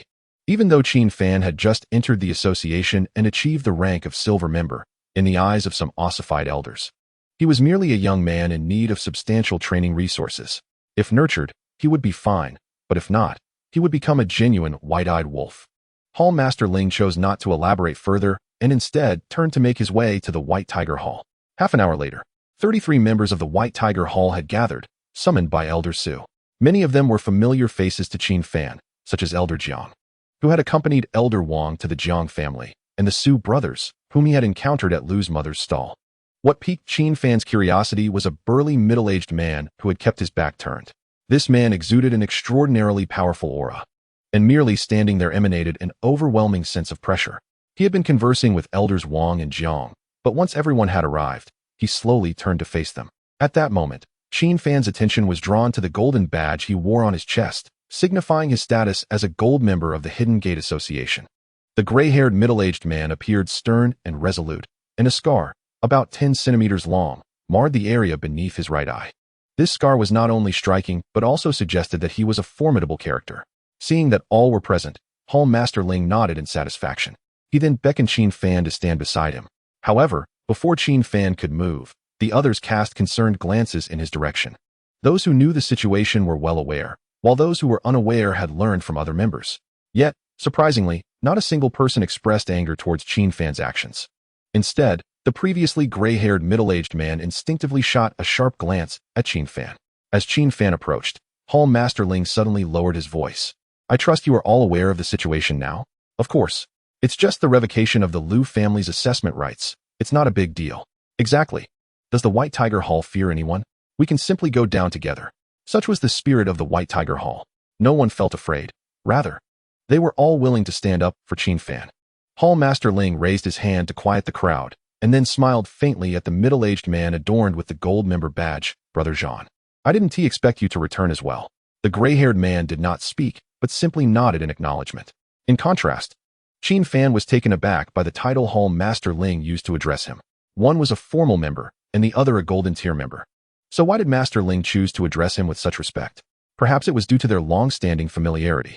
Master Ling, accustomed to the situation, inquired, Brother Jean. What are your thoughts as the Vice Master? It turned out that he was Qin Fan, the Vice Master of the White Tiger Hall. Gradually, Qin Fan began to understand. Yet he remained curious about Master Ling's manner of address. As soon as Master Ling finished speaking, an unusual silence enveloped the room. All members awaited the Vice Master's response. A silence that was laden with unspoken tension. After a minute or so of silence, a gray-haired middle-aged man finally spoke, uttering a single word, no. The declaration shocked everyone, as they had assumed the Vice Master would abandon the newly joined junior disciple of the White Tiger Hall. However, the gray-haired man continued. The actions of those above are utterly outrageous. At that moment, Qin Fan understood why this gray-haired man often chose to remain silent, not due to aloofness, but because he struggled to articulate his thoughts and often gasped for breath. His fragmented sentences startled the crowd into a collective intake of breath. The corner of Master Ling's eye twitched, followed by a resigned smile as he asked, So, Brother Jean's intention is to stand together? What a straightforward response, encapsulated in such simple words. As soon as the gray-haired man spoke, the morale of the White Tiger Hall members soared. Shortly after, Yusheng unexpectedly echoed, stand together. One by one, the remaining members of the White Tiger Hall raised their hands, chanting, stand together, stand together, stand together. From that moment on, with the exception of the two masters, all the members of the White Tiger Hall proclaimed their solidarity in the chant. This included Elder Wang and Elder Jiang, as well as many members whom Qin Fan had never even met. Qin Fan found himself at a loss for words, unable to express the profound emotion he felt. In over 3,000 years of memory, he had never encountered such a compassionate group of individuals willing to oppose the vast Hidden Door Association for the sake of a newcomer like him. Nonetheless, he understood that he could not drag the White Tiger Hall into a predicament. The highest-ranking Master Ling was merely a formal member of the association, while the second was the golden-tier Master Zhan. Their prowess might have reached the level of martial masters, a height unattainable by ordinary warriors. However, it must be acknowledged that the Hidden Door Association had been established over a century ago, gathering elites and powerful figures from various realms. The White Tiger Hall, accommodating 33 members, paled in comparison to the entire association. With a deep bow, he expressed gratitude to his seniors, stating, "I appreciate everyone's support, but I intend to bear the consequences alone." Upon hearing this, Elder Wang immediately opposed. "That is unacceptable. You were brought in by me, and I won't let you face any trouble." Following suit, Elder Jiang nodded in agreement, saying, "Elder Wang is right. I share half the responsibility."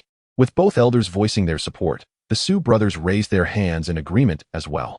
Even Wu Feng, who had been defeated by Qin Fan, surprisingly decided to join the resistance. The determination of everyone present to protect him was unwavering, rendering any further persuasion futile. Qin Fan felt a sense of helplessness. He had initially planned to find a way to escape the association without implicating the White Tiger Hall. At worst, he would face permanent expulsion, but he had no intention of staying long-term. But now what could he do? The fervent chants ignited a surge of passion within him. "Dissolve." Master Zhan suddenly interjected, uttering a single word that left everyone momentarily stunned. "Brother Zhan, what do you mean?" Master Ling inquired, puzzled. Master Zhan continued, "If we cannot protect even one junior, the White Tiger Hall should disband."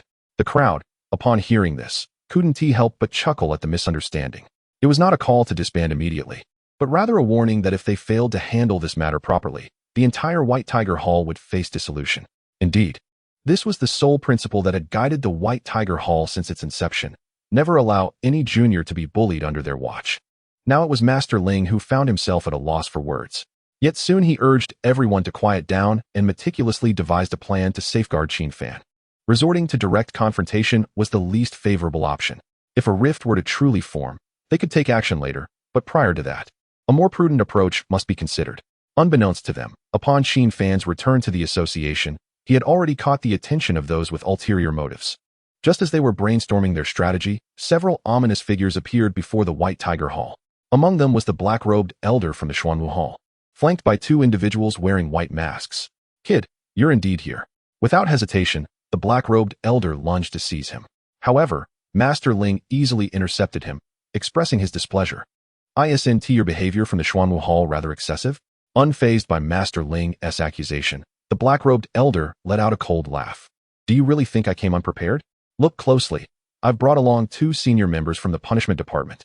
As soon as he finished speaking, the 2 masked individuals sprang into action with astonishing speed, executing their moves with precision and devoid of any unnecessary motions. They resembled machines, poised to apprehend Qin Fan. Within the association, the territory accessible to formal members was further divided into various departments. Among these, the punishment department was known for its ruthless efficiency. They operated like emotionless machines, executing orders without hesitation, and had a flawless track record since their inception. They truly spared no expense, even mobilizing the punishment department. Although Master Ling was astonished, he displayed no signs of panic. In truth, he had no concern that Qin Fan would be taken away by the punishment department. As the 2 enforcers approached Qin Fan, reaching out to capture him, Qin Fan had no choice but to unleash the energy of heaven and earth, only to retract it swiftly. He was acutely aware that while fighting back might allow him to evade this immediate danger, it would inevitably lead to greater troubles in the future. After some contemplation, he decided to keep a trump card and relinquish the chance to escape. To his surprise, Master Zhan had appeared before Qin Fan, his expression dark and his gaze fixed intently on the 2 enforcers from the punishment department, resembling a ferocious beast on the brink of rage. Before the enforcers could lay hands on Qin Fan, Master Zhan struck first, kicking them both away, declaring, "No outsider shall lay a finger on a member of the White Tiger Hall." His swift movements, powerful strikes and commanding words invigorated the members of the White Tiger Hall. These were their two masters, exceptionally formidable figures. What did the members of the punishment department signify? Only those who truly became formal members had the eligibility to choose to join various departments, with the punishment department being the most challenging to enter. Yet, despite this, Master Zhan effortlessly sent them both flying. Meanwhile, the black-robed elder found himself restrained by Master Ling, unable to move. As he witnessed the utter defeat of the two esteemed seniors he had specifically invited, his expression transformed entirely. Previously, he had not clearly discerned the appearance of the Battle Hall Master. Now, upon seeing his visage, he exclaimed in astonishment, "It's you? You've actually returned." The prowess of the Battle Hall Master exceeded Qin Fan's expectations. He understood that the association categorized its members based on individual strength. For instance, Hall Master Ling, as a martial artist, had already become a formal member. Yet, the Battle Hall Master was merely a golden tier member, ostensibly on par with the black-cloaked elder of the Xuanwu Hall, yet he managed to simultaneously vanquish two formidable members of the punishment department, which was quite extraordinary. Meanwhile, the Battle Hall Master gazed down imperiously at the black-cloaked elder and intoned gravely, "I have long since returned." The elder's face paled, yet he dared not utter a word.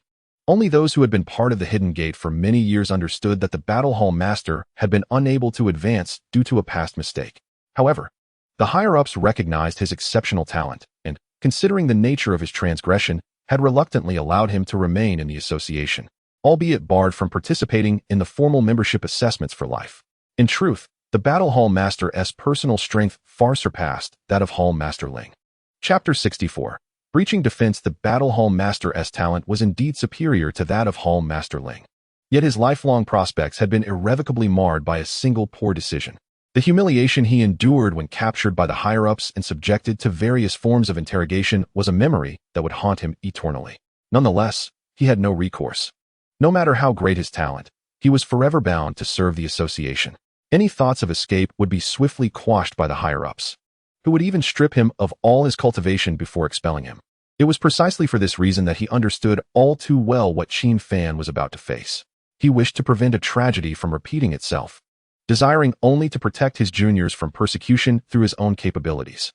The two members of the punishment department who had been knocked down were not weak. In fact, one had already stepped into the second rank of martial artists, while the other had also entered the realm of martial artists. To ordinary warriors, they were indeed formidable figures. Yet the Battle Hall Master regarded them with disdain. As the two rose, they glared at the Battle Hall Master with fury, as if intent on devouring him whole. Yet the Battle Hall Master stood unwaveringly before Qin Fan, sneering, "You seek death." One of them, unable to tolerate the humiliation, retorted angrily, "Do you even understand what you're doing? This is defying the association's orders." "I do," replied the Battle Hall Master succinctly. His words were few, yet they conveyed his current stance perfectly. What of defying orders? If he were to be the cause of yet another exceptionally talented junior being indefinitely trapped by those old men in the association, it would be a far greater transgression in his eyes. He believed that Qin Fan had a bright path ahead, with limitless potential for the future. If he could not protect even such a junior, what right did he have to be the deputy master of the White Tiger Hall? "Do you still dare to act?" the elder threatened. "Are you not afraid we will report to the higher-ups and condemn you?" "Go ahead," the Battle Hall Master replied simply. During their exchange, his martial aura surged once more, suffocating the two with its oppressive weight. Only the black-cloaked elder's eyes were filled with profound panic. He could not fathom the madness of the White Tiger Hall members, or whether they truly feared nothing. After all, these were members of the punishment department, managed directly by 3 vice presidents of the association. To resist them was tantamount to openly defying the 3 vice presidents. Recognizing their disadvantage and fearing that the Battle Hall Master might indeed strike with lethal force, the two exchanged glances, and the older of the two suddenly urged, "Zhan Wuhui, why go through this? Back then, you were indeed qualified to join our punishment department. You could have risen even higher." Seeing that the Battle Hall Master was impervious to threats, the man resorted to persuasion, saying, "If you relent now, we can report to the 3 vice presidents and advocate for leniency." Such words held significant allure for those who had erred within the association. However, the Battle Hall Master continued to regard the two with a stoic expression, his gaze growing ever colder. "Do you not think you might even regain your chance for assessment?" The man pressed on, becoming increasingly fervent, having exhausted all his persuasive arguments. Yet, the Battle Hall Master suddenly bellowed, "Get lost." Though it was a single word, the martial aura embedded within it exceeded what the two could withstand. Had they not mustered the strength to endure the terrifying pressure, they would have collapsed on the spot. Zhan Wuhui, you are bold. The two exclaimed in astonishment as they realized that their attempts to sway the battle hall master had failed, ultimately retreating in disarray after exchanging harsh words. Meanwhile, the black-cloaked elder, sensing the situation was deteriorating, hastily chuckled. In that case, I shall take my leave. Leave? Do you think you can simply depart now that you have come? Hall Master Ling had long viewed him unfavorably and pointed to the ground, continuing, first, consider where you stand. The Hidden Gate Association had strict regulations. While the four halls could compete amongst themselves, they were forbidden from trespassing into another hall's territory. Now, emboldened by the support of the Punishment Department's experts, the black-cloaked elder had brazenly invaded the domain of the White Tiger Hall. Leaving was no longer a simple matter. The black-cloaked elder's countenance shifted dramatically, instinctively attempting to retreat, but it was too late. Hall Master Ling suddenly struck, effortlessly tossing him before the members of the White Tiger Hall like a discarded sandbag. With a smirk that bordered on disdain, he queried, one matter at a time. Shall we first address your trespassing? Aye, aye. The black-cloaked elder was internally frantic, realizing he had walked into a trap from which there was no easy escape. Suddenly, he became animated, exclaiming, do not forget, I am an enforcement officer designated by the higher-ups. Is that so? The two enforcement officers from earlier have already fled in terror. What sort of enforcement do you still claim to uphold? Indeed, those two who just fled in disgrace were formal enforcement members, were they not? Facing Hall Master Ling's scorn, the black-cloaked elder genuinely feared for his safety. In terms of strength, he was no match for the two masters of the White Tiger Hall. In terms of authority, he was merely a golden tier member. Should they choose to act, they could easily execute their will without consequence. Considering the potential repercussions, the black-cloaked elder suddenly pleaded. It was my fault. Please spare me, masters. The current black-cloaked elder bore no resemblance to the haughty demeanor he had displayed when confronting Qin Fan. He now resembled a mouse stuck on a sticky trap, forced to humbly beg for mercy. Hall Master Ling turned to Qin Fan, a faint smile gracing his lips as he asked, Xiao Fan, how do you think we should handle this? This seemingly casual inquiry carried deeper implications. Hall Master Ling intended for Qin Fan to address the situation independently, granting him a singular opportunity. Perhaps if he failed to seize this chance, future opportunities would be hard to come by. Qin Fan, not being foolish, looked knowingly at the black-cloaked elder and grinned. So long as no one dies, anything goes? Seeing that Qin Fan had truly grasped his intent, Hall Master Ling nodded with satisfaction. As long as no one perished, crippling the elder would suffice. The Battle Hall Master suddenly interjected, however, it seems my words may be far harsher than Hall Master Ling's. This revelation startled the black-cloaked elder, who trembled in fear, exclaiming, I am a golden tier member. You cannot treat me this way. And what of being a golden tier member? Were not two formal members driven away just moments ago? Each word from Hall Master Ling was like a dagger piercing the black-cloaked elder's heart. As Qin Fan suddenly approached him, he crouched down and grinned. Have you ever considered that today would come? Youngster, if you dare to act today, I will. Before the elder in the black robe could finish his threat, Qin Fan swiftly delivered a resounding slap. This strike, infused with the essence of heaven and earth, caused the right side of the elder's face to swell rapidly. The onlookers from the White Tiger Hall gasped in astonishment. Goodness, this slap from our junior brother is no light matter. He can breach the defenses of even peak warriors? No wonder he is our junior brother. Keep it going until he submits. The senior brothers cheered, reveling in the spectacle of the Xuanwu Hall members facing humiliation. The contrast between the beaten elder and the members of the White Tiger Hall was stark. The spectators relished in the sight of Qin Fan's slap, for they had long harbored disdain for the Zhuke Hall and its hypocritical members. The tensions had only escalated after Qin Fan's participation in the assessment. Staring at the elder with his swollen cheek, Ling Hall Master found himself momentarily stunned. He understood the vast chasm between a peak warrior and a sixth-rank warrior. Not to mention, he couldn't discern Qin Fan's true level, merely categorizing him as a sixth-rank warrior. Yet, even in the absence of defenses, a sixth-rank warrior should not have been able to inflict harm so easily. Nevertheless, reality proved otherwise. Qin Fan had accomplished it with a single slap. However, despite his confusion, he squinted and teased, it seems rather asymmetrical. The elder in black, startled, instinctively tried to cover half of his face. But before he could raise his hand, another sharp slap rang out. In mere moments, both sides of his face were now symmetrical. With a narrowed gaze, Qin Fan inquired, do you particularly despise me? Unfortunately, debts must be repaid. Just as he finished speaking, the Battle Hall Master coldly interjected, too light. The elder, who had been gritting his teeth in anger, suddenly turned pale upon hearing those words. Too light, he exclaimed. What would you consider sufficient? Qin Fan asked, bewildered. Before he could finish, the battle hall master raised his hand and delivered a slap with terrifying force, sending the elder flying 6 meters away. Had he not crashed into the wall, he might have been propelled out of the association entirely. Qin Fan stared in shock at the battle hall master. Though he possessed similar strength, he had thought the previous 2 slaps were already quite severe. He had not anticipated that the White Tiger Hall had someone even more formidable. This was a matter of life and death. Yet, peak warriors were not to be underestimated. Despite his disfigured visage, the elder remained conscious, instinctively sitting on the ground and covering his face, his expression a blend of indignation and despair.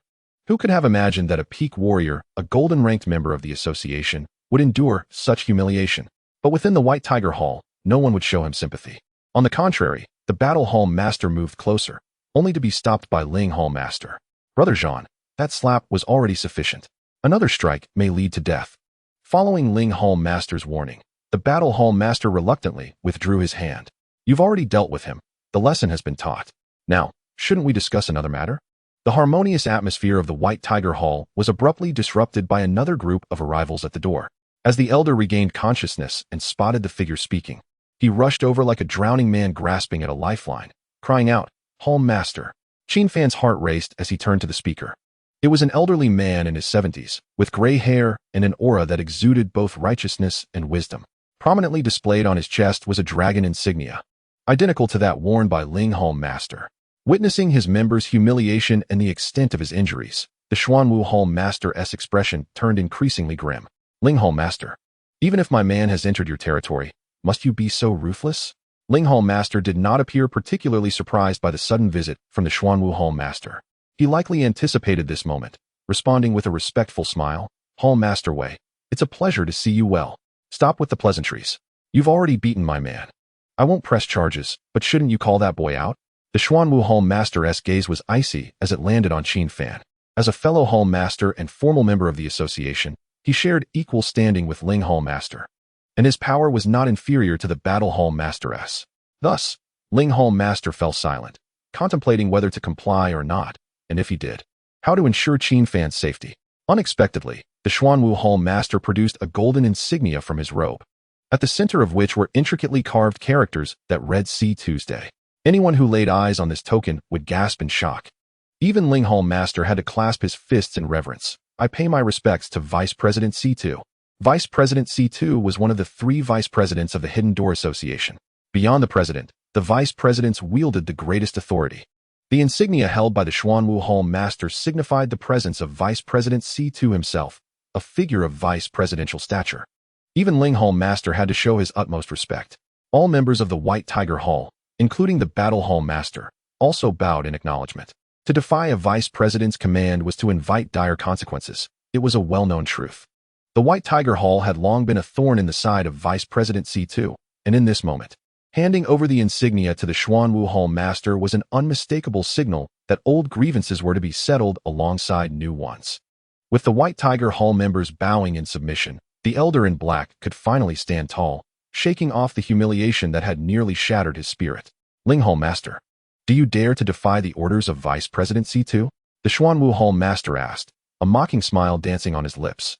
Even though their strengths were comparable, and even with the Battle Hall Master present, he felt no fear. To possess the insignia was to wield the ultimate authority of the Vice President. If the White Tiger Hall dared to resist, the consequences would be dire. I do not. Ling Hall Master took a deep breath and replied succinctly. Turning to Qin Fan, he added, Xiao Fan, I never intended to evade responsibility from the start. I am always willing to leave with you. Qin Fan, unwilling to put Ling Hall Master or the entire White Tiger Hall in a difficult position, stepped forward to stand before the Xuanwu Hall Master and said solemnly, Indeed, you have shown great understanding. The Xuanwu Hall Master raised an eyebrow, slightly surprised as he gestured for the severely injured elder to escort Qin Fan to the Xuanwu Hall for further deliberation. At this point, there was little room for maneuver. However, before Qin Fan could move, Elder Wang and others stepped forward, unable to contain their concern.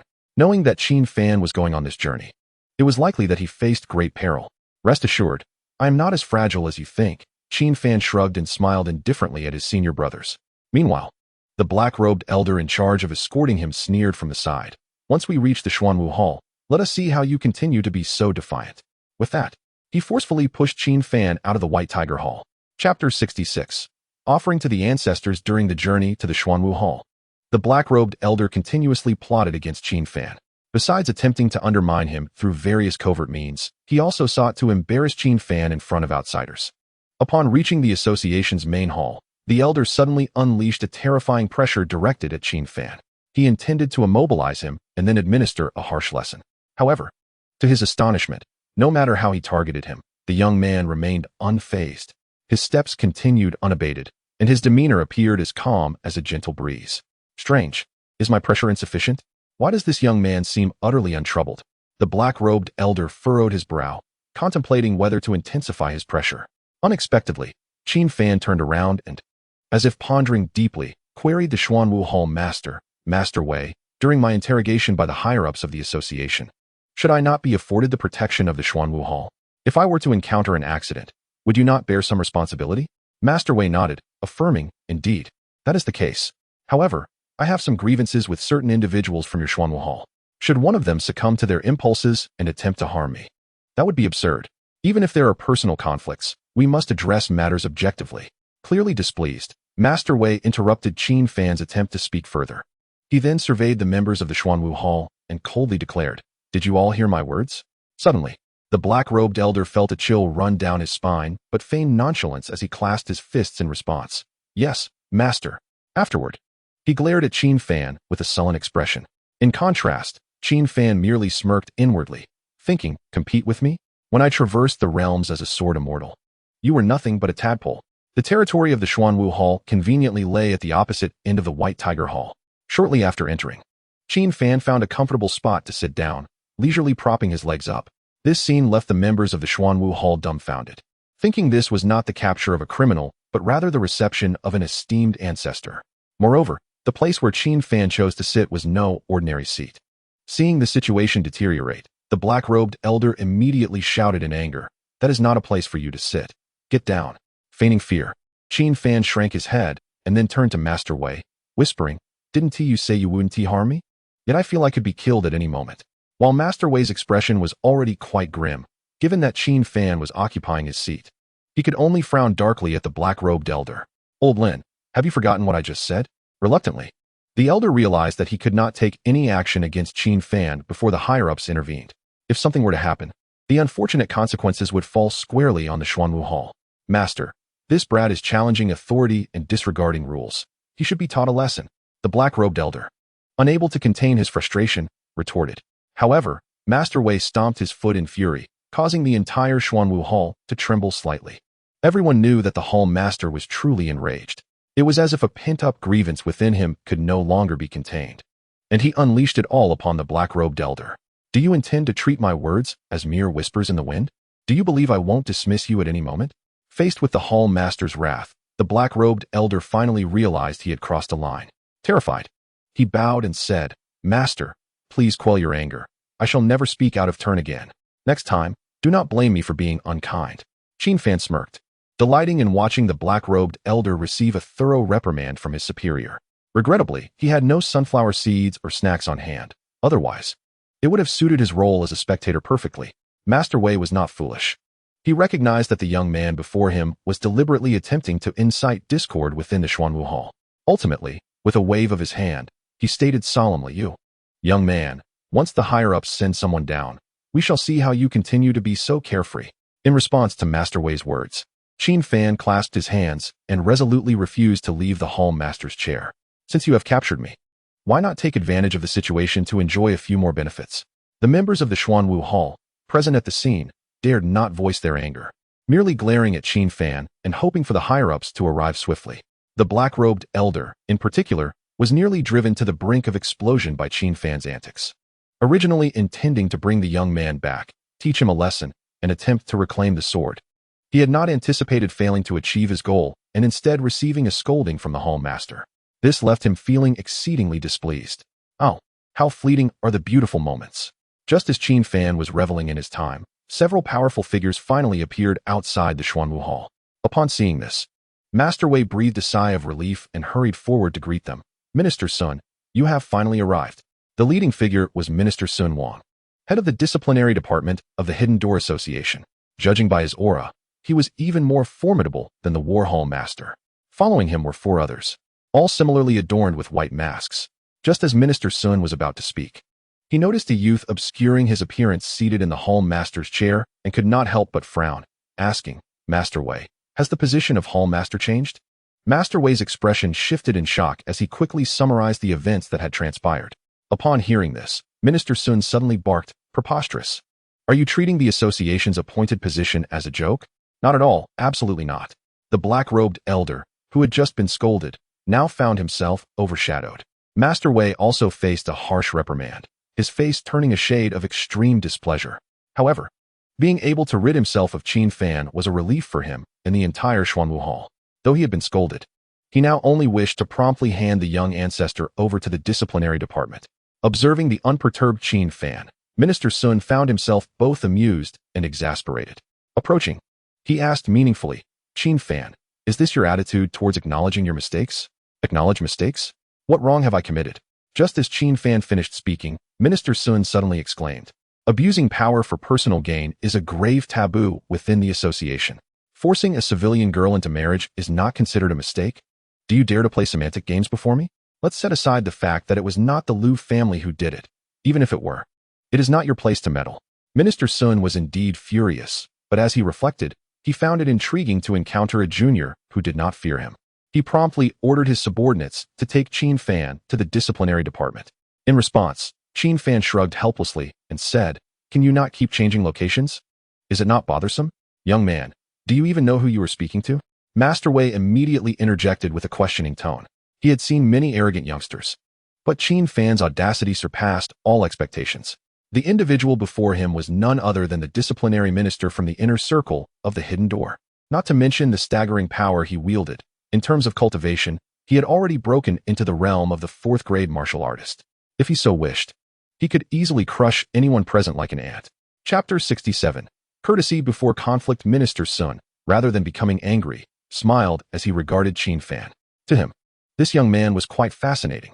When others encounter him, they are invariably respectful, even trembling with fear. Yet this young man before me remains remarkably composed.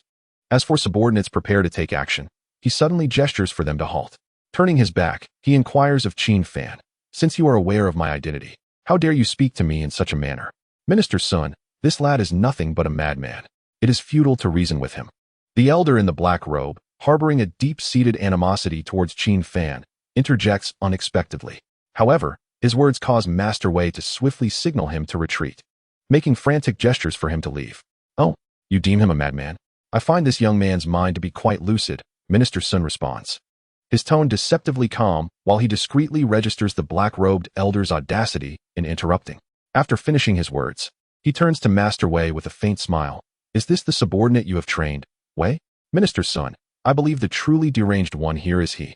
Inside the Hidden Door Association, the gravest sin is the abuse of power for personal gain, and the black-robed elder has undoubtedly committed this error.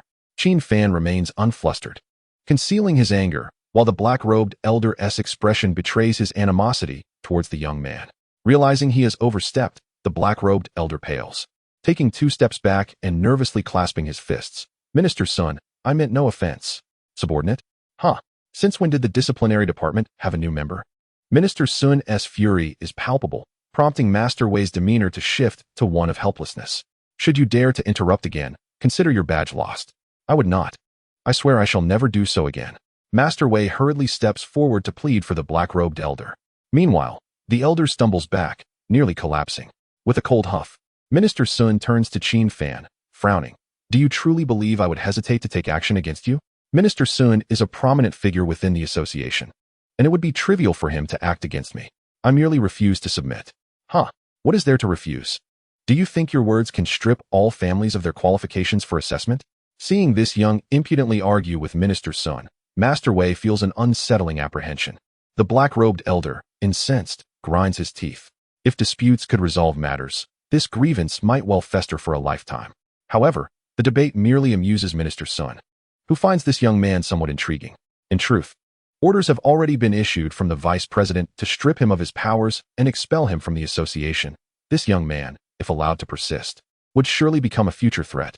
Moreover, his words nearly severed the financial lifelines of certain higher-ups in the association, leaving no room for reconsideration.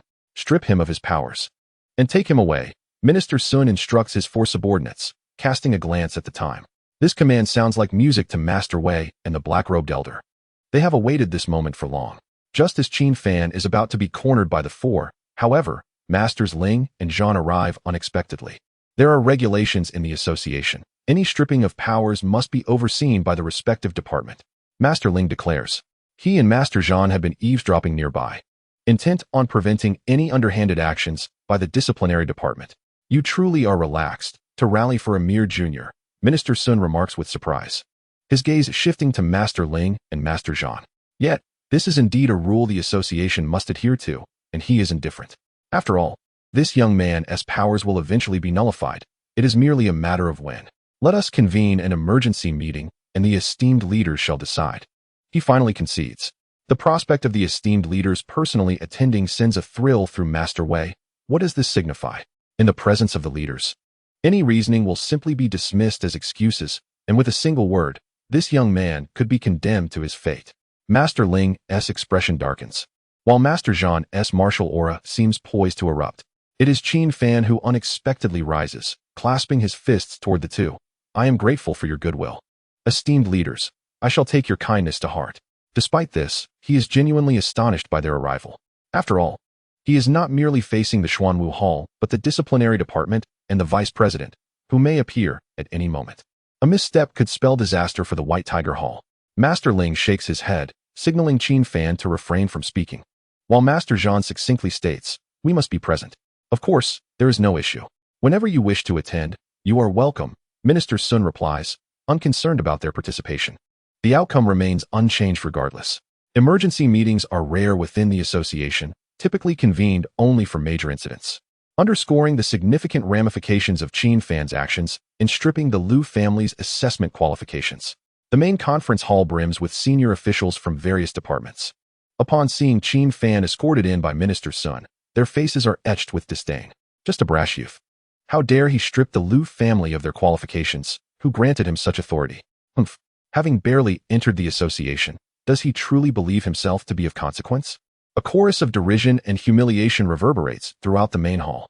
Aside from Masters Ling and Zhan, only the elder Su, who had overseen the main examination, remained silent. Qin Fan is accustomed to such taunts. How could it be worse than the scorn he faced during his time in the Qin family? Seated prominently at the front, the elder raises his hand, commanding silence. Let us settle down. Qin Fan had noted this elder and the two robust middle-aged men beside him upon entering. They exude a formidable presence, suggesting they are indeed the three vice presidents. As the elder speaks, the hall descends into silence. Minister Sun steps forward, clasping his fists. Esteemed leaders, I have brought the individual. The elder nods thoughtfully, scrutinizing Qin Fan with eyes as deep as the cosmos, as though attempting to peer into his very soul. After a moment, he chuckles. So you are the lad from the Jiang family who just entered the association? Indeed. Being granted silver tier membership attests to your talent being recognized by all. Yet, alas, one must pay a price for youthful recklessness. Qin Fan regards the white-haired elder with a cold smile, contemplating the elder's intention to play the game of courtesy before aggression. How intriguing. Chapter 68. The intervention of the strong Qin Fan, having encountered countless individuals over 3 millennia, instantly perceives the white-haired elder's concealed malice behind his smile. Yet, surrounded by the assembly of high-ranking members, he maintains a neutral expression and inquires. And then, as a vice president of the Hidden Door Association, he wields authority beneath only the highest echelons. Witnessing Qin Fan's unflinching gaze ignites his ire. If you are willing to acknowledge your mistakes and take the initiative to apologize to the Lu family, perhaps the association will allow you to remain a member. Apologize? You expect him to apologize to the Lu family? It was Lu Daohang who initially sought to eliminate him and even assisted the Qin family in seizing Lu Qian. Do the martial artists of the Hidden Gate believe they can bully ordinary citizens at will? If merely stripping the Lu family of their qualification for assessment warrants punishment from the association, then it would be better to leave the association altogether. Qin Fan scoffed, retorting, If you wish for me to apologize, then bring Lu Daohang's head to me. Upon hearing this, the room erupted in astonishment. Many high-ranking officials couldn't help but gasp, thinking they were hallucinating. The expectation that an apology would suffice for forgiveness had already been their utmost limit. Now, someone had the audacity to make such a brazen demand to Vice President Situ. Jiang, it seems you are courting death. If you wish to die so desperately, let me assist you. An elderly man with gray hair suddenly shouted angrily from the second row of the conference hall. He was the vice president of the disciplinary department and one of the few with vested interests in the Liu family. In the face of the gray-haired elder's fury, Qin Fan merely squinted and smiled coldly. It appears the Hidden Gate Association is not as formidable as I imagined. Every word Qin Fan uttered sent shivers through those present. Such blatant disrespect was laden with mockery and humiliation towards the association. You truly fear nothing, Minister Sun, seated beside the vice president, murmured in a low voice. He initially thought the young man was merely arrogant, but it was evident now that he was indeed a madman. However, Qin Fan was not entirely unafraid. He had assessed the strength of those around him. Except for the three vice presidents seated before him, most were around the 6th rank of martial artists. While many had just entered the martial artist realm, and some were even peak martial artists, Qin Fan had already reached the foundation establishment stage, equivalent to a 4th or 5th rank martial artist compared to the Hidden Gate. Thus, even if they all attacked together, he was confident in his ability to escape. What did it matter if he severed ties with the entire Hidden Gate Association? Jiang Fan, I hope you can recognize your errors. Only then can the association forgive your transgressions, Vice President Situ said sternly, his expression darkening as he lowered his voice. Meanwhile, a powerful martial artist's aura began to spread, slowly converging around them. If Qin Fan dared to utter another word of disrespect, that terrifying pressure would descend upon him immediately. Transgression? Pray tell, what have I done wrong? Have I obstructed anyone's path to wealth? Merely because of a Hidden Gate family that is mediocre at best, does it warrant such a significant uproar? Qin Fan was no fool. Having once been a young master of the Qin family, he understood the murky waters of this situation all too well. If it weren't for the interests of certain individuals being entangled, would they make him a scapegoat? The reasoning behind these words was not lost on anyone. It was simply that no one dared to voice it so brazenly. To speak out meant to bear the consequences, risking expulsion from the association and having one's cultivation nullified. Which fool from the Hidden Gate would sacrifice their bright future for such trivial matters? Enough! Vice President Situ suddenly barked, his eyes wide with rage as he glared at Qin Fan. With a sweeping gesture, a terrifying pressure enveloped Qin Fan. It was evident that Vice President Situ was determined to execute him on the spot. However, just as the pressure descended, it unexpectedly clashed with another mysterious force, creating a powerful current that left everyone present dizzy and disoriented. Vice President Situ's expression shifted in shock as he stood up, demanding, "Who?" He was well aware that he had unleashed all his strength out of anger. The fact that someone could withstand it indicated that their power was equally extraordinary. In the last row, Master Ling suddenly turned to Battle Master, whispering, "Brother Jean, is that you?"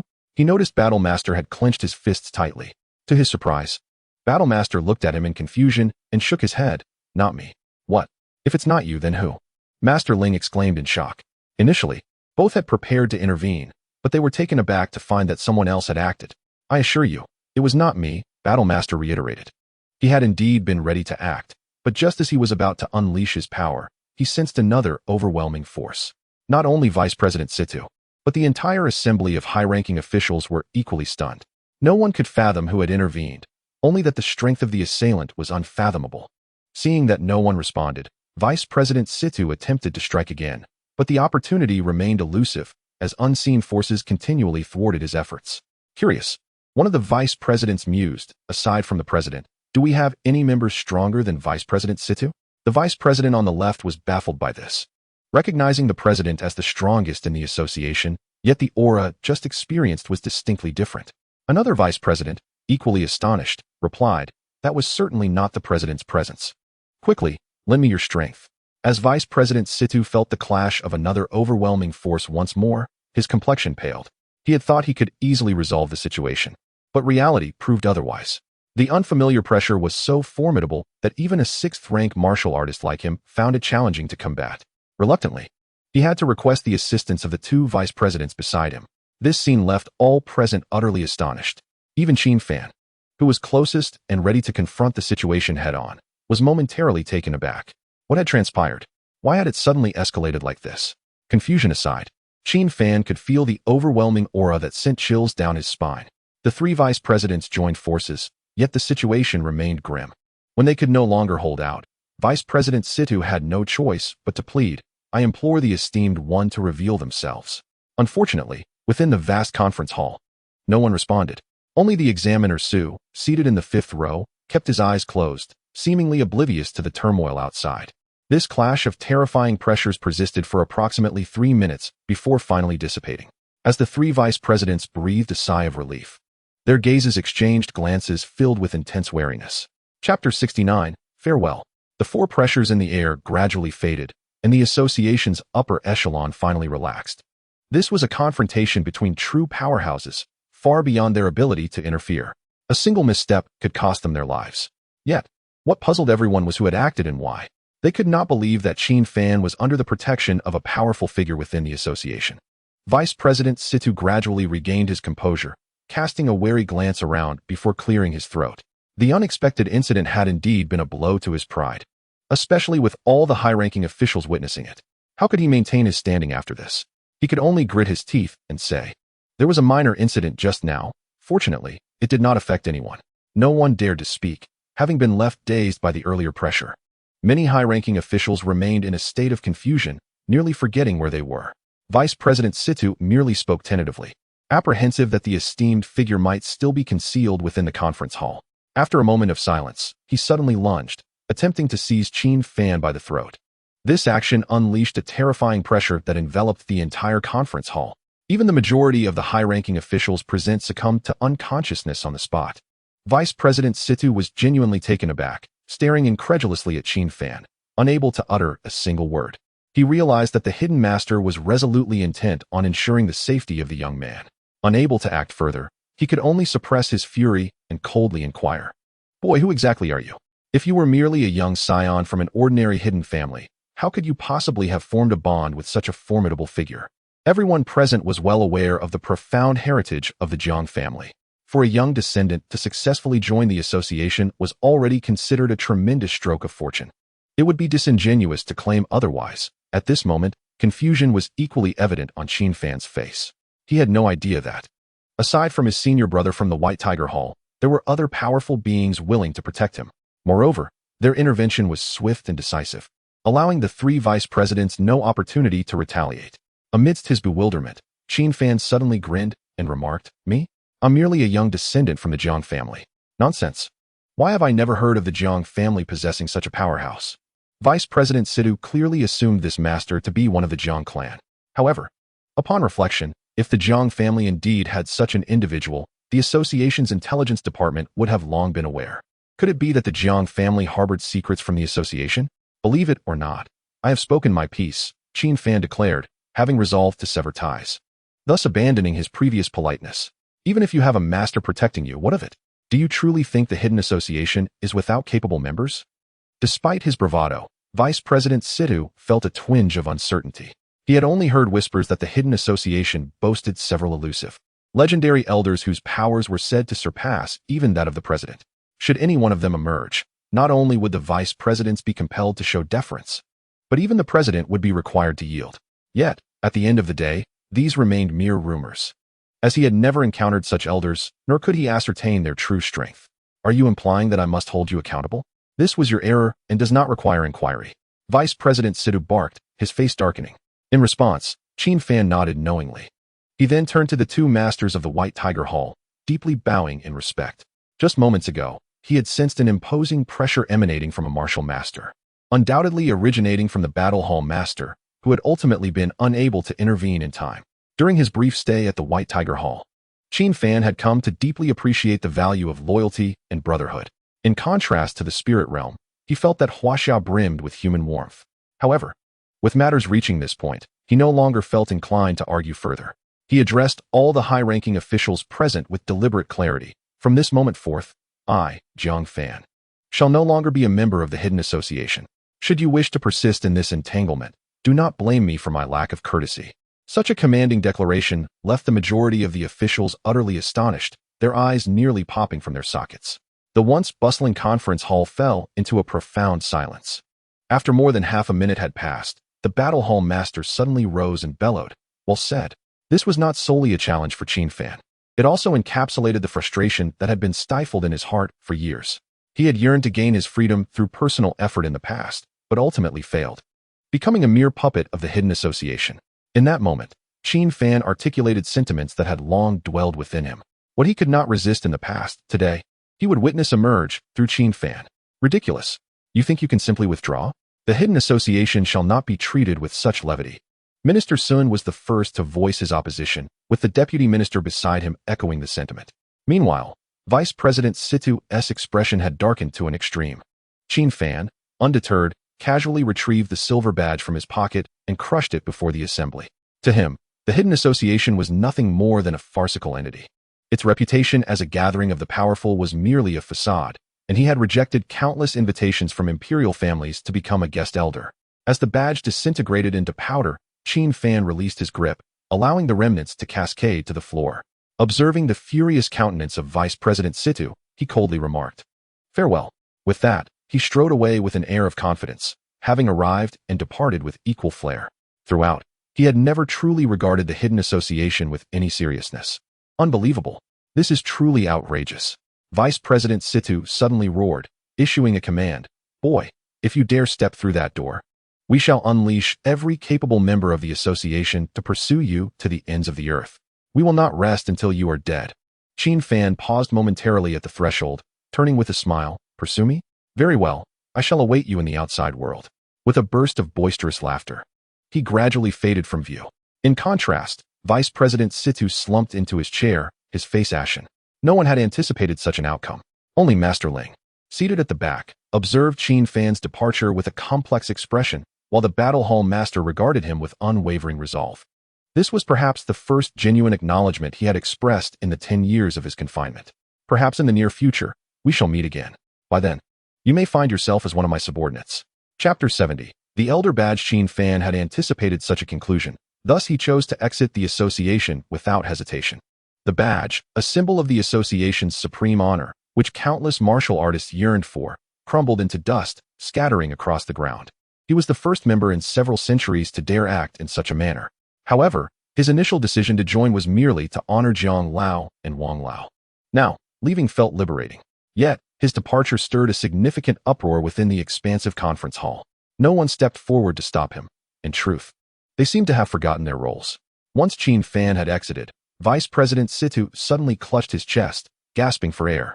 As a sixth-tier martial master, he had nearly been driven to a heart attack by a mere youth. The other two vice presidents hurried forward to support him, expressing concern. "Brother Situ, be cautious. Don't let your anger harm your health. Indeed, it is not worth jeopardizing your well-being over a young scion," they added. However, facing their concern, Vice President Situ's eyes burned crimson as he fixed an intense gaze on the door. "I, Situ Lan, vow today, within 3 days, to raise the Jiang family to the ground, or I shall be unworthy to be a member of this association." With that proclamation, Vice President Situ forcefully shook off their supportive arms and glared at everyone present. "You all heard that. If someone can bring me the head of that little brat, the monthly training resources will be doubled." Reaching their level means that training resources have essentially reached their limit. The reward proposed by Situ Yunlan stirred their hearts immensely. The prospect of doubling their training resources signified a significant acceleration in their cultivation speed. No martial artist would willingly forsake training resources. Thus, each person had already calculated their own gains in their minds. Shameless. The battle hall master raised his brows and disdainfully remarked, "Not merely shameless, it is utterly disgraceful." Master Ling shook his head, appearing quite helpless. He understood that Qin Fan's withdrawal from the association was to prevent the White Tiger Hall from being implicated. As long as he remained a member, the association would continue to target them. However, this brat truly carried himself with a certain flair. "At least far more so than you did back then, Brother Jean." Master Ling and Master Jean were close friends who shared everything, so he was well aware of the events from years ago that had left a permanent mark on his companion's heart. Master Jean was momentarily taken aback, but then nodded in agreement, saying, "Indeed, he is more carefree than I was. All right, let us return and consider how to protect that young man." Observing the aggressive intent in everyone's eyes to slay Qin Fan, Master Ling had little desire to linger any longer. However, as the two men reached the corridor, they were abruptly intercepted by another individual. The newcomer was an elderly man with graying hair and a slender frame. He first greeted the two with a polite gesture and then squinted his eyes with a smile, saying, Masters, may I have a word with you? You are. Master Ling scrutinized the elderly man thoughtfully, finding him somewhat familiar. Indeed, we met just a few days ago. Upon this reminder from the old man, Master Ling suddenly recalled. You were the one overseeing the examination, Master Su? Correct. That is indeed me. Master Su had actually departed much earlier, though no one had noticed. Speak quickly, we have no time for pleasantries. Master Zhan, unlike Master Ling, was not so easygoing and spoke in a stern tone. Master Su paid little mind to this and continued to smile. This matter concerns the safety of Xiao Fan. At the mention of Xiao Fan, both masters instinctively exchanged glances. Master Ling then frowned, asking, what has happened to Xiao Fan? Hasn't he already announced his withdrawal from the association? There is no need for the two masters to be so on edge. In truth, Xiao Fan has done me a favor. It is wise to be cautious during these special times. In response to Master Su's explanation, Master Ling could not help but sneer. A favor? I have not heard of this before. Do you have any evidence? I anticipated that both masters would demand proof. Therefore, I came prepared. As he spoke, Master Su reached into his bag. After a moment of searching, he produced a golden badge adorned with a 5-clawed golden dragon. Master Ling was momentarily stunned and instinctively remarked, the badge of a formal member? But he soon realized something was amiss, exclaiming, this is an elder's badge? It was understandable for him to misidentify it, as the elders within the association were notoriously enigmatic. A White Tiger Hall master and formal member like him had yet to see one in person. His familiarity with the badge stemmed from internal documents he had reviewed upon becoming a formal member. Upon closer inspection, there were indeed significant differences between the formal member badge and the elder's badge. Besides both featuring the 5-clawed golden dragon, the elder's badge was crafted entirely from pure gold. And while the formal member badge was pentagonal, the elder's badge was hexagonal. Both Master Ling and Master Zhan displayed expressions of astonishment. They could hardly believe that such a seemingly insignificant examiner could produce an elder's badge. Master Su, do you mean to say? Sensing what Master Ling was about to ask, Master Su quickly waved his hand. No, I do not possess the qualifications to become an elder of the association. Then what is this badge?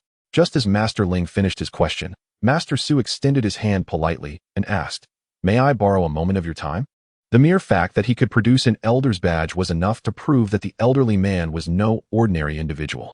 The two masters pondered for a moment before reaching a consensus to discover what this old man wished to discuss.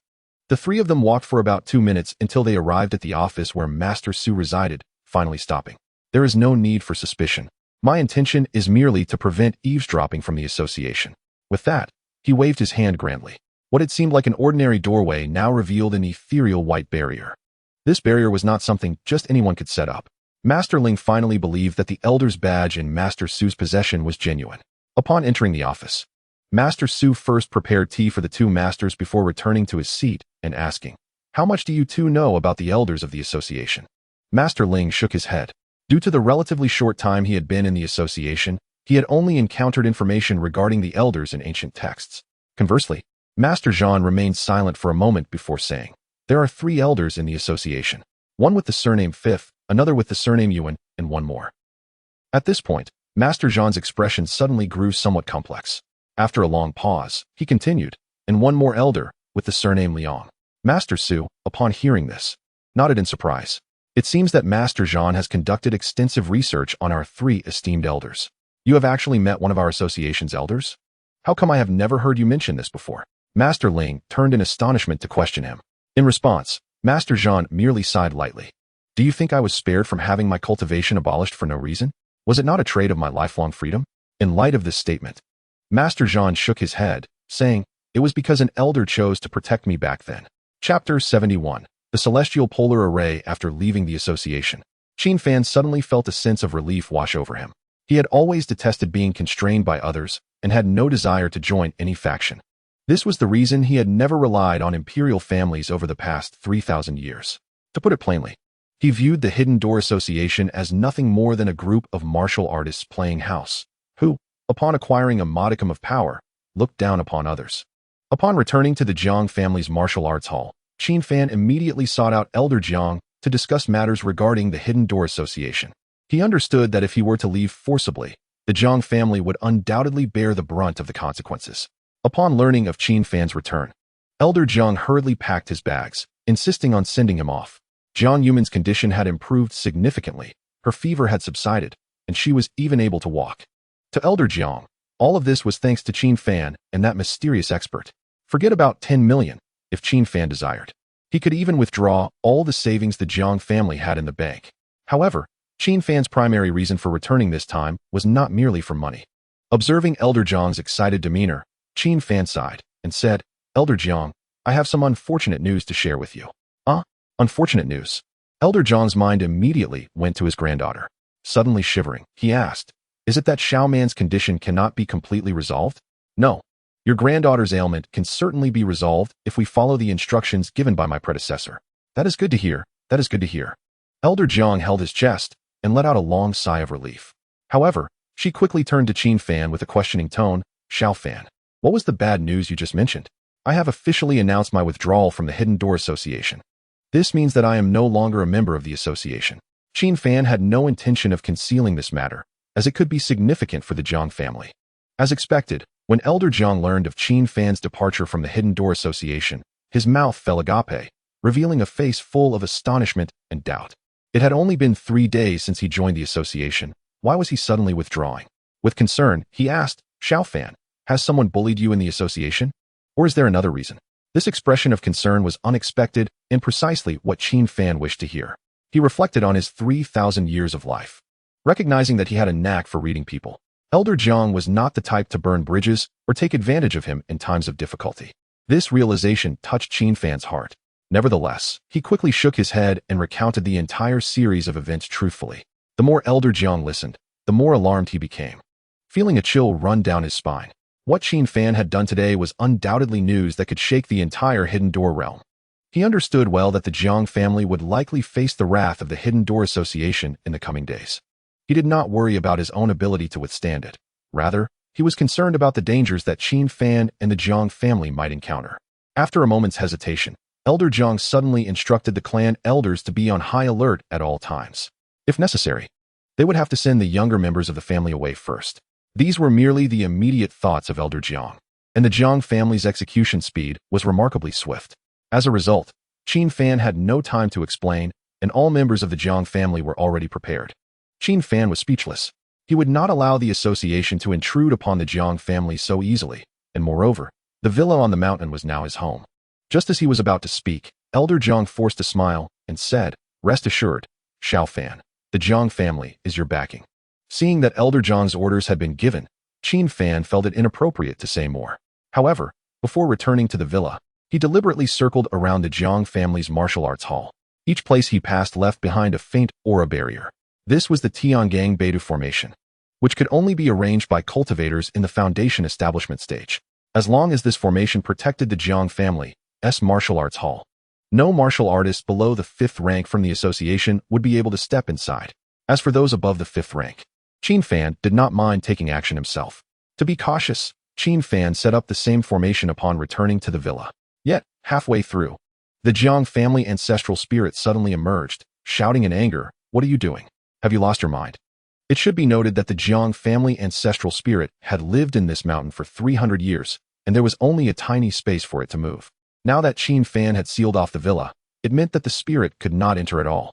Upon seeing this, Qin Fan could not help but chuckle. I'm not insane.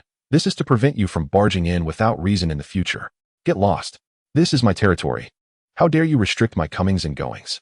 The Jiang family ancestral spirit grew increasingly irate, but quickly regained its composure and asked, Is something wrong? Just moments ago, it had also sensed a similar barrier aura near the Jiang family martial arts hall. If it was merely to prevent it from entering the villa, why seal off the martial arts hall as well? You're quite clever, Qin Fan replied with a grin as he completed the last step of the formation. What could possibly warrant sealing off the entire Jiang family? As the Jiang family ancestral spirit, it surely could not allow its clan members to encounter any danger. Actually, it's nothing much. It's just that I've completely severed ties with the association. Qin Fan spoke lightly, but the Jiang family ancestral spirit suddenly growled. It's them again. With that, it cast a worried glance towards the martial arts hall at the foot of the mountain. Qin Fan looked at it in surprise.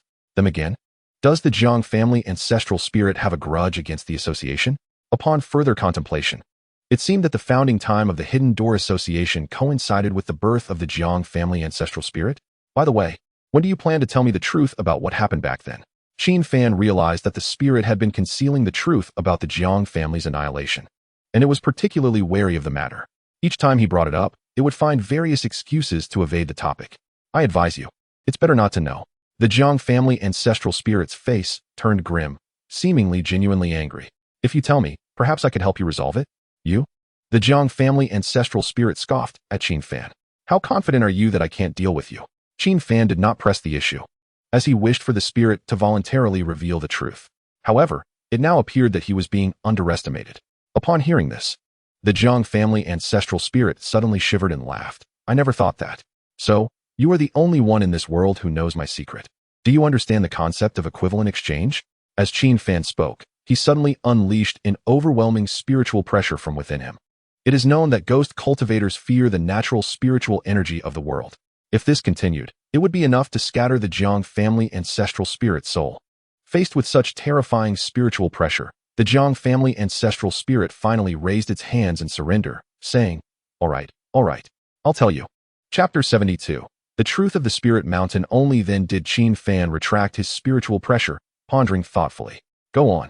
It would be best if you tell me everything you know. He did not wish to coerce the Jiang family ancestral spirit into submission through violence. He was simply too eager to uncover the secrets of Spirit Mountain and the Jiang family's past, especially after hearing the words "it's them again." The Jiang family ancestral spirit, realizing it could no longer keep the truth hidden, sighed and said, actually, I did not want you to participate in the association's assessment. When Qin Fan was taken away by the old man in the black robe, I was contemplating intervening to save him. Why? The association is a revered sanctuary that countless hidden door warriors dream of joining. Why would you not want to? Sanctuary? Nonsense. In the Jiang family ancestral spirit's eyes, flames of fury suddenly ignited. It continued, such a place doesn't deserve to be called a sanctuary. It's a complete joke. Observing the increasingly irate Jiang family ancestral spirit, Qin Fan refrained from interrupting. He had an inkling of what was happening, yet it seemed too far-fetched. Instead, the Jiang family ancestral spirit raised its head and spoke solemnly without reservation. The Hidden Door Association was founded entirely by that dog emperor. This shocking revelation sent a jolt through Qin Fan's heart. The Hidden Door Association was established by the Jiang family's ancient enemy? Wasn't this plot a tad too kitsch? Qin Fan was at a loss for words, merely clearing his throat to inquire, who exactly is this dog emperor you speak of? 300 years ago, he successfully unified all the hidden doors in Huaxia. Upon hearing the Jiang family ancestral spirit's answer, Qin Fan's expression shifted to one of enlightenment. No wonder the Hidden Door Association could control all the hidden door families in Huaxia. No wonder they yearned to join the association. Logically, the hidden doors ought to be considered unique entities. The vast majority of them resembled untamed beasts. What is a wild beast? Naturally difficult to tame, unwilling to obey any commands. Even in a pack, they would feel out of place. Yet, this group of hidden door families, comparable to wild beasts, managed to coexist harmoniously in contemporary times. It turned out that all of this was due to someone who once tamed them through their own means. To claim that one is not astonished would be disingenuous. At least regarding the spirit realm, no one possesses such capabilities. Even Qin Fan, who has already ascended to the realm of the Immortal Emperor, cannot guarantee that all are unwaveringly loyal to him. Otherwise, he would not have been reborn on Earth due to a treacherous ambush during his tribulation. According to your words, this emperor should be a figure of immense accomplishment. Why then, in your narration, does he become a mere dog emperor? When Qin Shi Huang unified the 6 states, he was indeed an unparalleled existence. The achievements of this Hidden Gate Emperor are hardly inferior to those of Qin Shi Huang. Suddenly, the ancestral spirit of the Jiang family snorted coldly, with red eyes declaring, in those days, the Jiang family boasted several martial kings, all of whom served him. Yet, this dog emperor, in his later years, harbored more suspicion than trust. Fearing that my Jiang family would conspire for power, he even sent people to obliterate the entire Jiang family. Upon hearing this, Qin Fan nearly burst into laughter. Conspiring for power? Does he truly believe himself to be the emperor of Huaxia? Do not find this amusing, in those days, which high-ranking officials did not kneel before us martial artists. Noticing the Jiang family's ancestral spirit becoming somewhat agitated, Qin Fan waved his hand dismissively, saying, All right. You have the final say. I am not deceiving you. All that I say is true. Ultimately, the Jiang family's ancestral spirit still possesses a childlike temperament. Many matters must be debated to the end, and one must not relent until a conclusion is reached. In this regard, Qin Fan felt quite helpless and could only feign calmness, expressing his belief in the other party. Due to that massacre incident, all Jiang family martial artists perished, leaving only a pregnant woman, who escaped with a few precious cultivation manuals. How could anyone escape from a massacre? Are you jesting? The emperor, who unified all hidden gates and is inherently suspicious, would so easily let these pregnant women from the Jiang family go. If it were he, facing enemies he wished to eliminate, he would undoubtedly ensure complete eradication. It is not that Qin Fan is inherently cold-hearted. It is simply the nature of the world. Speaking of which, this mountain is indeed a blessing. Were it not for this mountain, the Jiang family would likely have ceased to exist. Upon mentioning the mountain beneath his feet, Qin Fan suddenly became serious. He had long wished to know what kind of mountain this was.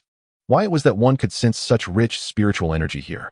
However, when faced with Qin Fan's inquiry, the Jiang family's ancestral spirit shook his head and replied, I do not know what kind of mountain this is. However, it possesses an air of the uncanny. Uncanny? Qin Fan gazed at the Jiang family's ancestral spirit in confusion and asked, Indeed. It was because we fled to this mountain that we successfully evaded the Dog Emperor's relentless pursuit.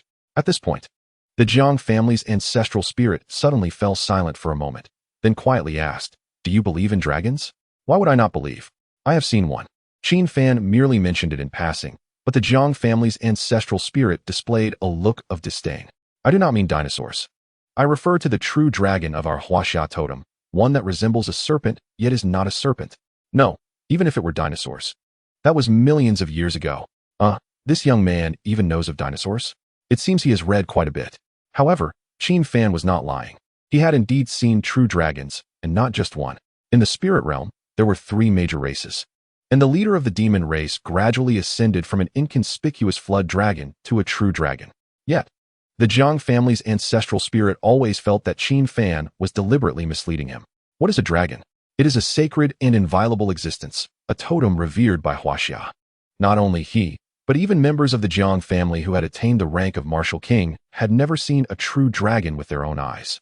Of course, the reason he mentioned dragons was due to their intricate connection with this spiritual mountain. You may not believe this, but every 100 years, a dragon's roar echoes from this mountain. He had thought that upon hearing this, Qin Fan would feel a sense of fear. To his surprise, Qin Fan merely teased nonchalantly. How can one hear a dragon's roar without having seen a dragon? Yes, if one has never seen a dragon, how could they possibly distinguish its roar?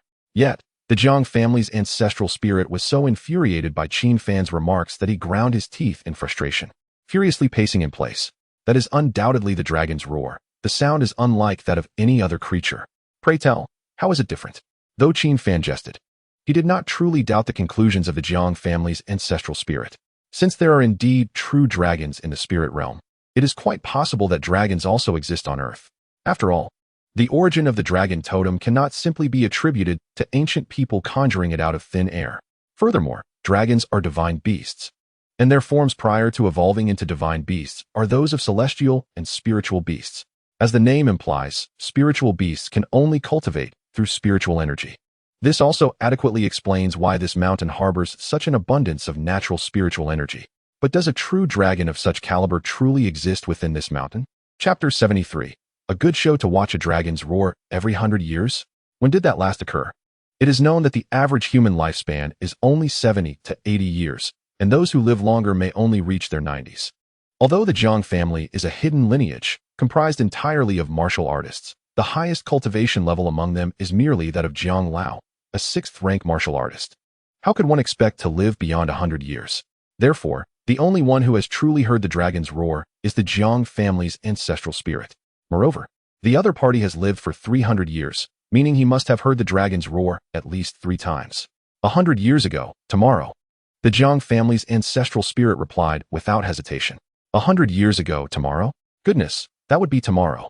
Qin Fan had initially thought of digging a hole in the mountain tonight to take a look. Now, he considered it more prudent to wait until tomorrow to see if there really is a dragon's call to be heard. However, the Jiang family's ancestral spirit suddenly became alert. What do you intend to do? Let me tell you, do not even think about disturbing this mountain. Rest assured, I am not that kind of person. After all, we will be able to hear the dragon's roar tomorrow, will we not?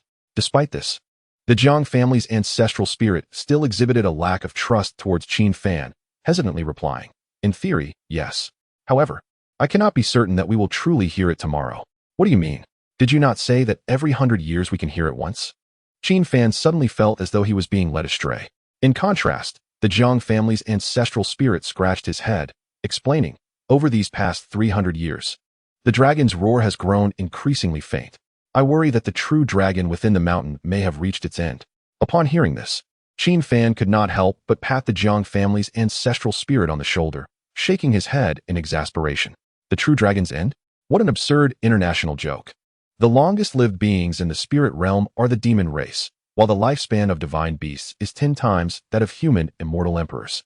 This means that if an immortal emperor lived for tens of thousands of years and then perished, a true dragon would still have hundreds of thousands of years left to squander. Nevertheless, the revelations from the Jiang family's ancestral spirit did alleviate one of Qin Fan's concerns. As for whether there truly is a dragon within the mountain, that will be revealed tomorrow. Upon returning to the villa, Qin Fan discovered that Lu Qian was still there attending to Jiang Yuman. Of course, attending was a loose term. In reality, the two young ladies had spent the entire day chatting as if they were old friends. Seeing Lu Qian emerge from the bedroom, Qin Fan couldn't help but chuckle and shake his head. I say, class leader, are you planning not to return? Having just been rescued from the Qin family, you still have the leisure to stay here and chat with Jiang Yuman? To his surprise, before Lu Qian could speak, Jiang Yuman stepped out, hands on her hips, and declared, is that a problem? Do you have any objections? There were no objections, but the sky had darkened. If I don't return soon, I have already informed my parents that I will be spending the night at a friend's house. So, there is no need for concern.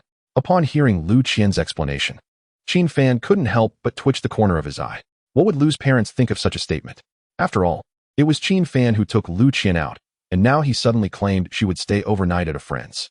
Wasn't that clearly pushing him into a fire pit? Qin Fan glanced helplessly at the two girls on the second floor and sighed. However, perhaps it was for the best. Sending Lu Qian back now could lead to unforeseen events. It was better to keep her here, at least under the protection of the Tiangang Beidou formation.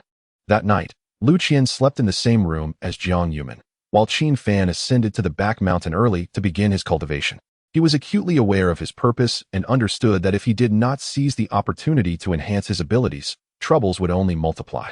Currently, it was merely the Hidden Door Association who knew what lay ahead. He would not naively believe that the Hidden Door Association was the only unique presence on Earth. The following day, Qin Fan could feel the surging spiritual energy within him. Although he still had a distance to cover before breaking through to the Golden Core stage, he was at least assured that he wouldn't suddenly falter when facing formidable foes. Stretching leisurely, he returned to the villa to prepare breakfast for the two women. Of course, this was not out of obligation. Qin Fan had simply grown accustomed to cooking during his time in the spirit realm. Just then, an overwhelming aura of martial artists surged from the foot of the mountain.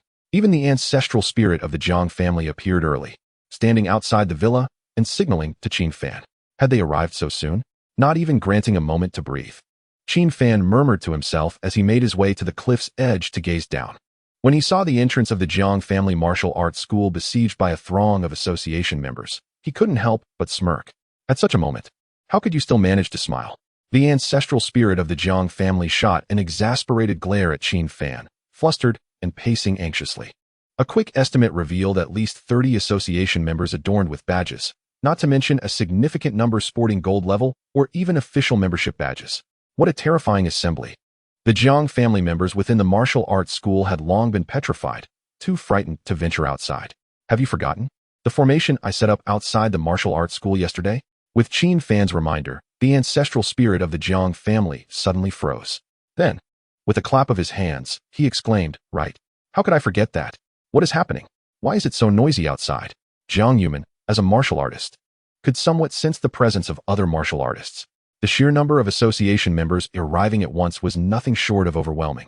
However, when she reached the spot where the ancestral spirit of the Jiang family had vanished, her expression turned alarmingly tense. What is going on? Who are they? Why are they surrounding our martial arts school? Faced with Jiang Yuman's barrage of questions, Qin Fan was at a loss for words. He could only respond with a single sentence. Don't worry, there will be a spectacle to behold shortly. The reason for Qin Fan's nonchalance was that none of the incoming martial artists were above the 5th rank. As soon as he finished speaking, the leader of the Xuanwu Hall, Wei, was the first to step forward and bellow, Jiang Fan, I advise you to come out quickly. Yes, hurry up and come out. Otherwise, don't blame us for flattening your entire Jiang family. With Wei's furious shout, The members accompanying him from the Xuanwu Hall began to clamor incessantly. Meanwhile, Zhang Lao, standing in the hall of the martial arts school, appeared exceedingly pale. He truly had not anticipated that Qin Fan would stir up such a significant debacle. If it were merely a few bronze or silver members, it would be manageable. But none of those shouting outside were individuals he could contend with. Patriarch, what should we do? We implore you to issue orders. Several elder members of the Zhang family turned to Zhang Lao, bowing respectfully. As long as Zhang Lao commanded them to hold their ground, they would execute the order without hesitation. Zhang Fan, if you don't come out now, don't blame us for being impolite. Wei shouted again. Seeing that the Zhang family martial arts school remained silent, he suddenly commanded, charge in. Those 3 words plunged the Zhang family members into despair. They were utterly clueless about what actions to take. They only knew that if they didn't fight back with their lives, the Zhang family would be obliterated in an instant. Just when Zhang Lao resolved to signal all Zhang family martial artists to defend, an unexpected occurrence transpired. The members of the Xuanwu Hall, who rushed towards the Zhang family entrance, were abruptly halted by a mysterious force before they could act, and like kites severed from their strings. They were sent flying several meters away, as the members of the Xuanwu Hall were propelled backward by the enigmatic force. Someone from the Zhang family happened to open the door and witnessed the entire scene. Initially bewildered, they quickly regained composure and turned to Zhang Lao, cupping their fists. Patriarch, the association members, Zhang Lao, with a stoic expression, waved his hand dismissively and said, no need to elaborate. I witnessed the earlier spectacle. Although he appeared calm on the surface, his heart was in turmoil. He had no idea what had just transpired. He only knew that multiple members of the association had inexplicably been sent flying. Not just him, but all the other Zhang family members exchanged glances, bewildered. Wei had sent 6 individuals, the weakest of whom had already reached the 6th rank. Not to mention, there were also 7th and 8th rank experts among them.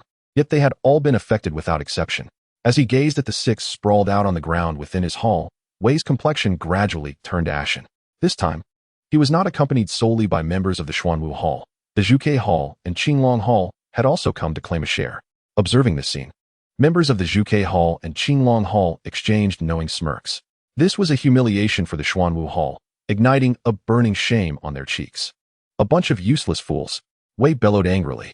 He then turned to the elder in the black robe and the remaining core members of the Xuanwu Hall. Unlike the 6 from earlier, aside from the peak martial artist in the black robe, the rest had all reached the 8th rank. This formidable combat strength was something the Zhang family had never dared to imagine. Not to mention the Zhang family. Even stronger hidden door families would find it difficult to resist. Old Lin, take the remaining members and charge in. I don't believe we can't capture that wretched boy. As Wei's words fell, the remaining members of the Xuanwu Hall clasped their fists. I recognize him. He was the helper the Liang family brought last time. What should we do? With his strength, the Zhang family is no match. Zhang Yuman felt both curious and apprehensive, but upon seeing the black-robed elder personally make a move, she suddenly panicked. However, Qin Fan remained silent, merely sitting cross-legged at the cliff's edge, wearing an enigmatic smile as he observed the scene below. Qin Fan, say something. Zhang Yuman had longed to assist, but Qin Fan did not grant her the opportunity to descend. As she watched the black-robed elder's eerie smile grow nearer, Zhang Lao's heart sank. Just as the black-robed elder approached the Zhang family entrance, preparing to cross the threshold, he abruptly halted, astonished as he sensed a terrifying energy resisting him. As the smile gradually faded, the old man in the black robe immediately gestured for the others to refrain from making any rash moves. Unfortunately, it was too late. The remaining few 8th-grade warriors from the Xuanwu Hall were just about to rush in when the Tiangang Beidu formation once again demonstrated its stabilizing power. The outcome was already quite evident. Just like the previous batch of Xuanwu Hall members, they fell limply to the ground, utterly immobilized. Elder Jiang furrowed his brows, perplexed as he gazed at his own threshold. He was uncertain about what had transpired, but it seemed an invisible force was aiding the Jiang family near the main gate.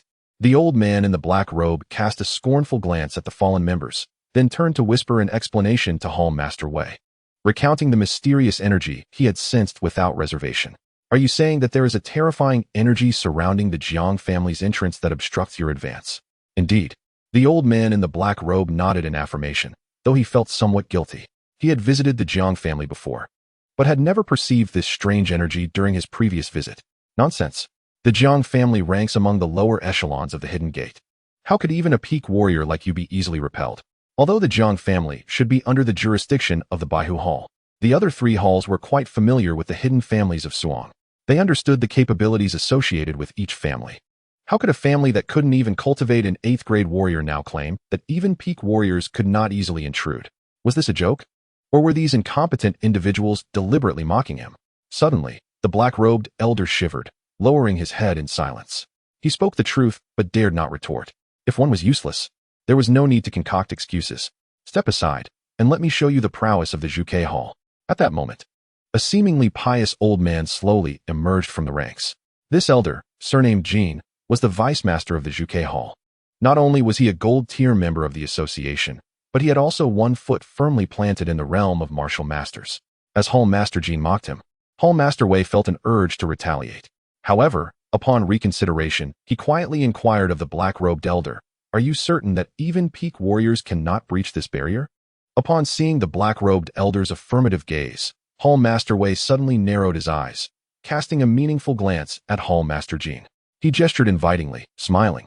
"Since Hall Master Qin is so confident, please, by all means."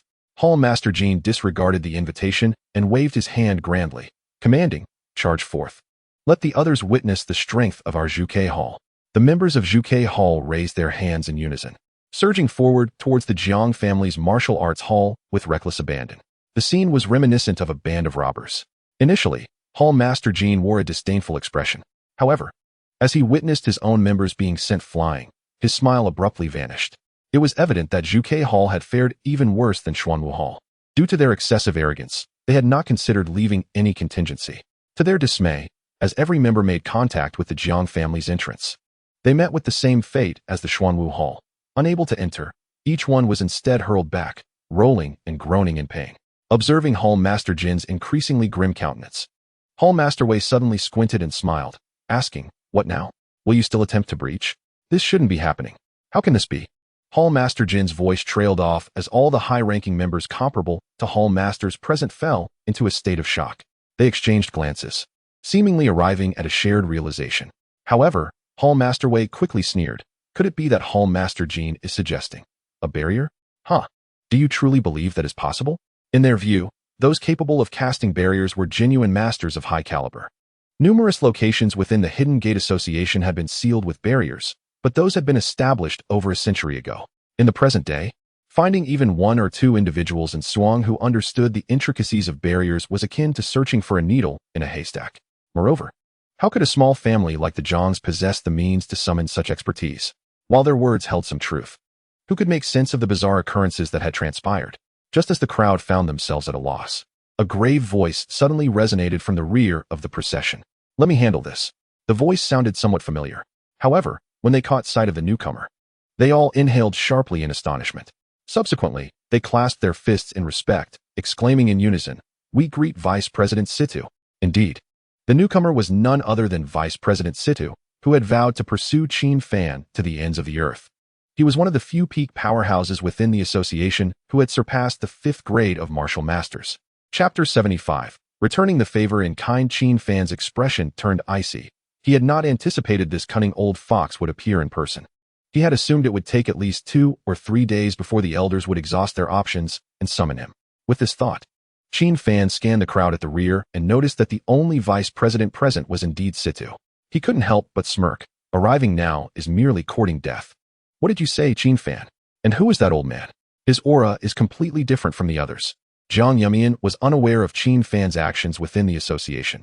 She only knew that each newcomer was more terrifying than the last. The black-robed elder was already beyond her imagination, but now an even stronger presence had arrived, causing her body to tremble despite the considerable distance separating them. The vice president of the Hidden Gate Association, Situ Yunlan. When the title of vice president was mentioned, Jiang Yumian's face turned pale. She pointed at Vice President Situ at the foot of the mountain, stunned for a moment before exclaiming, "He is actually the vice president of the association?" At present, Jiang Yumian was utterly dumbfounded. The continuous appearances of high-ranking members and powerhouses from the association had left her feeling completely numb. It was hard to fathom that the Jiang family would be so bustling today. These were all figures she had never dared to even dream of. Yet Qin Fan had managed to provoke them all. Then what about the barrier you set up? Can it withstand the vice president of the association? My Tiangang Beidu formation can only contain martial masters below the 5th grade at most. while he has already stepped into the realm of 6th-grade martial masters. Each word Qin Fan spoke felt like an enigma to Jiang Yumian. She had only heard tales of martial masters and their terrifying prowess. For a hidden family like theirs, martial masters were a distant and unattainable existence. He is a 6th-grade martial master. What should we do now? No, I must go down. Jiang Yumian could no longer contain herself and was about to descend the mountain when she was once again stopped by Qin Fan, who calmly smiled. What are you afraid of? Am I not here? You? Please, that is the vice president of the Hidden Gate Association, a 6th-grade martial master. As soon as she finished speaking, Qin Fan simply replied with 4 words, wait for me here. After saying that, he dashed down the mountain with astonishing speed. Having torn apart any semblance of pretense, Qin Fan had no intention of concealing anything further. If no one wrongs me, I shall not wrong them, but if they do, I shall exact my vengeance. This was the truth Qin Fan had come to grasp during his journey to the spirit realm. Vice President Situ stood before the Jiang family's martial arts hall, looking down sternly at Elder Jiang. Hand over that little brat. Elder Jiang had once been fortunate enough to attend a gathering of the hidden families and possessed some understanding of Vice President Situ's identity. Upon witnessing the Vice President of the association personally intervening, he nearly stumbled and collapsed. What an extraordinary figure. How could he possibly appear at the threshold of his humble Jiang family? Without waiting for his response, a mocking voice suddenly echoed from the mountainside. I said, Old Ghost Situ, you truly have too much time on your hands. Did you come all the way here just to drag me back? The speaker was Qin Fan, his tone casual, yet laced with disdain towards Situ Yunlan. In contrast, Situ Yunlan was not angered. Instead, he narrowed his eyes and sneered. It seems you are quite prepared to meet your demise. Meet my demise? I'm only 16 this year. I don't wish to die so soon. Qin Fan's declaration of his actual age left the members of the association present gasping in astonishment. They had assumed him to be at least in his early 20s. But it appeared he had indeed broken records. He was the youngest silver-tier member in the history of the Hidden Door Association. Such talent, if utilized for the association, could see him becoming a formal member in the blink of an eye, perhaps even rising to a senior position within the organization. However, to those around, this was merely a foolish endeavor of a young boy on the mountainside. Situ, the vice president, suddenly lost his smile, replaced by an expression of anger. It was intolerable for anyone to be humiliated by a junior in such a manner. Without waiting for Qin Fan to approach, Situ Yunlan abruptly concentrated his energy into a blade of force and shot it towards the mountainside with ferocious intensity. This was a powerful strike from a 6th-tier martial artist. A single blow could lead to instant annihilation. Seeing Situ Yunlan take action, the likes of Master Wei sighed in unison. Everyone present had come for the promise of doubled resources as mentioned by Situ in the conference hall. Now, it appeared they had come for naught. It was an undeniable truth that Qin Fan would be obliterated. No one harbored doubts about this fact. Even Elder Jiang, observing Situ's attack, wore an expression of helpless resignation. Yet, just as the blade was about to pierce Qin Fan's brow, a resounding bang echoed. In an instant, Situ Yunlan's blade vanished without a trace. Indeed, it disappeared right before their eyes, and no one comprehended what had transpired. As the blade vanished, the venue fell into a profound silence.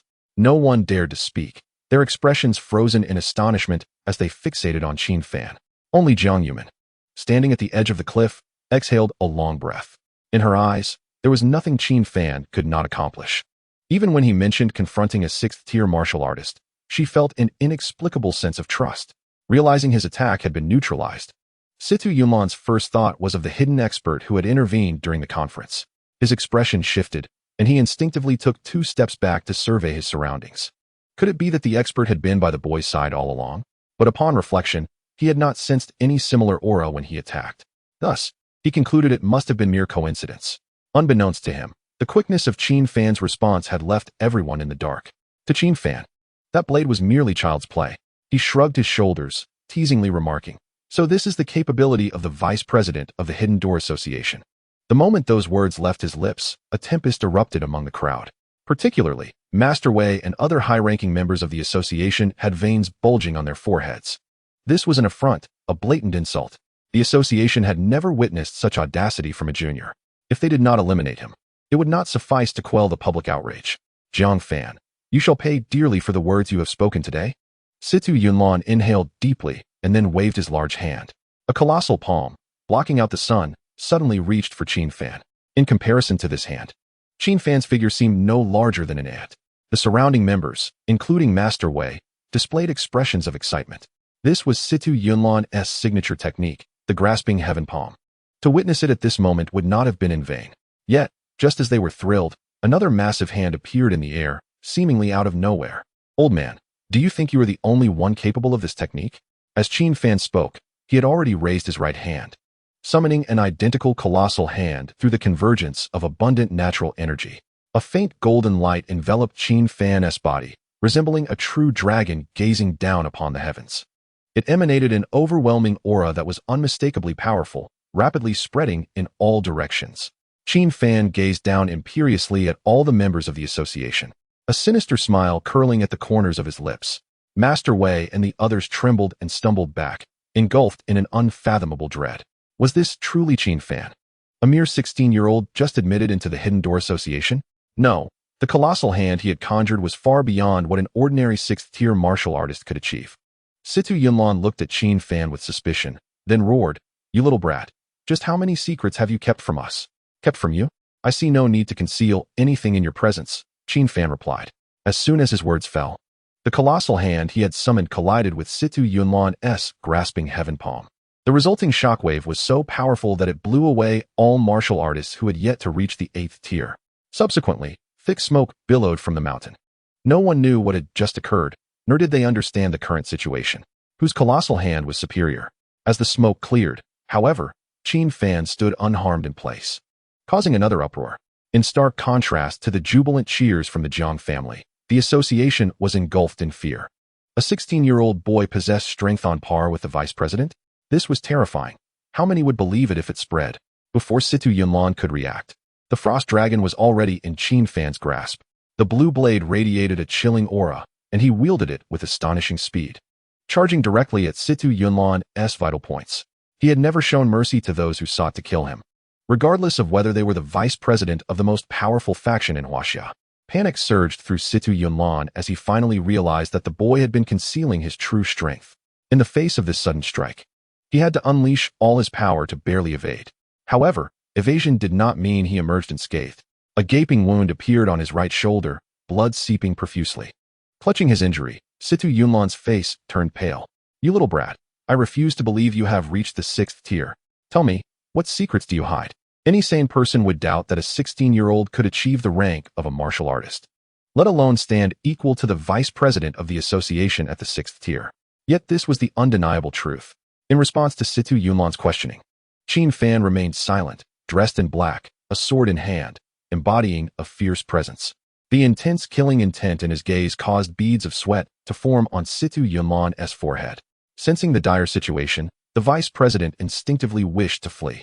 But having come this far, would Qin Fan allow him to escape? The icy aura of the frost dragon trembled eagerly, as if yearning for the taste of human blood. Qin Fan's expression remained impassive as he thrust his sword towards Situ Yunlan's left shoulder. Accompanied by a piercing scream, Situ Yunlan hung his arms in agony, his eyes filled with horror. Had he known this would transpire, he would have acted differently. Qin Fan finally spoke, his tone remarkably calm, devoid of any ripples in his psyche. In silence, Situ Yunlan gazed despairingly at Qin Fan, fully aware that his hands were rendered useless and that no one with greater prowess stood behind him. What could be more helpless than this? One should leave a trace of mercy for future encounters. Just as Qin Fan lifted his cold dragon to strike, an ancient voice suddenly echoed through the air. The source of the voice remained unseen, as if it transcended distance. Qin Fan furrowed his brow and turned his gaze towards the southwest, sensing a faint yet significant presence from that direction. However, there was not a single figure within a radius of several hundred meters. What could this mean? The voice's owner possessed formidable strength, strong enough to easily thwart Qin Fan's exploration. In the meantime, only Situ Yunlan's face lit up with joy as he too looked towards the southwest, unable to contain himself as he called out, "Senior Fifth, save me." Senior Fifth? Was there a high-ranking member with the surname Fifth in the association? Although Qin Fan was unaware of the newcomer's identity, he was determined to act before they arrived. Suddenly, the cold dragon emitted a chilling aura, swiftly rising into the air and lunging towards Situ Yunlan's chest. Alas, such a talented young man should have a bright future ahead, but his murderous intent was too pronounced, lamented the ancient voice once more. If it is permissible for him to take my life, why is it unacceptable for me to take his? What nonsensical theory is this? Qin Fan's voice was low, each word heavy with gravity. Meanwhile, the cold dragon continued its assault on Situ Yunlan. Unexpectedly, in the next moment, the cold dragon began to spin uncontrollably in midair before plunging into the ground. Situ Yunlan realized that it was the intervention of the senior, and his heart swelled with encouragement. He respectfully added, "Senior Fifth, if this child is not slain, he will surely become a calamity for the Hidden Door Association in the future. Indeed, given this child's rapid growth, if he were not eliminated now, he would inevitably pose a threat to the association." No sooner had he spoken than an elderly monk slowly emerged from the southwest. The monk approached with his hands clasped in front of him, exuding a gentle demeanor. His steps appeared ordinary, yet he traversed the distance of 100 meters in just 3 strides. Such agility made even the worldly wise Qin Fan marvel, for this was Earth, not the spirit realm. The elderly monk stood before Qin Fan, his expression benevolent as he said, "Young man, allow me to offer you a piece of advice. The sea of suffering is boundless. Turning back is the shore." The phrase "the sea of suffering is boundless. Turning back is the shore" amused Qin Fan. He was currently being pursued mercilessly by the association, and he was only acting in self-defense, yet he had become the sinner? In truth, Qin Fan had never held a favorable view of monks, even in the spirit realm. Hearing the elderly monk's words now only fueled his indignation. What if I insist on killing him? Qin Fan shot a cold glance at Situ Yunlan and spoke in a deep voice. "Ba," the monk replied with just 4 words. Yet his tightly shut eyes suddenly opened wide. In an instant, a terrifying pressure descended upon Qin Fan, as if a colossal mountain bore down on him. This overwhelming weight startled Qin Fan to his core. He had long known that the monk was extraordinary, but he never anticipated such a level of power. Even if he remained at the martial master level, he must have already reached the pinnacle of that realm. The Hidden Door Association harbored such a formidable expert. Observing Qin Fan's pallor, Situ Yunlan suddenly burst into laughter, exclaiming, "What does it mean for fortune to turn? To narrowly escape death and still have the opportunity to retaliate fills me with exhilaration." He promptly signaled Master Wei and the others to seize this chance to eliminate any future threats. The elderly monk, upon hearing this, said nothing and showed no intention of lifting the pressure. Unable to move, Qin Fan found himself at their mercy. He attempted to resist, striving to use the spiritual energy within him to break free from the monk's oppressive force. However, after multiple futile attempts, his expression grew increasingly grave. "Young man, do not panic. When you pass from this world, this old monk will ensure your soul finds peace for 3 days." The monk's tone remained calm, yet he had already regarded Qin Fan as a dead man. Meanwhile, the elder in the black robe was eager to seize this opportunity, hoping to take matters into his own hands. After receiving confirmation from Situ Yunlan and Master Wei, the black-robed elder turned his gaze towards the cold dragon embedded in the ground, his eyes reflecting unbridled greed. He had long coveted the cold dragon, yearning to seize it, but had failed time and again due to unforeseen circumstances. "I shall see who can save you this time." Just as the words left his lips, the ground suddenly trembled violently, as if the very earth were quaking. Chapter 77. The legendary martial king. The sudden upheaval startled everyone present. Even the vast Jiang family martial arts hall shook violently, as if it might collapse at any moment. The elderly monk's expression shifted slightly as he turned to gaze towards Ling Mountain. In that fleeting moment of distraction, when he could not focus to retract his pressure, Qin Fan seized the opportunity to grasp the cold dragon and kicked the black-robed elder away. "Damn it, how dare you move?" Regaining possession of the cold dragon, Qin Fan, too, turned his attention toward Ling Mountain. Clearly, the source of the disturbance emanated from that location, rapidly spreading towards them at an astonishing speed. It could easily be likened to a magnitude 6 earthquake. The members of the Hidden Door Association were already petrified with fear, crouching on the ground with their heads clutched, too terrified to move. Meanwhile, Master Wei and the others immediately released their martial master aura for protection, initially believing that the tremors would soon subside. They were stunned to find that it persisted for over 10 minutes. At that moment, Qin Fan suddenly recalled that Jiang Yumin and Lu Qian were still atop the mountain. With no alternative, he could only rush back up, sprinting towards the summit with all his might. Upon reaching the sight of the 2 young women huddled together, he called out, "Come out, I'll take you down the mountain." Lu Qian, being an ordinary girl, was paralyzed with fear and dared not move in such a situation. In contrast, Jiang Yumin, as a martial artist, maintained her composure. Upon hearing Qin Fan's voice, she immediately took Lu Qian by the hand and ran out without hesitation. Just as Qin Fan enveloped them in his spiritual energy for their descent, Lu Qian suddenly lost her footing, nearly tumbling off the cliff. Qin Fan, quick as lightning, caught her and swiftly pulled Jiang Yumin along, making haste down the mountain. Yet, as the three reached halfway down the slope, a low growl resonated from within the mountain. The sound was not loud, yet it was excruciatingly piercing. Had Qin Fan not released a spiritual energy barrier in advance, the eardrums of the two young women would likely have burst. Jiang Yumin was instantly paralyzed with fear, her legs trembling, while Lu Qian, held in Qin Fan's embrace, was equally pale with fright. After a long moment, she nervously turned to Qin Fan and whispered, "Qin Fan, did you hear that? The sound just now?" In truth, Qin Fan's hearing surpassed theirs by countless degrees. He had heard the low growl clearly and could ascertain that the sound originated from beneath their feet. This also meant that the pressure Qin Fan felt was far greater than theirs. However, in this critical moment, he had no time to ponder. He could only hasten to lead the two women towards the Jiang family martial arts hall for refuge.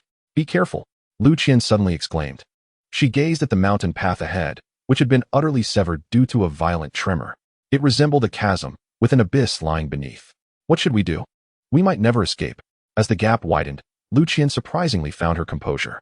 She freed herself from the embrace and turned to Jiang Yumin, her voice trembling. "While the distance is not too great, you should take Xiaoman and leave first."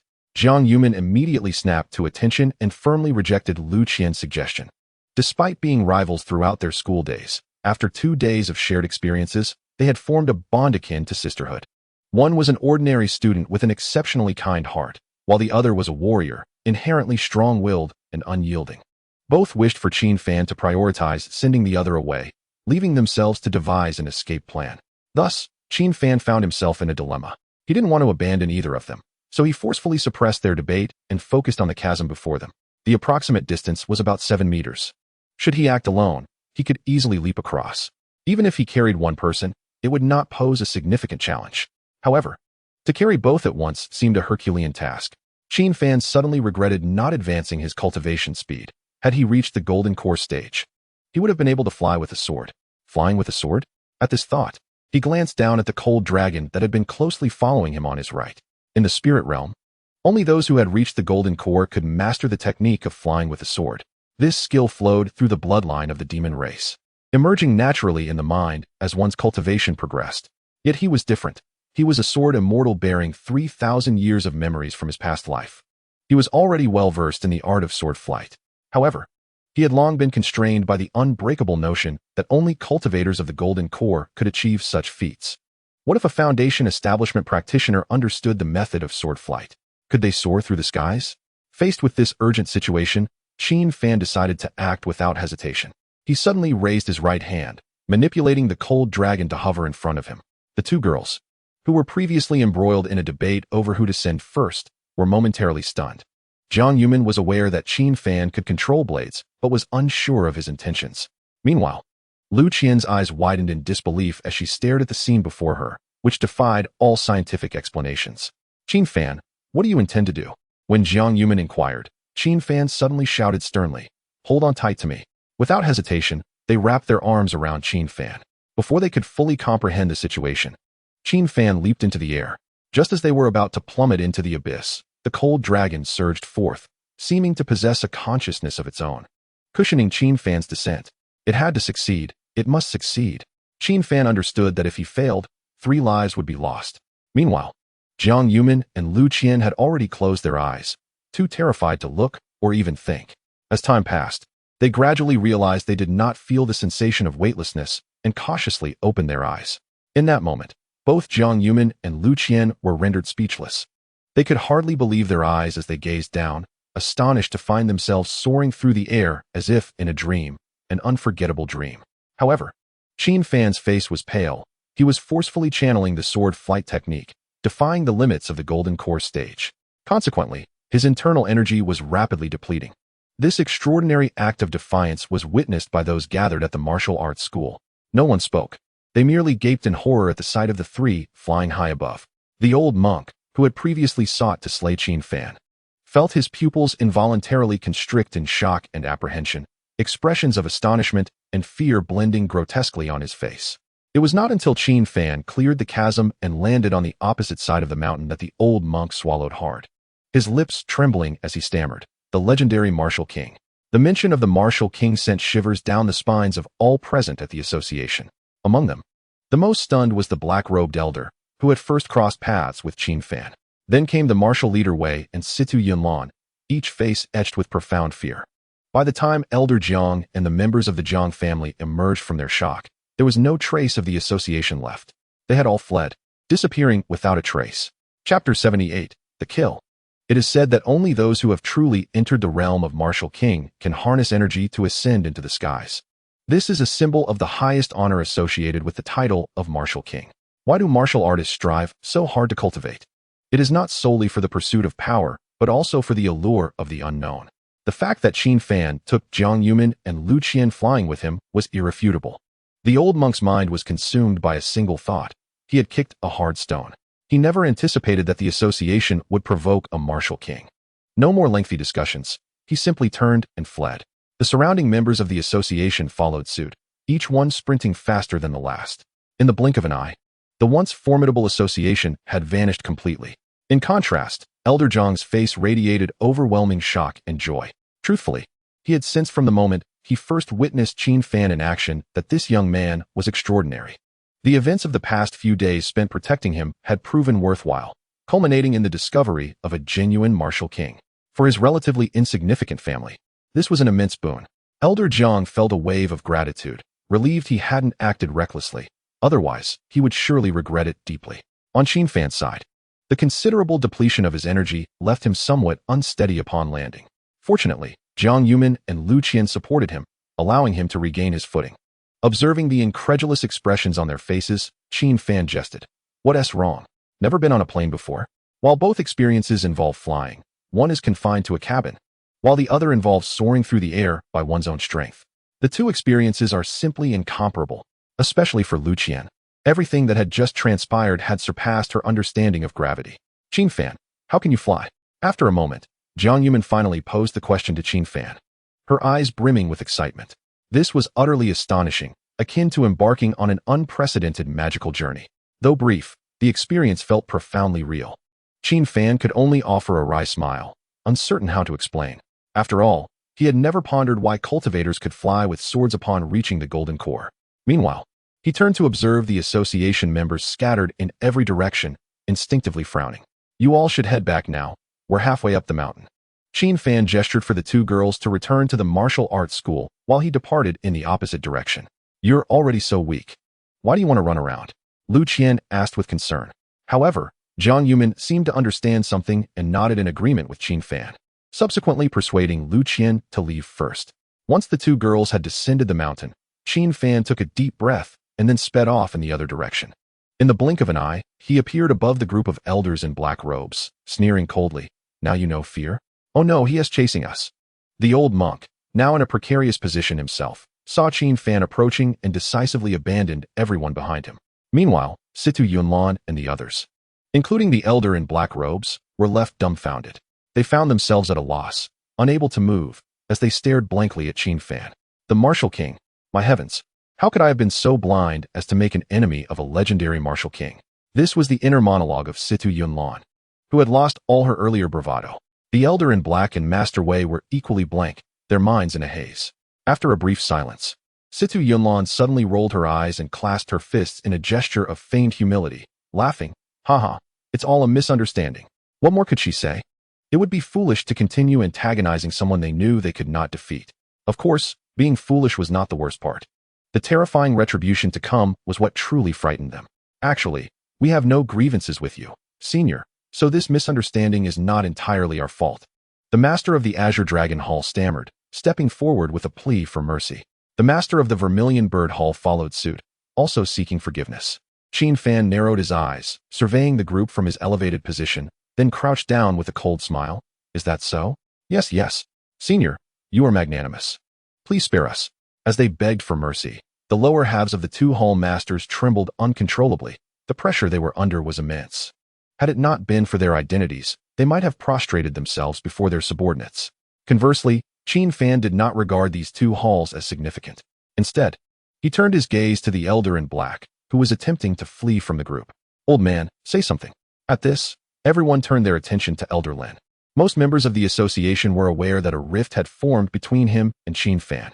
Just then, Master Wei suddenly grabbed the elder by the collar and dragged him from the group, kicking him to the ground with righteous indignation as he clasped his fists toward Qin Fan, saying, "Young Master Jiang, this matter ultimately stems from someone in my Xuanwu Hall provoking you.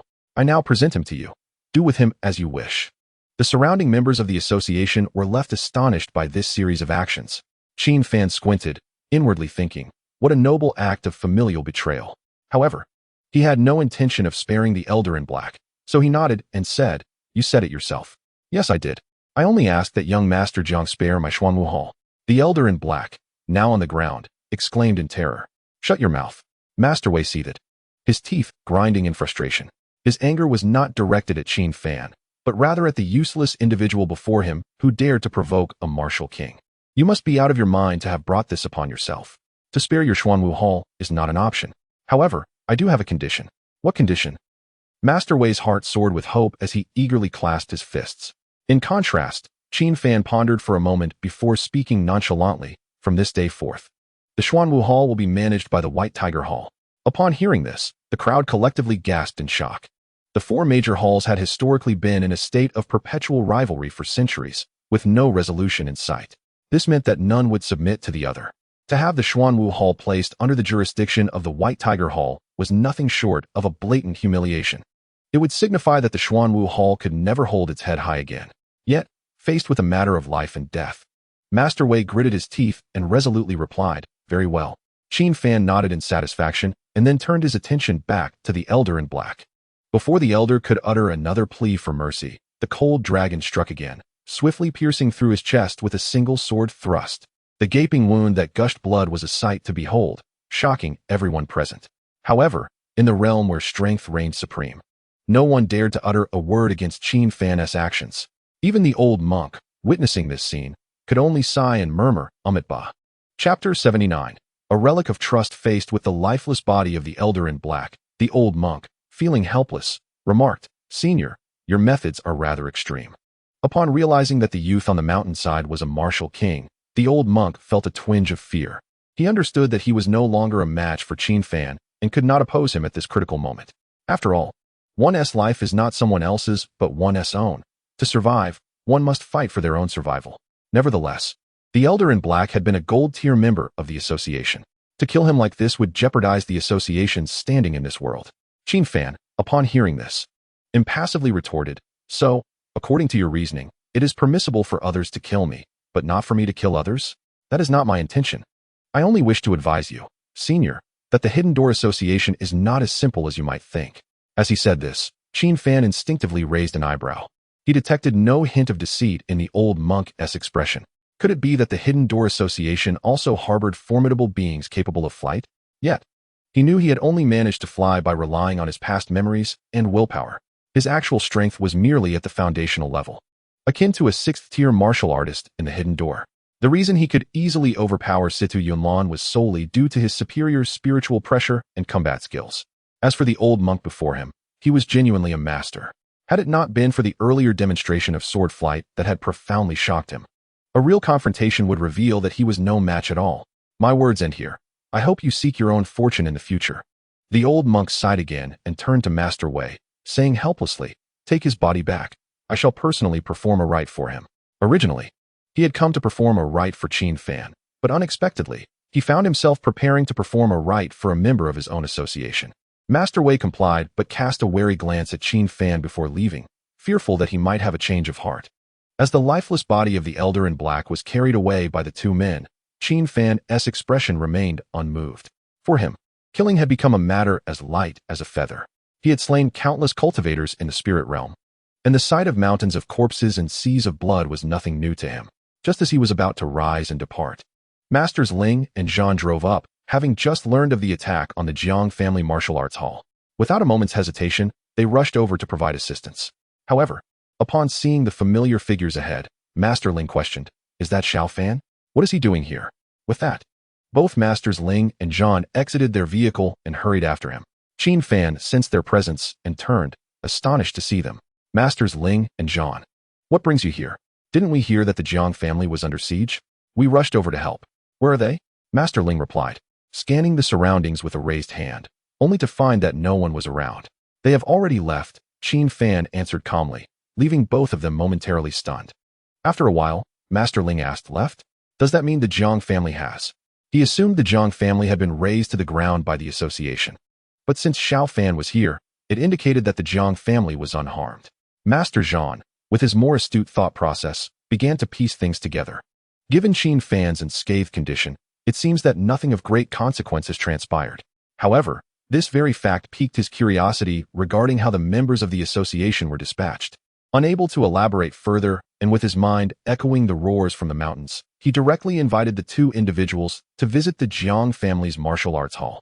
Strangely enough, considering Vice President Situ's character, he would not let matters rest so easily. Master Ling, puzzled, arrived at the Jiang family martial arts hall, only to find that the Jiang family members were indeed unharmed. In contrast, upon seeing Qin Fan return, Elder Jiang immediately approached with concern, asking, Xiao Fan, are you all right? I'm merely a bit fatigued. A brief rest will restore me. Qin Fan waved his hand dismissively. He then turned to introduce the two masters. Upon learning that the visitors were Qin Fan's benefactors, Elder Jiang promptly signaled the family members to extend a warm welcome. Additionally, Jiang Yumin and Lu Qian, two young ladies, cast concerned glances at Qin Fan. Although they felt a sense of dread from the earlier scene, they both understood that had it not been for Qin Fan's timely rescue, they might not have survived. In the main hall of the Jiang family, Qin Fan casually found a spot to close his eyes and recuperate. The recent sword flight had drained him of substantial spiritual energy. The fact that he had only flown a mere 10 meters before feeling this weak left him in trepidation. Master Ling and Master Zhan, unaware of the circumstances, engaged in a conversation with Elder Jiang. Later, upon discovering that Qin Fan had single-handedly driven away all members of the association, their faces were filled with astonishment. Even though they had not witnessed it firsthand, they were aware that such a feat was highly probable. The association had dispatched 3 major halls and Vice President Situ in person.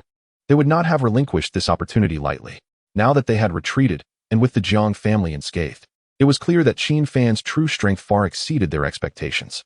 Elder Jiang had initially intended to reveal Qin Fan's ability to manipulate energy for flight, but a mere glance from Qin Fan silenced him.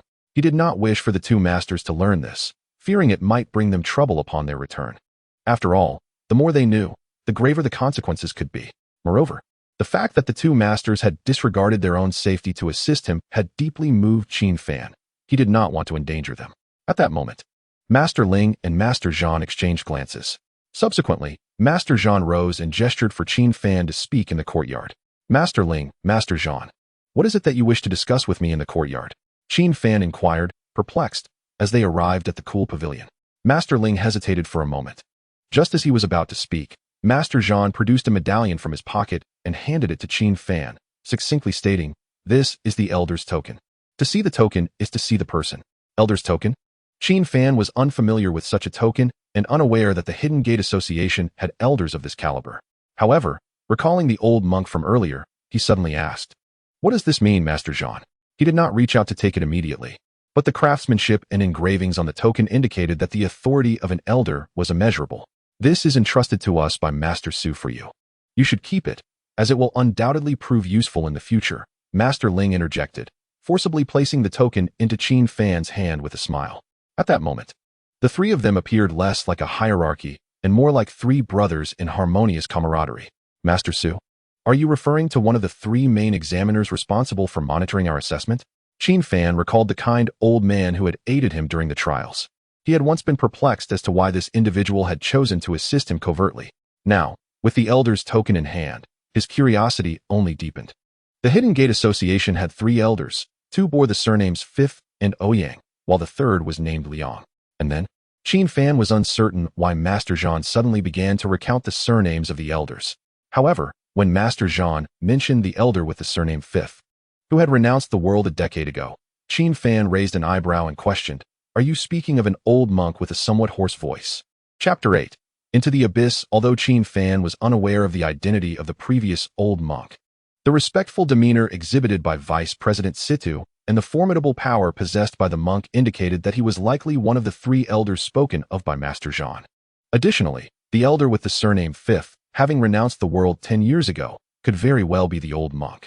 Faced with Qin Fan's inquiry, Master Ling and Master Zhan exchanged astonished glances before Master Ling could not help but ask, Xiao Fan, how do you know this? After all, he had learned of the true identities and appearances of the three elders through conversations with Master Zhan and Master Su. Qin Fan smiled wryly and shook his head. It appears that the elder with the surname Fifth is someone I have already encountered. What? Both masters gazed at Qin Fan in disbelief. They were aware that they had arrived based on information relayed by Master Su regarding the assault by the three major halls. As for the elder's token, it had been personally entrusted to them by Master Su, thus granting them access to many secrets that they had previously dared not imagine, including the internal struggles within the Hidden Gate Association. To put it plainly, Qin Fan was the chosen one, selected by one of the three elders of the association. Originally, they had brought the token to intimidate those who wished to eliminate Qin Fan. This is a long story. Surely, you two did not come merely to deliver a token? Since it was confirmed that the old monk was indeed one of the elders of the Hidden Gate Association, it meant that as long as he possessed this token, no one beneath the elders, including the vice president, could harm him. This was beneficial, as it granted him a reprieve. Yet, upon further reflection, this token could also be seen as a double-edged sword. With power came the burden of allegiance. Possessing a backing meant that he was compelled to choose a side. This indicated that henceforth, he would have to stand with the owner of this token, no matter the situation. Contemplating this, Qin Fan suddenly felt a headache coming on. It seemed that despite his efforts, he could not escape the constraints of the Hidden Gate Association. Master Ling, with a knowing smile, pointed at the token and asked, Xiao Fan, do you know who the owner of this token is? Whoever it is, I do not know them, Qin Fan shrugged in response. If it's not the old monk, then it must be one of the other two elders. This elder, you know and have met, Master Ling teased knowingly. Upon hearing this, Qin Fan was momentarily taken aback. Met and recognized? When have I encountered a figure of elder stature from the association? This elder's surname is Liang, and he is currently a retired soldier. What? You mean he is named Liang and is a retired soldier? Qin Fan's mind suddenly flashed back to the elder Liang he had seen in the apothecary. Master Su also asked us to extend his gratitude to you, as you indirectly alleviated Elder Liang's long-standing ailment. Recalling the ailment, Qin Fan had indeed sensed a faint presence within Elder Liang. A presence that was quite weak, but not entirely absent. It was something that a robust, ordinary person might occasionally possess. Now, reflecting on it, could it be that Elder Liang had once been a formidable figure on par with the old monk? After all, to survive with so many knife wounds and bullet holes, who could possibly compare? It would be disingenuous to claim otherwise. Qin Fan gaped, taking a considerable time to process the situation. Upon reflection, the reason old Liang appeared in the pharmacy was due to his close friendship with old Zhang, who was labeled the sinner of the association. Were there perhaps other hidden truths in this? Furthermore, the icy lotus jade he received from old Zhang was by no means a treasure for the ordinary. The Hidden Door Association would certainly not carelessly display such items. As the events began to unfold, a complex blend of emotions stirred within Qin Fan. However, upon realizing that the camp he was compelled to join was significantly related to old Liang, he felt a sense of relief. At least he had met old Liang and understood his character.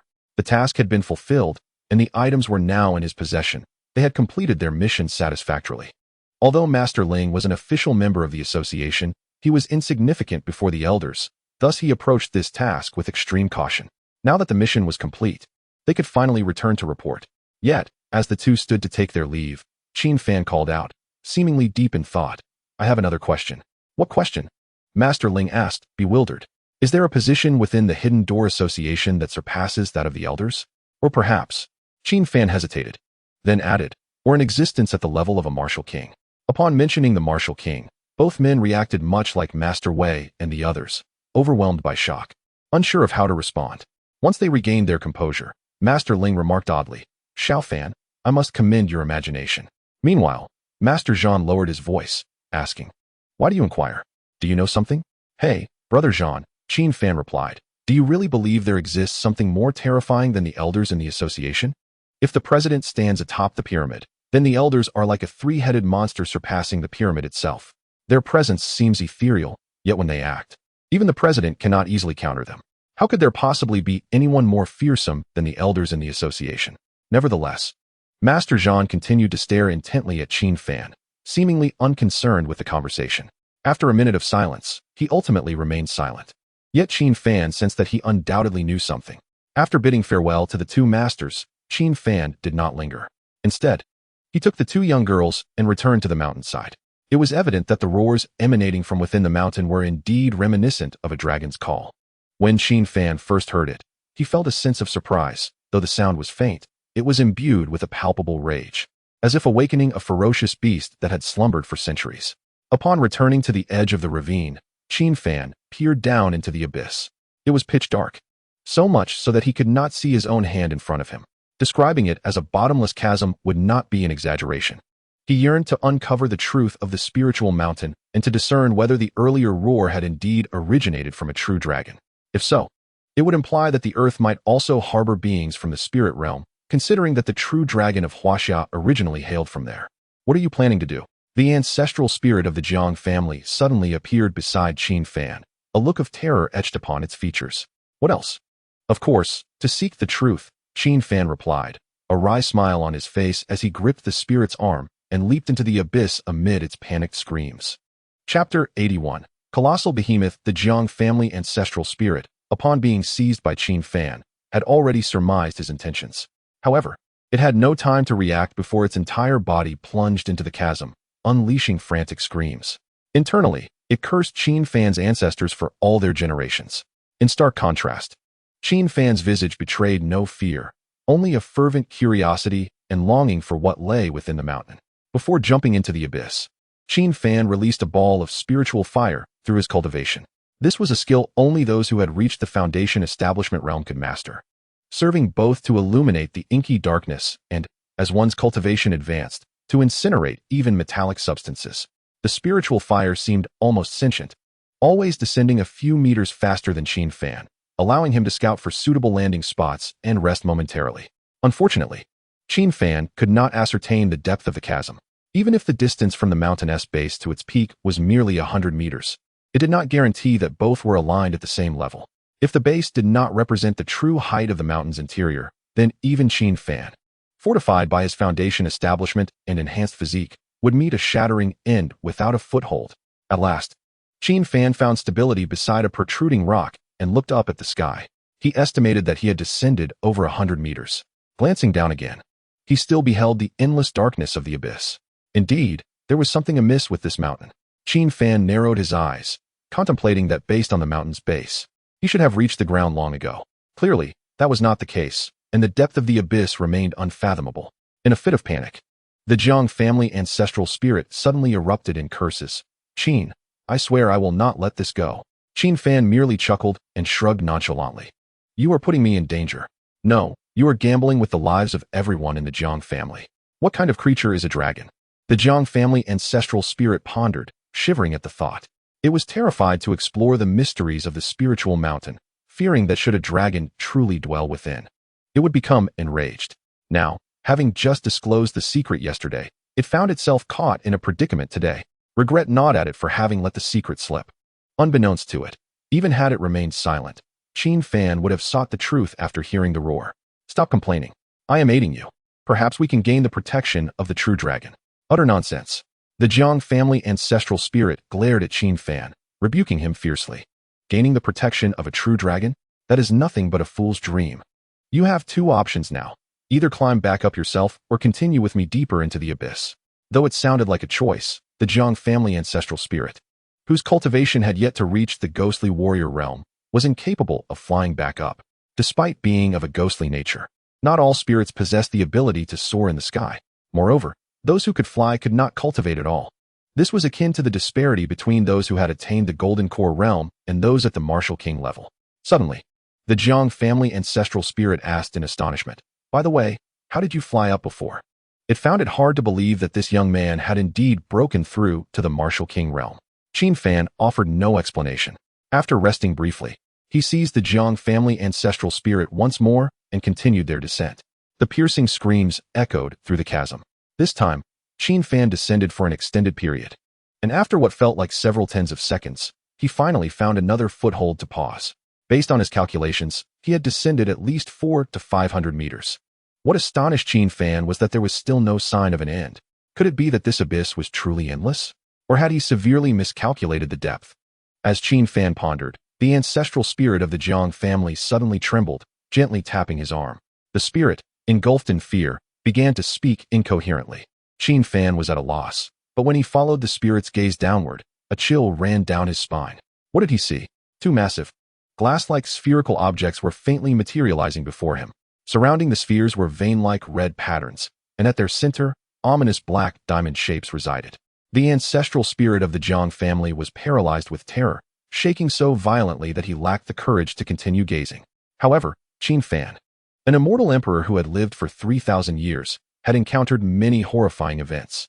He merely inhaled sharply and furrowed his brow, scrutinizing the colossal orbs in the abyss. As he looked down at the glassy spheres, it felt as though they were intently staring back at him. His intuition told him that these were likely the eyes of some enormous creature, now watching them with palpable ire. Let's retreat. What on earth is that? The Jiang family spirit urged weakly, clutching Qin Fan's arm. He was desperate to abandon the exploration, fearful that his ignorance might unleash an unprecedented calamity. Weren't you always curious if a true dragon exists within Ling Mountain? Why the sudden cowardice? Qin Fan teased, undeterred by fear. Even if there is a dragon, I wouldn't dare to look any longer. It terrifies me. I have never seen such a fearsome being. The ancestral spirit trembled, likely piecing together the truth. Suddenly, a deafening roar erupted from the abyss. The sheer force of the roar shattered numerous surrounding rocks. Thanks to the spiritual barrier covering the rocky surface beneath Qin Fan's feet, they narrowly avoided becoming the creature's next meal. As the roar subsided, a glimmer of surprise flashed in the creature's eyes. Perhaps curious as to why the two humans above had not fallen. You need not be tense or afraid. We do not wish to disturb your existence. Qin Fan called out to the creature below. His words, however, sounded peculiar, not in Chinese, nor in any known tongue. What are you saying? The Jiang family spirit asked, both frightened and confused. I cannot comprehend. I am conversing with it, Qin Fan replied, gesturing towards the colossal being beneath them. What? You are actually speaking to it? Am I not hearing incorrectly? The Jiang family spirit felt a wave of despair, fearing Qin Fan had been completely petrified by fear. Yet, upon hearing Qin Fan's utterance in the dragon tongue, the enormous eyes appeared even more curious. The previous roar had vanished, and the surrounding blood-like patterns began to fade. In truth, Qin Fan had encountered numerous true dragons in the spirit realm and had learned a fair amount of the dragon language. Though not proficient, he possessed basic communication skills. Initially, he had merely intended to test the waters, expressing their intentions using the dragon tongue. As he had surmised, the colossal being below was indeed a true dragon and understood his meaning. Chapter 82. The pillar of the coiling dragon. It is known that all things in the world possess a spirit, and every blade of grass and tree can awaken intelligence. How much more so for a true dragon, a creature of high intelligence, dwelling beneath the abyss. In the spirit realm, humans and beasts were natural enemies. Apart from humanity's greed leading to the massacre and seizure of beast territories, the language barrier was another reason for the animosity. Initially, the colossal being below felt a mix of anger and fear. However, upon hearing Qin Fan's dragon language and realizing that the human before it could communicate, it gradually lowered its guard. The Jiang family spirit, though terrified, was no fool. Upon noticing the creature's lack of aggression, he suddenly exclaimed, "You can truly communicate with it? Why would I deceive you? Do you think I am in need of your money?" Qin Fan replied with a hint of exasperation, then turned his gaze back to the massive creature, continuing, "Is this your domain?" The true dragon did not respond, but continued to fixate on Qin Fan. This lasted for several minutes until the two immense dragon eyes slowly sank and vanished. The Jiang family spirit collapsed onto the ground, gasping for breath. He swore that in his 300 years of existence, no, 300 years of death, he had never encountered such a terrifying entity. It felt as though he were toying with his own life. With his meager abilities, he would barely serve as a snack. He intended to persuade Qin Fan to leave, as the creature seemed indifferent to their presence. However, Qin Fan remained silent for a moment before firmly grasping his arm, continuing to delve deeper. This was Earth, and the existence of a dragon astonished Qin Fan. Now that he had witnessed it firsthand and could communicate in the dragon tongue, he was eager to uncover the reason for its presence here. Qin Fan, you. The Jiang family spirit finally grasped the true meaning of despair. Knowing there was a dragon, yet choosing to approach its lair was a perilous gamble. If that colossal being were to become enraged, the consequences would be unimaginable. Yet, he was no match for Qin Fan and could only be forcibly dragged along. After descending approximately 50 meters, Qin Fan landed once more on a stepping stone. This time, they were even more astonished as a massive red pillar, constructed from an unknown material, floated before them. The pillar's width was equivalent to that of 10 adult men embracing it, and its height was unfathomable. especially upon seeing the crack at the top of the pillar. It became evident that this was actually a broken column. Undoubtedly, this was an unparalleled pillar of heaven. Even in its fractured state, it was awe-inspiring. One could only imagine its height before it was broken. Why is there a pillar here? The Jiang family spirit inquired, astonished at the sight of the broken column. Meanwhile, Qin Fan raised his right hand, manipulating spiritual fire to descend further. As they drew closer, the two once again caught sight of the enormous creature's eyes, still fixed upon them, yet with no intention of further aggression. A pillar? A dragon? Qin Fan mused, resting his chin on his hand, before suddenly realizing. It turns out to be a coiling dragon that has yet to evolve into a divine beast. Before becoming a divine beast, it is classified as a celestial beast. In the spirit realm, Qin Fan had encountered many coiling dragons, and they often enjoyed coiling around pillars to rest. Coiling dragon? What does that mean? The Jiang family spirit inquired, to which Qin Fan responded with exasperation. You have lived for 300 years and still do not know what a coiling dragon is? Upon Qin Fan's reminder, the Jiang family spirit's eyes widened in realization. I understand. The coiling dragon pillar in the royal palace. Being a man of 300 years ago, the Jiang family spirit was indeed an ancient individual. In ancient times, such pillars, while not overly common, would have been familiar to someone of his lineage. However, the only distinction was that the coiling dragon pillar in the royal palace was a mere imitation, while the one before them was a genuine dragon. To think there truly exists a coiling dragon in the world. The Jiang family spirit gazed in awe at the coiling dragon pillar, instinctively swallowing hard. It was an overwhelming revelation, as if a myth that had existed for millennia suddenly materialized before their very eyes. In contrast, Qin Fan was not overly surprised. Rather, he was intrigued as to why a panga dragon would be present in this location. It is known that a water snake evolves into a python, and a python into a flood dragon. Only by becoming a flood dragon and continuously accumulating Taoist power can one truly evolve into a panga dragon. Indeed, dragons exist in this world, and a panga dragon at that. Ha ha ha. The ancestral spirit of the Jiang family suddenly chuckled to himself. Yet, as he laughed, his expression gradually turned despondent. He recalled the memories of his youth in the Jiang family, playing with his brothers. Among his peers, he was the only one who firmly believed that dragons existed, while others mocked him, considering him to be dreaming. Looking back now, 300 years had passed. If they were still alive, he would dearly want to share this spectacle with his brothers from back then. Alas, they had perished in the turmoil of war long ago. Sensing something, Qin Fan gestured to the Jiang ancestral spirit, suggesting they rest here while he descended alone. However, this time the Jiang ancestral spirit was quite resolute, insisting on accompanying him to explore. This could be a once-in-a-lifetime opportunity, and to forego it would surely lead to lifelong regret. Qin Fan nodded, and once more led the Jiang ancestral spirit downward. Having already seen the coil of the dragon column, it indicated they were close to the ground. Sure enough, in less than 50 meters, they found their footing. Looking up to observe the dragon column again, the spectacle was even more awe-inspiring than before. It was a white panga dragon coiled around the stone column, its body entirely covered in scales. If it were to uncoil from the stone column, it would conservatively measure 60 to 70 meters. Perhaps due to not having truly claimed its territory earlier, the panga dragon chose to be indifferent. However, upon the arrival of Qin Fan and the ancestral spirit at ground level, the dragon suddenly displayed a wary demeanor. Simultaneously, waves of draconic might enveloped the air, pressing down upon the two, nearly causing the Jiang ancestral spirit to lose his composure. Fortunately, Qin Fan was quick, deploying a barrier of spiritual energy just in time to withstand the pressure.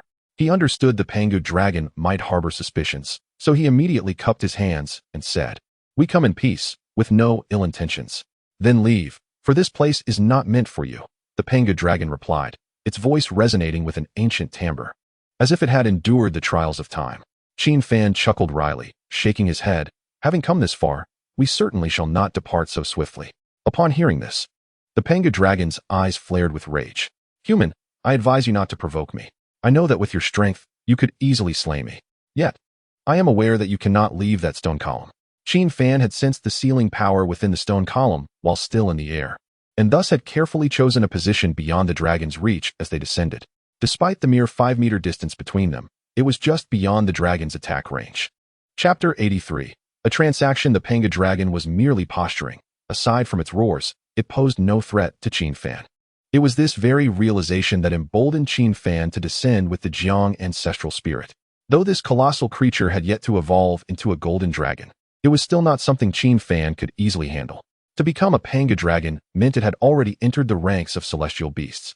Had its powers not been sealed, and with the stone column providing additional suppression, it would certainly possess the cultivation of a tribulation realm being. The tribulation realm, an insurmountable level that even foundational cultivators could scarcely dream of defeating.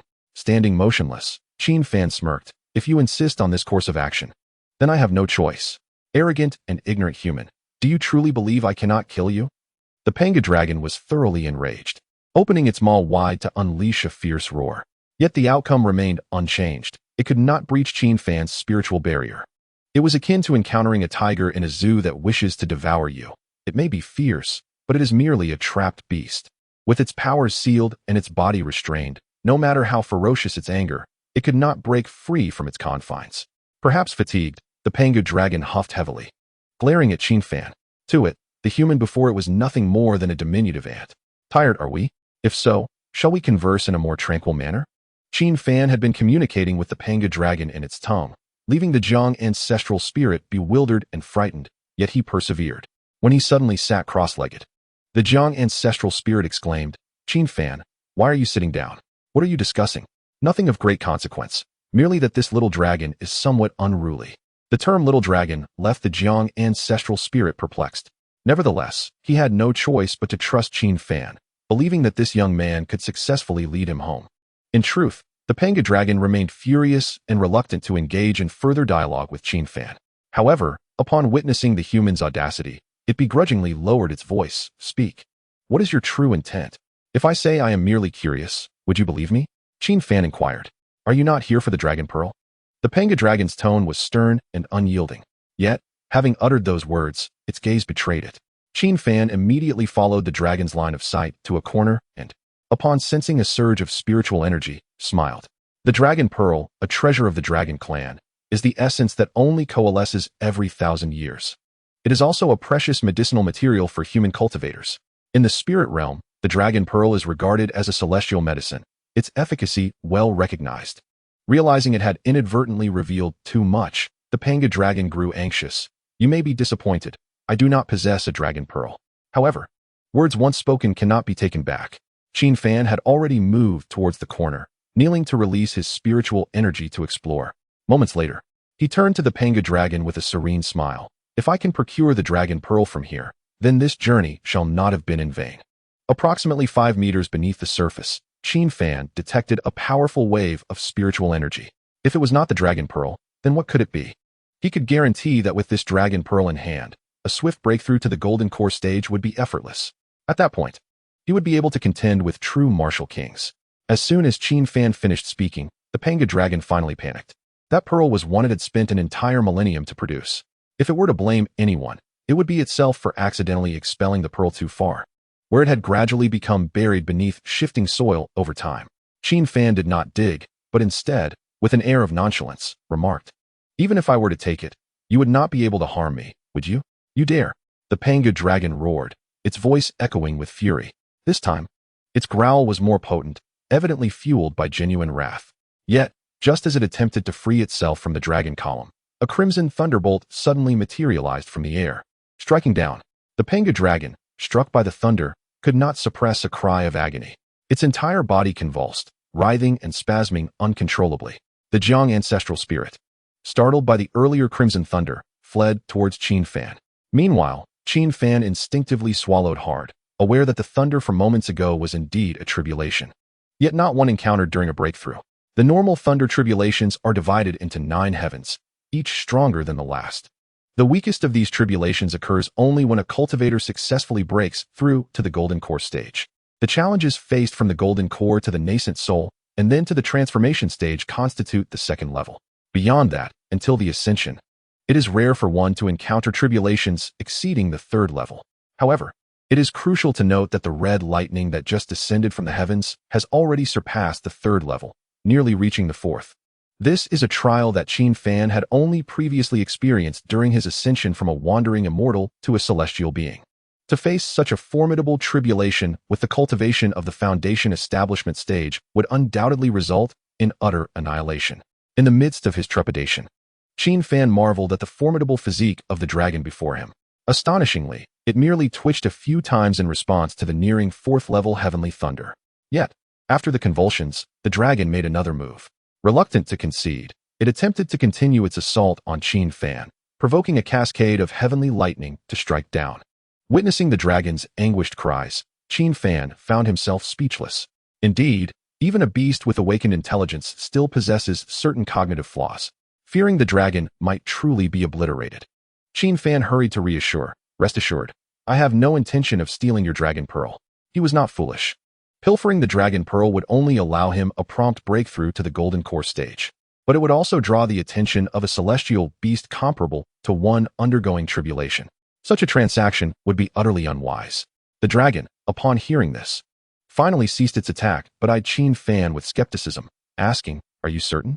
"I am absolutely certain," Qin Fan replied, raising his hands in a gesture of helplessness.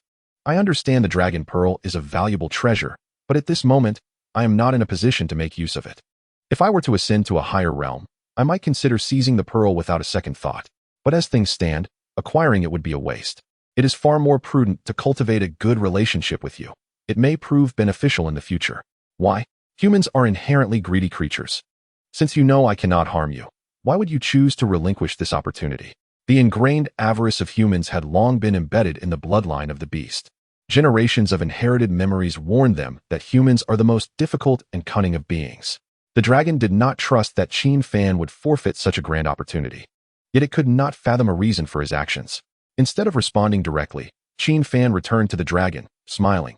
"How about we strike a deal?" "A deal? You humans are full of tricks. Do you think you can deceive me?" The dragon's fury reignited. After all, it had been sealed here because it trusted humans once before. Through the dragon's reaction, Qin Fan gleaned some insights. After all, dragons are creatures that, aside from their millennium-congealed dragon pearls, are considered a great supplement in their entirety. They can be steamed, boiled, or stewed, offering not only exquisite flavors, but also significant enhancements to cultivation. However, Qin Fan was wise enough not to voice such thoughts aloud. With a wry smile, he shook his head, saying, "Do you believe you still have a chance to choose? Or do you think you can escape?" The approaching fourth-level thunder tribulation was akin to an endless purgatory for the dragon, whose powers were sealed. Had its physical form not been sufficiently robust, it would have likely perished after just a few encounters. Yet, Qin Fan would not leverage this as a threat. When cornered, even a dog may leap over a wall, let alone a dragon. The dragon, though furious, was acutely aware of its predicament. To avoid further heavenly strikes, it forcibly suppressed its agitation and retorted, "What exactly are you trying to convey?" As a member of the beast tribe, it was only natural to remain vigilant against humans, who had indeed committed countless heinous acts. Qin Fan's words heightened the dragon's wariness. It was the first time it encountered a human who openly criticized its own kind, and every word seemed sincere. "I merely wish to inform you that if I wanted the dragon pearl, I could take it at any time, but I have no intention of doing so." "And what is your purpose then?" "The only valuable thing I possess now is that dragon pearl." The dragon's tone softened, and it even made a self-deprecating remark. In response, Qin Fan could only shake his head, bemused, and explained, "I am not interested in the dragon pearl. I am interested in you." "Me?" The dragon was even more perplexed. For a creature sealed for a millennium, virtually rendered useless, it could not comprehend what value it still possessed. However, upon noticing that the human before it had no inclination to seize the dragon pearl, it finally relaxed its guard. After a moment's hesitation, Qin Fan's expression grew solemn as he scrutinized the white dragon before him. "What if I said I could help you escape from this place?" Qin Fan had prepared adequately before broaching this question tentatively. To his surprise, the dragon's immense eyes widened in astonishment. It seemed incredulous, questioning whether it had misheard. Help it? A creature from the demon realm, escape from human control? If it were not a mishearing, then surely the human before it was of unsound mind. Yet, after the initial shock, disdain took its place. "Human, you claim you will help me escape? I do not doubt your intentions, but your abilities are utterly insufficient." The dragon had grown weary of conversing with Qin Fan and promptly shut its eyes. "Do not be so quick to dismiss. I am serious about saving you." This was not mere rhetoric. Qin Fan had meticulously simulated every step in his mind before arriving at this conclusion.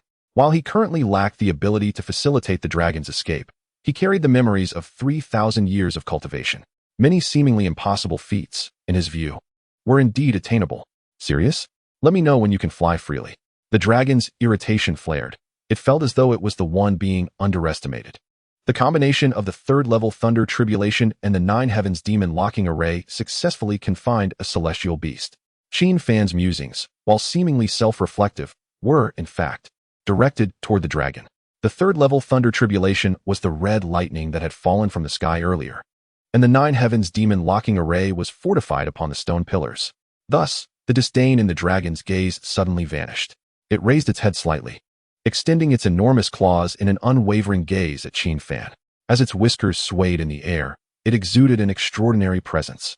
Human, you actually know the two arrays that bind me. It was important to note that the individual who originally set these arrays was a genuine master. Moreover, the average cultivator had no knowledge of these formations. How had this seemingly frail human acquired such knowledge of these unparalleled arrays? Cough, cough. Qin Fan suddenly cleared his throat, exclaiming helplessly, "Do you know who created these two arrays back in the day? Although I have not seen it, I have heard it was created by a powerful ascendant of the human race," the dragon replied without hesitation. It had been sealed for a full millennium, while these arrays had been established 2,000 years prior. Then do you know the name of that person? Qin Fan continued his inquiry. This time, the dragon fell silent, contemplating for a long while before uncertainly responding, "I do not know his name, but it seems the world refers to him as Qin Sword Immortal." Qin Fan cleared his throat and solemnly proclaimed, "The individual in question is named Qin Fan, a cultivator from the Fengyue Kingdom in the spirit realm." "Yes, that's correct. I distinctly remember that name." Panlong finally untangled his memories.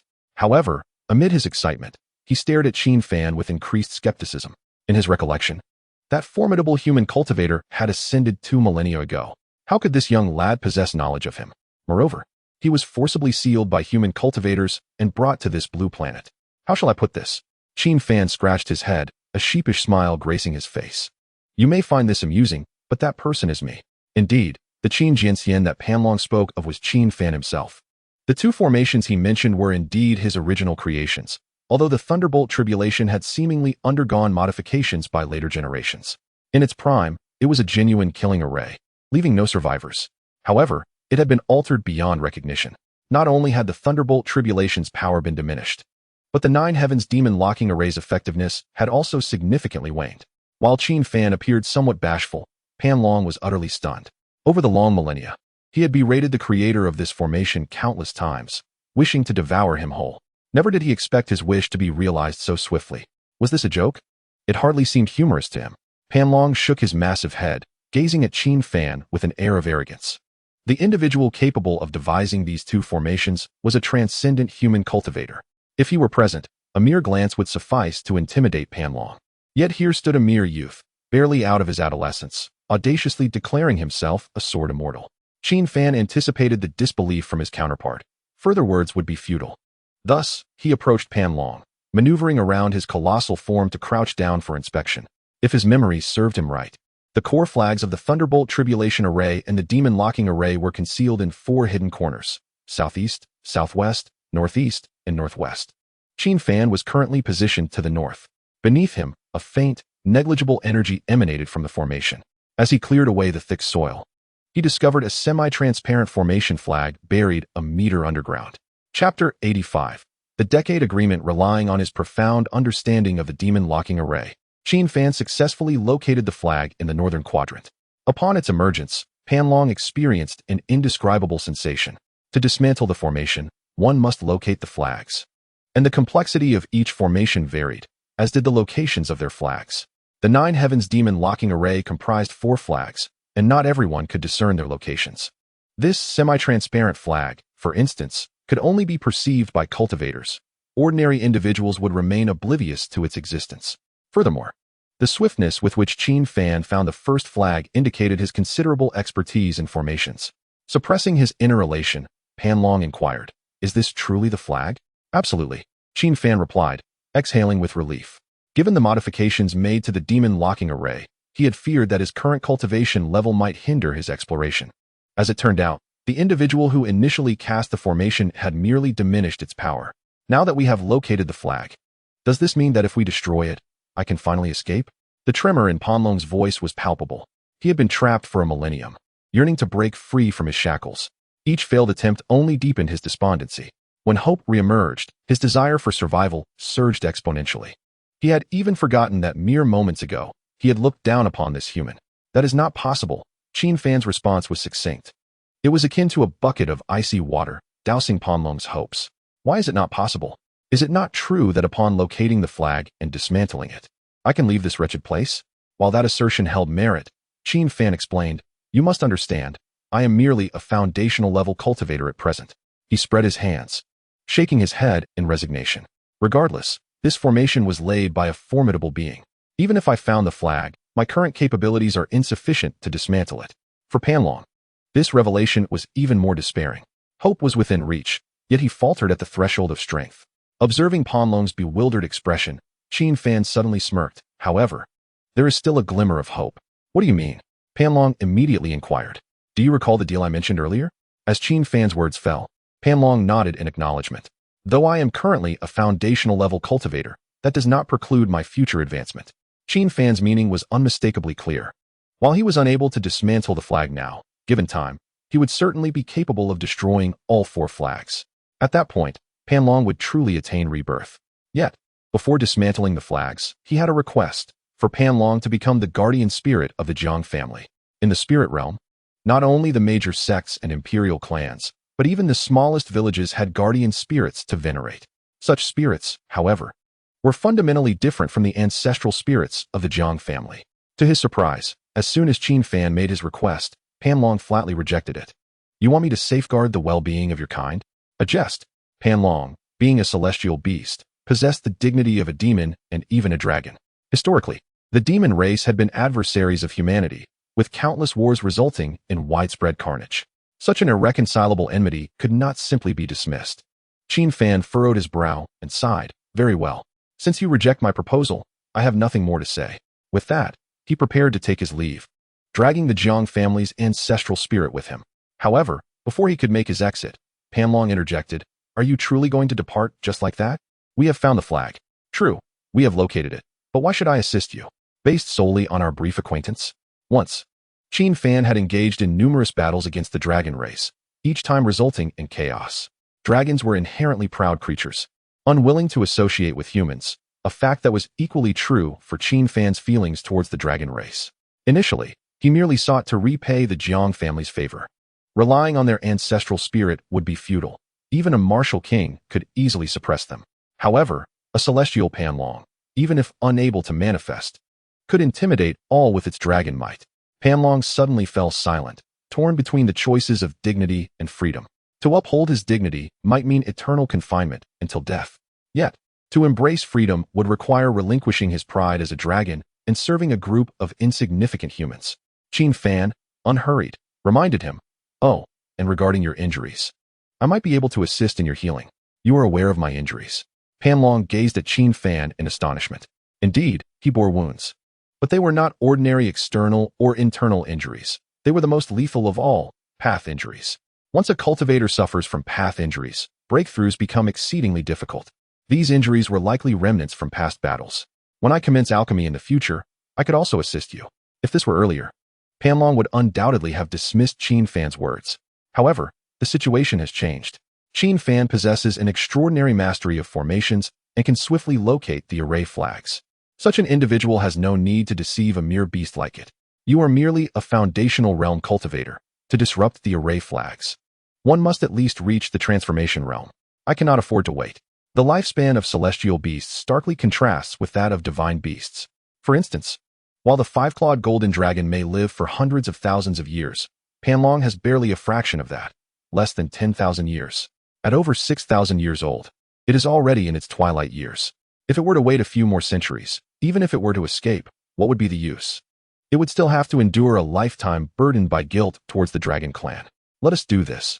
How about we sign a 10-year agreement? What 10-year agreement? Pan Long inquired, perplexed. In response, Qin Fan suddenly raised his right hand, gesturing in the air to form a complex seal of condensed spiritual energy.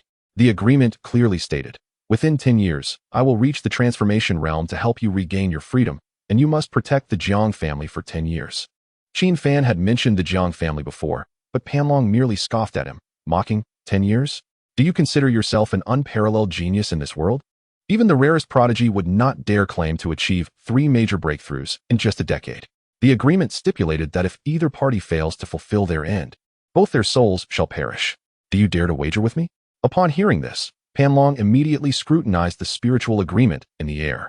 When it confirmed that the terms indeed included a breakthrough within 10 years, as well as the resolution of the 9 heavens demon restraining array and thunder tribulation array, it finally felt a flicker of interest, though it grappled internally with conflicting emotions.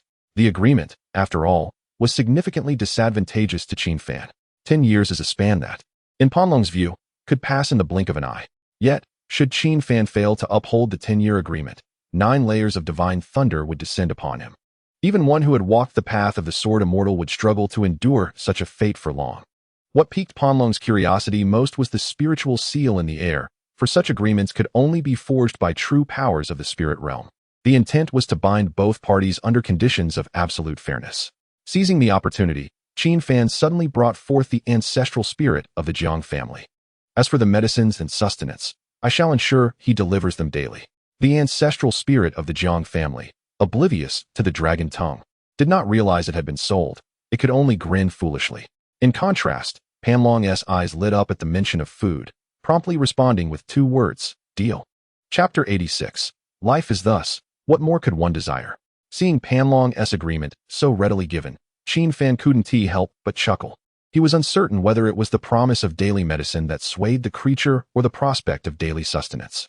Regardless, with the agreement set, the Jiang family should be able to rest easy for the next decade. As Qin Fan prepared to leave with the Jiang family's ancestral spirit, Panlong immediately reminded him, I will wait for you over the course of these 10 years. This declaration encapsulated the loneliness and desolation Panlong had felt for millennia.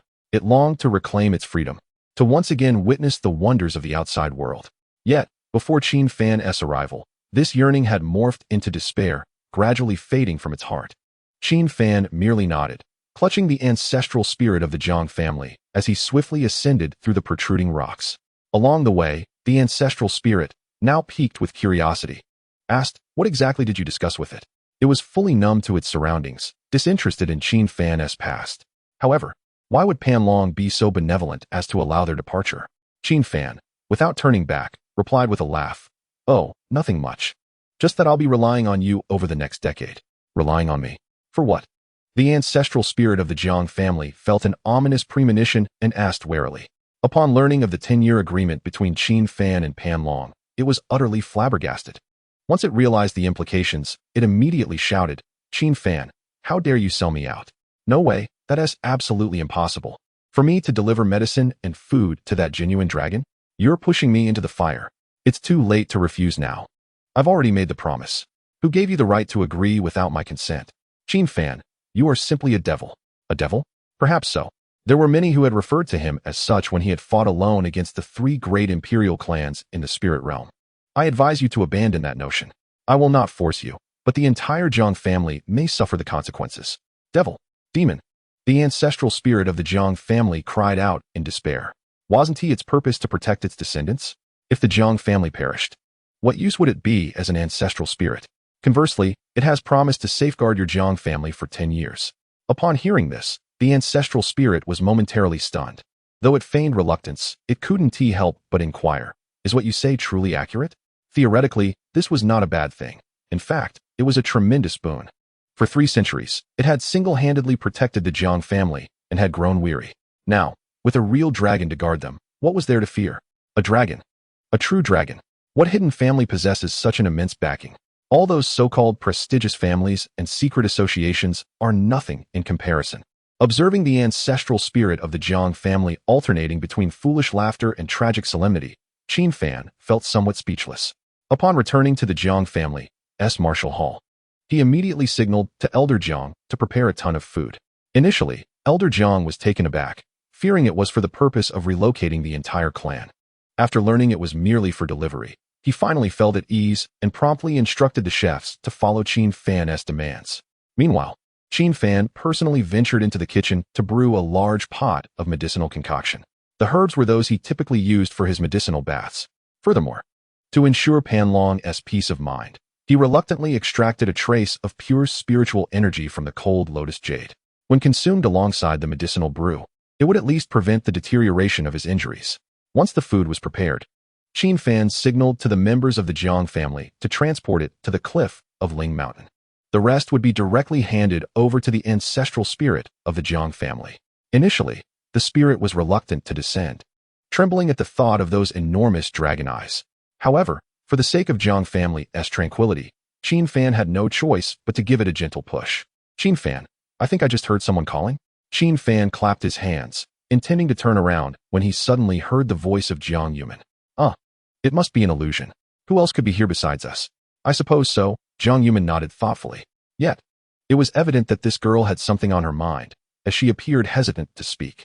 Primarily, it was Qin Fan's display of strength today that had left her utterly astonished. She had never anticipated that the swindler she had encountered on the bridge would turn out to be the legendary martial king.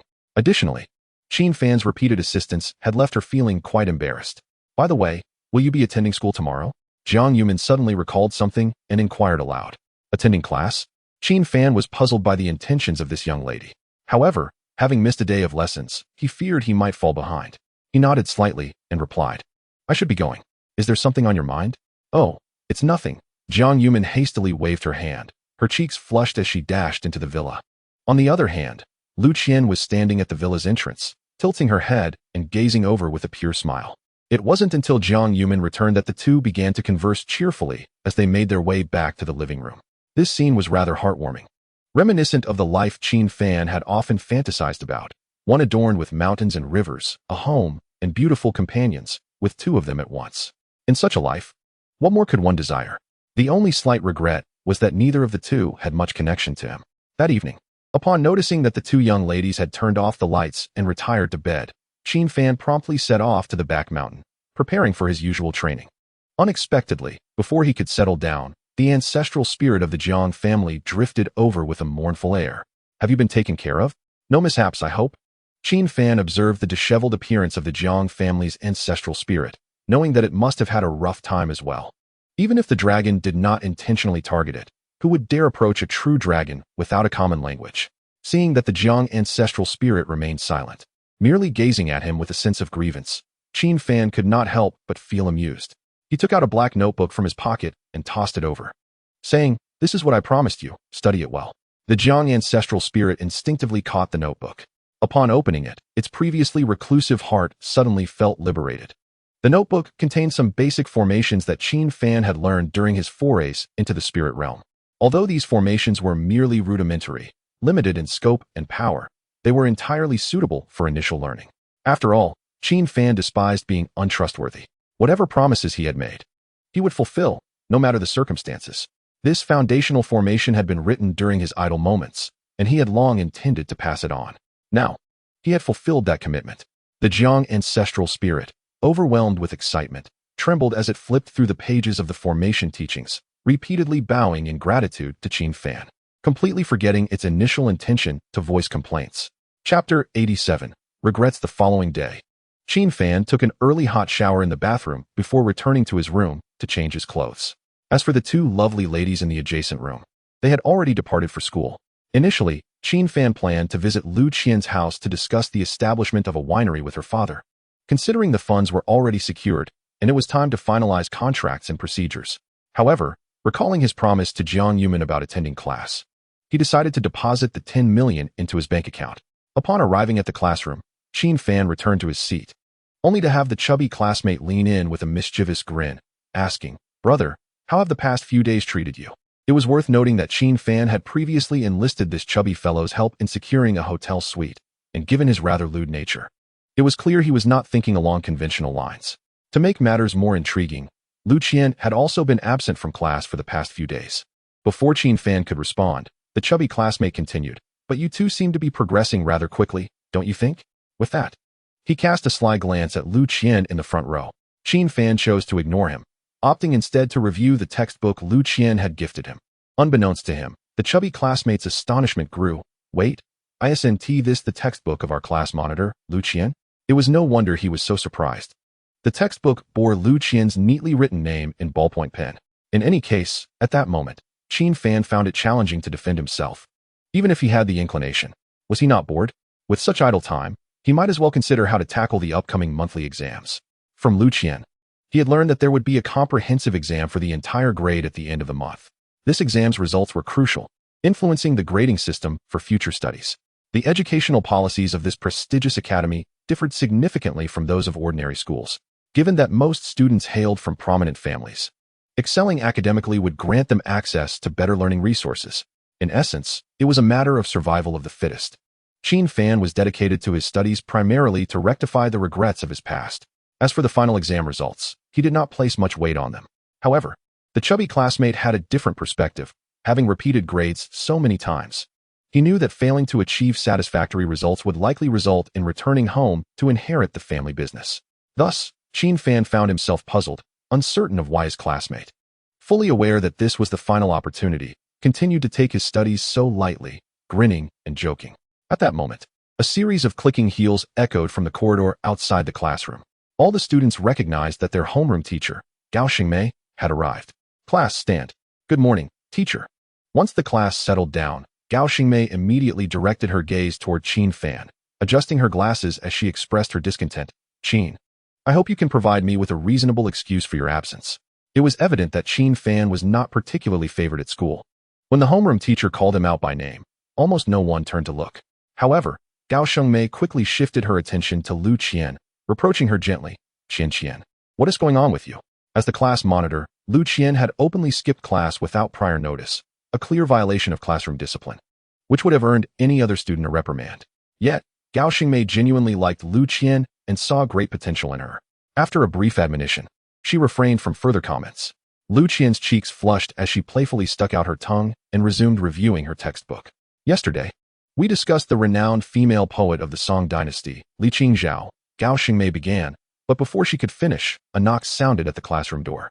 Then, a beautiful girl stood at the entrance, quietly saying, Sorry to interrupt, is Qin Fan here?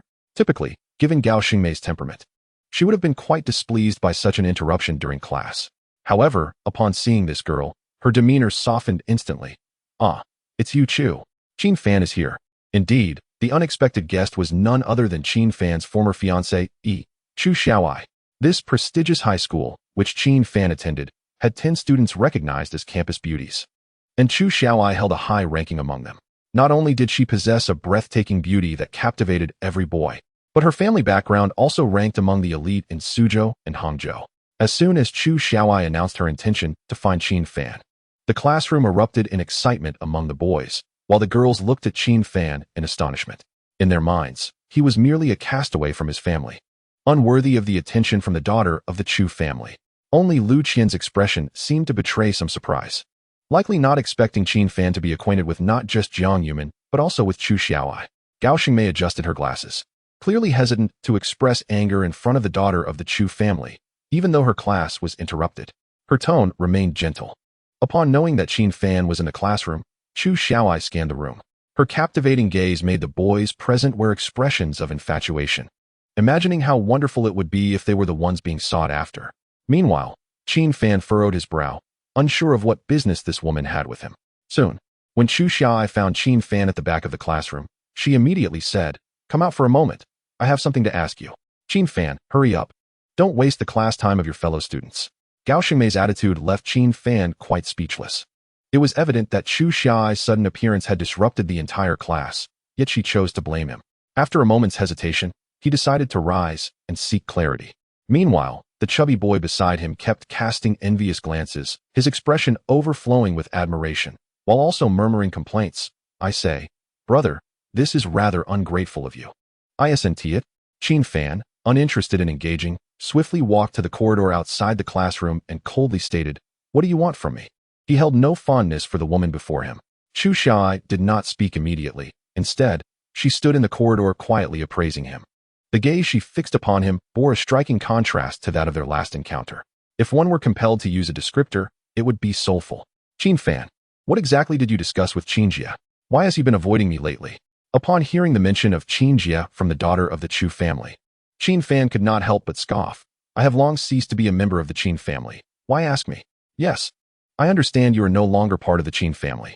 But Chu Xiaoai suddenly lowered her head, a look of bashfulness gracing her features, rendering her utterly pitiable. I just wanted to tell you that it's all a misunderstanding. Nothing has transpired between Qinjia and me. Qin Fan's expression turned to one of astonishment, as he wondered if he had misheard. Was this truly the Chu Xiaoai he once knew? The proud, imperious daughter of the Chu family, who had even publicly humiliated him.